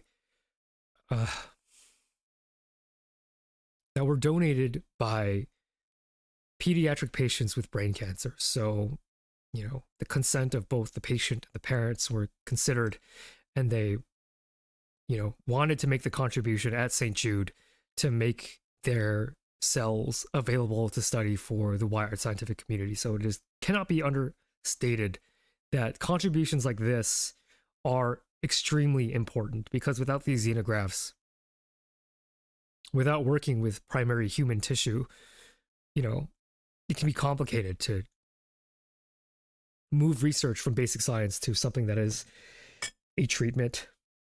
So, it's complicated. So 37 brain tumor patients at St. Jude gave their consent to have their tumors collected and propagated in mice.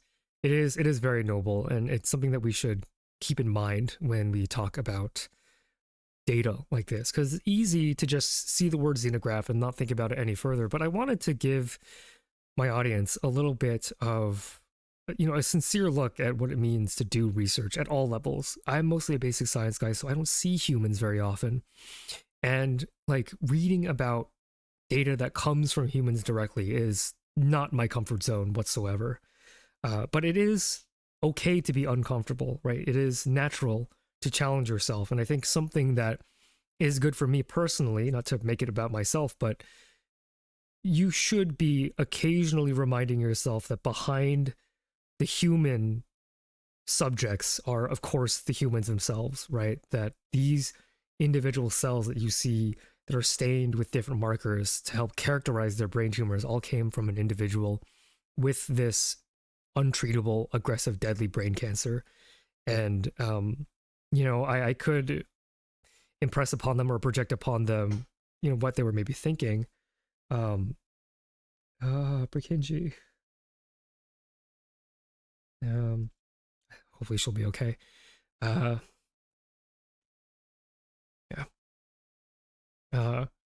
where was I?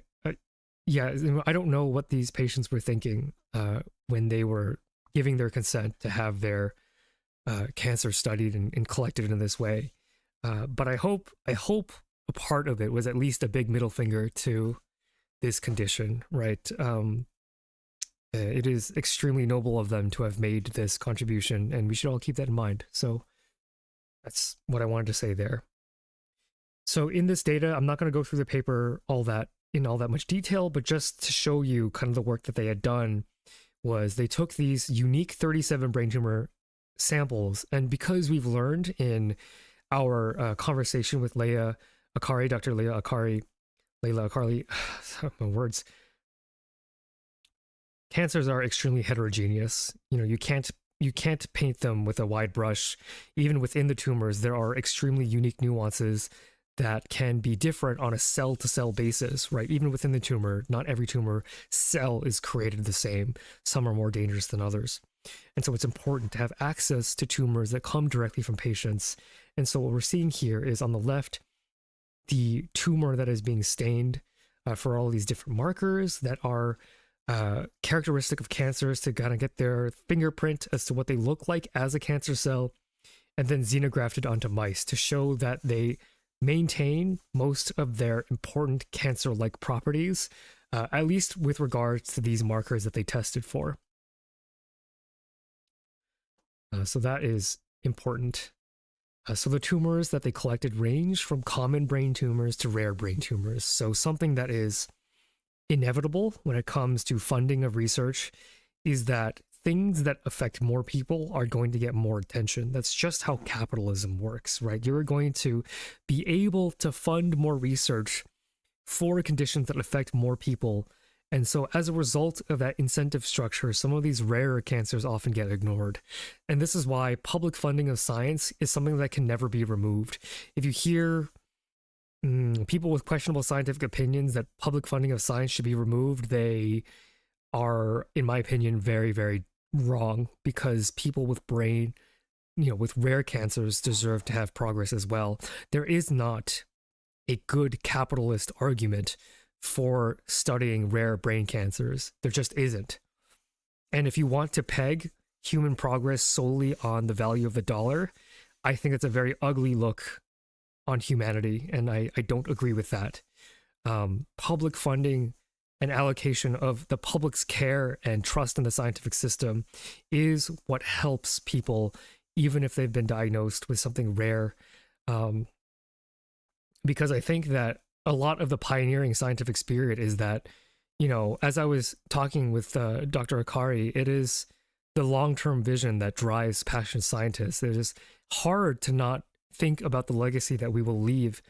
And I think it is up to passionate people to ensure that people who are marginalized either by, their status in the community or even their medical status can have some amount of hope, because that's just what we should do as human beings who know better. And that's sort of my soapbox on, if you hear anybody saying that the government should get out of funding of science, just wrong. The big thing here is that all 37 samples of these cancers that were donated from patients that have been xenografted onto mice, they are made free for any researcher who wants them.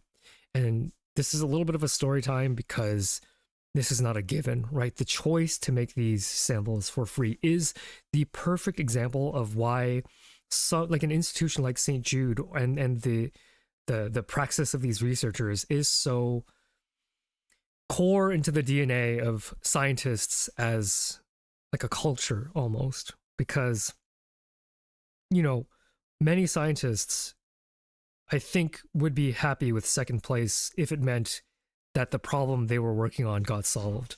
But that doesn't always happen in science. And actually, during my graduate school research, I was interested in this particular mouse model that had every genetic modification that I could have wanted to test my specific hypothesis. And when I asked my professor whether or not we could get these mice, she said, no, this person in the community, has been reached out to before and has essentially ghosted anybody who wanted these mice. Why, you might ask? Isn't that kind of crazy? They wanted to be the only ones to publish with these mice because they were insecure in their ability to publish good research with them in possession. It is a motivation that is corrupted by this capital. I can't blame them, right? Because in the capitalist system that we built ourselves in, competition is always going to be a thing. You've probably heard of, publish or perish. And so I can't hold it personally against the researchers who kept these mice from me. I can say that I understand. And I can also say that I am glad that St. Jude does not have this same praxis, that they don't have to keep it under lock. These mice, by the way, every time you see a genetic mouse, like, oh, in a paper, it's just a couple lines. Oh, we just made these mice. That's an entire PhD worth of work, because mice take time to grow. They take time to breed. Not every mouse gets the genetic modification you need them to get. It takes a long time to generate these mice and to make sure they act in the way you want them to. And as someone who did a little bit of mouse breeding, I can tell you that it's very, very difficult. Not only is there a lot of just raw work that goes into sequencing all of the data, right? Because you have to take DNA samples to make sure that the mice get the correct genes, because this is just a quick review, right? Like, you get one set of chromosomes from your mom and one set of chromosomes for your dad. And, these chromosomes can mix and match, and that can result in a whole bunch of different layers of inheritance, right? We can draw chi-squares, not chi-squares, chi-squares? What are they called? Punnett squares. We can draw Punnett squares all day, and I did do Punnett squares all day, trying to trace, did these mice get my mutation? Did these mice miss my mutation? It's a total headache. And the strain of mice I was working on was a double knockout. So instead of a 2x2 Punnett square, I was working with a 4x4 Punnett square, which means that only 1 out of 16 of the mice that I was breeding would carry the right mutation. And if you are relying on a mother who is going to give birth on average to about 8 mice, you could go, quite a while before you get a mouse with the correct mutation. Not only were the chances of getting the correct mutation quite low in the heterozygous cross, which gets better over time, obviously, but every time you interbreed these mice, they get a little more inbred. And every time they get a little more inbred, they develop health problems. And so you can throw your body at this problem over and over again, breeding these mice and inbreeding them and mating cousins and trying to be as careful as possible so you don't inbreed too much. But if you just don't get lucky, you might end up having to breed them with sisters or brothers, and that is very unfortunate for their health. And of course, knowing my luck, that is exactly what happened. And so in order to replace these mice, they are expensive. Each individual mouse can cost hundreds of dollars for a certain mouse. And if you wanted to buy their embryos of them, like perfectly already made, those frozen embryos can be in the tens of thousands of dollars in price. And so the fact that St. Jude is just like, oh, this mouse that has a huge profit margin, we're just going to give them away for free. That is meaningful.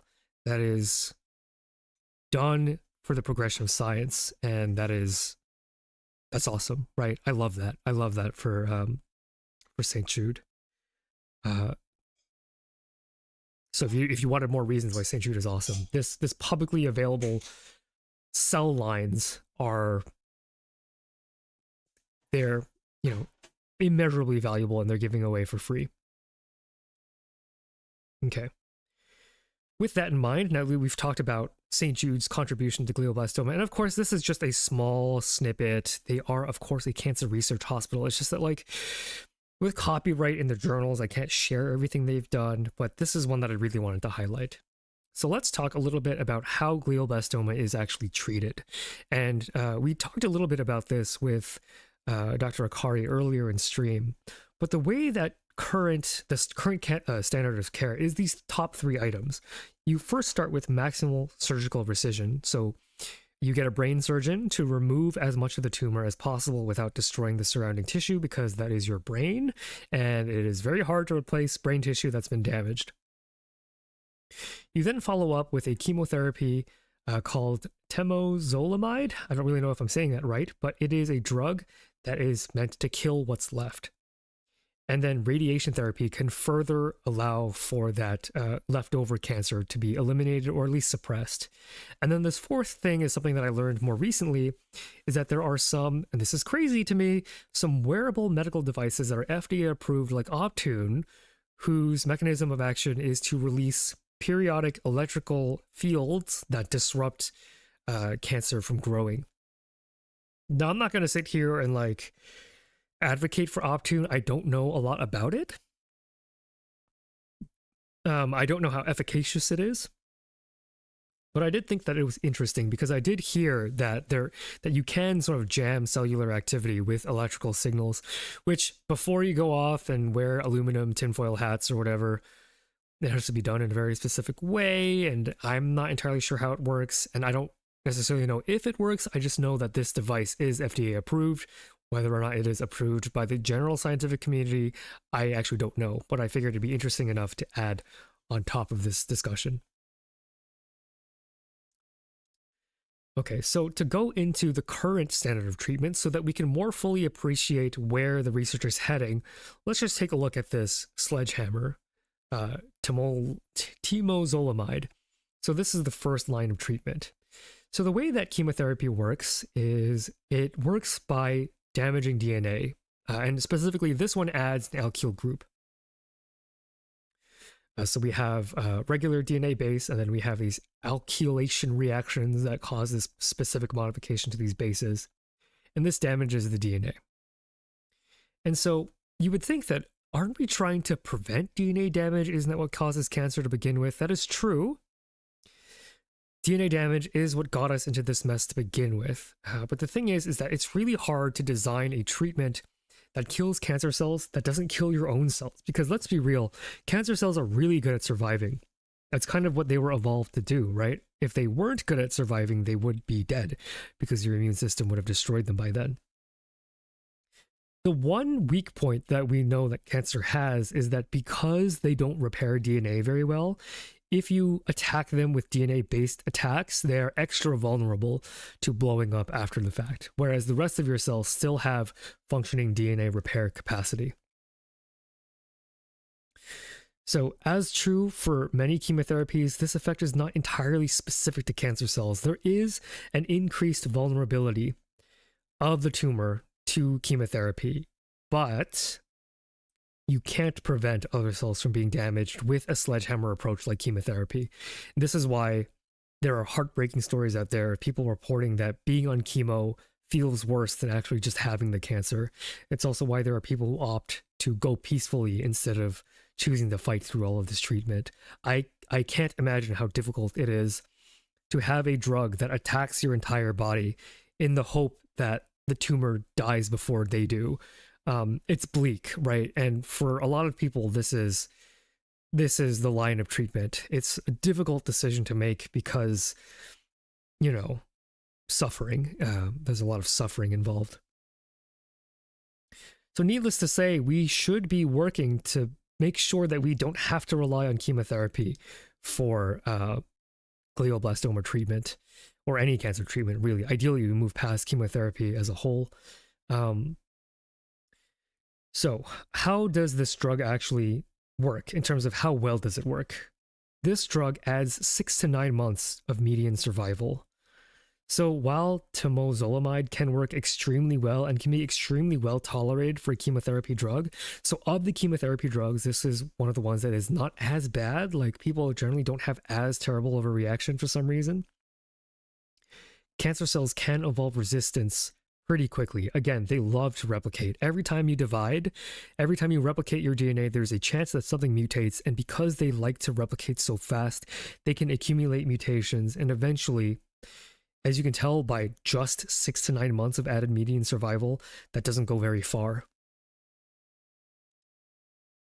While this is a relatively good treatment with regards to being able to give people back a couple of good months of health, like, I have seen this drug, it almost feels like a miracle. Of course, you know, matters of the brain affect the mind, and I have seen this drug completely, like, you wouldn't even have known they had brain cancer, it completely, combined with resection, of course, completely reverted back to precancerous mind, which was insane. So I don't want to like denigrate the current progress and you know, denigrate the work of doctors and researchers that have gotten us to this point. This is an extremely helpful drug. It's just, if we look at the raw numbers, 6 to 9 months is just not that much time. It's just not.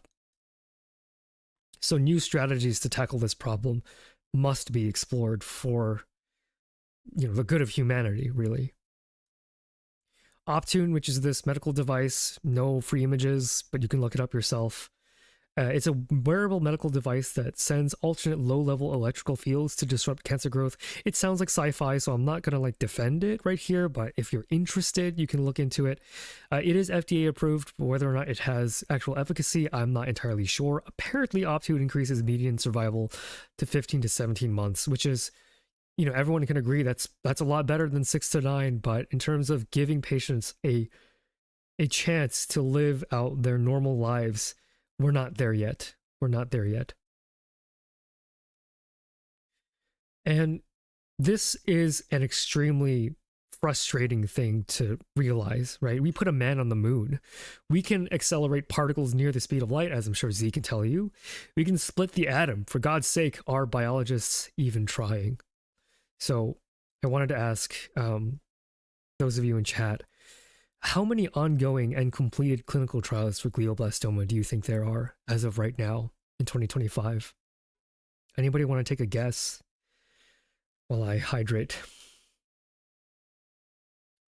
4? It certainly feels like 4, given that we haven't had any progress. 10s? At least 1? Surely. Provably, yes, because we have that chemotherapy drug that definitely does work. So eventually so at some point that was a clinical trial. Maybe hundreds. Any other suggestions? We got a good range of guesses here. Yeah, you would think, given how little we've made progress, that not a lot of people are trying.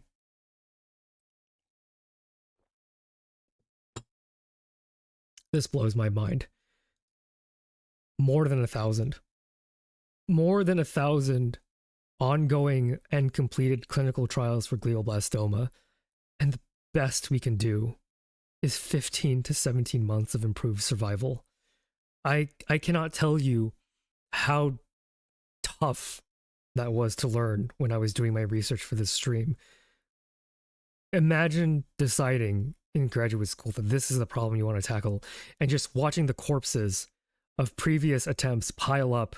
It almost feels like there's no hope.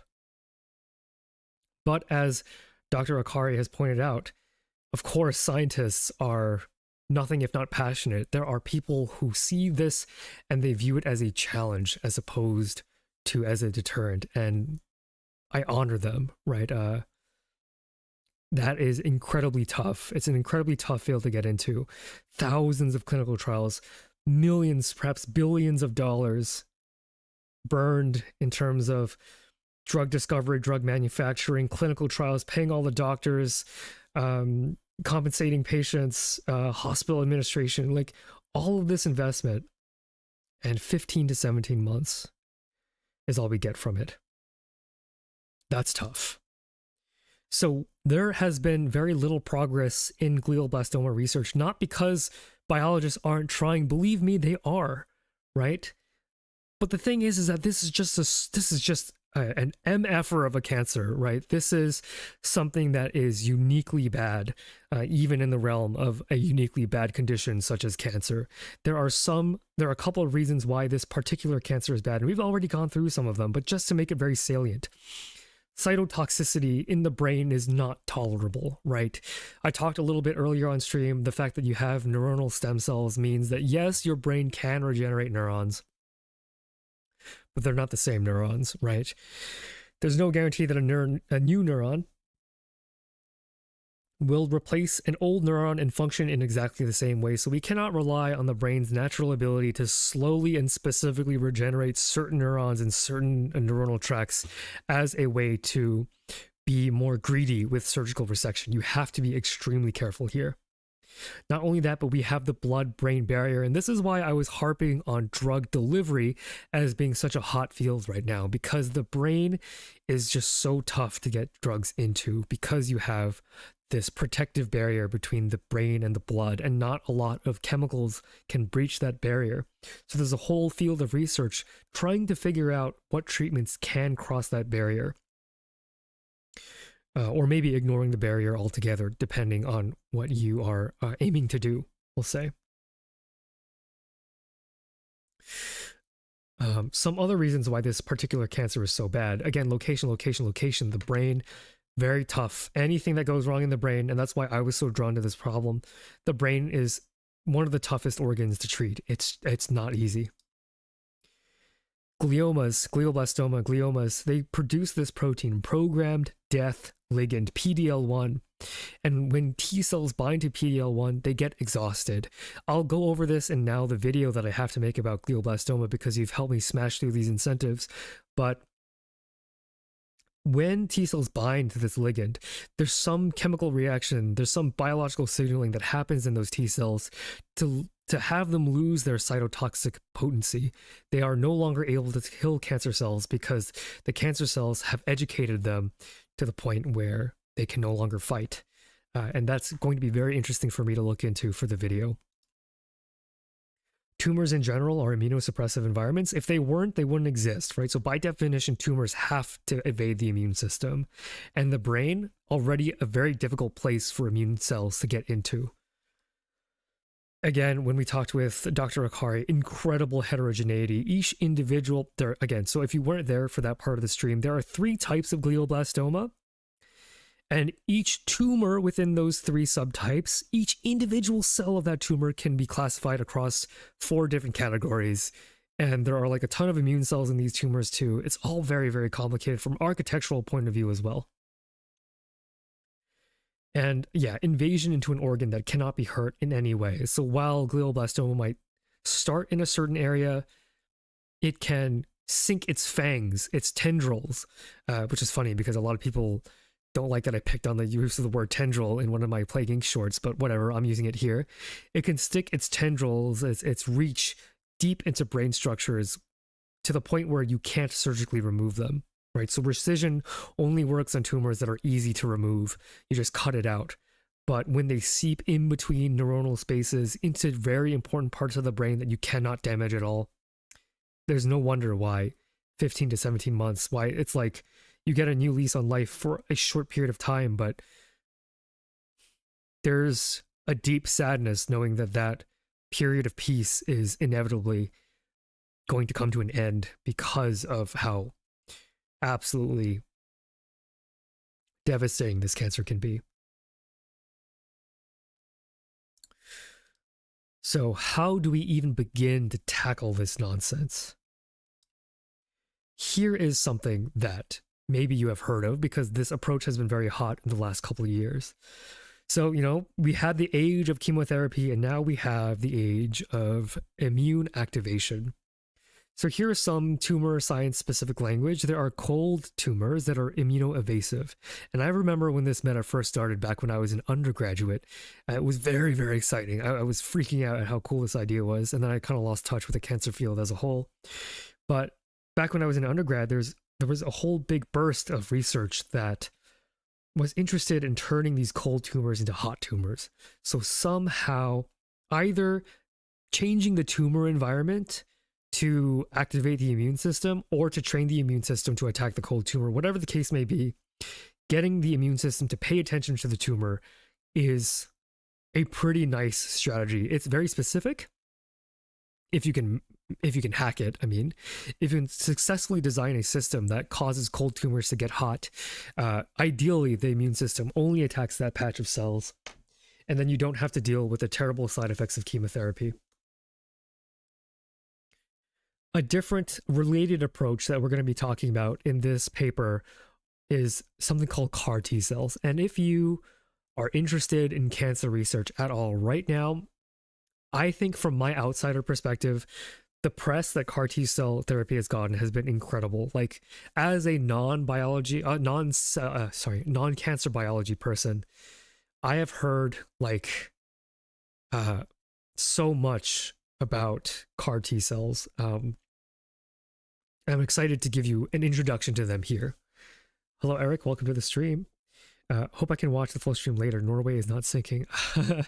It's going to be a long time. So if you had like an international flight halfway across the world, maybe then it'd be a good idea. But I hope one day I can make enough money on my YouTube channel to actually pay an editor to do the highlights of this stream. Can you imagine how much I ever have to pay for an editor to edit this 12-hour monstrosity? I would maybe wait for my video on glioblastoma where I take just the highlights and make it a very tight, engaging story. But yeah, so CAR T cells, very, very hot in the field of cancer right now. Here's how they work. So you have a patient who has a cancer, and a patient's T cells are isolated. So they draw their blood, and then they isolate just the T cells. And then they take those T cells, and then they genetically engineer them with an additional piece of DNA that codes for something called a chimeric antigen receptor, a CAR, to shorthand it.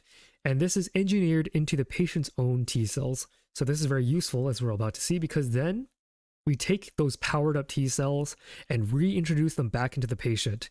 They are now equipped with a weapon they can use to fight the tumor.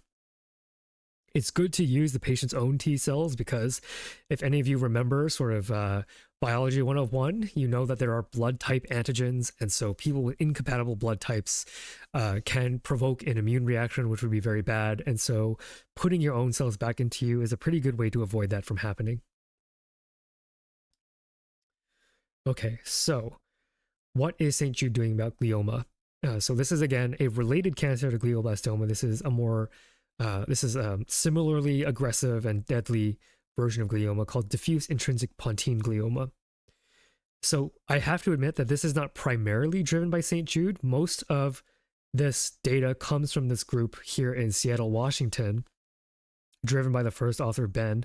And so they're from the Center for Childhood Cancer and Blood Disorder Research. So I don't want to give St.Jude credit that they don't necessarily need, but they are contributing authors here. So right here, this professor down here is the department head of pediatric oncology and was the supervising author. So I don't know exactly what role this PI had with regards to this paper. It was probably at the very least giving them advice, given that, you know, top of the world cancer research is done at St. Jude. But again, I don't want to give too much credit, but I don't want to not give credit. We can say that at the very least, St. Jude is collaborating with a lot of centers to advance this very recent research. And again, yeah, as Marlon had pointed out, this is super fresh. This was just 4 days ago, and I was like, okay, I'm gonna have to cover this, even though my own synapses are like burning out. And you can see the massive collaboration, so many people listed on this project, and international too, with contributions from the USA, Spain, and Australia.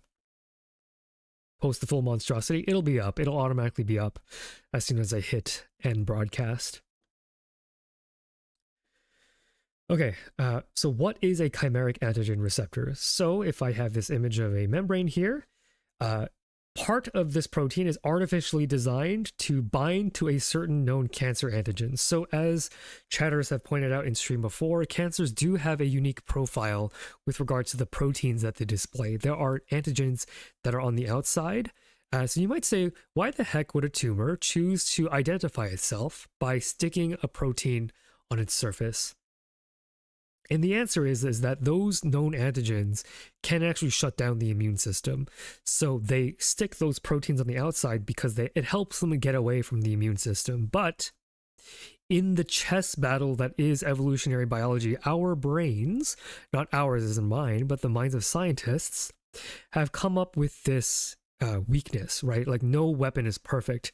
And this is really cool because cancer thinks, haha, I'll make this protein, and this protein will help me avoid the immune system. Now the cancer researcher says, but you just gave me a handle on your cell surface to allow me to eliminate you. And that is exactly what a CAR T cell is trying to do. So for one reason or another, these T cells are not naturally able to respond to this antigen because tumors are very clever and they do all sorts of crazy things. But if you genetically engineer the T cell to specifically make this receptor that binds to the tumor, you know, good things are going to happen. On the other side of this chimeric receptor, you have a domain that activates the T cell tumor killing program. So once that program is active, T cells can then trigger apoptosis in the offending cancer cell. Super cool. Super, super cool. Yeah, something that induces the regulatory immune response. Do these proteins look like structures that the immune system should not normally attack? That is an interesting question that I don't know enough about. They are all in the CD family, which are like fingerprints for certain cells, and I don't know a whole lot about them, but it's an interesting question to keep track of. And if you could post that to the Discord, it might be interesting as a way, as a question and answer in the long video. Cluster of differentiation. Thank you for reminding me what that stood for, because I was blanking on what that meant. Yeah, so they're fingerprints, or at least that's how I understand them. So CD4 and CD8, they can tell you what type of T cell is doing the action. So CD4s are helper T cells, CD8s are cytotoxic T cells, and then these other known cancer antigens are also fingerprints for those types of tumors as well. Are there any cutoffs on the T cells that can create new cancers? I'm not entirely sure what you mean by that, Vic. In this paper, the CAR is against this antigen B7H3. So the tumor cell is making this antigen, B7H3, and the CAR receptor on the engineered T cell is designed to bind to this antigen, designed to then force this cell to commit apoptosis.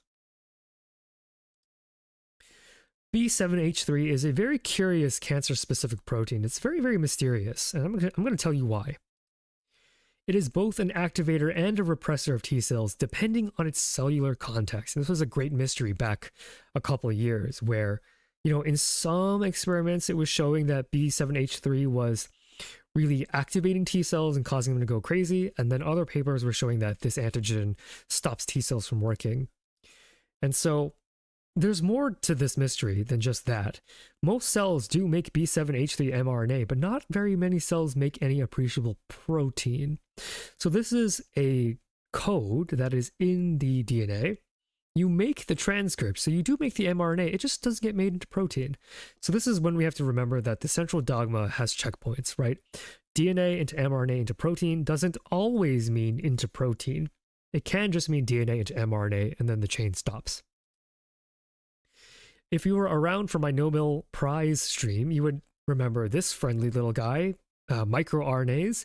Your body has a microRNA dedicated to destroying B7H3 mRNA before it can be made into protein. So while this might be like a very useful protein for cancers to make, it is internally regulated by an miRNA system. And here is where programmers would probably look at this and realize that this looks like a very inefficient program. And I agree, this is kind of puzzling as to why this circuit evolved this way. Why waste the energy making this thing only to destroy it? Curiously, though, certain cancer cells make a ton of the protein. So whatever step happens between B7H3 mRNA and protein that is usually inactivated in a normal cell, cancer has gotten rid of whatever process that was. So B7H3 can actually help gliomas evade T cells. So in the context of a tumor, this antigen is actually helping to evade the immune system. So if we give the T cells the ability to detect this protein and proliferate and activate the immune system, our own immune system can then take care of the heavy lifting, right? And this is a much more graceful approach than chemotherapy, which is like a sledgehammer. As I understand it, there's a lot of miscellaneous proteins in the body. It's not always a clear story. Exactly. The body is very, very messy. It's what makes biology so beautiful and so ugly at the same time. So I want to emphasize here that this paper that just came out, this is a phase 1 clinical trial, and this is for safety and not for efficacy. So the data that we're going to be looking at, this is not to test if this treatment works. It's to test whether or not this treatment is well tolerated. So we have to keep our expectations at a certain level, right? So once we figure out whether or not this treatment is dangerous for the patient, we can then increase the scale of the clinical trial to find out if it's actually useful. So we have Phase 1, safety. Phase 2, efficacy. Phase 3, safety and efficacy with the larger and larger patient pools. And then phase 4 is post-market monitoring. So after phase 3, you're good to go on the market. And then after your product is sold and after patients can get it widely, then you market their response, and then you have the most data, right? I kind of liken this to like game development, where you can be like troubleshooting your game in your game studio for hours and hours and hours. And it's very, very hard. But once you put it out to market, the flood of data that will come in, you get more play testing in like the first 10 minutes of your game being public on Steam than you do in the entire developmental cycle. So I think of phase 4 as that level, like being released to the public helps with data collection very, very much. Okay.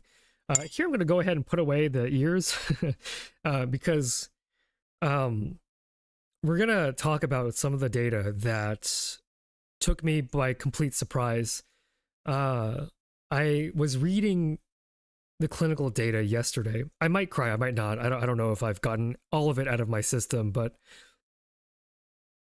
it was another way of like, it snuck up on me, right? Like, as I was saying earlier in my conversation with Cideray, I'm not a very emotional person because I don't experience the like physiological change associated with having strong emotional reactions to things. That doesn't mean I don't get sad, but my experience with sadness is I think sad thoughts. My experience with anger is I think angry thoughts.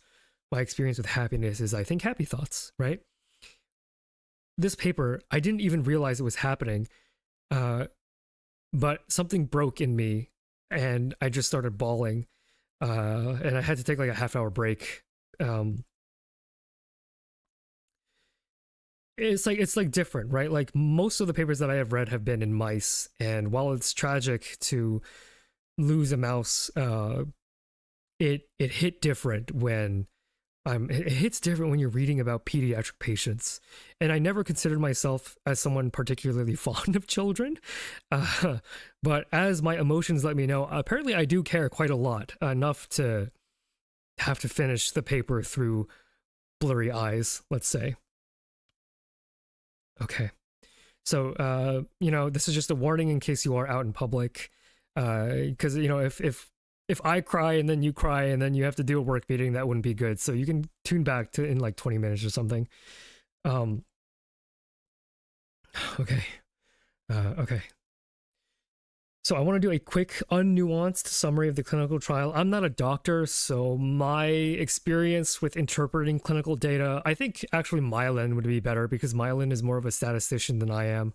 I'm really bad at statistics, so I'm not even going to try. I'm just going to agree with what the authors found because that's the level at which I can engage with this data in, right? We all collaborate, and my expertise is not in understanding if the numbers are meaningful. So we'll just take the author's word for this. We have 21 glioma patients between the age of 1 to 26 treated with CAR T cells. So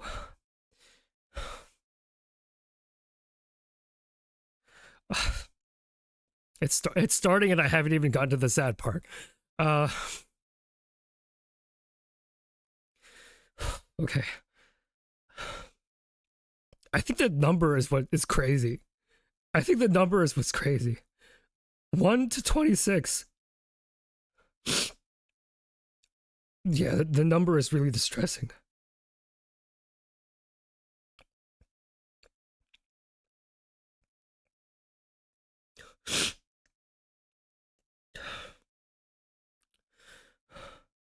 Okay.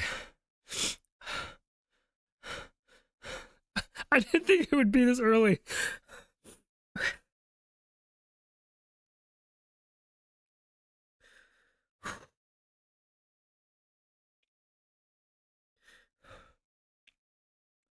So these patients, they had their blood drawn, they had their CAR T cells isolated, they had their T cells genetically engineered to make this chimeric antigen receptor to be able to identify and fight the tumor.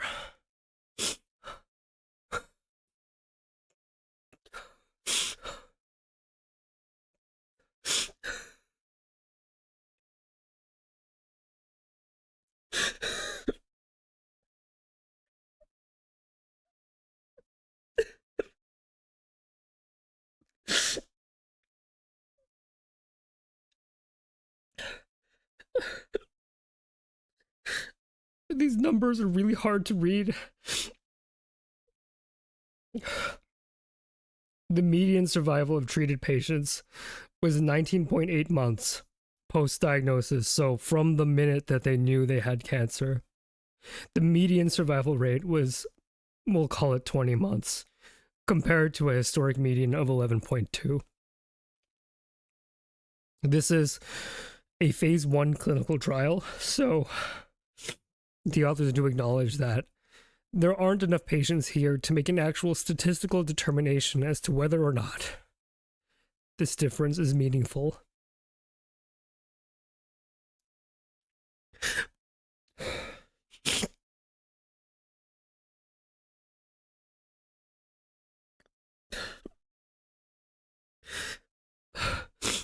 But it is hopeful.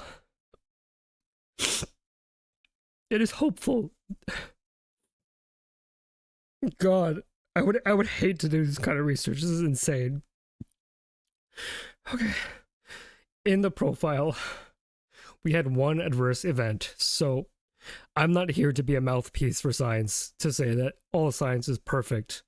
Of the 21 patients, we had one unfortunate event of a cerebral hemorrhage. So this patient bled out during the treatments, which is really bad. But cerebral hemorrhage is a known risk factor for treatment with CAR T cells. And 1 in 21, whether or not that is meaningful, given the fact that there is a background probability of cerebral hemorrhages happening, the authors of this paper argue that because there is this background level of cerebral hemorrhage, that this is not cause for concern. And I don't know if that's true. But it's important to acknowledge, just for transparency's sake, that while it seems like the results are good, there is something to be concerned about and something that the authors acknowledge that they need to look further into. The profile has a good argument for progression to phase 2 clinical trials. So, I'm not a clinical trial expert, but if these scientists believe that this is enough to show that this is safe enough for development into a real treatment, I believe them.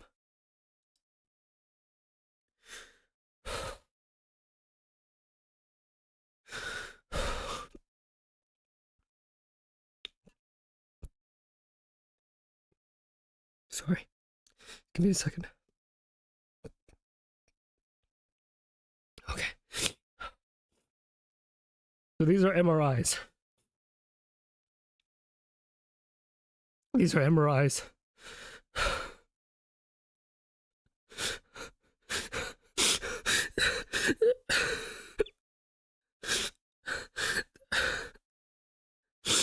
These are MRIs of a brain tumor in patient S021 who was diagnosed with brain cancer at the age of 2.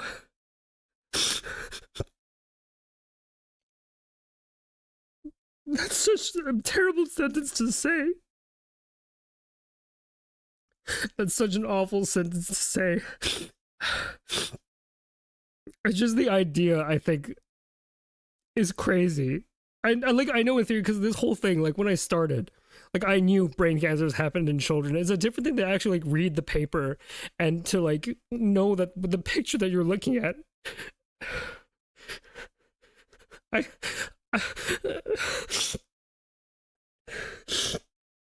I'm not even a parent, and I think about how a parent might have reacted to seeing this image, because you can see, even if you're not an expert, you can see that there is at diagnosis a point here that is a bit denser and a bit darker.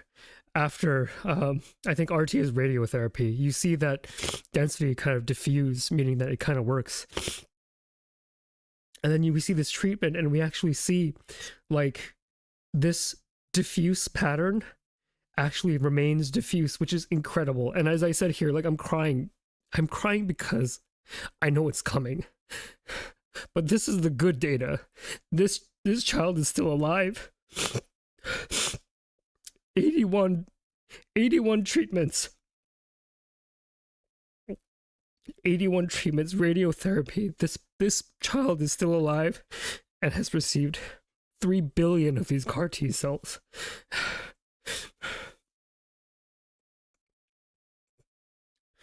So there's a reasonable chance that this child makes it to their 5th birthday.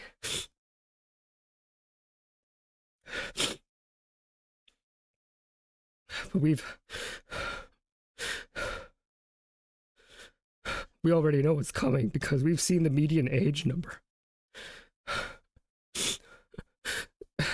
This is the MRI that broke me when I was reading this yesterday. So this is patient S053,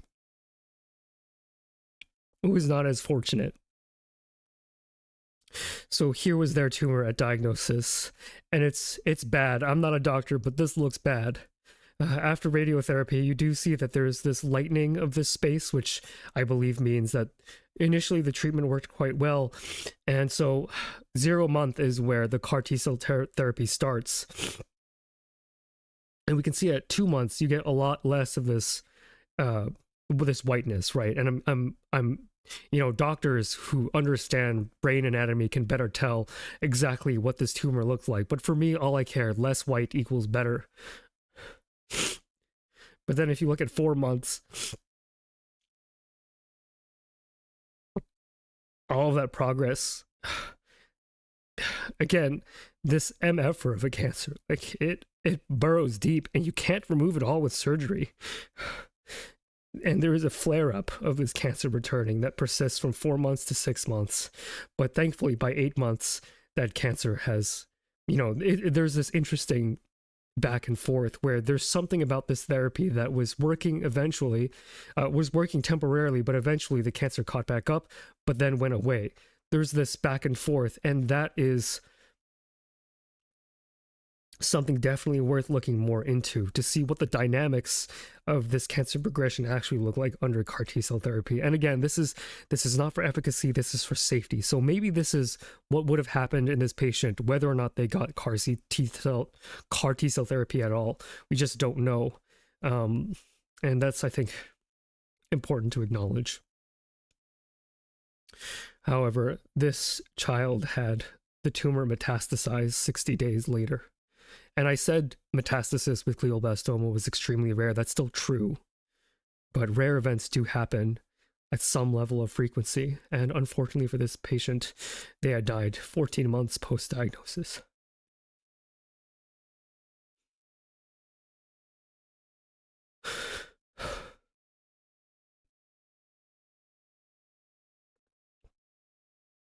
The next figure is particularly hard to look at. So if you need to tab away, now it's time to do it.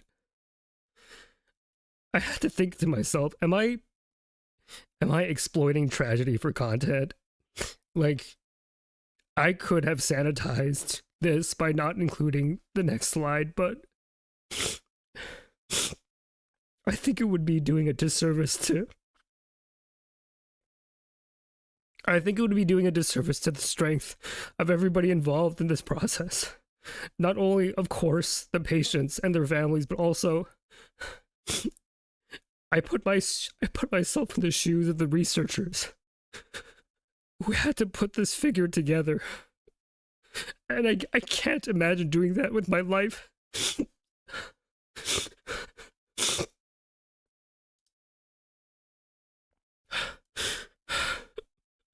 What we have here is the progression and the response of all of the patients involved in this study. How long they've been on certain treatments, how long they've stayed on the protocol to get an idea of, what adverse events, what adverse reactions could happen, if any. And as you can see, the patients, there are still patients that are doing quite well. In fact, these 3 patients are still alive, thankfully. But you can see every time there's a pin, this red pin, that is a patient that did not make it to the end of the clinical trial.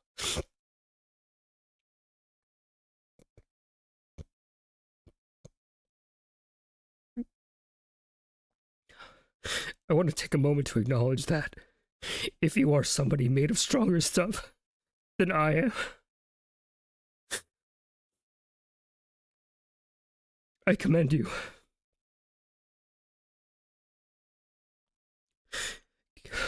Cancer researchers are really built different.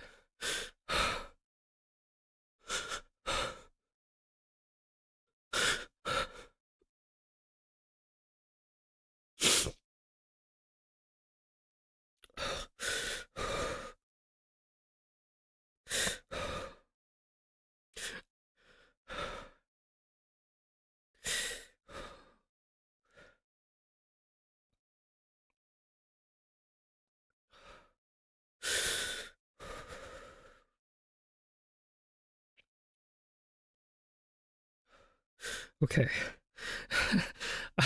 I think the hard part is over. Okay. So, to summarize, CAR T cells are an incredible tool with a lot of hope riding on them. There's a reason why there are so many scientists that are pouring their lives into developing these treatments, because this approach does have some level of promise. We saw earlier that the median survival historically has been 11 months, but on this CAR T cell therapy, it's 19. Again, very low powered. We can't tell for sure, but it is encouraging that the median survival rate is not lower than the historic median. That's what we're looking for. We're not looking for approval, because we can't judge that based on the number of patients that we have.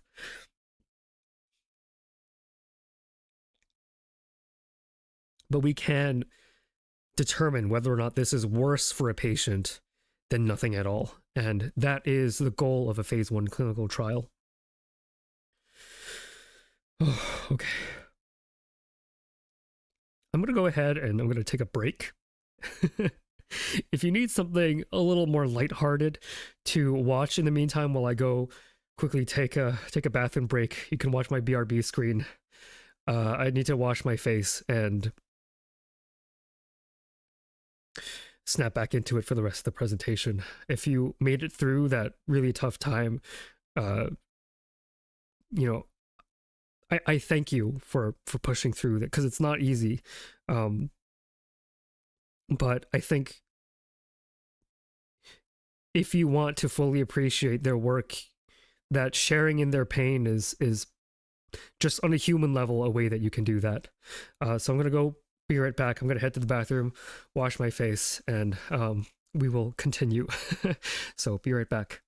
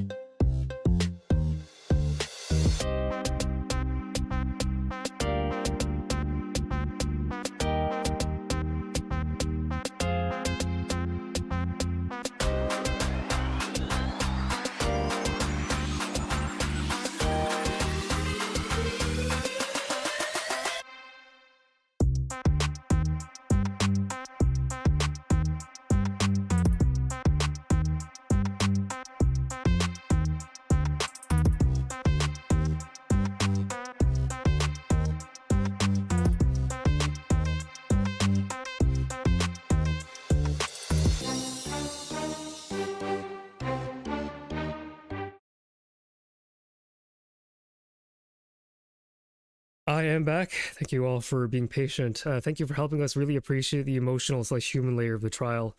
It's something that we should never forget. It's something that I wasn't intending on conveying, because I had, this is a paper that I had read yesterday. It didn't even occur to me. I was caught entirely by surprise. My own emotional reaction to reading the data.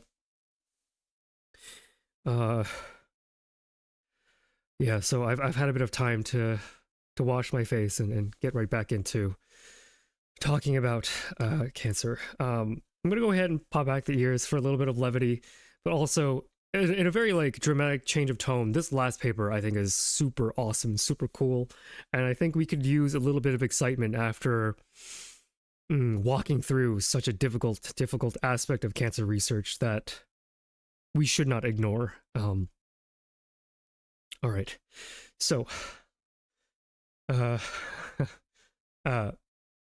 as I was saying earlier, tumors, by the very virtue of them existing, are extremely immunoevasive, right? There's this idea that if a cancer exists, it exists because, in part, it learned to trick the immune system. And so another strategy in cancer therapy is, there's the CAR T cells, which have been really big, but there are all sorts of different ways to try and reprogram cold tumors into hot ones. Not hot ones as in the providers of the last dab sauce that has ruined my life for the last 9 hours, but hot tumors that are immunoreactive, that can draw the attention of the immune system.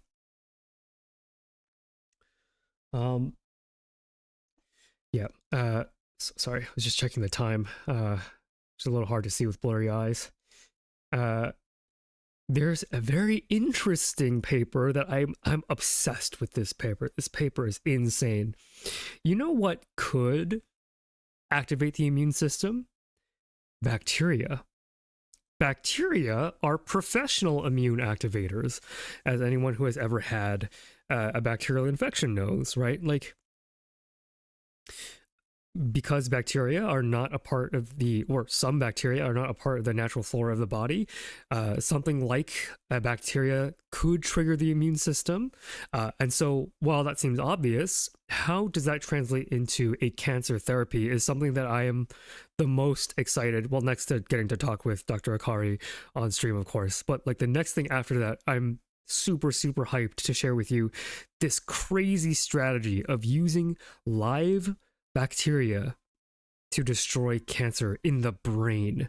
It is a wild sentence to say out loud, and I'm very happy that you get to experience this data with me live. So yeah, bacteria, they are professional immune reactors, right? They are really good at making your immune system do immune things. So this paper is called Stimulation of Tumoricidal Immunity via Bacteria Therapy Inhibits Glioblastoma Relapse. So again, the common theme of today, and as you witnessed me trudge through the clinical trial, the issue is not the destruction of the cancer, it's the prevention of reoccurrence. And as Dr. Akari said, every time you throw treatment at cancer, it gets stronger. So if you're going to take it out, you better take out everything, or as much as you can all at once. And so training the immune system to prevent a glioblastoma relapse is a pretty intriguing and very powerful idea. And this idea that bacteria are training the immune system to go after tumors, it's kind of like, you have a superhero movie where like there's like a villain, like an anti-hero, and the anti-hero and the protagonist, they shake hands and they team up to defeat their common enemy. In this case, the tumor isn't really an enemy of the bacteria, so the metaphor only goes so far. But I think there is this kind of idea of like, yeah, like both Joker x Batman team up, like something as hype as that. That's exactly what this paper is, and I am so excited to show you how that works. And this is actually a very accessible paper, whereas some of the neuroscience things I think are pretty heady, neuroscience. I think this is actually very straightforward, especially if you've been a fan of my channel for a while. A lot of these immunological concepts are going to be very familiar to you.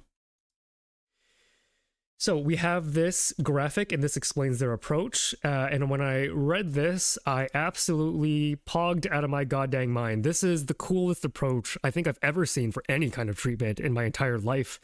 This is definitely the most out of left field thing that I've ever witnessed. And I'm going to definitely break it down bit by bit. So we are going to be engineering bacteria to invade and kill tumor cells and also activate T cells and macrophages. That is the goal here. How are we going to do that? Well, we have to take a look at how these bacteria were engineered, as well as which bacteria were engineered. So we're looking at a strain of attenuated Salmonella typhimurium. And for those of you who have watched the microbiome video, which, by the way, is awesome, I got Slider to voice as typhimurium in that video, which is very fun because now we see Salmonella typhimurium come up again, which is absolutely incredible.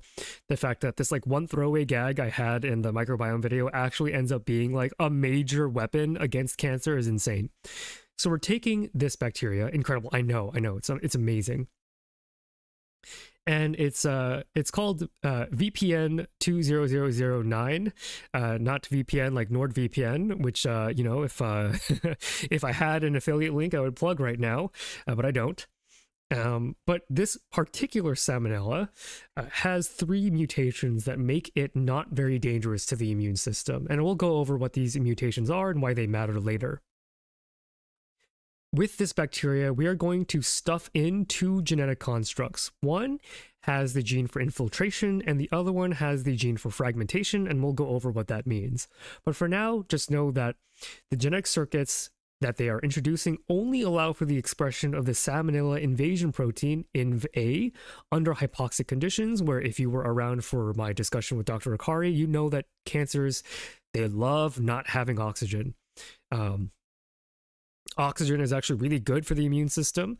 Oxygen is used all the time by the immune system to make terrible chemicals that destroy bad cells that are out there. And so tumors have evolved this hypoxic niche to hide away from immune cells. And so under these spooky immune evading conditions, we are specifically targeting those tumor cells, the ones that live in those no oxygen niches, which is good because those are the ones that are really hard to get at. Okay, so weakened Salmonella can only invade tissue in hypoxic environments, like in a tumor, right? So this Salmonella that has been engineered contains that gene that is only expressed when you get into a hypoxic environment. So when this Salmonella detects hypoxia, it can then start to invade the tumor cells. This weakened Salmonella can only make the self-destruct protein lysin E, causing the Salmonella to burst, releasing its insides. So this is a different genetic circuit. That's this guy over here, lyse E. So this is a protein that triggers the cell to blow up. It's not apoptosis, it's called autolysis, because bacteria don't have programmed cell death quite in the same way that eukaryotes do. But essentially, there's a different part of the genetic circuit that only triggers under very specific conditions that we'll get into in a little bit. And those conditions are only active inside of the tumor cells. So they blow up inside of the tumor cells. Tumors react to foreign bacterial material inside their bodies by committing pyroptosis. So that results in the immunogenic cell death. So pyroptosis is like apoptosis. Apoptosis are friendly programmed cell death, very neat, very tidy cell blebs and disintegrates into neat little packages for the immune system to clean up. It's relatively quiet, only very slightly inflammatory. But pyroptosis, as the name implies, pyro, fire. This is like a cell burning up, which I read in a paper that I forgot to cite, but their description of pyroptosis is that this is a cell going down in flames. Necrosis is like, or necroptosis is like a cell dying a very dramatic death in certain ways, but pyroptosis is a very loud form of cell death. So Marlon asks a question. I wonder why this circuit exists. Like, what incentive would a bacteria have to destroy its entire self? That's an interesting question. I think lysin E might be a phage protein, but I'm not entirely sure. It might be a protein that a phage uses to kill bacteria, and we are not we, but the scientists are engineering that phage protein to be made in bacteria given a certain circumstance, because there are some phages that would prefer if the bacteria didn't blow up, because every time the bacteria replicate their own DNA, their DNA gets replicated too. Those are called lysogenic viruses. Lysogenic, meaning that they integrate in the bacteria and they would like the bacteria not to die. There are lysogenic phages that do want the bacteria to blow up so that it can spread. So two different strategies for phages. So lysin E might be one of those proteins that come from phage. So yeah, to summarize, we sneak in these genetic sequences that allow the salmonella to attack specifically tumor cells. And then once they're in tumor cells, the bacteria blow up and their guts are toxic, so the tumor cell dies as well. And because this death is so dramatic, the bacteria guts are very immunogenic. They activate the immune system. The guts of this tumor cell will release those immunogenic compounds from the bacteria and really draw the attention of the immune system. Okay, so this is the raddest gosh darn shirt I have ever heard in my forking life. I mean, that is insane. Self-destructing bacteria to alert the immune system, to kill tumors, is truly like a superhero movie. It's watching Batman team up with the Joker. I cannot express in words how jaw-dropping it was that a human being came up with this insane idea. They're not the first to use this salmonella, by the way, but they are the first to do it in this particular way for this particular cancer. So this was just completely new to me as someone who is naive to a lot of cancer research. There's more to this. This is a very well engineered system. There are a lot of moving components. Not only is the bacteria engineered, but I get to make a plug for drug delivery. So not only are they making the bacteria, that's only 1/3 of the project. The next third is to actually coat that bacteria with nanoparticles. So here in step 6, coat the engineered salmonella with nanoparticles that contain L-arabinose, a sugar that can trigger the genetic circuit to make the self-destruct protein lysin E. So we coat the salmonella with these nanoparticles that have this signal that is L-arabinose. And in the nanoparticle, the bacteria doesn't see this sugar, and so it doesn't know to make the self-destruct protein. So once it does come into contact with this L-arabinose, it will self-destruct. The other part of this nanoparticle is p-selectin. This is a protein specific to CD44, a protein highly expressed on the surface of glioblastoma cells. So this nanoparticle is our targeting mechanism, and the bacteria also have targeting mechanisms, right? So this can stick to the bacteria, and then this particle leads the bacteria directly towards the tumor cells through p-selectin. So once you have that nanoparticle coat, you put that into a hydrogel that you can then layer on top of a resected tumor. So after you remove the tumor, you lay on that film that rests on the rest of that space. And over time, these salmonella will go and infect your brain with these attached nanoparticles. It almost sounds like sci-fi. But that's the wonderful thing about science, is that wait long enough and sci-fi becomes reality.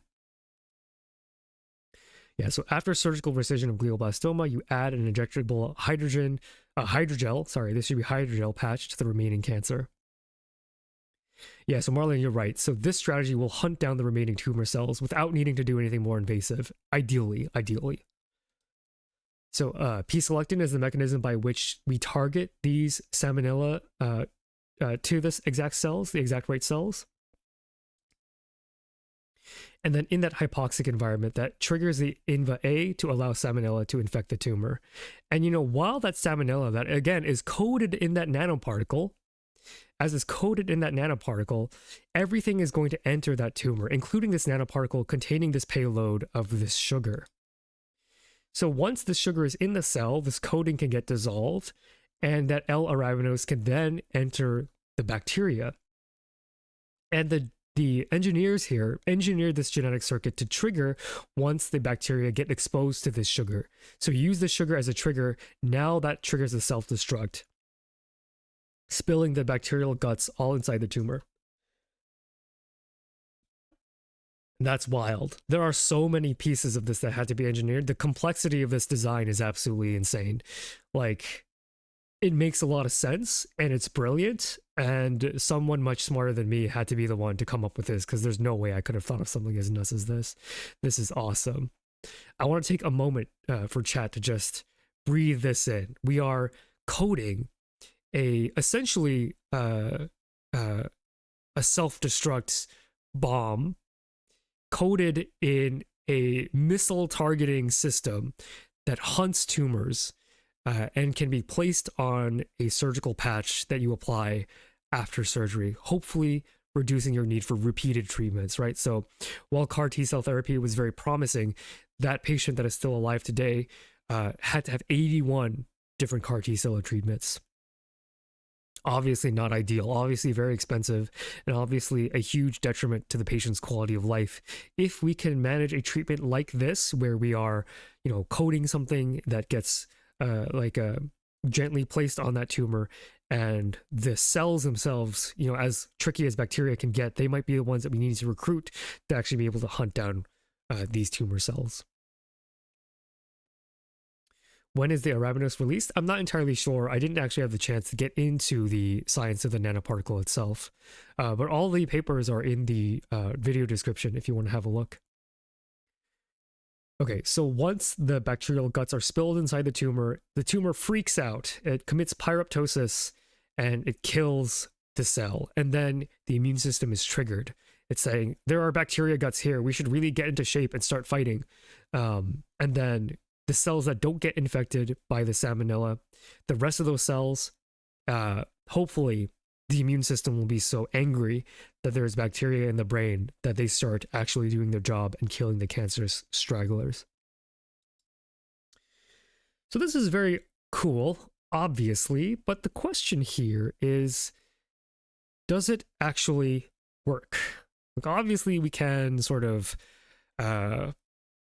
think about all sorts of different ways where this is cool, and ultimately it has to work. And so I want to pause here to see if you can sort of engage with this content a little kind of critically here. So let's say I'm pitching you this research project. I'm saying, hello, PI, doctor. I would like to inject live bacteria, into the brain of a patient to kill their cancer. Are there any kind of red flags that you might want to address? I'm sure that I don't actually need to spell it out for you all, but bacteria in the brain? Kind of crazy, as Hair Day has pointed out. The most brutal method of testing it is to do it on patients, and I don't know how many patients are going to be very comfortable with injecting bacteria directly into their brain. Vic says cytokine storm. I mean, maybe the bacteria make the T cells freak out so much that they just go crazy, right? Like, these are all very reasonable, very cautious, very good criticisms of this approach, right? Like, all sense and logic would point to the idea that introducing a bacteria to a very immunologically sensitive region like the brain is career suicide. Sorry, YouTube. Hopefully you don't catch that 9.5 hours into my stream. It's career, okay? It's career. It seems very risky on its face. Exactly. Like, this is not a paper that I picked because I'm confident that this will result in the next generation of glioblastoma therapy. I picked this paper because it's cool as all hell, and I hope that it works, but I don't have enough experience to know whether or not it does. But any reasonable person engaging with this idea has to acknowledge that this is out of the box and absolutely insane. So it is worthwhile then to make sure that there is enough testing done, that this isn't just some crazy idea that some crackpot threw out, but that there is actual hope behind this insane technology. So we're going to have a look as to whether or not this line is worth continuing down. So let's take a very close look at the particular bacteria this paper decides to use, the attenuated Salmonella VPN 20009. Interestingly enough, and this is something that I was very surprised by, but its anti-tumor effect was discovered all the way back in 2001. I bet there are some audience members right now currently in chat that are younger than our understanding of VPN 2009. And so I took a brief look at the background literature. I didn't have a lot of time because I was really brushing up on getting everything done. But in my brief overview of the literature with regards to this particular strategy, I'd say that the results are mixed in applications to other tumor models and in other engineered models. I couldn't find any FDA-approved usage of this treatment in any system so far, so to say that it's a long shot is, I think, is fair, and I don't know if the authors would agree, but at least from where I'm standing, there's maybe a good reason why this is not on the market quite yet. But just because ideas are crazy doesn't necessarily mean that they're wrong, and I think it's important to acknowledge that, as we saw with Dr. Akari's paper, sometimes out-of-the-box thinking, going down leads that other people might not choose to walk down, sometimes those are the stories that are the best, and I would be very happy to report to you all in 2 years that we're injecting bacteria into people's brains to kill their cancer. I think that would be so cool. Again, given that this is safe. So what are the 3 mutations that this salmonella has that make it attenuated? And if you don't know, attenuated basically means not as able to elicit an immune response or a dangerous immune response. It's got 3 mutations. First here, we have this mutation in the MSBB gene, and so this results, so this is, I believe this is a lipid metabolism pathway gene, and so by modifying, or by deleting this gene, or mutating it, you get a bacteria with a modified bacterial LPS, and so as Marlon is saying, does it still create endotoxins? So this is one of those that is no longer an issue. So LPS is a very potent activator of the immune system. And you don't want the immune system to go crazy. So you don't actually want their LPS to be around. You want the immune system to be activated just enough to kill the cancer and not to destroy your brain. So it's very good that you took the most immune activating thing and you broke it. Cool. I like that. They also deleted the PURL gene, PURL, and this results in the inability to make biofilms, also very important. Again, if you haven't watched that microbiome video, I highly urge you to watch it. I'm very proud of it. There's a lot of interesting bacteriology in there, and something that I'm trying to make salient is that sometimes if you have single bacteria, it's not actually that bad. When you have infection, a lot of the time it's because the bacteria ganged up and formed what is known as a biofilm, a very sticky and difficult to penetrate, immunologically nasty substance that prevents proper clearing from by the immune system. And then we have this gene that is like a xylose metabolism thing. I have no idea what this does. I tried to find out why this was mutated. I couldn't, but I guess it's something that prevents them from being super crazy in sensitive contexts. Okay, so help me chat. I need to hydrate. I've been talking for so long. And so in order for this system to work, in order for this bacteria that commits I shouldn't say apoptosis, this bacteria that autolyzes in a tumor cell, and then that tumor cell signals to the immune system to blow it up, what are some things that you would want the scientists to test before you are confident that this approach is worth further investigating? Well, go ahead. And I will hydrate. So I think for me, what's going is not my voice in terms of my vocal cords actually feel fine. Dude, my diaphragm is tired. I'm tired of taking these big breaths to yap. My breathing is actually being affected. So I'm just gonna take a moment to breathe and drink some water.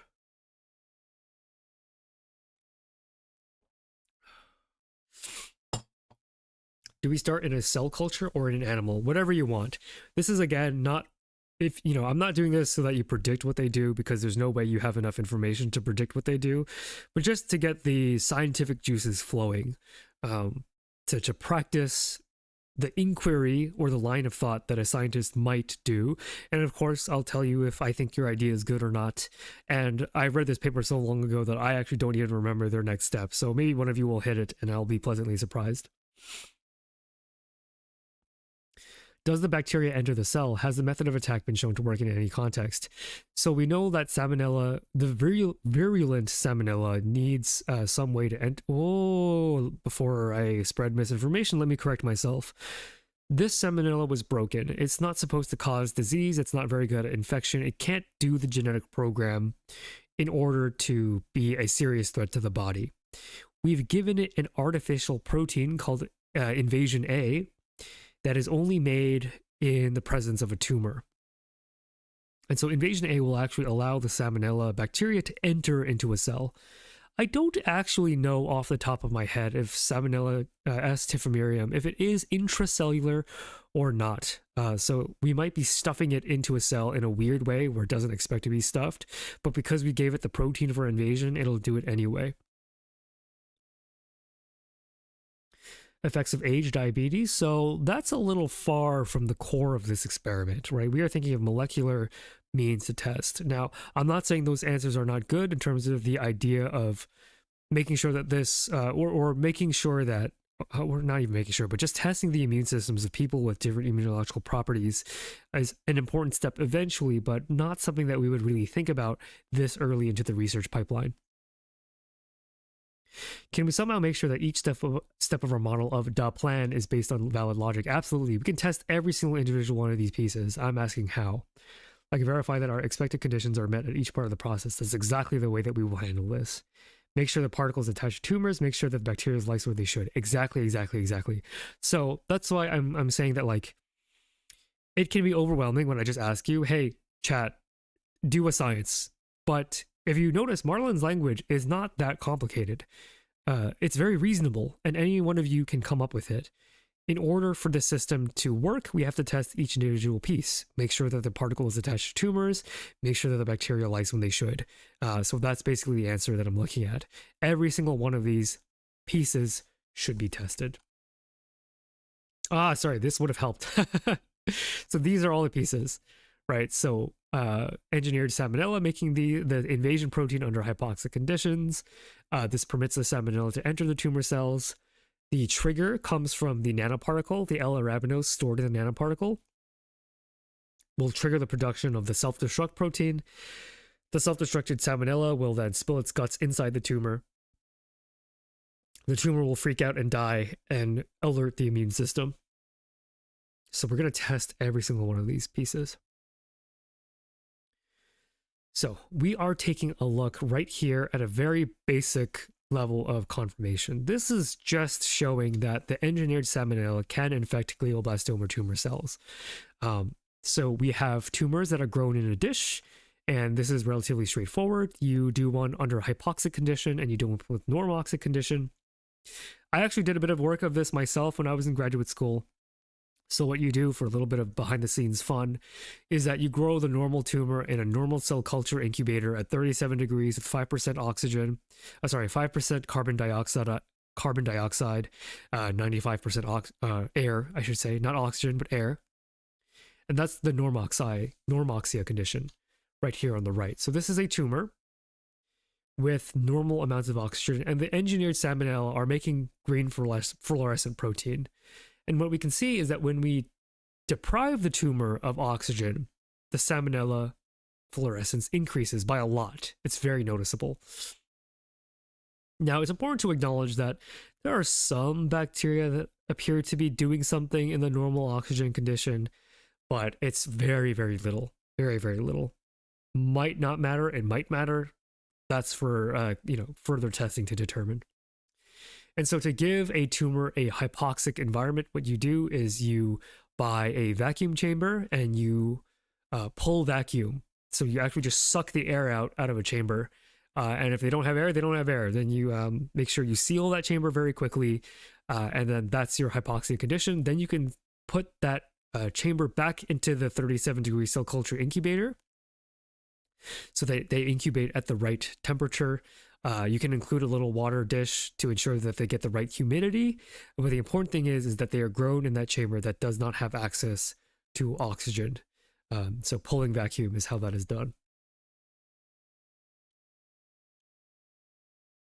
Okay, so does our engineered salmonella only grow where we want it to grow? And it looks like from this preliminary data in tumors in a dish that this is strong evidence that we have something here. It's not perfect, but it's pretty dang good, as we can tell from the figure here, right? Tons of dots, and all of these dots are greater than when the tumor is grown without oxygen. Okay, so then we have to check whether or not the bacteria can find their way to the tumor, and this was very surprising. If this were me, my brain would have gone to, okay, so let's deliver the bacteria directly to the tumor. My brain would have gone to, let's inject it into the brain, or let's open a cranial window, so open the skull and maybe just dab it on there. I don't know, like I'm not a scientist that does this kind of science. But they injected the salmonella into the tail of the mice, where there is a lot of blood flow. So this is a common way to give a systemic injection to a mouse. So this is not unusual. It's unusual that they didn't just inject directly to the brain, but maybe they had a good reason not to. Of course, maybe damaging the brain by injection could conflate the results, so perhaps this was the right decision all along. And what I am absolutely shocked by is that injection of this bacteria, which the body does not like being in the blood system, somehow makes it all the way to the brain. That's like crazy. That bacteria had to swim through all that blood to get to the brain, evading all of the immune system, which is maybe proof that this attenuated bacteria is really non-immunogenic on its own. Like the surface stuff that it makes and the stuff that it spits out, the immune system doesn't appear to care all that much. And when you inject just the bacteria, so not the nanoparticle, you see a lot of accumulation in the actual brain tumor. There's a bit of staining here in the cortex, and I just noticed that. And I'm troubled by that, because that means that they're maybe somewhere they shouldn't be. I didn't recognize that at first, but they're here, but they're also here, so that's a little concerning, I think.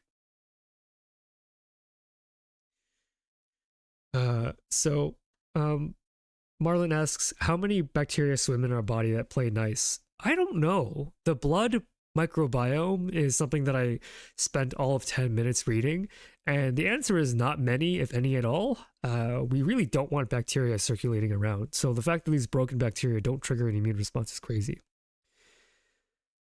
Okay, SDVs. I actually think I got this label wrong. I think SDVs... I think this is the nanoparticle. Oh, no, sorry. This is the baseline salmonella. This is the engineered salmonella. So this is no nanoparticle, but with the lysine E and invasion A bacterial sequences engineered into them. And they're not as good at getting in. There's a very clear difference. Even though the baseline staining is different, I would wager to guess that the difference in intensity in this region and this region are different. I think the authors had hypothesized that giving these bacteria lysine E and invasion A, like especially the invasion A, probably alerted the immune system, and while that bacteria was swimming to the brain in the blood system, the protein making invasion A, the cells making invasion A by accident or at low levels, they were probably killed by the immune system, and maybe that's why you don't get as much accumulation in that part of the tumor. Which is, makes sense. I guess I'm not too surprised. You did ask the weak bacteria to make a protein that intracellular pathogens need to invade cells, so it's reasonable that the immune system would maybe not want that as much. Okay, so what do you think of this data? These are immunofluorescent stains, and in green here we have a tumor. So before, this is a very gross histopathology stain of the location of salmonella. Now we're getting into more of a fine grain look at things. Um, what are we looking at here? I have forgotten. I think this is presence of bacteria. I'm a little confused. So that is interesting. This is showing something quite different than this. Hmm.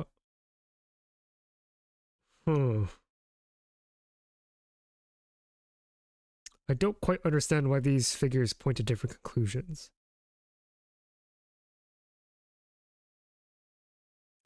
I'm going to have to take a more careful look at this, but essentially, I think this is maybe a difference between getting to the brain and actually doing, cancer killing things in the brain. Yeah.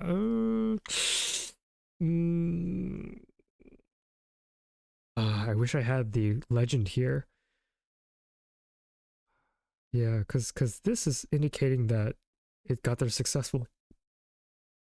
And I do remember reading that these weren't able to get in quite as well. And then this fluorescence, maybe this is like more specifically in the tumor region itself. I'm not entirely sure. Apparently past me knew, but at this point, I think maybe I was so burnt out. But we're just gonna trudge on forward, and I'll amend this statement in a VOD if I edit this down. But what we can say from this data is that there is an appreciable amount of bacteria that is making it directly to the brain. I think that's fair to say. Okay, here is fun immunofluorescence data that I absolutely love because it shows that biology is a very visual science. So here we have a tumor cell, and in blue we have the tumor nuclei, and in green we have soluble GFP. So this is GFP that is floating around in the Salmonella cytoplasm. And this is without lyse E, so this is without the self-destruct protein, and this is with lyse E. And I want chat to describe to me what is the qualitative difference between without lyse E and with lyse E. So part of scientific training in biology is to be able to describe data. I don't want your interpretation, but tell me what you are physically seeing. What is the difference here? And this is something that even if you have no idea what's going on and you popped in and you're very confused, now is a good time to jump in. We're talking about interpreting this immunofluorescent data. And even if you have no idea what's going on, you should be able to tell me what is different about picture on the left versus what is different on the picture on the right. The blue and green spots don't overlap without lyse. That's interesting. So it looks like we have this very regular localization of the soluble GFP that's floating around in the salmonella, and then it seems to overlap with the nucleus. So that's definitely true here, and not actually the answer that I was looking for, but it is interesting and related to the answer that I am looking for. Adding the lyse E causes the green to spread out. Exactly. There is a concentration, we call them puncta or foci. And so on the left, we have a lot more of these foci or puncta, these dots, essentially. And if you just look on the right, we have a lot fewer of those dots. It's more diffuse. Lyse E does, in fact, cause lysing. So now that we have described the data, and this is the order that you should do it in when you are thinking scientifically, first, just say what you're looking at, and then try to think of an explanation. So as Marlon is hinting here, lyse E causes lysing, right? So when you add L-arabinose, if you don't have the gene for lyse E, this is how you look. And then when you add L-arabinose, you get this. So why might that be? As Marlon is pointing out, when you give the engineered bacteria the lyse E gene, they will make the self-destruct protein. And what you are seeing here is each one of these dots represents a bacteria with a functioning cell wall. Each individual one, you could say, is maybe 1 to 2 cells of salmonella. Then when you add the L-arabinose and the genetic modification, that all becomes diffuse. Why might that be? Why might this nice, happy puncta localization become a vague cloud that spreads across the entire tumor cell? I think Marlon had already said it. It's because those cells have popped. So we did have successful autolysis. The diffuse green here represents the collective guts of the bacteria that is now diffusing across the cytoplasm of the tumor cell. So this is very visually very striking evidence that this lysis part, when you add L-arabinose, it does appear to work, which is an awesome thing to witness. So lyse E inclusion allows Salmonella to burst, spilling their guts, which is represented by GFP, into the cytoplasm, which is represented by diffuse fluorescence. Okay, so the engineered bacteria look pretty good. They can get in to the tumor. We saw that with the immunofluorescence data, and they can blow up when they need to blow up. Now we need to make sure that they work in concert with the nanoparticle and the hydrogel. This is already like awesome. Just the bacteria alone doing this in a dish is very exciting. But we, exactly, Marlon, you're pointing out, do they leave the intact brain alone? We definitely want to see data that addresses that. So here we have electron microscopy images about showing the attachment of these nanoparticles to the Salmonella. So SDV on the left here, if we are zooming in, we are looking at the edge of the bacteria, and if we zoom in, we don't see a nanoparticle here, although it's very grainy. The thing about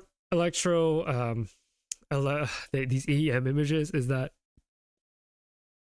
I'm not very good at reading them. So just like how I'm not good at reading an MRI, if a microscopist just tells me something is there, I'm going to be like, yeah, all right, I get it. So what the microscopists are telling us with these arrows is that when you add the nanoparticle to the engineered Salmonella, that you get adhesion.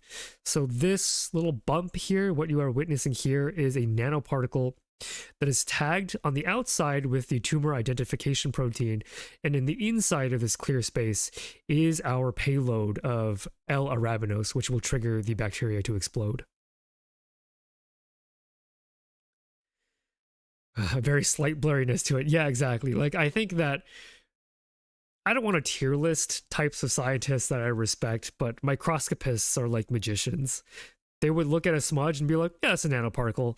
If you gave me this, I'd be like, I have no idea what I'm looking at. Like, if I didn't zoom in this far and knowing what to look for, like, to me, this is just, I don't know, noise.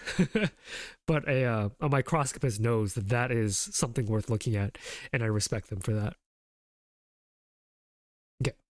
So we know that the nanoparticles adhere to the bacteria, but now we have to know whether or not this whole thing actually works. And so we do the same experiment where we see if these bacteria actually blow themselves up within a tumor cell. So we have DAPI here again, Salmonella in red, and we do see a whole bunch of green that is in the cells and outside of the cells. So I don't exactly remember how this genetic circuit is rigged, but essentially their output for successful lysis is the successful detection of GFP. And compared to control, there's a lot of GFP that is expressed or that is visualized when this bacteria is introduced to these cancer cells. So that is a good indication that they're capable of blowing up by giving them these nanoparticles. Very, very, very cool. Very, very cool. And so here is a similar experiment to the one that we saw before, except this is also just tracking the Salmonella over time to see sort of the kinetics of this destruction. So at 12 hours, you take a picture of this infected cell and you see that there's maybe some diffuse Salmonella here, but by 24 hours, you see that the green fluorescence has, as we saw earlier in those other pictures, has completely spread around the cancer cell. Is there something else that you are noticing here? And I'll kind of point you in the direction, but phalloidin, this is a potent toxin that binds very tightly to the cytoskeleton of a cell. So what you are seeing in red here is the actin cytoskeleton. And again, we're going to do this thing again of just describe to me what you see in the data. Describe this shape, describe that shape, and practice using the language to describe your data. That'll really help you get used to the idea of scientific thinking if you aren't already a scientist. The red has changed shape. Excellent. Can you be a little more specific? A little more specific. Well, the shape is more scrunkled on the right. good way to put it. Scrunkled is definitely a word that I could use. Yeah, you know, I think that's a perfectly fine word to use. It's not the word that we would use in papers, but essentially, that is the correct word to use here. Scrunkled is a very scientific word. Well, since blebbing is a very scientific word, I suppose who am I to say, or who am I to judge what are scientific words? Yeah, so I think the language that we would use here is that the actin cytoskeleton appears to be disrupted, which is a very vague term. So scrunkled is actually more descriptive than disrupted. But you can see that there's this nice characteristic shape, and you can imagine the cell sitting flat on a dish, and it's kind of like exploded, like these nice tight edges that lie on the edge of the cell. You know, in order for cells to move, they need to recruit actin to their edge. That building of actin is what allows cells to move, and now that red is kind of all over the place. And this is perhaps an indication that the cell is dying, because if the actin cytoskeleton is in this bad of a shape, I can't imagine the cell looking very healthy from there on out. Okay. Speaking of blebbing, membrane blebbing is a sign of apoptosis/pyroptosis. Both rows have been treated with a full engineered salmonella plus nanoparticle. I've covered which is the control and which is the treatment, but can you tell me, chat, I'll put this in a poll, which row is the glioblastoma and which are the non-cancerous astrocytes? So we are comparing, we're giving the bacteria both to tumor cells and to non-tumor cells to see, as Marlon had wanted to know, does this treatment affect the rest of the brain? This is one way we can investigate that question. And I'm going to put a poll in the chat right now, just A and B, or 1 and 2.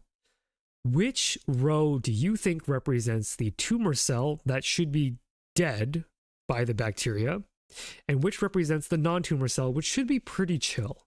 And I want to see what you all think here.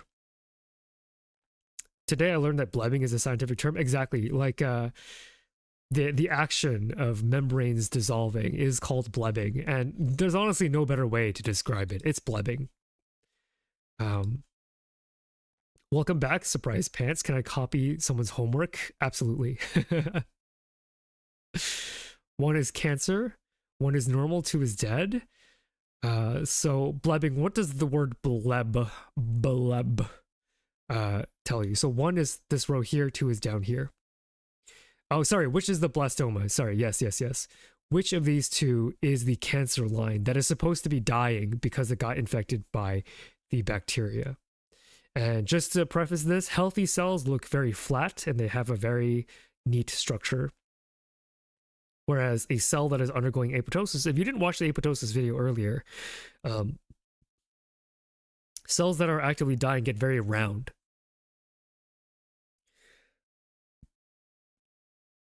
They get very round because they're lifting off of the glass cover slip. So we're looking from the top here. And if a cell is very round, it's an indication that their membranes are not very tightly attached to the cover slip. So, chat, which of these is the cancer line? All right. And we're going to go ahead and call the votes there. And we got 62% saying that the top row represents the glioblastoma, the cancer cell that is getting killed by the salmonella. So it's a little bit tricky. I wanted to see sort of whether or not blebbing means the same to you as it does for me. But yes, so glioblastoma is here up top, and then the normal human astrocyte is down here. So we can actually see that even when you add this bacteria, the normal cell doesn't care. It's perfectly happy to be flat and in this triangle shape, whereas the blebbing, we can see these arrows here pointing to these circles that are blebbing off of the glioblastoma. What might be actually very helpful is let's maybe rewatch the apoptosis video. So let's see if I can easily do that for a second. I'm going to hide the presentation while I tab back because it's like 1,000 billion slides back.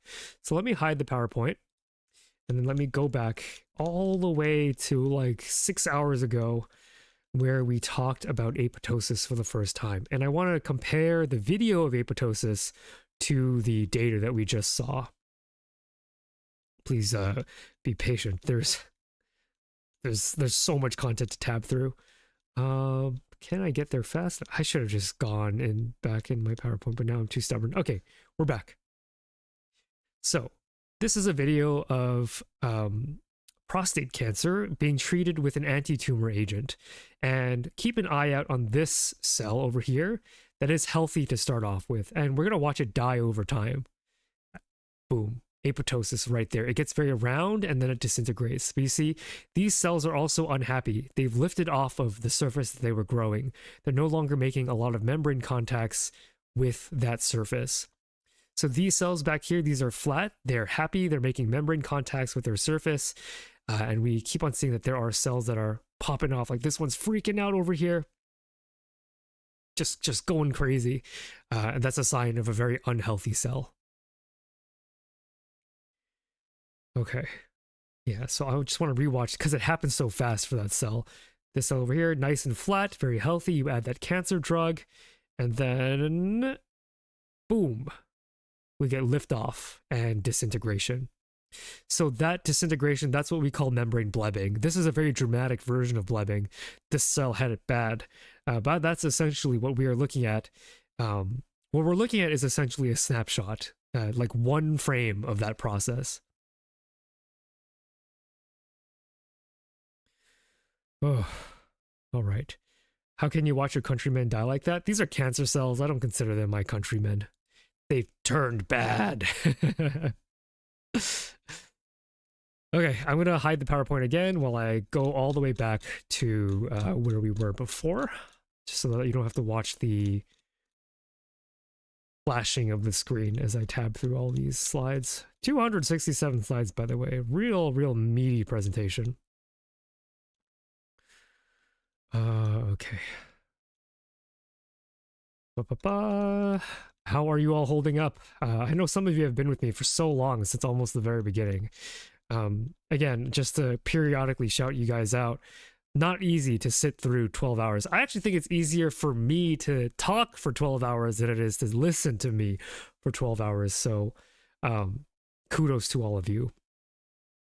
So yeah, those dead cells look a lot more like these guys up here, round shaped, blebbing membranes bursting out, than these flatter cells that look a lot healthier. So this is a very positive sign that this cancer treatment, this insane cancer treatment of using bacteria to kill tumors, this is it's not perfect evidence, but it's some evidence that shows that maybe the bacteria will just ignore the rest of the brain.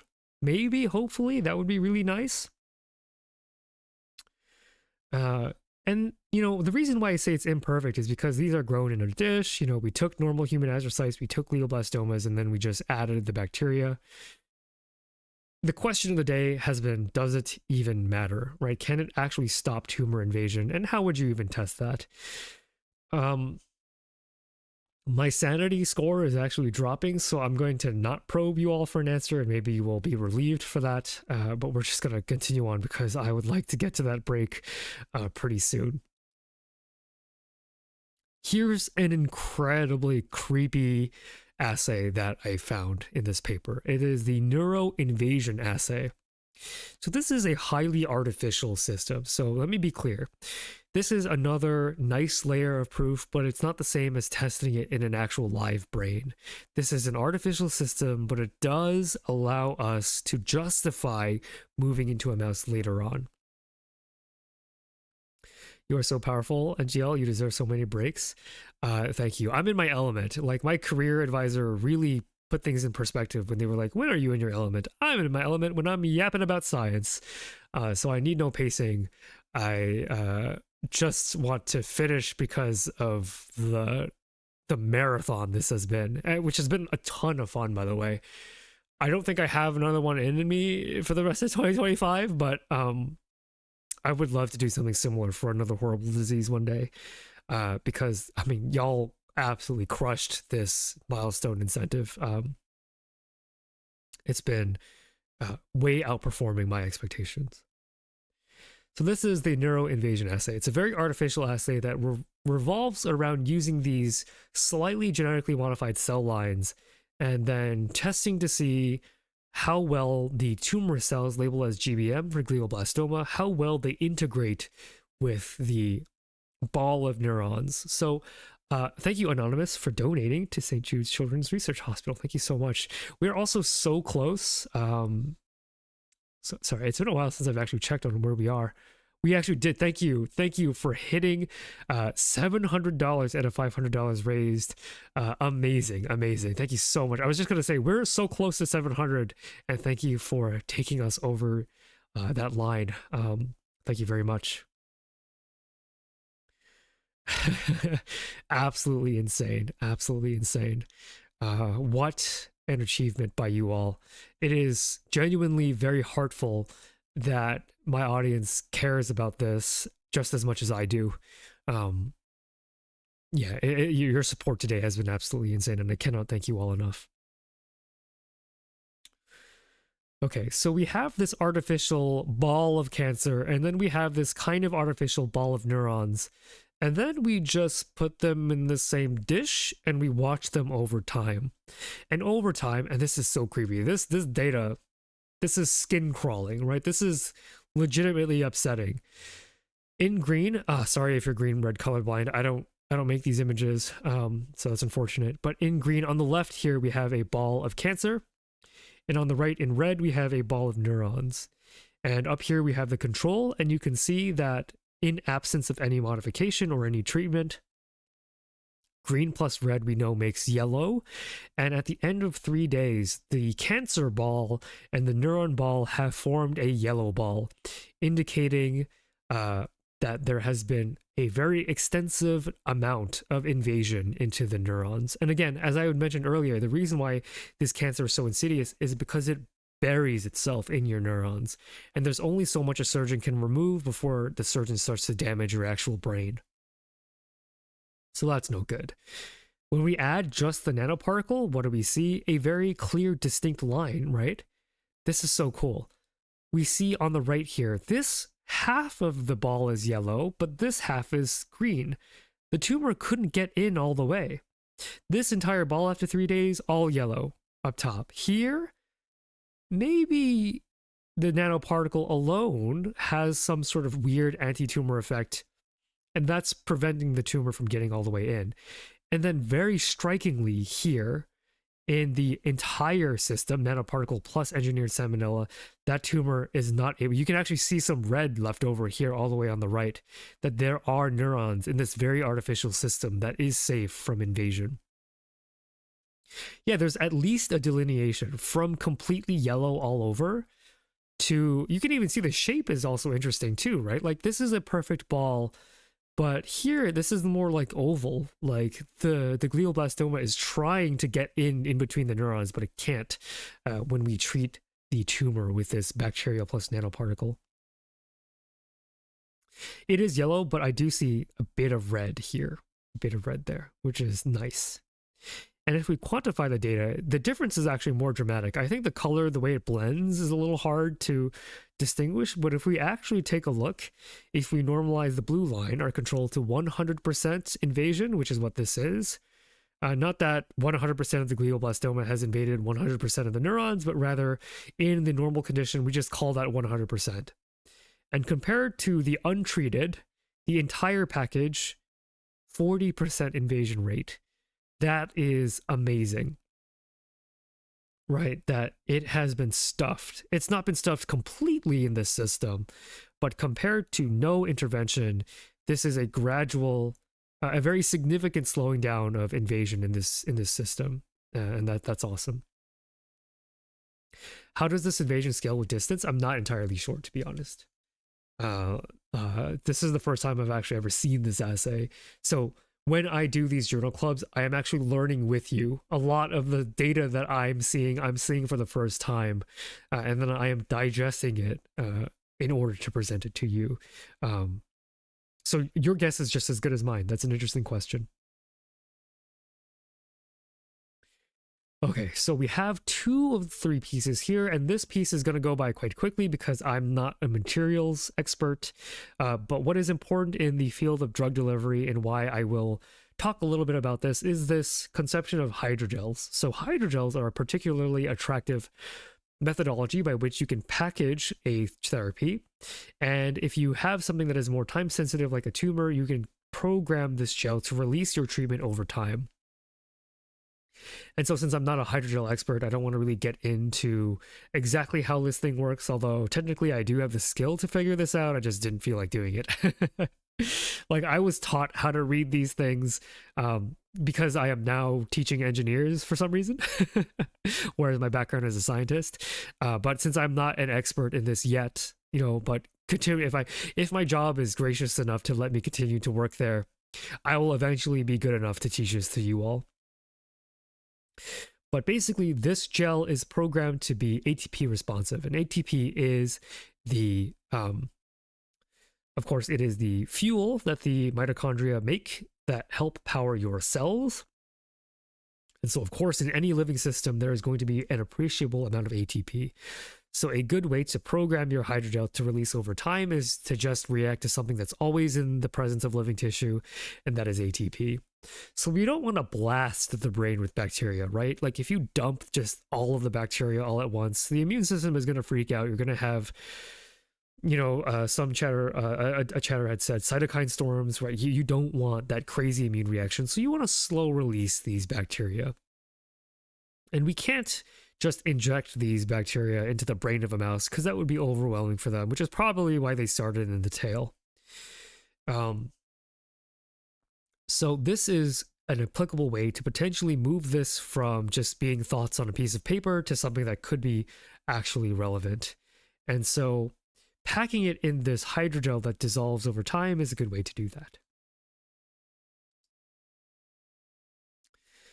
So I'm not going to go through the hydrogel data. Again, I'm not that good at understanding hydrogels yet, although I will be someday. But for now, all we know is that our 3 pieces of engineering, this engineered salmonella that was attenuated, the nanoparticle that targets the tumor and triggers the bursting of the bacteria, and the hydrogel, this massive collaboration, brilliant piece of engineering. It works, all the pieces work individually. Now it is time to see if it all comes together in a model of glioblastoma in mice. So this is 10 days before glioblastoma surgery. I believe this is showing the xenograph of the brain cancer, so grafting a cancer onto the brain of this mouse. Then 10 days happen. Then as a surgeon would, you remove as much of that tumor as you can, and then you put on the hydrogel containing your bacteria, and then you test the mice 20 days later. You check their cells, you check for survival, etc., etc. So this is where it all comes down to, this crazy approach of using bacteria to fight tumors. Given this isn't in a human, which is a totally different beast, but this will give us a reason to doom or a reason to really believe that this could be something one day. And the fact that this is a published paper in Nature, well, I think you know where this heads towards. Okay. So first I want to show, for the biology students out there, pictures of real brains. And if that makes you squeamish, maybe just tab out for a bit. It's not very gruesome in terms of the words that I'm about to say, but if you're a biologist and you love biology, you're gonna want to take a look at biology. And if you are a non-expert, non-biologist, and you just kind of want to see, then, feel free to as well. So warning, a real image of a mouse brain. So, pathologists are also people I have great respect for. Apparently there's a tumor here, but I can't really see it. Hey, that's my brain. No, surprise fans, I'm sure your brain is at least a little bit bigger than the brain of a mouse. So apparently there's a tumor here. I can't really tell where that is. And then the surgeon removes the brain tumor. So this is resection. You can actually see the brain tumor here. And that leaves a gap here. So there is a residual tumor that is not safe to remove from the brain, and then you apply a hydrogel on top of that brain. So apparently that's added somewhere here. It's all really hard to tell. Your eyes might be better than mine, but apparently that's true. And of course, if you go to the paper link, you can, make these images bigger if that kind of thing interests you. I can't see it, but I will take their word for it. That's how I react to any fancy microscopist or anatomist. I'm just like, okay, sure. I'm not a brain scientist, not anymore. And I'm also like, to be clear, when I was studying the brain, I was actually just studying neurons. I was tangentially studying brains, but in terms of knowing the anatomy of the brain, I'm like a total novice. Okay, so drum roll, the whole package is actually quite good at activating T cells. So CD4s, these are T cells that are helper T cells. So these are supporting T cells.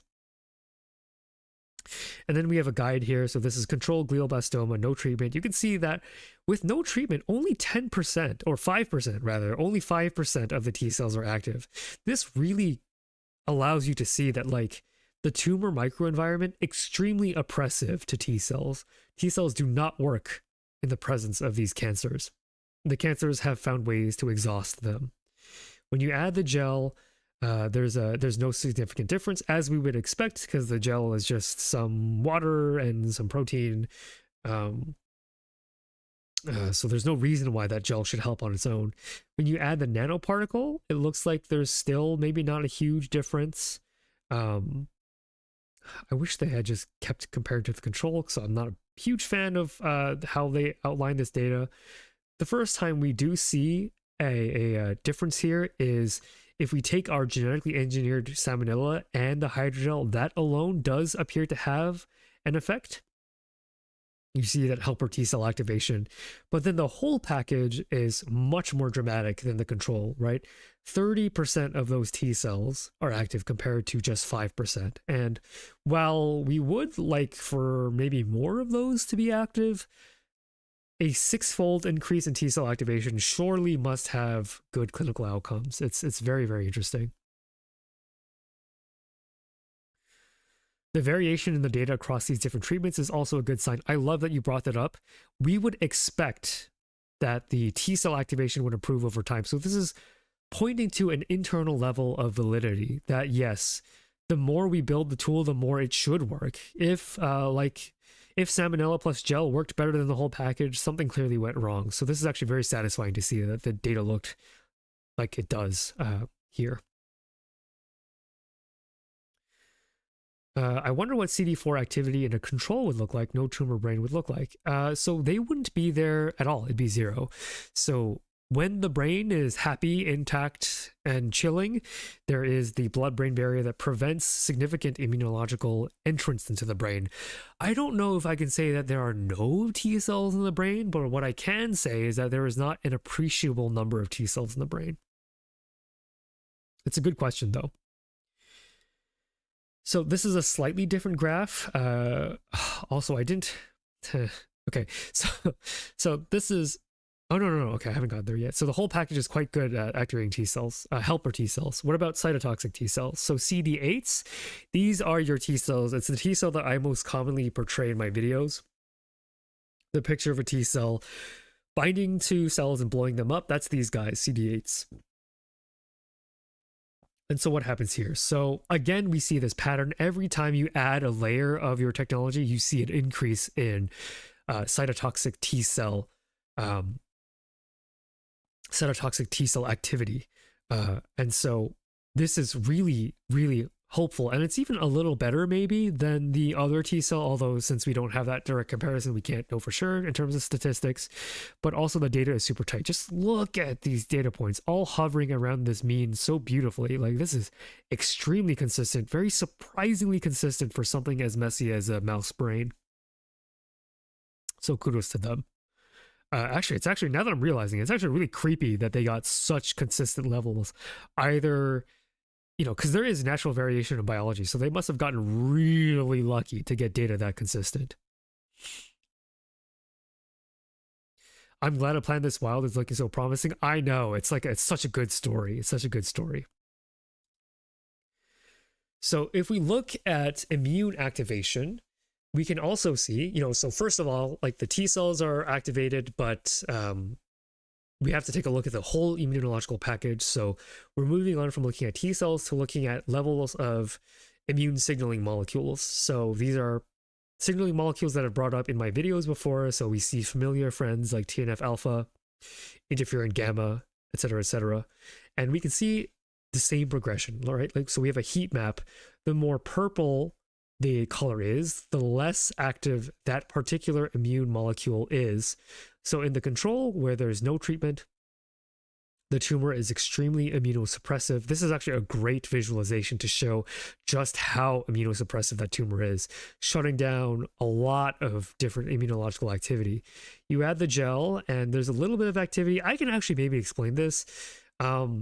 If you're grafting, Control, they probably did mock surgery, so that probably isn't true. If you add something foreign to the brain, it's going to react negatively to it anyway, so I'm not super surprised that adding just the gel is immunogenic. And then we get a little more on the red side when we add the bacteria. And then the nanoparticle, this is looking like the gel. I think the bacteria is the big star, so it's not a surprise that gel looks the same as gel plus nanoparticle. But then when you add everything, look at this. This is a dramatically different color change. We get a lot more activation of these immune molecules. IL-15 is burning, it's red, all the way from purple, no activation, to burning hot. So it looks like when you add all of these components together, it is, we hope, creating a hot tumor, a tumor that the immune system is going to recognize and destroy. IL-15 needs to hit the gym. It is super big there. It is amazing. I wonder which immune molecules would provide the most efficacy in treating glioblastomas. I think the strategy now is less focusing on individual, although I can't say for sure, I'm not a cancer expert, of course, but the idea is that why not get everything in one go? And if you train immune cells to react to a tumor, the cell itself will take care of everything else. Because again, our T cells have evolved to kill cancer cells. It's just that cancer cells also have evolved to evade the immune system.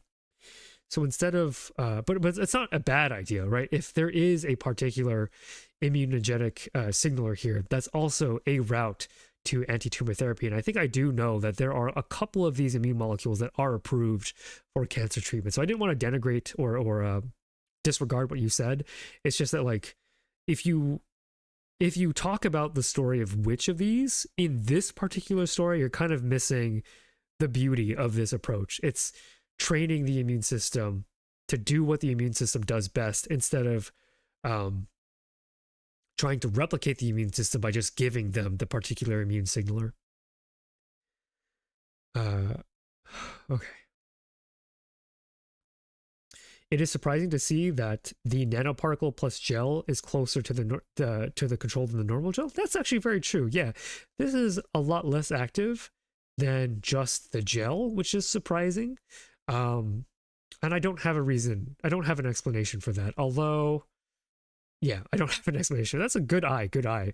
You caught that, and I'm not entirely sure why that is. It could be that there are differences, but these are quite slight, whereas something burning hot like IL-15 is much more important in terms of natural variation. Interesting that IL-1 beta is most activated in the nanoparticle. Yeah, in the nanoparticle plus gel. You mean this guy right here? Yeah, it looks like we are heading in the direction of burning up. Although it seems across the board, this is a pretty hot reaction to anything that's being done, which I think is interesting.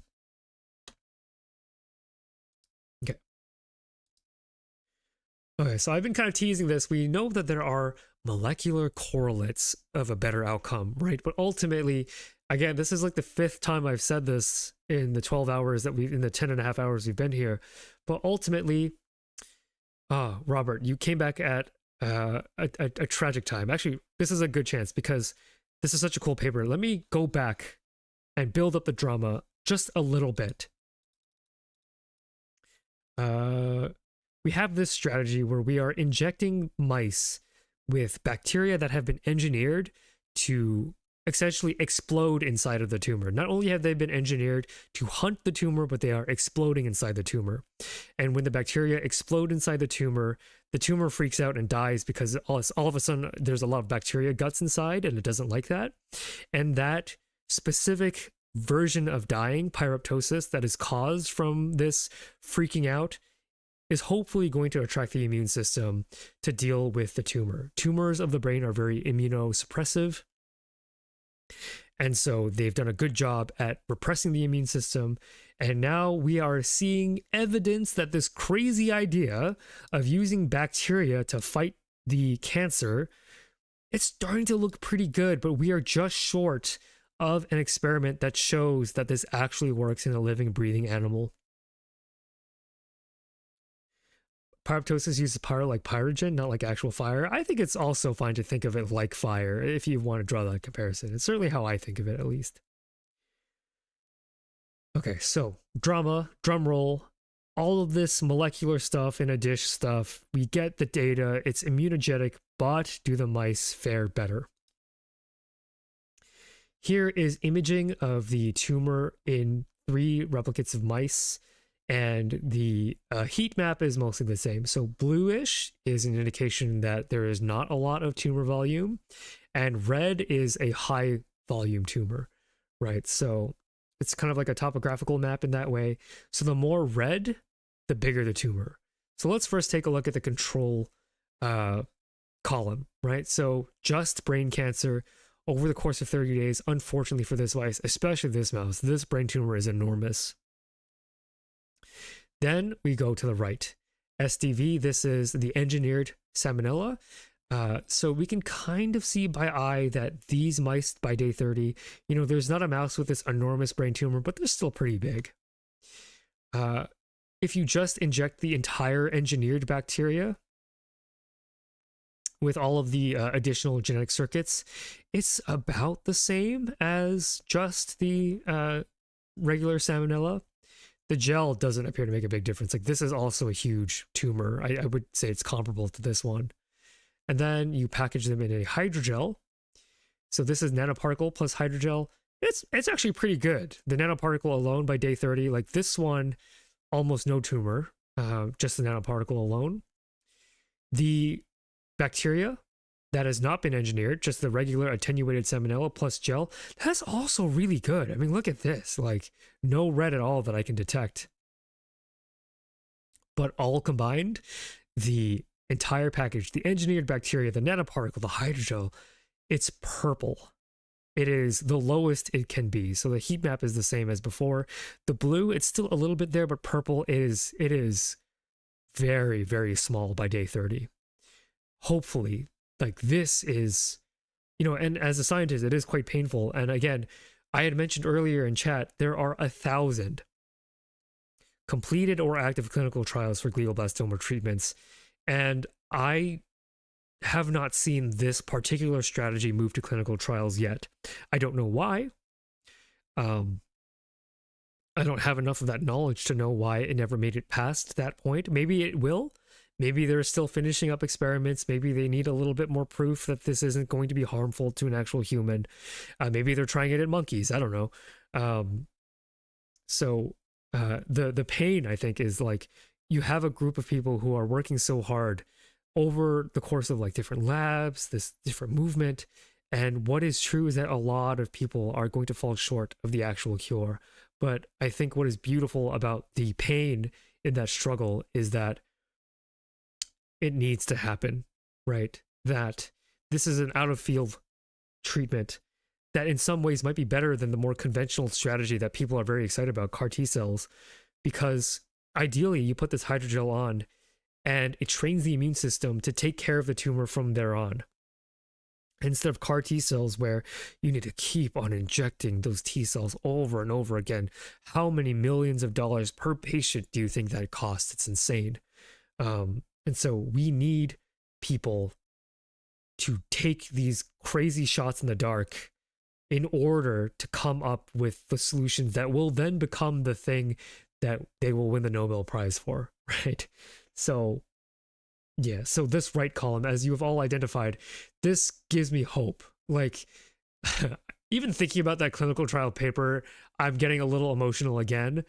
That was such a hard read because there is so much loss and failure, but that is the way of science. Science, for better or for worse, is built on the corpses of failed projects. But you have to admire the tenacity by which science operates, that no matter how many times scientists fail, you have to keep trying. You have to keep trying. These passionate people are programmed to keep trying. They will not be happy unless they are trying. And I could not be happier to be a mouthpiece for the amazing work that these people do, right?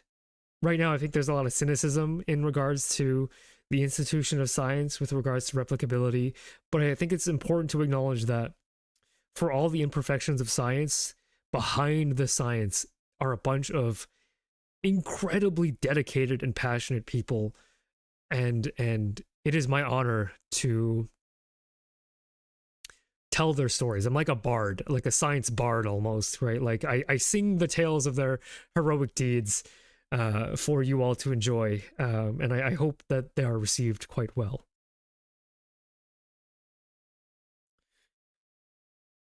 Okay.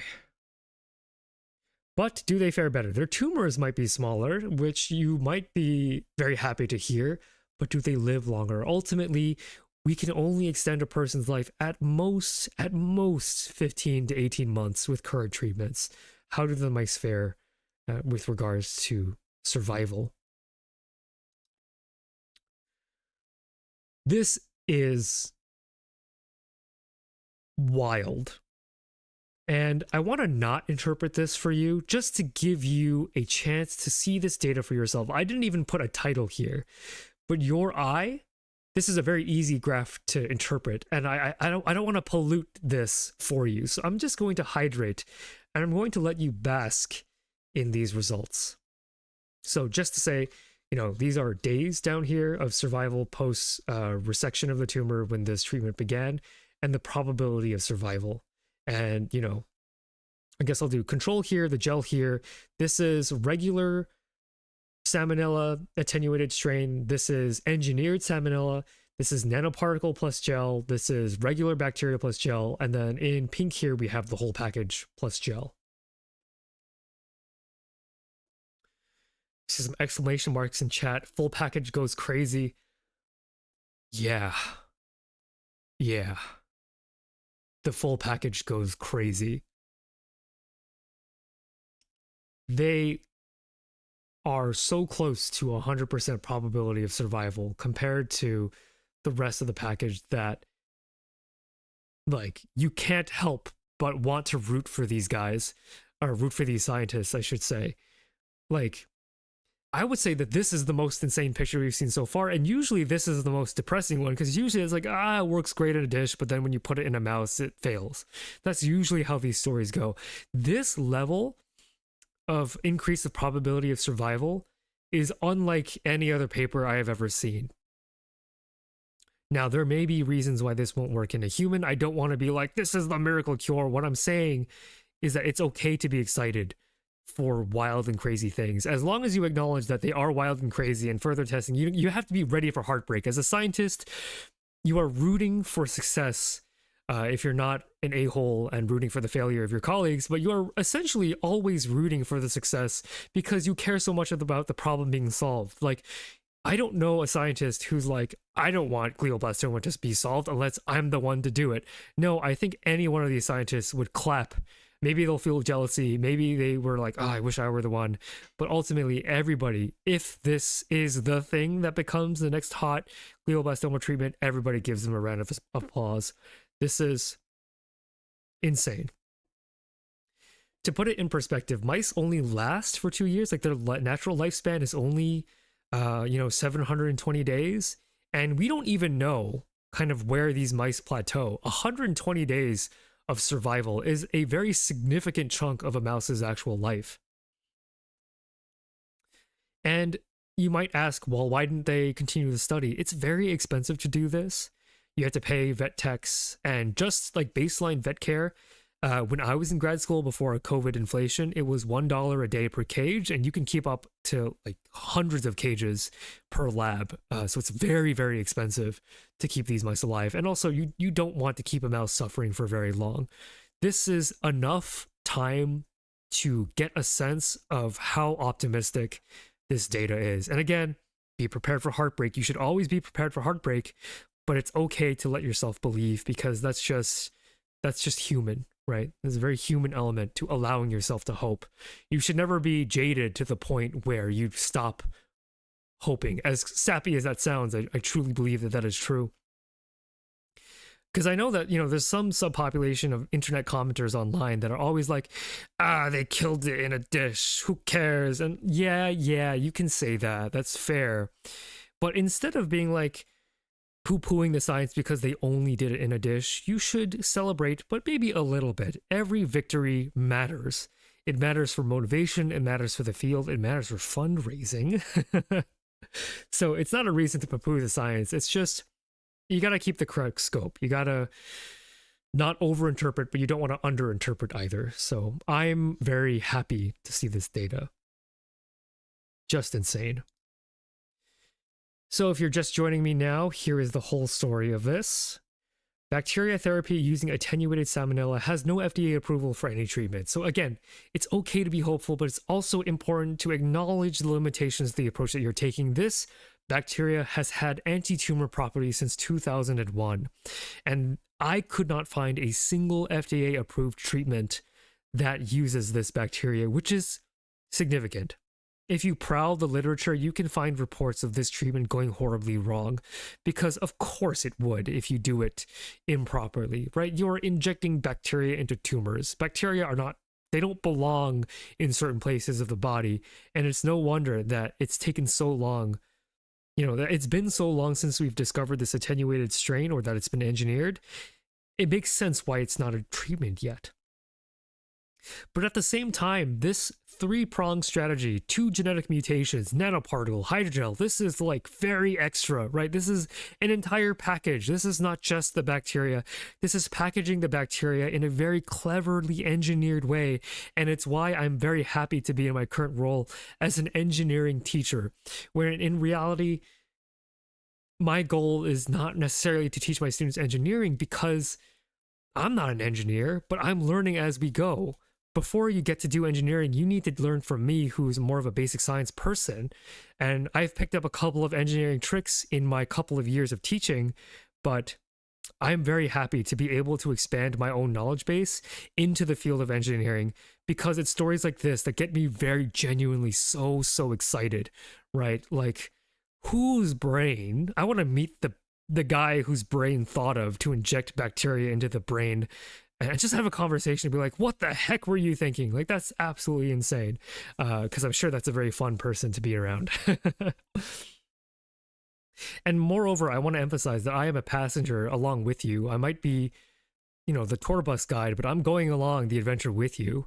I'm not the scientist that generated these data. I'm not even an expert in anything I've discovered. I am experiencing all of this firsthand with you all, and I'm glad to be able to do so with all of you here, 10.5 hours into the stream. So again, if you look in the salmonella literature, this VPN 2009 or whatever it's called, there is concern over rampant infection. It's a big hurdle if you want to get this to market. You have to take care of the patient, and if significant brain inflammation is a risk, and if it kills the patient faster than the tumor kills the patient, it's just not going to be worth using. So it's not there yet. So steel your heart for this to not make it to clinical trials ever. Again, the cure should not be worse than the disease. The reason why I think this has a chance of being different is because this is such a highly engineered system. So perhaps what was wrong in those other approaches before was that they were just using bacteria, or they didn't put as much thought as these authors did in their overall engineered system. So this very clever set of genetic circuits only activates when salmonella is in the presence of hypoxia, aka the tumor microenvironment. Very, very clever way to rig things up. engineering a kill switch per se into the salmonella would be a plus. They do have a kill switch. It's the nanoparticle. Once the nanoparticle and the salmonella are in the tumor, the nanoparticle unfolds and releases this kill switch called it's a sugar that they rigged to be a kill switch, but I'm forgetting the name. It's some sugar that will interact with the genetic circuit to kill it. So Joel, it's a great idea. They've already done it. Yeah, if you joined a bit late, that's totally fine. Like, there's a lot of moving parts to this engineering.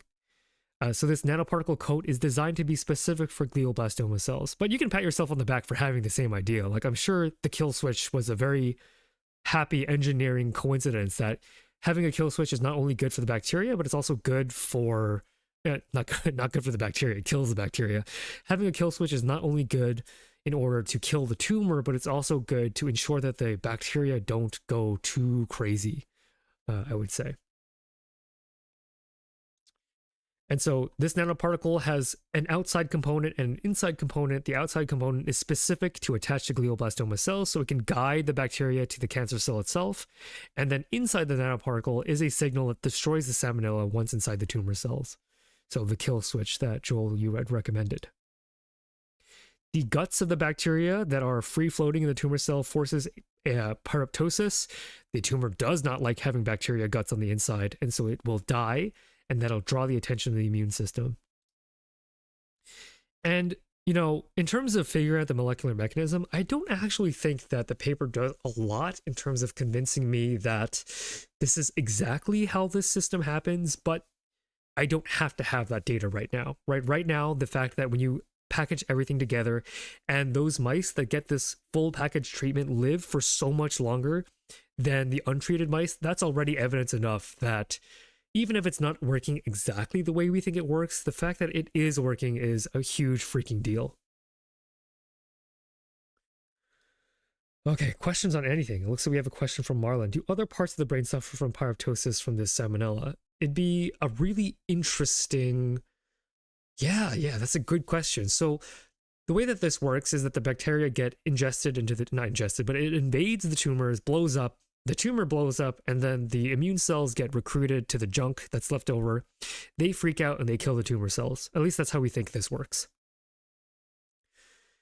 What is true is that destruction could cause the bacteria guts, could cause the inflammatory immune molecules to diffuse in far enough into the brain where it could redirect the immune system to attack other places in the brain. I think that it is possible, although with low ends in mice, it's hard to know. It's definitely something that the authors might want to do more of in the future to make sure that this is not something that happens in an actual person. Has this ever been tried in humans? Not to my knowledge. I looked for clinical trials, I couldn't find a single one. I think a study on the mechanism would be much needed. That way we could possibly do this without the live bacteria. That is also true. If we're worried about the bacteria, like being the thing that is nasty, if we could identify the component in the bacteria that causes the tumors to explode to begin with, that could be a more targeted approach. My feeling is that it has to be bacteria guts, period, because there's so many things in the bacteria that will force the tumor to go crazy. Like, the tumor is already really good at suppressing the immune system. If you don't attack it with something very powerful like the guts of a bacteria, it might not work. So I'm leaning towards the bacteria being an essential part of this particular strategy, but that doesn't mean, Joel, that you're wrong. Part of the wonder of scientific discussion is that people can have opinions, right? And my opinion is that the bacteria are probably pretty important here, but I can't say for sure. Not to say that you'd be wrong, just to cover my bases in case you're right, but the way that I see the evidence might be the way that different than the way that you see the evidence. And as Dr. Akari had pointed out, like, sometimes your more junior scientists have insights and are willing to take crazier risks than you are, and they end up being right. So I'm guessing I'm a little more experienced in biology. Again, I don't know who's here from like a PhD background and who's not, but as someone who is supposedly the biology person in chat right now, I'm saying that, like, my experience tells me that I'm probably right, but you might also be right, and that would be very cool. I do wonder what happens if these bacteria do fission. So in you to be a pedantic biology teacher, bacteria don't mitose because they don't have the the cell cycle checkpoints, etc. They just do fission. They copy their DNA and then they split. It's pretty straightforward. So just to use the correct terminology, they do fission or they bud, depending on which bacteria they are. You clocked me. I'm a junior. I teach undergrads for a living, and so it is a level of insight that I expect my students to have. So it is in line with what I would expect for my students to tell me. And I have students that are smarter than me. So again, like, this doesn't preclude you from being right. It's just like wisdom says that you might be wrong, but also wisdom can be wrong. So I'd say if you have very good reasons to believe something, like, don't let an old fogey like me convince you you're wrong. You should acknowledge my criticism. And if you really love your idea, you should really stick to it. That's kind of the lesson that Dr. Akari had pointed out, that, like, the first author on her paper had this crazy idea to look at this correlation that neither me nor Dr. Akari saw in that paper earlier. And that's kind of an out of a box kind of thread to investigate. And Dr. Akari did the appropriate thing as a PI. You should be encouraging the unique scientific personality of your very capable students.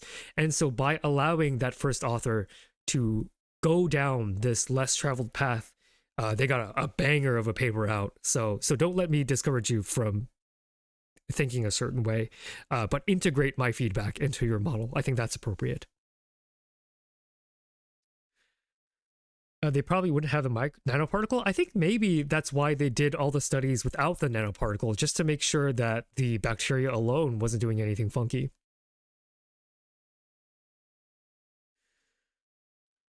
Okay, so we are finally here at the after party, almost 11 hours into this, and we can finally take a break. And I don't think, but you can remind me if I'm wrong, chat, because I've been really like focused on giving my presentation. I think we had one donation in this last leg in the PM. I typically have less CCV in the night anyway, so I'm not surprised. But I'm actually very grateful because I'm so tired of doing the wheel incentives. I'm very happy to be able to just spend this last hour with all of you and just chill and not have to eat a million Scoville hot sauces or do any more burpees. This good wheel counter is actually left over from the previous run, so I'm going to go ahead and remove that just so that people don't get the wrong idea. But yeah, so if you have to go from the stream, that's fine. I did say I'd stream for 12 hours, and by golly, I will stick to that. So I will spend the last hour just chatting with all of you. It's been an awesome, amazing experience to really push my ability as a content creator to talk for truly so long. Like,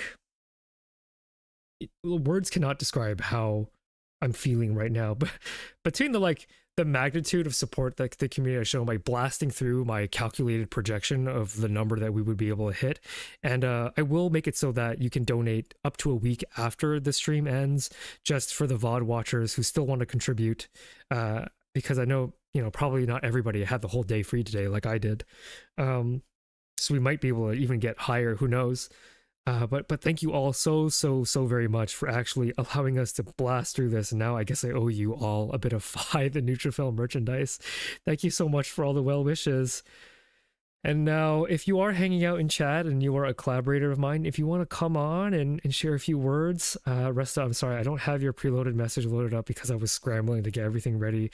But if you wanted to come on voice chat in the collaborator chat, I'd love to have you on just to talk with somebody who can use words to talk to me back. Or myelin, if you're still here, if anybody that I've collaborated with are still here. And if not, if you're tired, or if you don't feel like turning on your mic, that's also totally cool. I totally understand. But I'm still here in the collaborator room if anybody wants to hop in. Yeah, like it was an emotional journey of like realizing that, holy crap, we're actually going to hit the milestone, and the relief of anxiety. I think I had mentioned this on stream before, that like I am someone who is very like, I sing like a lot. which I tell my students not to do, so that's bad of me as their instructor. I am the type of person that is primarily motivated by anxiety. So Inside Out 2 was a very meaningful movie for me because anxiety gets introduced as this new emotion. And I think what propels me to do things is primarily anxiety, more than joy or sadness, etc., etc. And where does that anxiety come from? It is like this deep fear that I will not achieve greatness by the time I die, which is a very morbid thing, and I don't recommend this as a mentality, but part of that is like, oh god, are we gonna make 500? Was that too ambitious? But you guys have been incredible, and when we hit that $500 milestone during Dr. Akari's discussion here, so I got to show Dr. Akari that like our community is powerful, we matter, like individually. This is very cheesy, but I'm just like, I had this very emotional moment I think 2 weeks ago in the train, training back up to my family home to visit my parents, and I had this tugging at my heartstrings of this feeling of jealousy, and the feeling of jealousy was that like I went to grad school thinking that I would be a professor one day. And what grad school showed me is that I don't have the stuff to make it in a research career. I just don't. I love reading research. I think I'm pretty smart, but being a researcher is more than just being smart. It is being smart. It is showing up to work every day. It is sacrificing so much of your life and time for the pursuit of problems that are extremely hard to solve. So while the like comprehension and the digestion, like I felt really good about that part, but in terms of doing science, I don't think I was a good fit for it. Mylin's in chat. Hey Mylin. You don't have to give up on your dreams of becoming a professor. Just become a teaching professor. It's fine. Those don't really exist in my field, unfortunately. No. They do, but they always have PhDs, and I don't because I didn't finish grad school. I'll fight them. We'll give you an honorary PhD that isn't so honorary. Thank you. If it looked like we would not hit the 500 mark, I would have pushed us past the line myself. Hair Day, you're absolutely correct. I believe, and correct me if I'm wrong, I think Hair Day, you were the one that donated the $100 like right off the bat to get me to wear the cat outfit. Absolutely. Thank you, Hair Day. Absolute MVP, absolutely insane. But yeah, just acknowledging everyone who has contributed their part. And again, I will match myself $110. So I am still the top donator here because of that match promise. I'll post the receipt, of course, with sensitive information blurred out, just, you know, to keep accountable so that I will actually make good on that promise, which pushes us to like $810 to $1,000. And if VOD watchers push us over to 1,000, I will make the merch. Wrong. Hair Day donated multiple times. Sorry. I have talked down to your achievement when I should not have. But thank you so much. And thank you to all who have donated. Yeah, so I was saying earlier, like I have this chip on my shoulder. Like I had this dream. First, I had the dream of being a medical doctor, and that went away. But you know, I'm not very sore about that. I know doctors in real life, and let me tell you, that would have been a terrible look on me. I would have been a bad doctor, not because I'm not smart enough to be a doctor, because my grades were on the border of not being good enough, but plenty of doctors with my GPA would have been able to be doctors, right? So I was on the cusp of what is considered to be safe for entrance into medical school. And also I had good research background and teaching experience. So, you know, just to pat myself on the back, I think I could have made it into med school, but I think the type of person I am is really suited to think about biology much more than it would have been to talk to patients. Myelin, you know, we were chatting, and you know, you might have heard the beginning of like, I only make friends through my hobby because I'm terrible to talk to in real life. Oh man, yeah, like, yeah. Imagine being one of these cancer doctors, and of course, cancer doctors themselves are a different breed of doctor, even within the specialty. But a part of a doctor's job is to interact with patients, right? Yeah. It is to talk to a sick person who is stressed and scared, and I'm not going to be good at that. Oh, yeah, that people who can do that are deeply admirable. Yeah, like I had a deep fear, and it clicked to me one day where I was like, I, in the face of a patient who is miserable, might talk in a way where they get the impression that I am enraptured by the disease that they have versus the human being behind the disease, which like that's, I don't think that that would happen, but that is my fear, my irrational fear that I will come across as somebody who views patients as walking test subjects versus actual people, because I recognize that my interactions with people can come across as stilted, controlled, depending on who I'm with. Like with V Theorem, because like I feel very comfortable with them, I can show my human side. But when it comes to people I'm not very comfortable with, I like seize up. I'm very uncomfortable with that. Welcome, Faye. Hello, welcome. Hope the stream is going well. It is. We made our $500 goal and we blasted past it. I'm going to end up matching and we're going to end up having $800. And now with your contribution, an additional $10. Oh, Faye, you actually contributed just enough money to get me to spin the good wheel. Faye is another amazing science VTuber. You should all go check her out. In terms of like people I respect for their pure yap ability, I have to give credit to both Faye and Ciderate. In terms of like the skill of a streamer just to yap, I think these two are unmatched. So if you like scientific yapping, go check Faye out. Faye, I'm very unemotional and cold. Also, Faye cries for half hour on stream. That is true. That did happen when I was reading some clinical data. Am I ready for Nep? Yeah, Nep, go ahead. You can hop in the collab room in my Discord. That's where myelin and I are hanging out, which you should have access to, I believe. And let me go ahead and make sure, because I'm not entirely sure that I have your live 2D, your reactive PNG loaded. So let me go ahead and make sure that that happens. So let's go ahead and let's add Nep. So Nep, another VTheorem member. Okay. And whenever Nep hops in, there we go. Hey, Nep. Hi. Oh, we got a party going on. Okay, so Rest is actually about to hop in as well, which is very fun. Yes! Woohoo! Really got a party of a lot of the people I've collabed with and a lot of people that have made content that I really, really respect. I thought I'd let you know Lars is also here. He's just quiet. Awesome. Lars the chinchilla, Nep's very, very cute chinchilla who accompanies us on our co-working streams, not streams, our co-working sessions. Lars has been incredible emotional support with regards to me prepping the stream. Hey, Resta, welcome. Oh, that's adorable. I love the jumping. Yeah. Aw, thank you. Resta's stuff is so good. Every time I see like a new emote or something from Resta, I'm like, damn. Like not to like your taste in what you want out of your character is really impressive. Like everything that comes out of your Discord is like super, super cute. So for those of you who don't know, Resta is a collaborator that I did a Bioinformatics 101 stream with, which was very fun. So if you're into computers and biology, you can check her out. Nep, I did a collab stream about mycobacteria. What are they called? Mycoplasma. Very, very small bacteria that infect plants. And I had never learned about plant biology before. And with myelin, we had done a stream about the microbiome and behavior.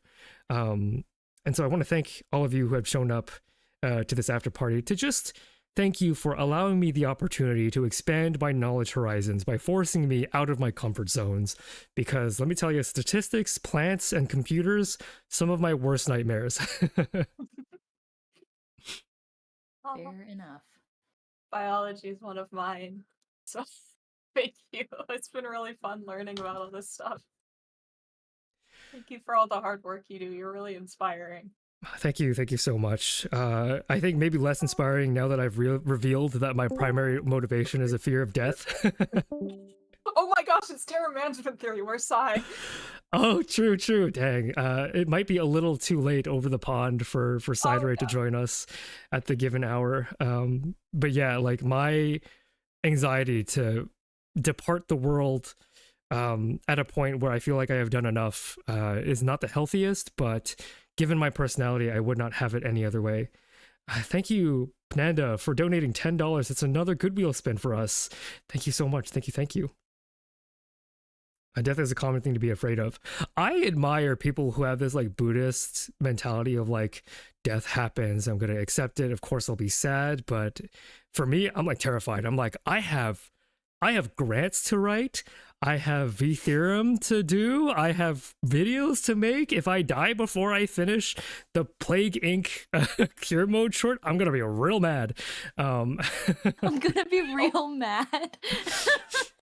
I was talking to Toxo about this as I was having like an existential freak out, because I'm like, you know, to be transparent, I have had family. Of course, everyone knows somebody statistically, and if you don't, it's only a matter of time, that will deal with cancer in some way or another, and that shook me to the core.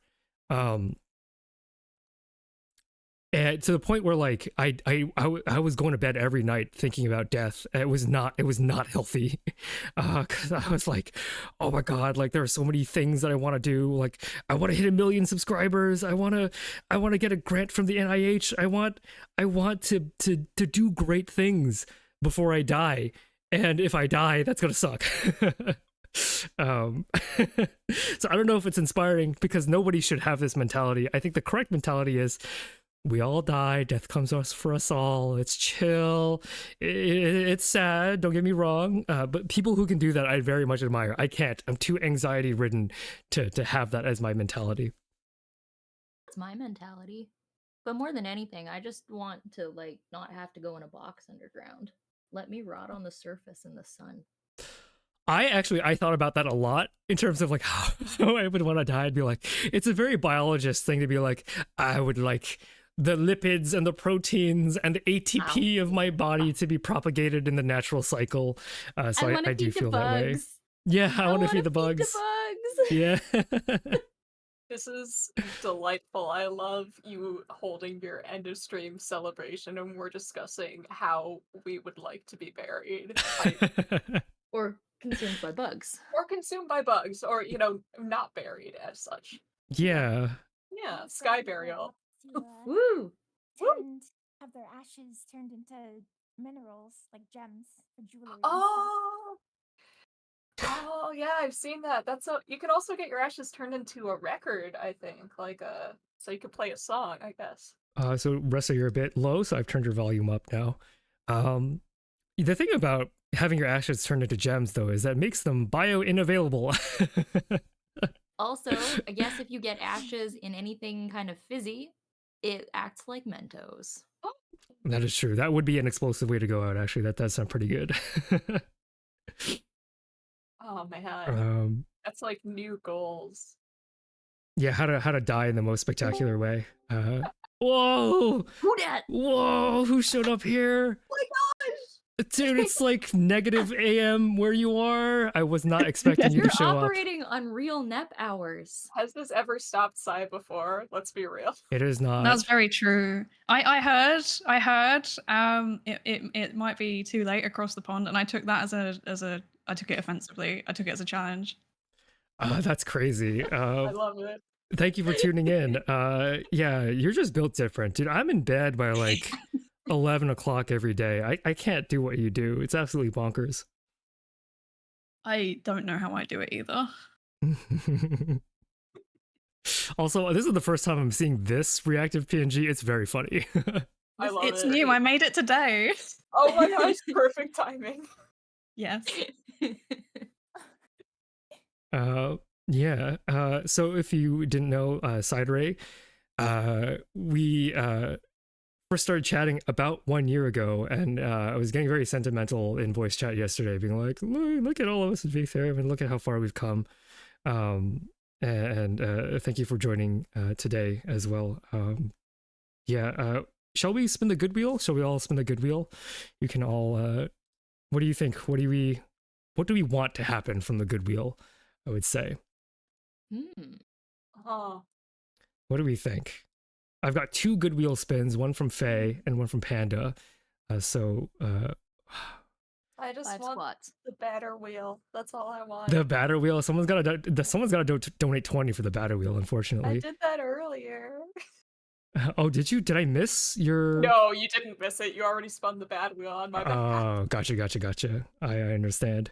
I didn't realize that. I was going to ask for the good wheel, but you know what? It's too late. So enjoy your smoothie.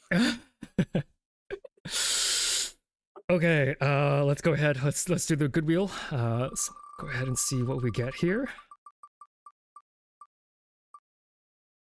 Impressions or the soapbox? Ooh, soapbox. Oh, by hair. Let's see. What have I been chatting about recently that we can discuss as the after party here? What are we already talking? Dude, the last 11 hours have been like a blur to me, and I don't even remember what I've been yapping about. That's the beauty of it. Don't remember. I guess there are a very small number of people that have made it through the entire stream, so I guess it's okay if we repeat topics. God. I had a list of things, but my brain is not able to recall that right now. Let's do one more wheel spin while I think of a topic to yap about, I think that'd be good. So we got one soapbox thing, which would be kind of a fun discussion to have with all of you. Okay, 5 squats. I'm gonna do these 5 squats. I don't know if my collaborators would like to join me. We'll join you. And Toxo just donated $20 for the bad wheel. Thank you so much. This is my partner, by the way.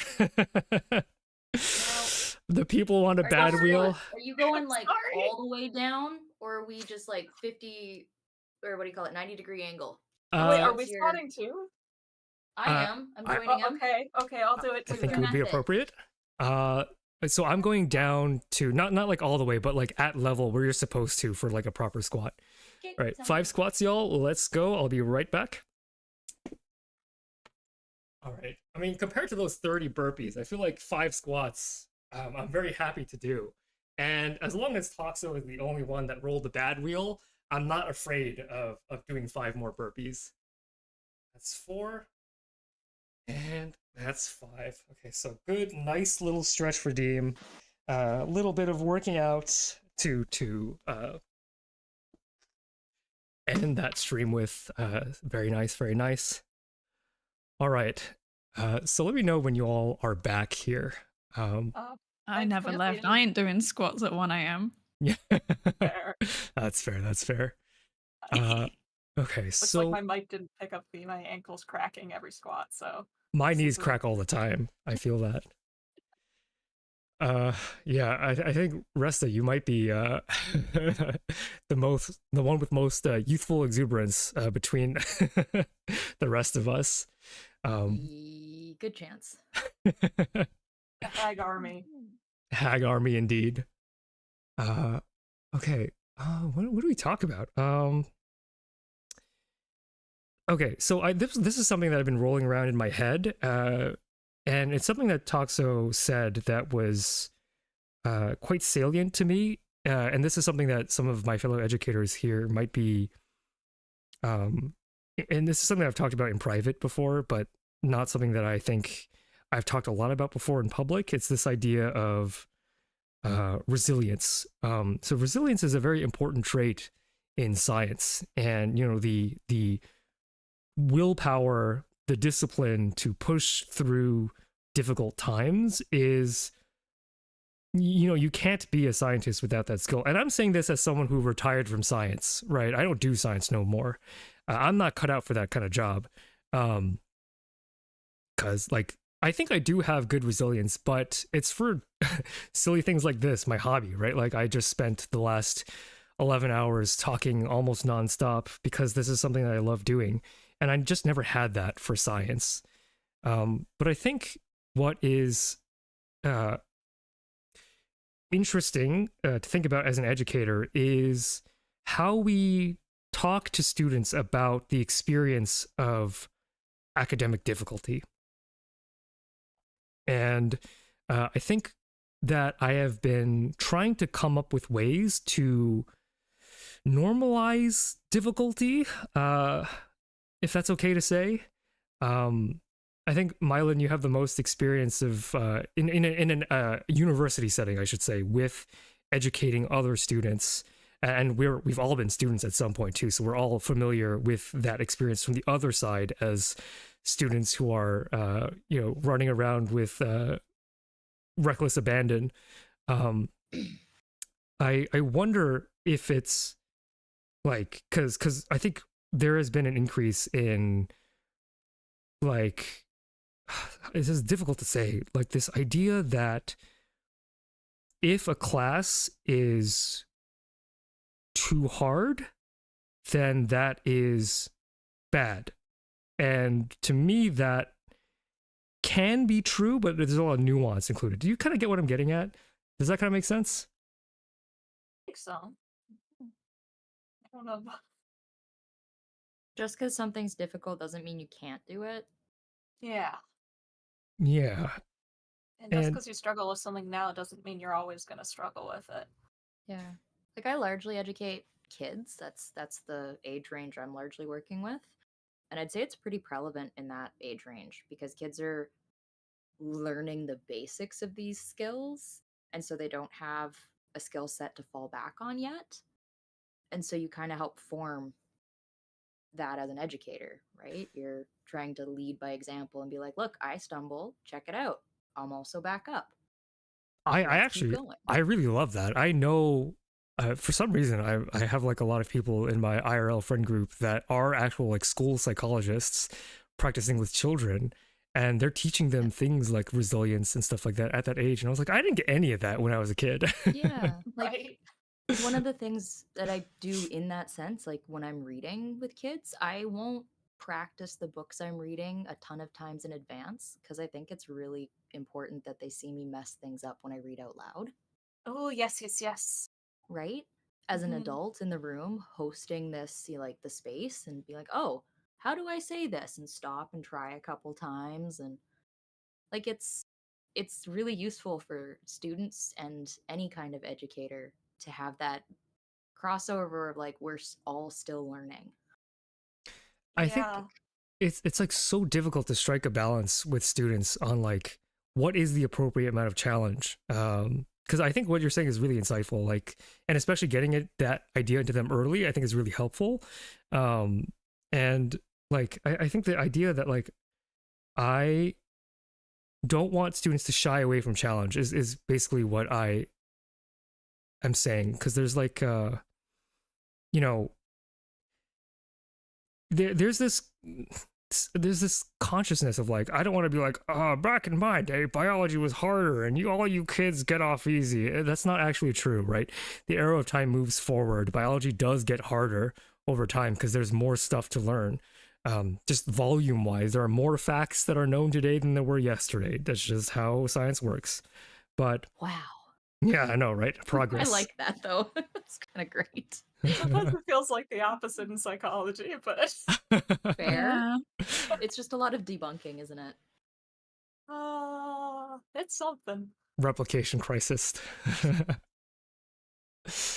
But yeah, I don't know what can be done at my level to allay student worries, because I think students are quite anxious, and I would know I'm an anxious person and I was an anxious student, but I think I just want to tell them that you are like smart and it's hard, not because you're dumb, but because it's hard. But you kind of like can't say that to a student. And even if you did, I'm not entirely sure that would mean anything. There are students in chat who may or may not be still around. And I wonder if your professor just went like, it's hard because it's hard, not because you're dumb. If you would be like, oh, okay, I will embrace the challenge from there on out. Because that is the feeling I would like to impress upon the student, that this like studying this stuff is difficult. You will struggle a lot, as I have in this presentation quite a bit over time, but I have made peace with my level, right? I know that when I opened Dr. Akari's paper on omics, I'm like, oh God, this is something for Resta. This is big data. This isn't something for me, but I'm going to try my best. And it's going to hurt because I'm going to feel dumb, but I'm not actually dumb. I know I'm not dumb, but I'm going to feel dumb. And that's normal and that's fine, because feeling dumb is a part of learning, I think. I don't know. yeah, I just wanted to get that off my chest to be like, this is something that I've been thinking about a lot, because I think students just need that kind of pep talk that, like, if you made it to this university in this program and you're passionate about what you want to do, one bad grade isn't going to kill you. And I think that is getting harder and harder as like competition increases, as the job market is unstable. It gets a lot harder to convince these students that they actually will be okay. And I can't blame them because of things like the job market. I don't know. I don't want to give them hugs because that's inappropriate to do in my position, but if I could give their soul a hug or something, that would be very comforting, I think, in some regard. I do think what Nep was saying earlier is a big thing. I use both what Nep was saying about, like, I think it's very important to screw up in front of your students, because I mean, when you're a teacher, there's this kind of assumption that students will come in with that you're an expert, and they're not wrong. I mean, especially at the college level, you're probably an expert at some very narrow topic, but it makes you feel more human and that level of knowledge more attainable when you're still screwing up at that point. And with stats, I do that thing that you mentioned a lot, where I say, I know you might be having trouble with this. It's not because, like, you're bad at stats or anything like that. It's because statistics is, like, it's not how human brains were wired to work. And that actually seems kind of comforting to them, in addition to me mentioning that I have bombed stats tests in the past, and now I'm teaching it. Like, it's like this, yeah, no, I've been where you were. In fact, I was doing worse than where you were, and now I'm here. And I think that seems to help students. They've mentioned it as being helpful, I think. So. Yeah, that's a good way. Again, because, like, I didn't grow up gardening. I guess in terms of clarification for anyone who hasn't seen my content, I'm a horticulturalist, so I'm not a lab scientist. I'm a hang out in the dirt scientist. But everyone's like amazed. They're like, wow, you can do all of these things. You can, like, walk through this space and you know what's going on. I'm like, yeah. But when I started, I couldn't keep a houseplant alive. Right? Like, you're literally watching a decade of honed in experience on a very specialized set of knowledge. Yes, I know how to grow this, but that doesn't mean you can't either. Right? Like, Yeah, really I putting do. into perspective that's like, I started there. I just have the years of experience on top. I do love that. So Z, you can jump into the cloud room too. If you don't have a reactive PNG, that's totally fine. I think I have something that will be fine because you gave me your PNG from before. If you want to join the chat, then we basically have all of us in here, which is crazy. Yeah, I think that might be the first time all of us would be in the same call. And for it to be in my stream, how honored am I? Wow. And Wow. And Resta. Resta.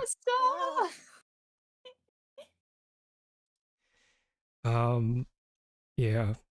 So let me go ahead and let me grab Z's PNG. Rest of that eye mask looks so comfy. I want one.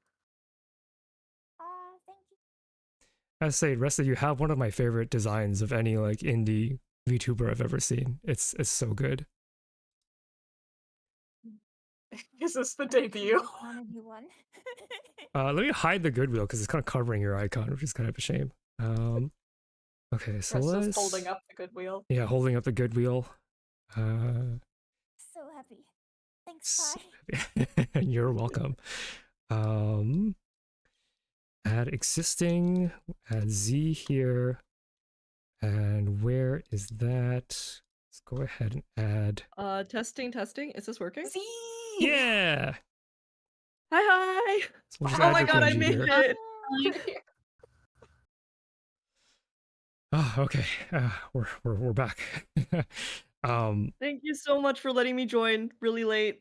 No problem. I mean, with an opportunity to get all of us in a call is actually like insane. Oh, I cloned Z, my bad. It almost looks like you've got a portal thing going on there. Let's remove that. Yeah. There we go. Yeah, so Exploration point V-Theorem for everybody's links, and Resta, if you want to plug yourself as well. Resta streams on Twitch, very cozy, comfy gaming content on Twitch, and again also has a scientific side which I got to interrogate live on stream, which was very fun.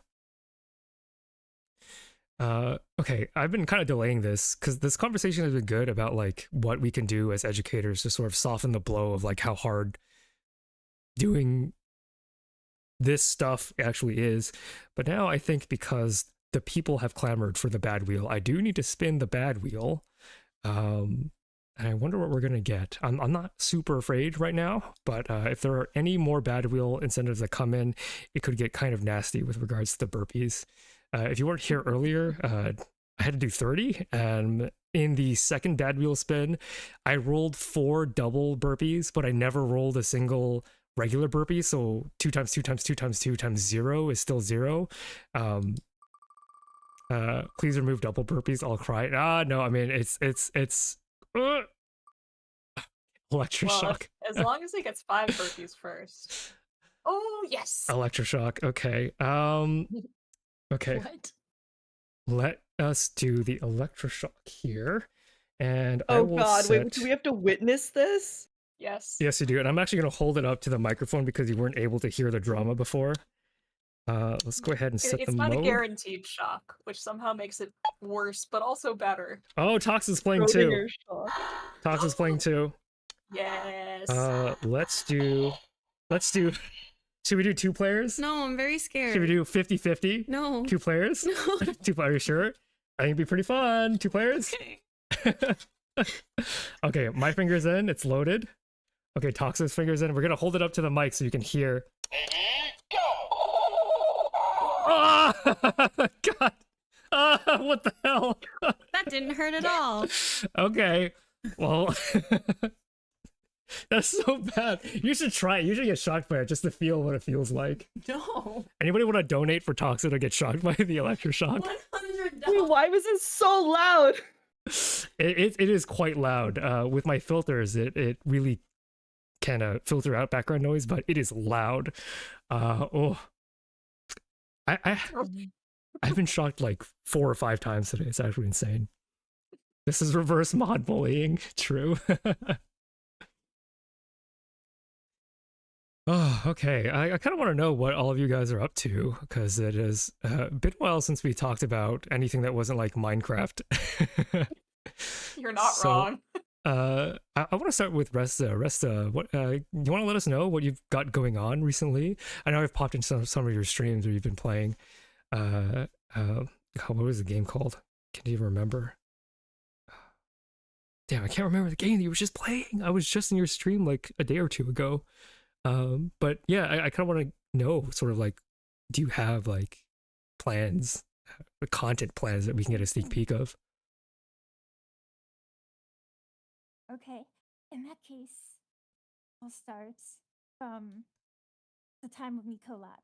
So that was like August or something. Yeah, quite some time ago. But after that, I spent like 2 to 3 months on a VTuber agency application. Didn't get in, but I learned a lot. Then spent like the month after that getting a manager, and I'm preparing for a debut sometime in 2025, hopefully in the spring. That is very exciting. Did you have a stream where you talked about that experience? Because I don't remember one. Because that whole process is very interesting. It's okay if you don't want to divulge details here. I don't mean to like press you on that. I'd be happy to. Because I think myelin is the only one here that has actually applied to an agency before. So it's a pretty unique experience. Kind of bridging over to the topic we were talking about previously, it really helped me learn a lot about like branding, marketing, video editing, all these creative pursuits that I frankly felt like a fish out of water trying to learn, but like we said, challenges is a means of growth. Yeah, I think people don't fully appreciate how varied the skill set is with regards to streaming, not only just like streaming, but especially as a VTuber, how many different things you have to be able to keep track of. And the electroshock machine just beeped at me. But I can imagine that process is probably very tough. Yeah, I actually played with the idea of applying for Holostars just as like a fantasy kind of situation. Of course, I would never do it because I'm quite happy with where I am, but there is this like, tasty appeal of like they have an inbuilt audience, they have everybody to take care of everything for them. But knowing me, like in terms of the team here at Phi, the new Neutrophil, it's just me and Toxo, and I actually think I really enjoyed being that way. Z, do you have anything you want to share in terms of what you've been cooking up? Yeah, so I actually just returned to stream today. I actually just posted a vlog of my trip to London and Paris, which is where I was over the break. So that was pretty fire. Another thing is things have been a little crazy starting the year back up, but yeah, no, it's good to be back. It's good to be back. Are we okay to talk about content you have planned in the future? Oh yeah, no. Actually, one thing that I have been planning, which I actually just announced earlier today, was I am going to be doing a charity fundraiser for the LA wildfires. And the reason for that, and I discussed this more on my return stream as well, is because, as some people may know, I actually visited the NASA JPL site where many of my research colleagues and friends are currently located. And although JPL itself is currently safe thanks to the response of first responders and firefighters and even the National Guard, from what I've heard, a lot of JPL employees have lost their homes or have been forced to evacuate, including some of my friends or people that I know on the site. So I am planning to do a live soldering demo, which has been my number one like requested stream of all time. And there would be no better occasion for that than to garner awareness for something like this. So that's going to be this upcoming weekend. I just find it mind-blowing that you have colleagues at JPL. I talk about that all the time behind your back. I'm like, damn, Z is like cracked. It's actually insane. Yeah, I mean, it even blows my mind too. And some of the stuff that they're working on is crazy, like Mars rovers. Sorry, Z, before we go on, can you explain what JPL actually is? Yeah, so JPL stands for NASA's Jet Propulsion Laboratory. It's basically like a big, huge lab for a ton of things related to NASA. For context, its space flight operations facility has been constantly occupied since I believe like the 1960s.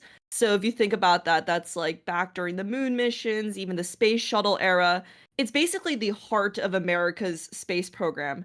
And it's currently under risk due to the wildfires. And there's just so much immense talent and technology that's there. Not to mention the actual homes of the people that work at JPL, which to me has been the most devastating thing to learn about the California wildfires. Just the idea of just having your home just evaporated is really disheartening. Like, I think it's really great that you're holding a charity event, and of course, I will be attending that in some form or another. I'm not entirely sure how I'll be contributing, but I will be contributing. Thank you so much. Yeah, no, just to echo what you said, yeah, it's not just the site, but many JPL employees live in the Pasadena Altadena area, which is where the Eaton Canyon fire has been spreading. There is also a specific link if you want to support JPL Caltech families who have lost their homes or have had to evacuate. But yeah, I know my channel's a little bit small, so I know this is a little bit of a bold move, but at this point, this community, this VTubing community means so much to me, and honestly, even I feel like even any little difference would be incredibly meaningful. I mean, the direct relief charity that we're supporting has been handing out N95 masks, and that's something that can be done with you don't need a ton of money to be raised for something like that, and that can make a really big difference in making sure that people can get to safety.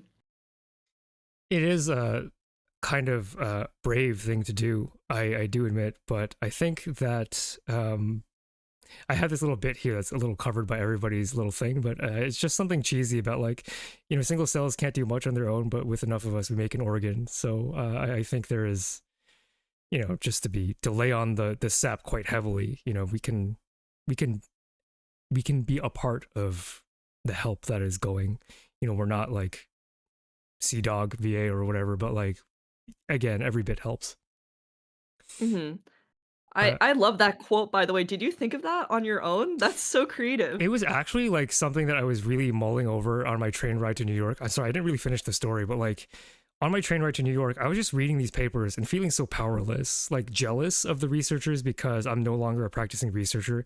Like the same experience of reading the clinical trials where I started crying because I was thinking about the trauma that not only the patients have, but also the patients' families and also the scientists that have to, you know, make a PowerPoint slide and edit it to show when the patients died. Like those things are not Oh no. easy to do, right? And I was having this feeling of like, damn, all of these scientists are achieving great things and they are pouring their soul, their very being, they're giving it their all. And I think in terms of who I am as a person, I am not happy unless I am completely devoted to something. I am not happy staying still. I need to be moving and I need to be thinking that I am making a difference in some fashion. It's just something that I am required to do to stay sane. And I was having this feeling of like, well, what can I do? And this is a trap that a lot of people fall into. And I fully recognize that it's a trap. This like self-denigrating, like talking down on yourself, like, but I'm just a little guy. I'm just 1/5 the neutrophil, one single cell. And the only thing that I can do, like, I'm not a good researcher. I wasn't good enough to graduate in 6 years.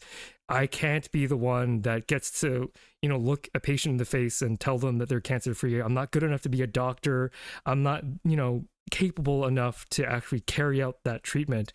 And I was really like, and it's very quite rare for me. I think I'm generally pretty easy on myself, generally quite happy with who I am as a person. But dude, the cancer literature is so depressing. Sometimes you just get sucked into feeling bad all the time. and I was thinking like, you know, this little glint of optimism in me. I'm like, well, yeah, I'm just 5 the neutrophil, but like the community is not just me. I'm not just talking to a wall.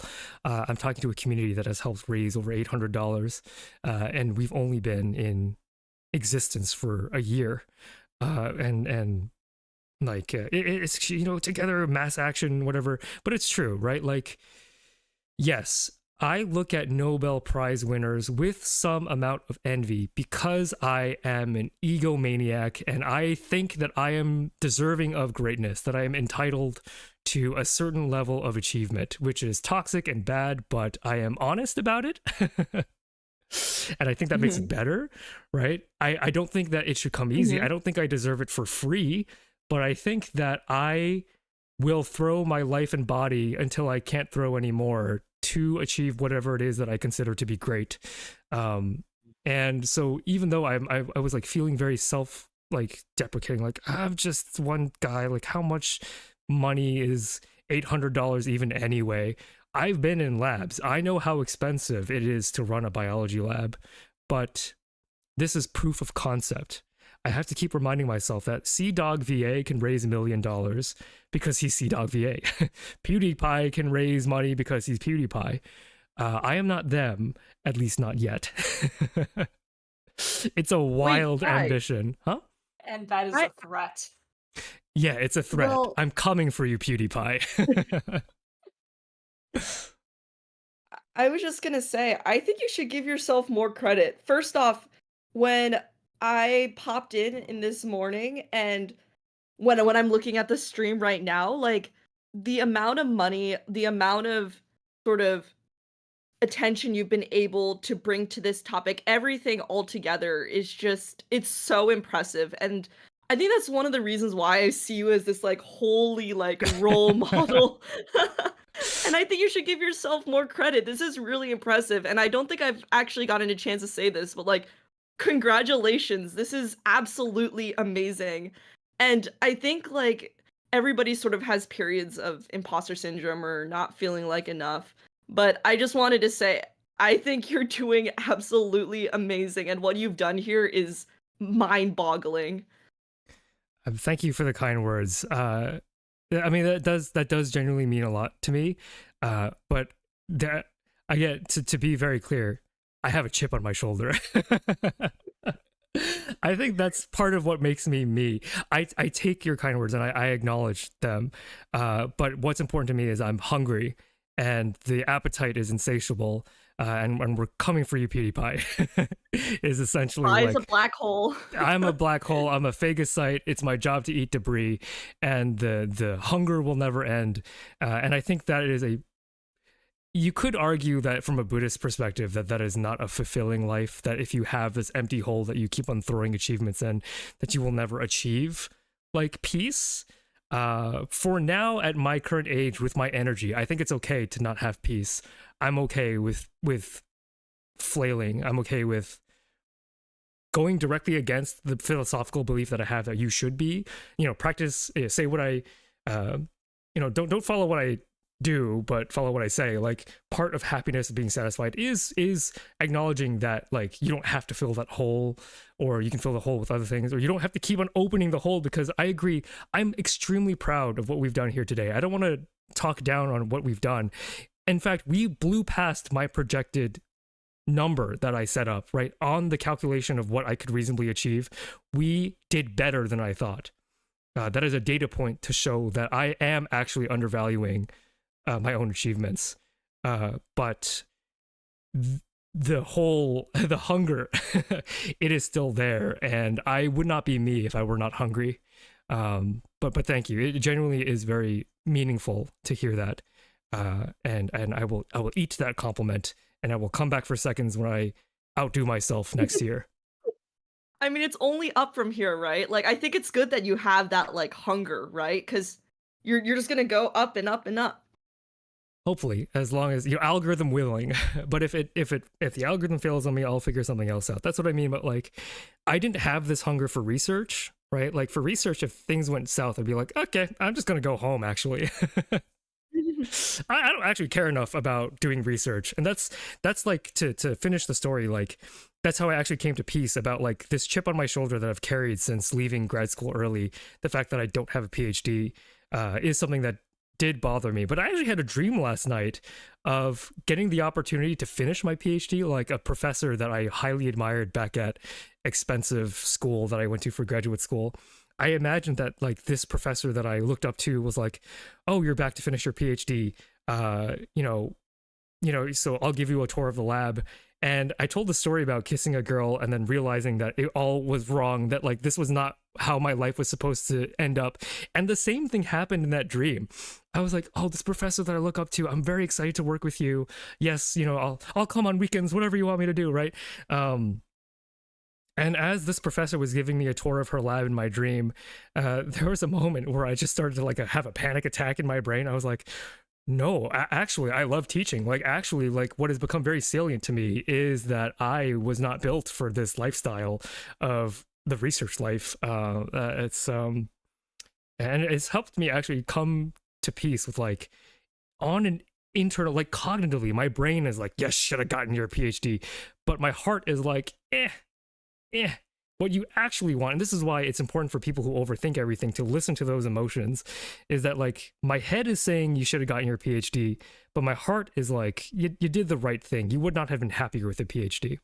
And I think that has helped this like acknowledgement that what I'm actually hungry for is continuing this line of work and also continuing to teach, obviously. So I don't want to make it seem like I'm an empty human being that keeps on throwing achievements in. It's that I finally found something worth hungering after, and that is meaningful. And it's nice to have you all along for the journey.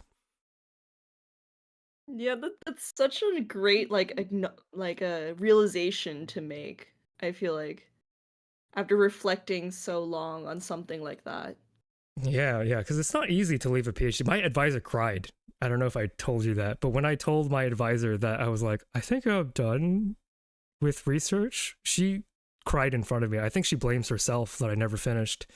Um, it was just all around like bad feelings. But that's what I said like to my community. If you've been following me for a while, like if I get to 100K subscribers, I'll write her a thank you note because it's absolutely not her fault that I didn't graduate grad school. It's just like I'm just like not that good at research.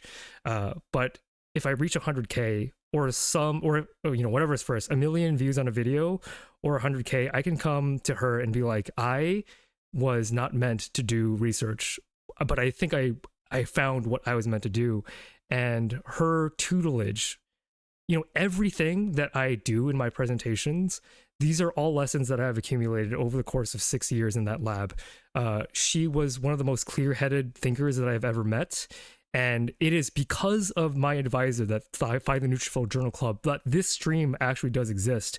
Because without her guidance, without her beating me as a upstart, cocky graduate student to be like, no, you can't criticize every paper to death. You have to look at things with nuance. It is from her tutelage that I have the perspective to be able to tell these stories. And actually, what was very validating is that I had a professor on earlier today, and to my great relief, I still have the brain to do science. That was a huge relief. Yeah, that doesn't go away. Also, I think Hair Day wrote in the comments that you should write her a thank you note now, and I agree with that. I think like I don't think you need to hit a certain point of achievement to think like, oh, now my channel is quote unquote like good enough.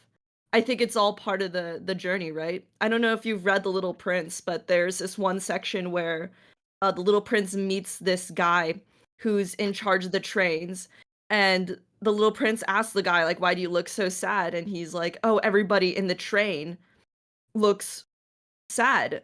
And it turns out the reason why is because children, when they're in the train, they enjoy the journey. They're looking out the window, they're thinking it's so cool to be in a moving vehicle. But adults, they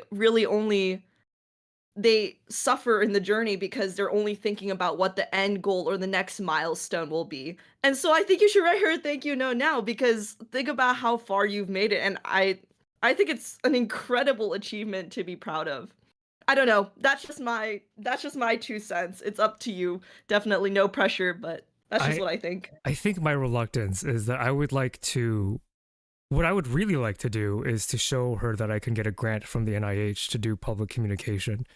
Because I want to communicate in the language of scientists, because YouTube, like I can say that I'm happy, but I think the proof is not really for me, because I'm quite happy with how my channel has progressed. It's more for like to be able to convey the depth by which I have committed myself to a passion that I love. There's no other way that I can show that besides a stupid number. And I agree that the number isn't everything.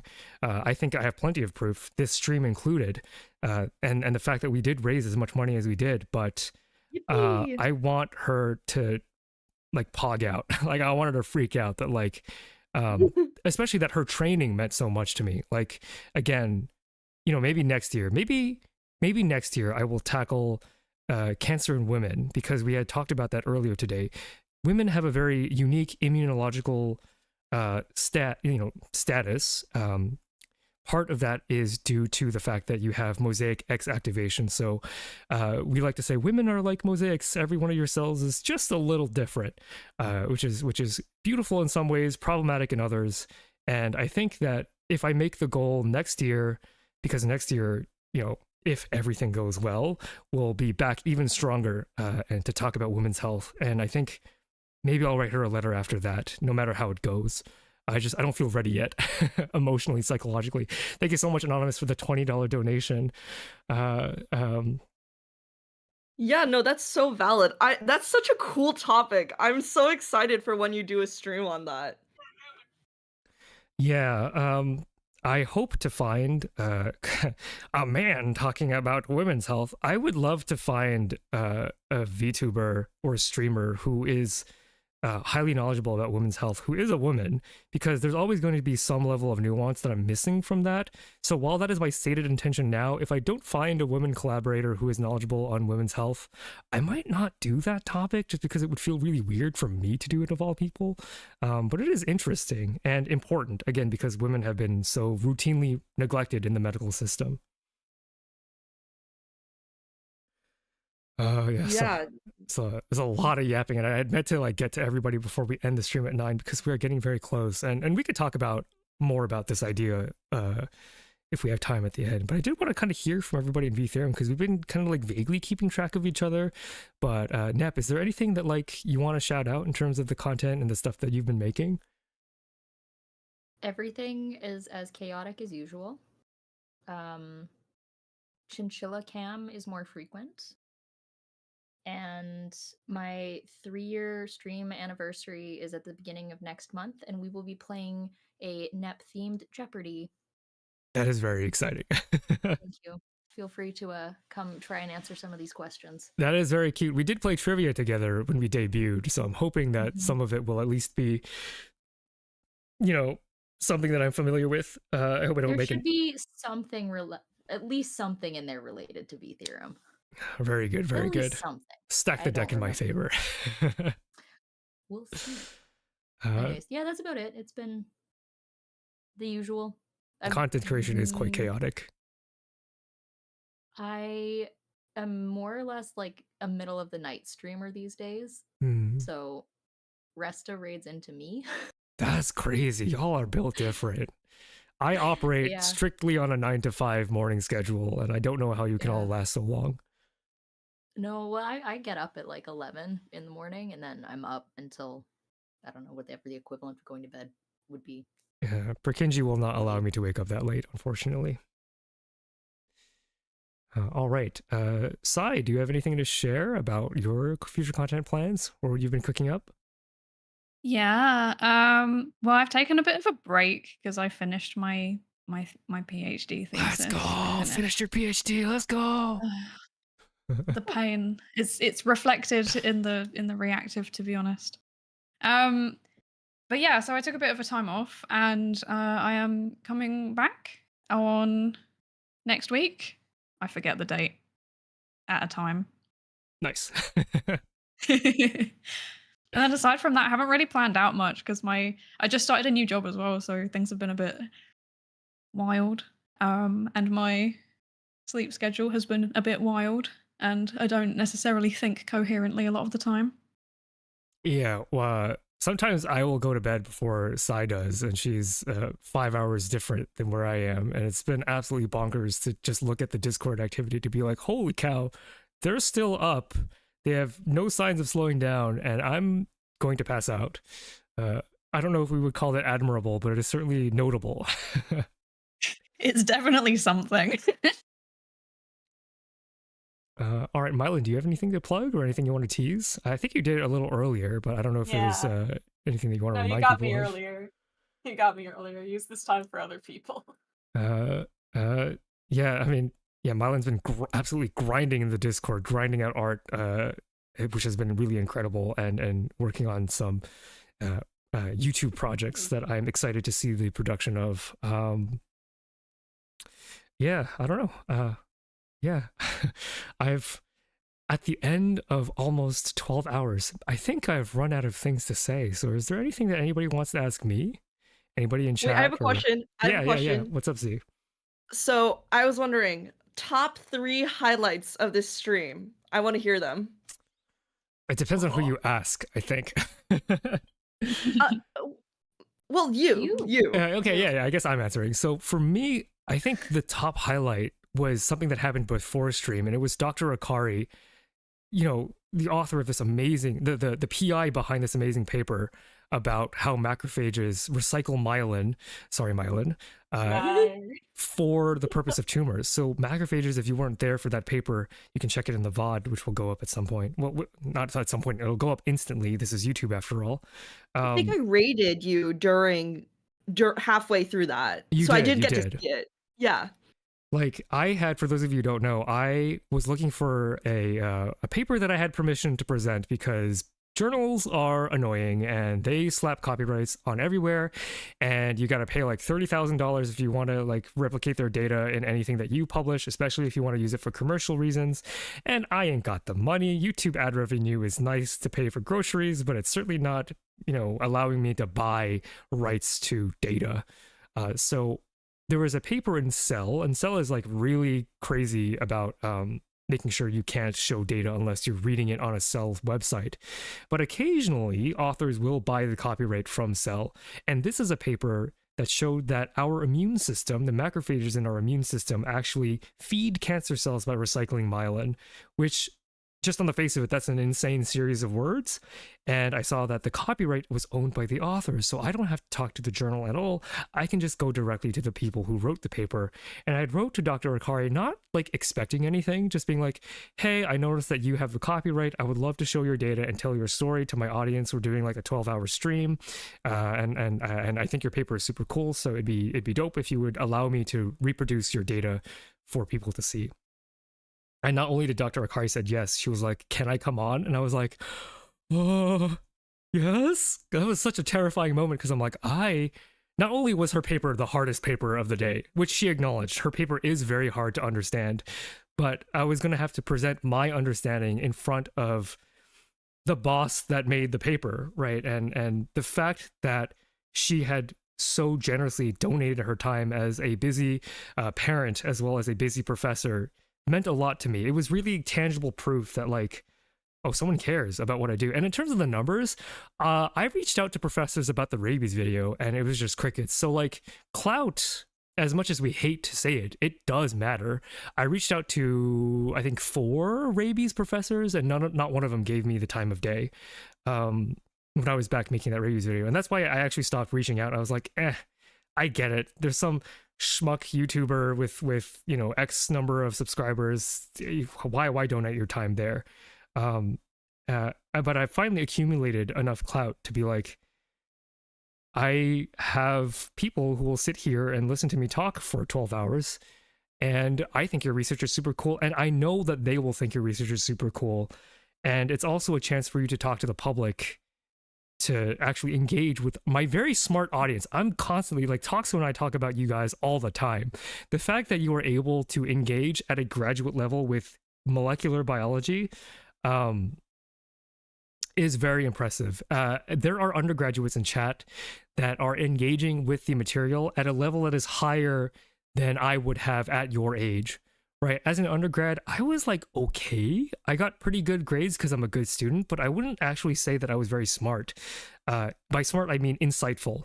The biology students in chat had given me very insightful, and maybe not even 100% correct, but they are probing in very interesting ways. And I implore you, biology students in my chat, to keep in touch because I'm excited to see where your careers go. Obviously, don't tell me your name and stuff, but like, if you end up snagging a prestigious internship somewhere, if you get into your dream graduate school, like, I think everybody in the community would love to celebrate with you, just because like, that's awesome. You know, that's just objectively awesome.